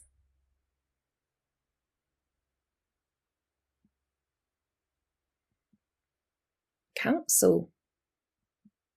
An assembly of people meeting to advise or organise. You might have heard of the City Council, for example. The City Council convened to discuss zoning regulations and urban development plans for the upcoming year. Now we have council with an S and an E, so different spelling here. This means advice, or it could be a barrister conducting a case. So two different meanings here. The attorney provided counsel, or in other words, advice, to the client on the legal implications of signing the contract without fully understanding its terms.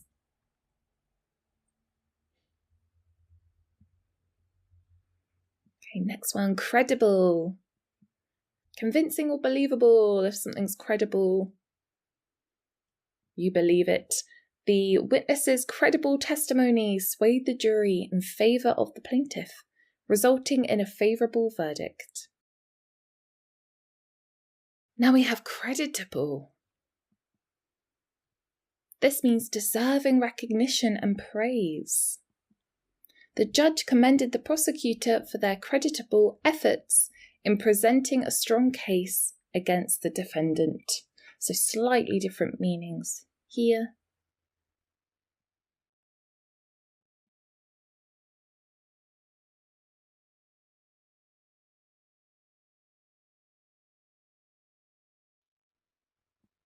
Curb with a C, a check or restraint. The court issued a restraining order to curb the defendant's harassing behaviour toward the plaintiff, so to try to stop or restrain. Now we have curb with a K. This is the edge of a pavement, so very different here. The pedestrian was injured when a car mounted the curb and struck them while they were walking on the sidewalk. Diffuse next. To remove the fuse from an explosive device. The bomb squad was called in to defuse the improvised explosive device found in the abandoned vehicle. Now we have diffuse with an I. This means to spread over a wide area. The attorney argued that the defendant's defamatory statements had a diffuse impact, harming the plaintiff's reputation throughout the community.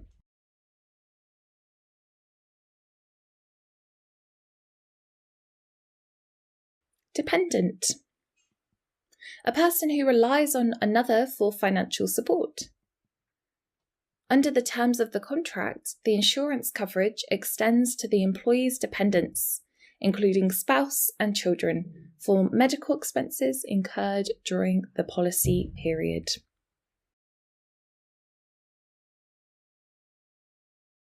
Now we have dependent with an E, either relying on someone or something for support, so similar to the first dependent, or unable to do without. For example, the disabled adult was considered dependent on their caretaker for daily assistance with tasks such as dressing and eating. So very similar meanings here.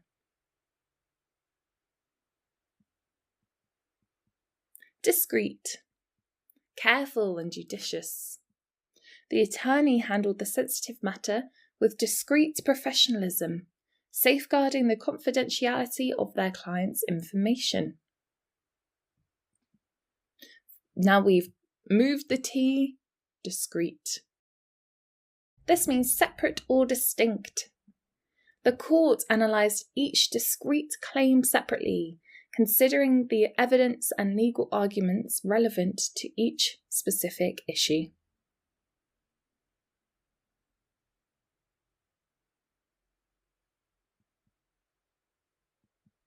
Disinterested. This means impartial. Since the attorney had no prior relationship with either party involved in the case, she approached the matter with a disinterested perspective, so she doesn't have any stake in the game, for example. Versus uninterested. Now this is slightly different. So instead of being impartial and have nothing to do with it, you might be involved, but you're just not interested. In contrast, the juror appeared uninterested during the presentation of evidence, displaying a lack of engagement in the trial proceedings.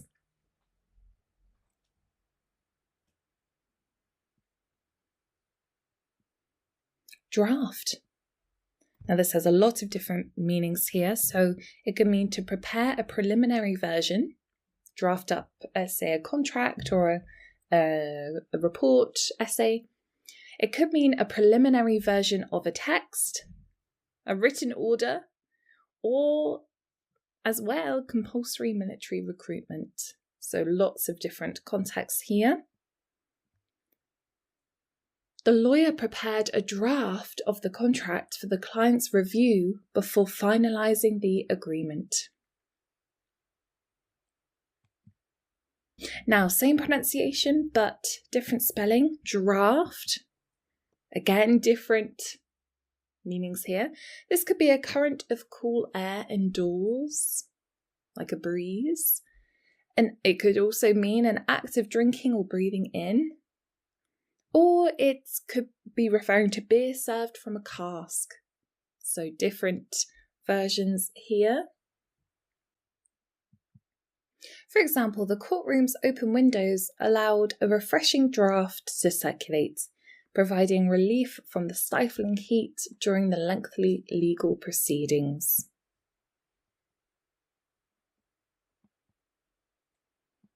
Next pair, elicit. To draw out a response or reaction. During cross-examination, the attorney attempted to elicit crucial information from the witness to support their case. Now, elicit with an I, forbidden or unlawful.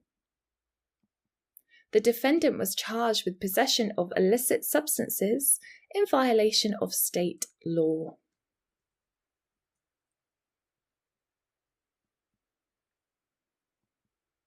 Eligible. Satisfying the conditions to do or receive something. To be eligible for parole, the inmates must meet certain criteria outlined in the prison regulations. And then we have illegible, so this is slightly different. Not clear enough to be read. This is a very confusing pair. The handwritten note submitted as evidence was deemed illegible by the court, necessitating clarification from the witness.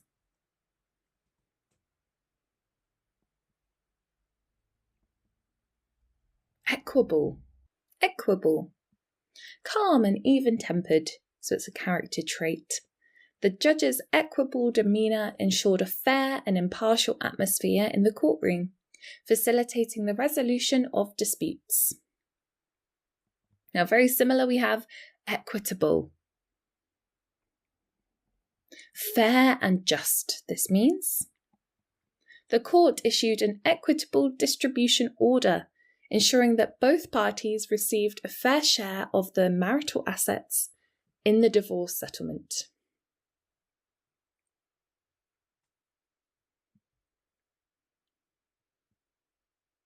Flare. This has a variety of meanings. It could be a burst of flame or light. It could also be a signalling device. Or it could also be widening towards the hem of a garment, so say flared trousers. The firefighter used a flare to signal for assistance when trapped in the burning building. Now we have flair with an I. This could either mean natural ability or talent, or stylishness. The defence attorney's courtroom flair captivated the jury, enhancing the persuasive impact of their arguments. So it's quite similar to having charisma, being good with people, being good at your job as well.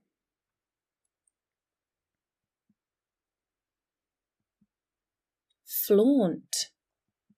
To display ostentatiously. It means you have no shame in showing something. There's no embarrassment there. The defendant's decision to flaunt their wealth on social media undermined their claim of financial hardship in the alimony dispute. So it actually factored into this trial here. Versus flout. This is a different meaning entirely. To disobey a rule or law. The corporation was fined for flouting environmental regulations by illegally dumping toxic waste into the river. So you're going against the law there, the regulation.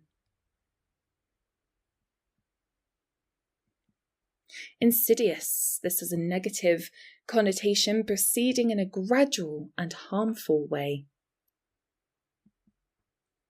The attorney argued that the insidious effects of the toxic substance had caused long-term health problems for the plaintiffs, justifying their claim for compensation. And then we have invidious. This is not as common, this word. This means unfair and likely to arouse resentment.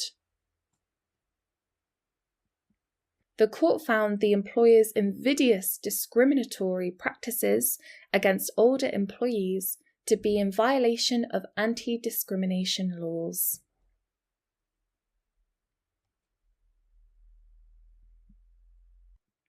Next one, loose, with a double O there.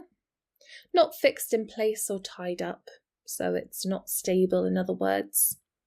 The attorney warned the client about the risks of using loose language in the contract, which could lead to ambiguity and disputes. When you take away one of the letters, the O, you get lose.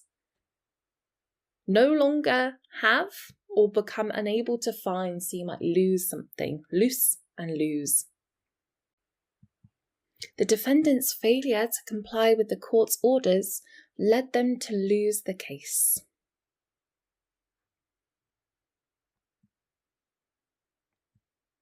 Omit. To leave out something.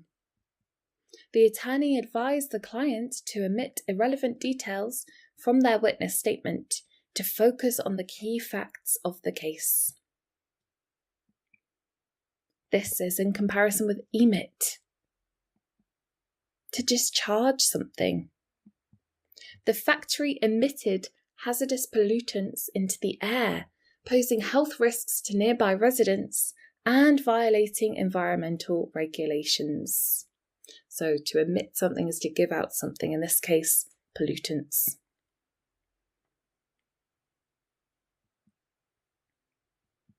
Next word, pedal. A foot-operated lever, maybe in a car. The defendant was charged with reckless driving after failing to stop at a red traffic light despite pressing the brake pedal. Now, how is this different to peddle?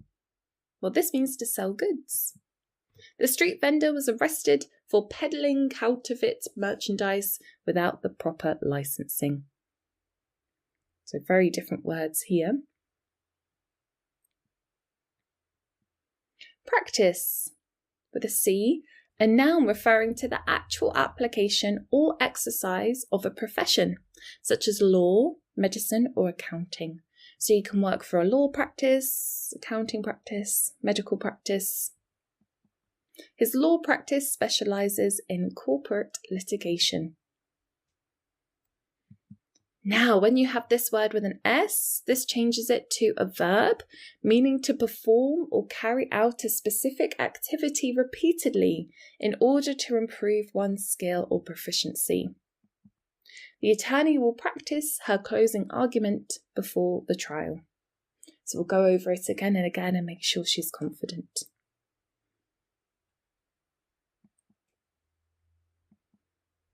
Prescribe. To recommend the use of a medicine or treatment. The doctor prescribed pain medication to alleviate the patient's symptoms and promote recovery from the injury sustained in the accident. Now, when we have it with an O, prescribe, this means to forbid or condemn something. The court prescribed the publication of confidential information obtained through illegal means, upholding the plaintiff's right to privacy. Principal. Main or most important. The principal amount of the loan represented the original sum borrowed by the debtor, excluding interest and fees. Now, how is this different from principle? Same pronunciation, but this is a truth or general law used as the basis for something. The legal principle of stare decisis guided the court's decision-making process, ensuring consistency and predictability in the application of law.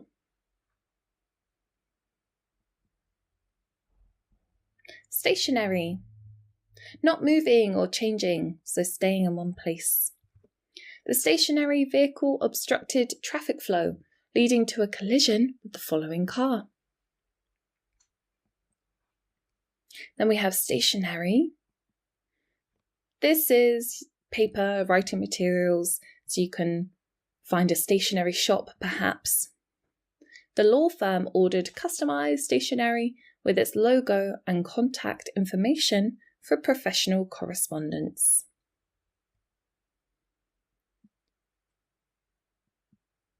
Story next. A tale or account of something. The witness provided a detailed story of the events leading up to the altercation, aiding the police investigation. Now we have story with an E. This is the floor of a building. The zoning regulations specify a maximum building height of 3 stories for commercial properties in the downtown district. So the different levels, in other words. Tortious. Next. This is having the nature of a tort or something that's wrongful. The plaintiff filed a lawsuit alleging tortious interference with contractual relations, seeking damages for economic losses. Different pronunciation now, tortuous. This means full of twists and turns or excessively complex. The plaintiff's claim alleged that the defendant engaged in a tortuous conspiracy to defraud investors.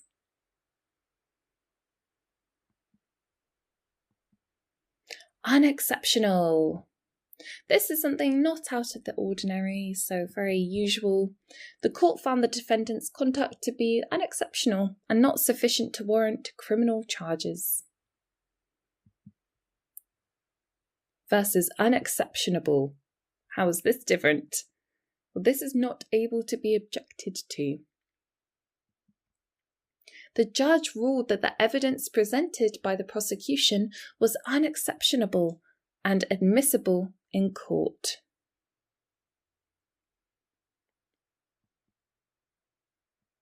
And the next pair we've got whose. This means belonging to or associated with which person. The attorney questioned the witness, whose testimony contradicted the defendant's alibi, casting doubt on their credibility. And we've got whose, which is a contraction here, and it's short for who is or who has. For example, the witness testified that they were the individual who's mentioned, or in other words, who is mentioned in the police report as a bystander to the incident. So that brings us to the end of our lesson today. So thank you so much for coming along. These are very important pairs and ones that cause confusion sometimes. So it's really nice to provide some clarity on these words within a legal context so you can still see how they are used in this setting. Thank you so much for coming along today. I hope that was useful, and see you next time.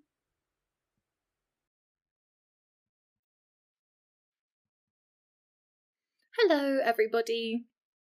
Welcome back to our vocabulary masterclass.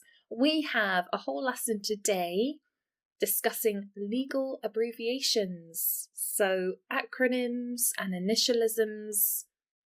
These are letters that stand for longer phrases, and then you use the beginning of each word and make, say, an acronym, or perhaps you shorten the word and abbreviate it, or just use a few letters for it. So there's lots of different types today, and we'll be talking through them together. So if this sounds interesting, maybe you've got a few acronyms or abbreviations of some sort that you're not sure about in the legal setting, then this will be a really good class for you. So we'll get started today.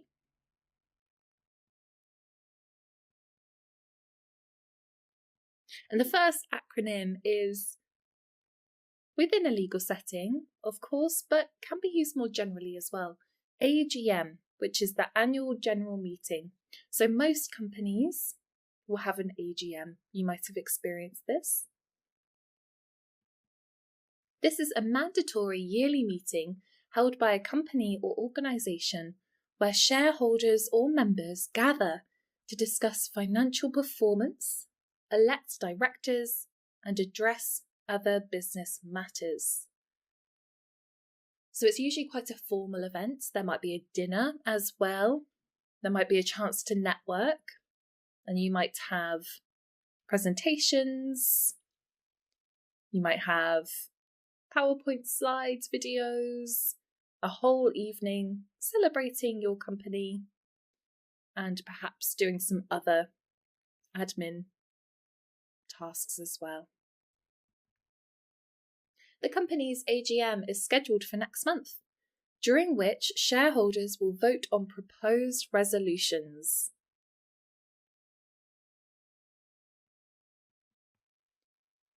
Again, this acronym is widely used in general and in legal settings, aka also known as. This is an abbreviation used to indicate an alternative name or alias for a person, entity, or concept. So this could apply to lots of different things.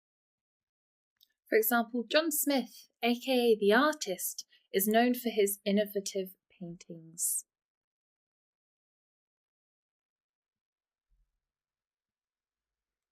So we have a very common abbreviation here, AM, and this stands for ante-meridium, which means before noon. So you might say we have a 10 a.m. meeting, which means 10 o'clock in the morning rather than at night. So it's Latin, and it's a term used to indicate the time period from midnight until noon. So it's quite a long period, 12 hours there. The court hearing is scheduled for 10 a.m. tomorrow morning. So everybody knows that it's in the morning, it's in the AM.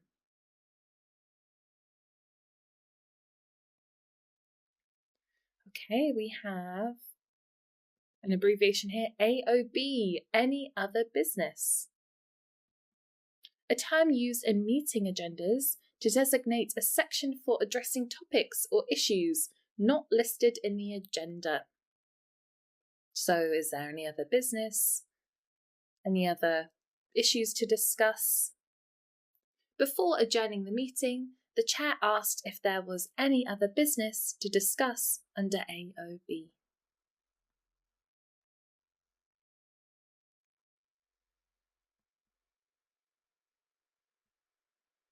B2B, business to business.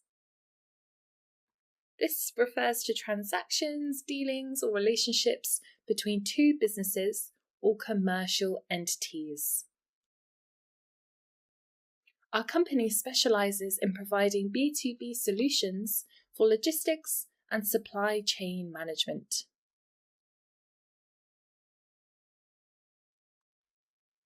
Now we've got B2C. What does this mean? Well, this is business to consumer this time. refers to transactions, dealings, or relationships between a business and individual customers. The company's marketing strategy focuses on B2C sales through online retail platforms.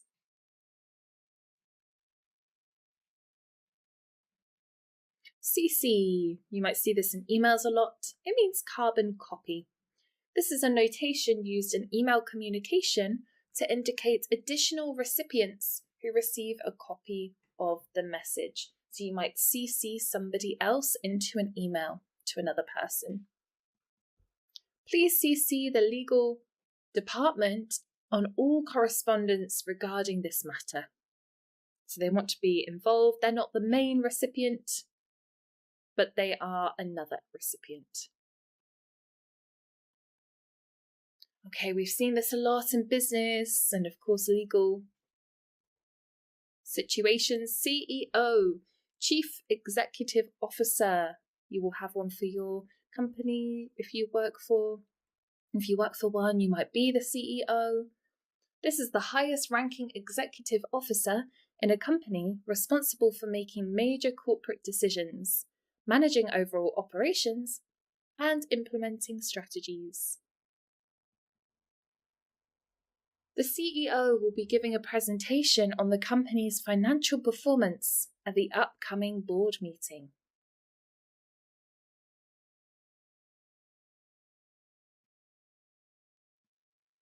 CGT, Capital Gains Tax.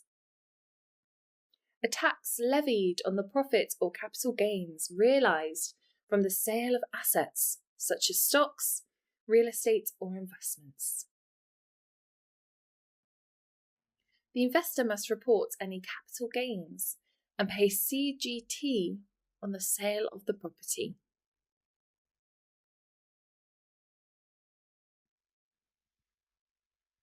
CF, this means compare or compared with, for example. And just a point to note actually before we proceed, that abbreviations can be both capitalised, for example CGT, like in the previous example, to make them stand out from the rest of the text. If you're writing this down, of course, it doesn't matter for speech, but with writing. Other times they might not be capitalised. We'll see both today. The general understanding and rule is that if you are writing with an abbreviation of some sort, then the first time you state it, you might want to write the whole phrase and then put the abbreviation in brackets and capitals. And then going forward, you can use the acronym on its own. A lot of the time, say, in certain fields, like in the legal field, abbreviations are well known and perhaps they might not be capitalised. So it's really context dependent, and we'll see both today, so you can have a look at both examples, whether they're capitalised or whether they are left in lowercase. So let's jump back to CF. What does this mean? Well, this is an abbreviation used to direct attention to a comparison between two or more items or concepts. So, for example, the court cited several previous cases, CF Smith versus Jones, to support its ruling. So here we have a lowercase abbreviation, whereas before we had a capitalised one. So it really depends on the situation here.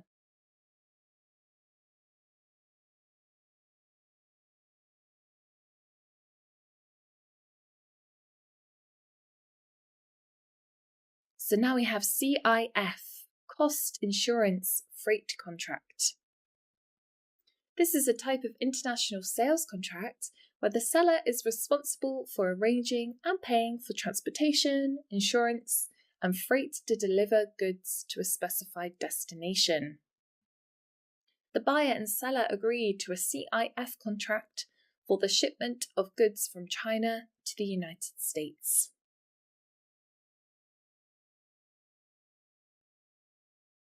COD, cash on delivery now. This is a payment where the buyer pays for goods or services upon delivery. So you might see this with with various delivery apps, perhaps, for all kinds of different things. You might have the option for cash on delivery. The online store offers cash on delivery, brackets COD, as a convenient payment option for customers who prefer to pay upon receiving their orders.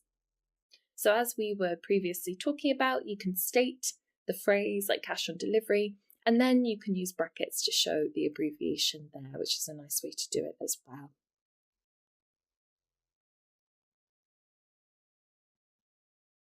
EC, European Communities.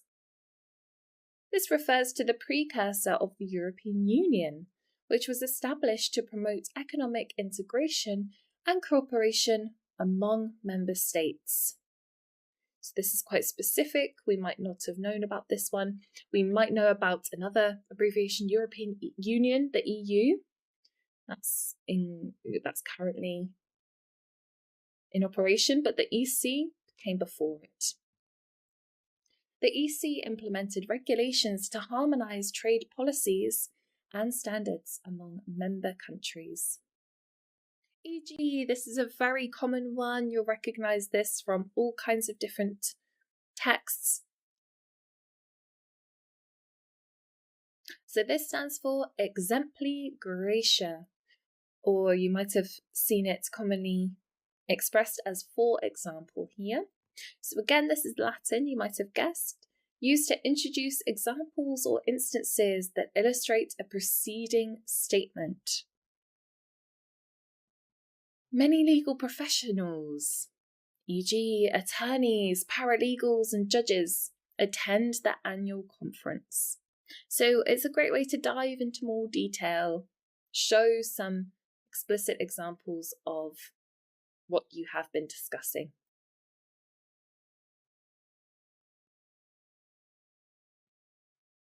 ENC, now this is short for enclosed. Indicates that something is included with a letter or document. Please find ENC, enclosed, the contract for your review and signature. Another really common abbreviation here, ETC, which stands for etc. Again, Latin, you might have guessed, meaning and so forth and other things. So maybe you state a few examples and then you can say etc. And this means so on and so forth. The contract specifies the terms of payment, delivery, etc. So you're just showing that it encompasses everything to do with what you've signed the contract about. Maybe you've discussed it before, so you don't need to state every topic within this contract here, for example.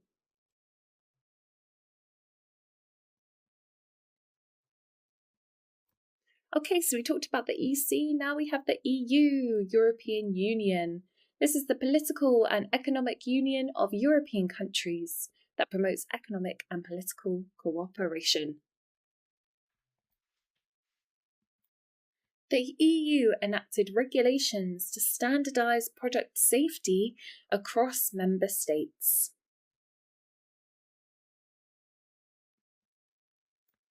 All this is very well known in the police and criminal aspects. The FBI, Federal Bureau. The FBI, Federal Bureau of Investigation. What is this? Well, this is the primary federal law enforcement agency of the United States. So it's specific to America. The FBI conducted an investigation into the corporate fraud allegations.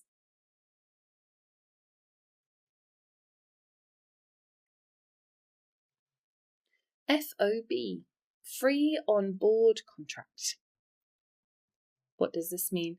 This is a shipping agreement where the seller is responsible for delivering goods to a specific location, and the buyer assumes responsibility once the goods are loaded onto a carrier.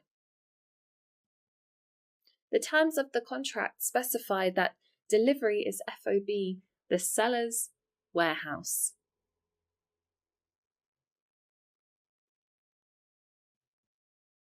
We have a longer one here. GATT, this stands for the General Agreement on Tariffs and Trade.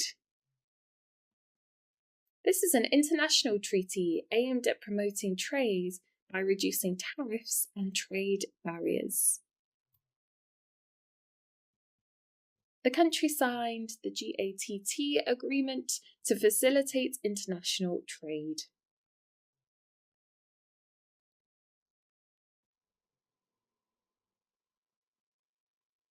GBH now, this means grievous bodily harm. This means serious physical injury or harm inflicted upon another person. The defendant was charged with GBH after a violent altercation.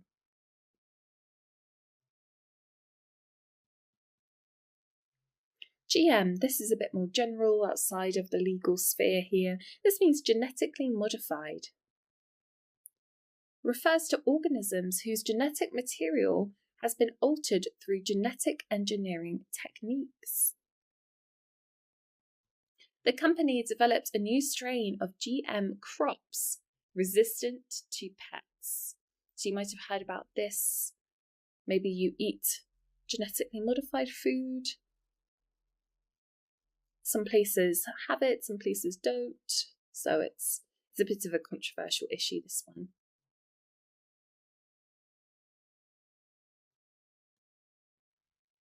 So now we have a German phrase, abbreviation GmbH. This stands for Gesellschaft mit beschränkter Haftung.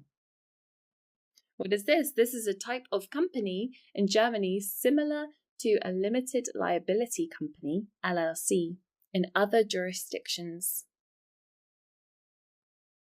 The GmbH structure offers limited liability protection to its shareholders.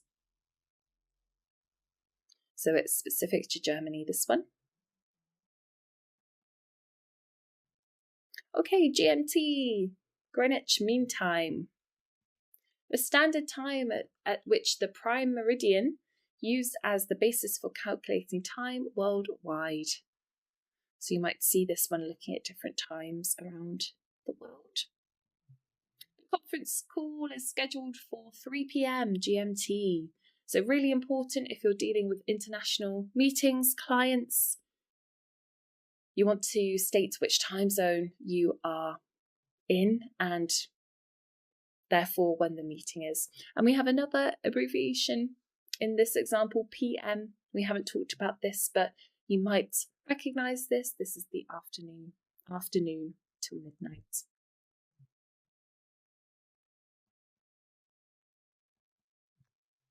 Okay, an economic term, GNP, Gross National Product. The total value of goods and services produced by a country's residents and businesses, including income earned abroad. The government reported an increase in GNP for the fiscal year. Every company has a department, a HR department. This is human resources. So this is a department within an organization responsible for managing personnel-related matters, such as recruitment, training, and employee relations. The HR department is conducting interviews for the vacant position. So a very important department in every company.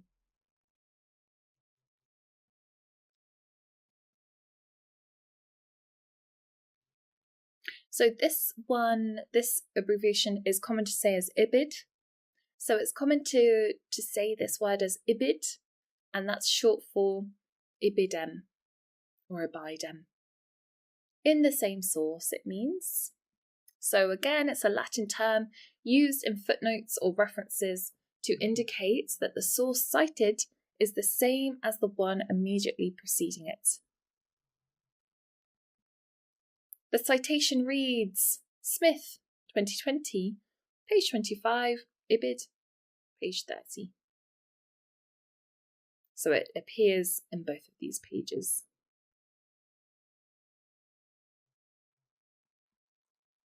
Okay, you might know this one. ID, identification. We all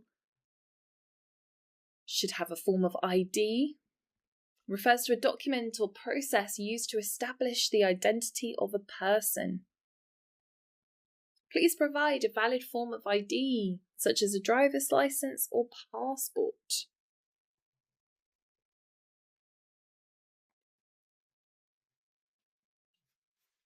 So this one is commonly said IE in Latin. This is the acronym for id est, which means that is to say. So again, a Latin term used to clarify or rephrase a statement. The contract specifies the deliverables, i.e. the software development milestones. So it's to clear up any confusion, to get a bit more specific maybe as well.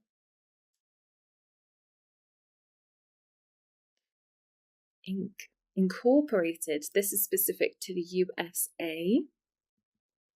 This indicates that a company has been legally formed and registered as a corporation in the United States. The company's legal name is ABC Inc.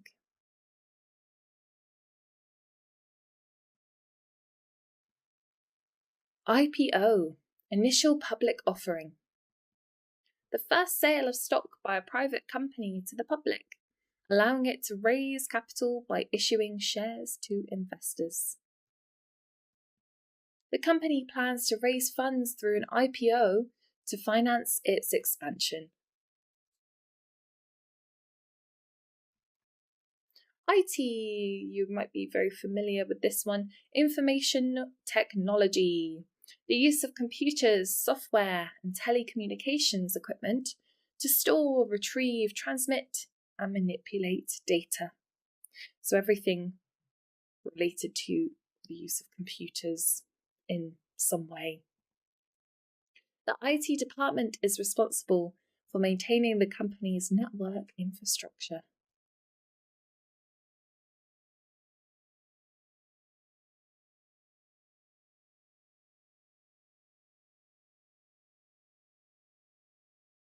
LTD, this is limited company, specific to the UK. A type of company in the United Kingdom with a limited liability for its shareholders. The company is registered as ABC Limited.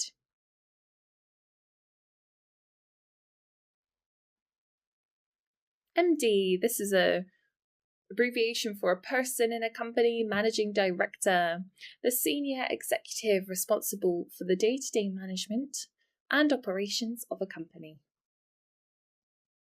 The MD oversees the implementation of the company's strategic objectives. So not quite the CEO, but a senior person.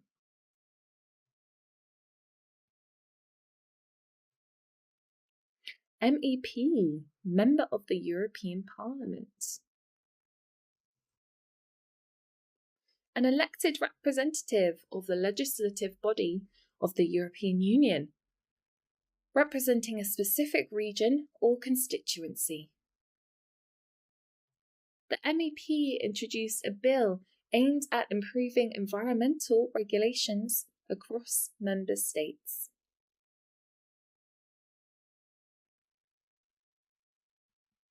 So this is an agreement between the United States, Canada, and Mexico aimed at promoting trade and economic cooperation by reducing tariffs and trade barriers. For example, the company benefited from NAFTA by accessing new markets and reducing import-export costs.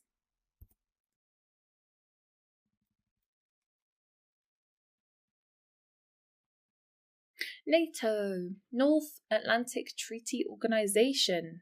This is a political and military alliance of North American and European countries established to promote collective defence and security. The member countries of NATO agreed to increase defence spending to address emerging security threats. NB, nota bene, which means note well. A Latin term used to draw attention to important information or instructions, so take important note. NB, all submissions must be received by the deadline specified in the tender document.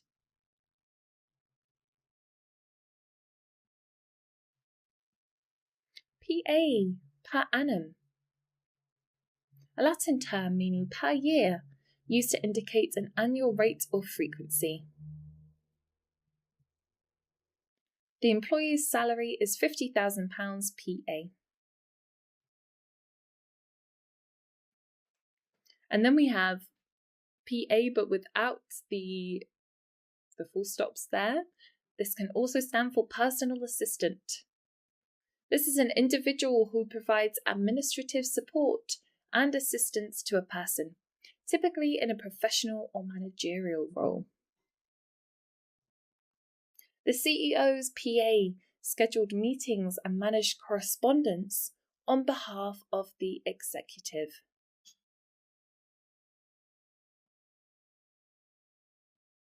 PC, you might know this generally. This could mean a few different things actually. Personal computer, politically correct, or perhaps a police constable as well. So we're going to talk about it in terms of a personal computer. The law firm upgraded its PCs to improve productivity and efficiency. So PC can also stand for percent, which is sometimes spelt as one word. Sometimes you can use it as two. This is an abbreviation for percent, indicating a proportion or ratio out of 100. For example, the interest rate on the loan is 5 PC, which means percent. So you can also use the percentage sign. You might have seen that. Or you can use this as well. They are interchangeable.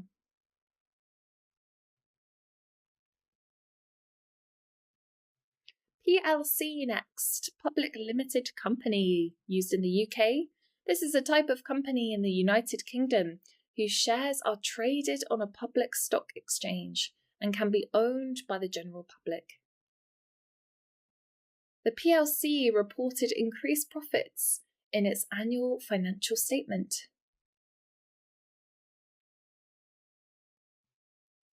So we've touched on this, PM, post-meridian, which means the afternoon. A Latin term used to indicate the time period from noon until midnight. The court hearing is scheduled for 2 p.m. tomorrow afternoon. So AM and PM there. We have PP. So this stands for per procurationem. This is again a Latin term used in written communication to indicate that the signer is acting on behalf of another person or entity. For example, John Smith, PP Jane Doe, signed the contract as her authorised representative.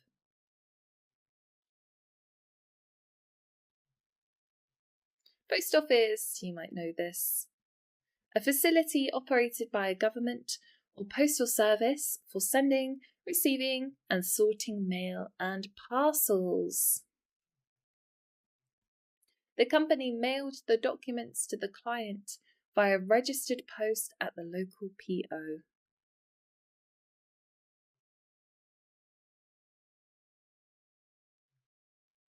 PPS, postscript. So this is an additional note or message added after the main body of a letter and the postscript. So you have the PS, which we'll talk about. So that's an additional note, side note. Then you have the PPS. The author included a PPS to remind the recipient of an upcoming meeting. So you might have a PR department, public relations, this stands for. The practice of managing communication between an organisation and its stakeholders, including the media, customers, investors, and the public. The company hired a PR firm to handle its reputation management and PR relations.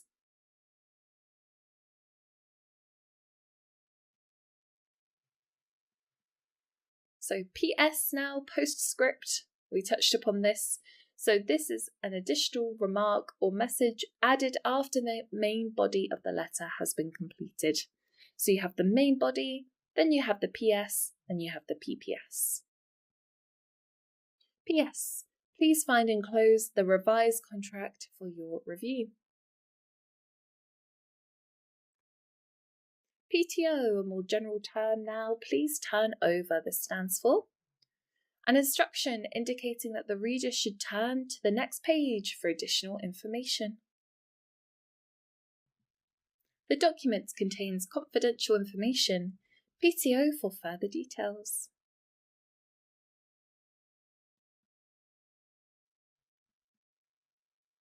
QC, Queen's Counsel. A senior barrister or advocate in England and some other Commonwealth countries, appointed by the monarch on the recommendation of the Lord Chancellor and entitled to use the honorific QC after their name. The case was argued by leading QC John Smith. We have a longer one here. QED stands for Quod Erat Demonstrandum. That means, thus I prove. This is a Latin phrase used at the end of a proof or argument to indicate that what was to be demonstrated or proved has been done so. The defendant's alibi was corroborated by multiple witnesses. QED, the prosecution's case lacks sufficient evidence.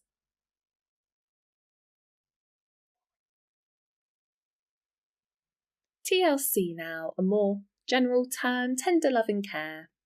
This is affectionate and attentive care and treatment. The elderly residents at the nursing home receive TLC from the dedicated staff. UK, we've talked about this a lot. Countries will have abbreviations. So UK stands for United Kingdom. A sovereign country located off the northwestern coast of mainland Europe, comprising England, Scotland, Wales, and Northern Ireland. So it constitutes all of those countries. The company's headquarters are located in London, UK.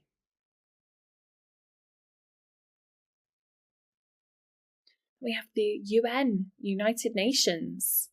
This is an international organisation founded in 1945 to promote peace, security, and cooperation among member states.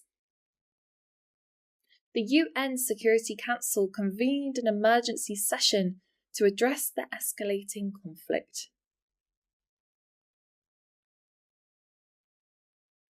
Now we have another country, USA, United States of America. A federal republic consisting of 50 states and a federal district, located primarily in North America. The company expanded its operations to include distribution centers in various states across the USA.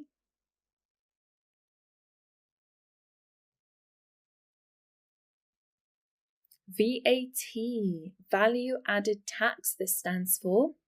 A consumption tax levied on the value added to goods and services at each stage of production and distribution. The invoice includes VAT at a rate of 20%.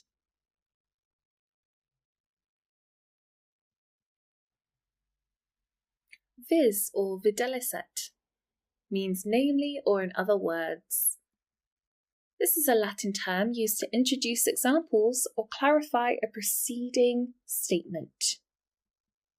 The committee members, viz. The chairperson, secretary, and treasurer, are responsible for organising the event.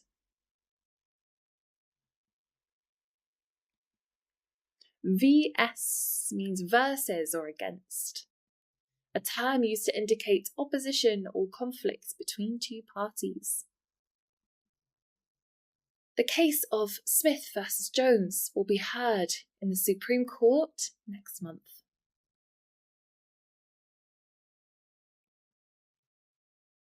WIP, work in progress. Projects, tasks, or activities that are currently underway or not yet completed. The law firm provided a status update on its WIP, including ongoing litigation matters. Okay, well that brings us to the end of all of our abbreviations today. We've talked through a lot of legal terms there, lots of more general ones as well. So some you may have recognised, others might be new to you. So I hope that's been helpful today, and we'll see you next time.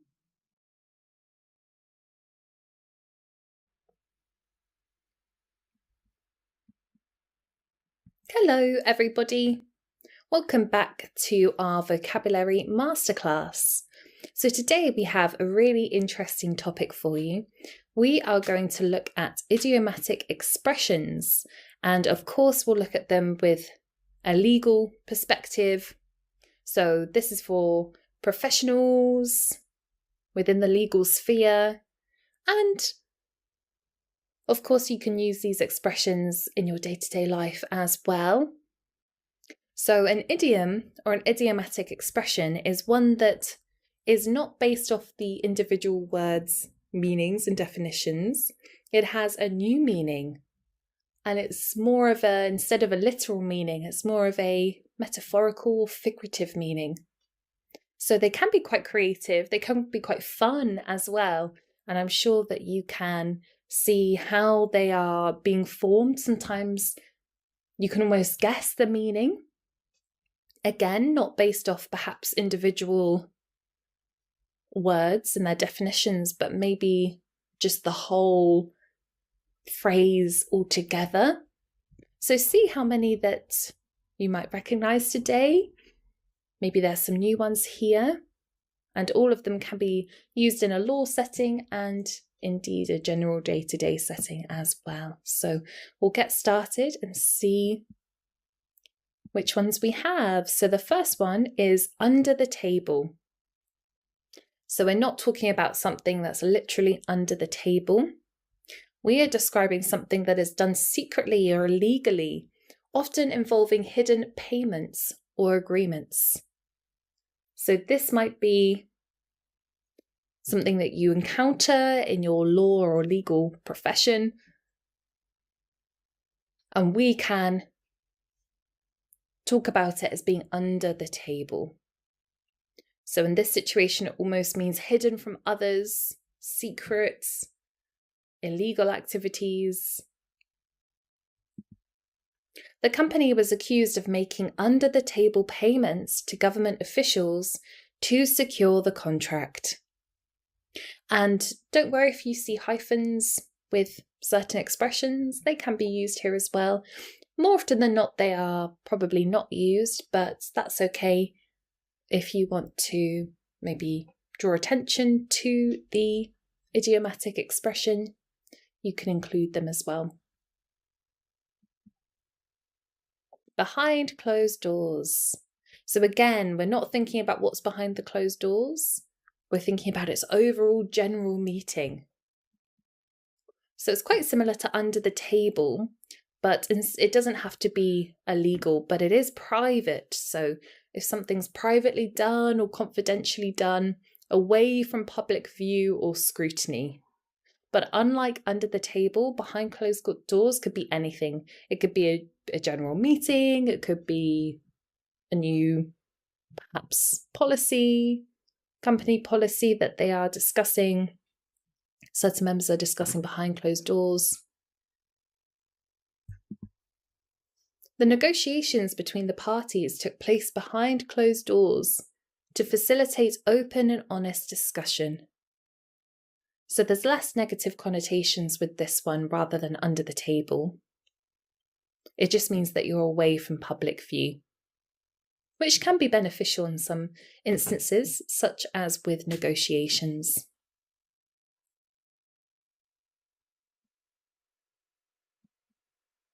Out of the woods. Any ideas what this could mean? Well, it means that you are no longer in a dangerous or difficult situation. So now you are free from risk or trouble. After the witness recanted their statement, the defendant felt they were out of the woods regarding their charges. So obviously the witness's statement in this regard perhaps fell in line with what the defendant was describing, and so they were out of the woods. Maybe they were not going to be charged anymore. They felt relief, the pressure was off.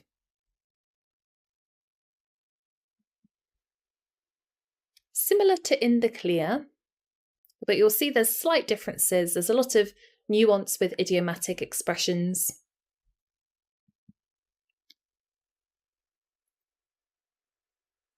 So no longer in danger of being blamed or punished, innocent or free from suspicion. So very, very similar to out of the woods. I would almost go as far to say you can use them interchangeably. The audit confirmed that the company had followed all regulations, so they were in the clear of any wrongdoing.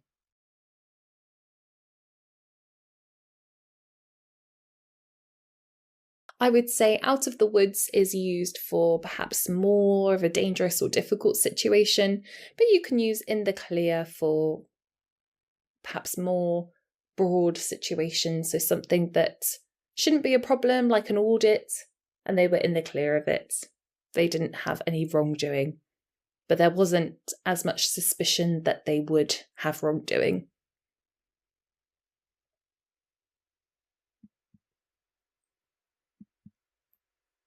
This is a longer one now. Dot the I's and cross the T's. So this, you really have to think a bit outside the box about this one. So if you're dotting the I's and crossing the T's, you are paying careful attention to every detail to ensure that everything is complete and correct. So that's quite a nice phrase of talking about attention to detail. Before finalising the contract, the legal team made sure to dot the I's and cross the T's to avoid any misunderstandings. Using handwriting there as a way to draw parallels, to pay attention to detail. So you can see these expressions do appear as quite abstract, quite unusual, but actually when you think about the overall meaning, they do start to become a bit clearer and they're quite fun, quite creative. By the book.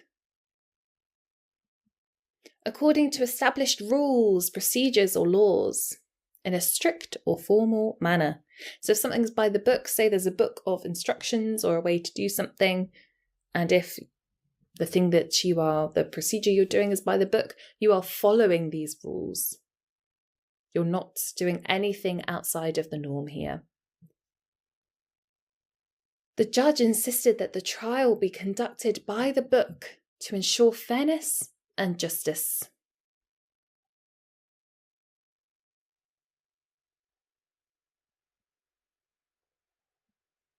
Get cold feet.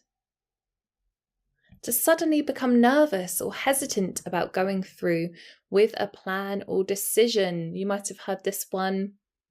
This is used sometimes for big events in general, like perhaps marriage or something like this. If you were to get cold feet, you suddenly become nervous about this big life event. The witness, in a legal setting, the witness got cold feet on the stand and refused to testify against the defendant.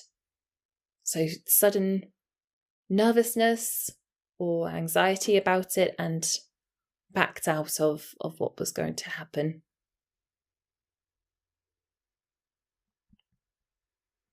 This is, I'd say, perhaps a slightly unusual one, but it's an interesting one. Kick the can down the road. So we're not sure what this means initially, but let's have a think about it. This means to postpone dealing with a problem or making a decision, often repeatedly. So I don't know about you, but an image comes to mind. A lot of idioms are very good for creating a visual or an image. And a person kicking a can, you can almost hear the can being kicked down the road, and that is meant to illustrate this postponing. You're not doing perhaps what you're meant to be doing. There's a problem and you are idly wasting time maybe. The legislature decided to kick the can down the road on the controversial issue, deferring it to the next session. So not dealing with things head on here.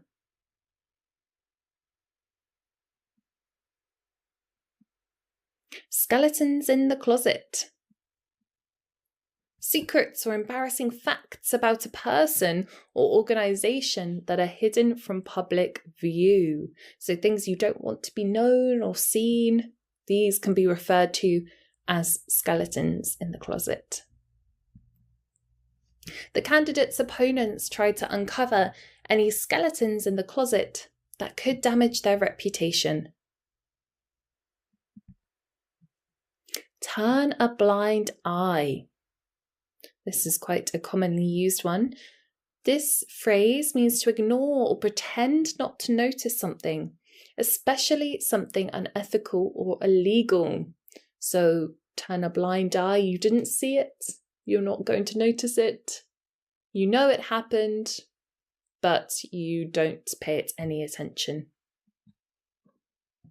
The manager turned a blind eye to the employee's misconduct because they didn't want to deal with the issue. So a lot of the time, if you're turning a blind eye to something, you should in fact be dealing with it. It is something that is probably an issue, but perhaps out of time pressures, perhaps even laziness, you know that this will take a lot of time to deal with, so you turn a blind eye.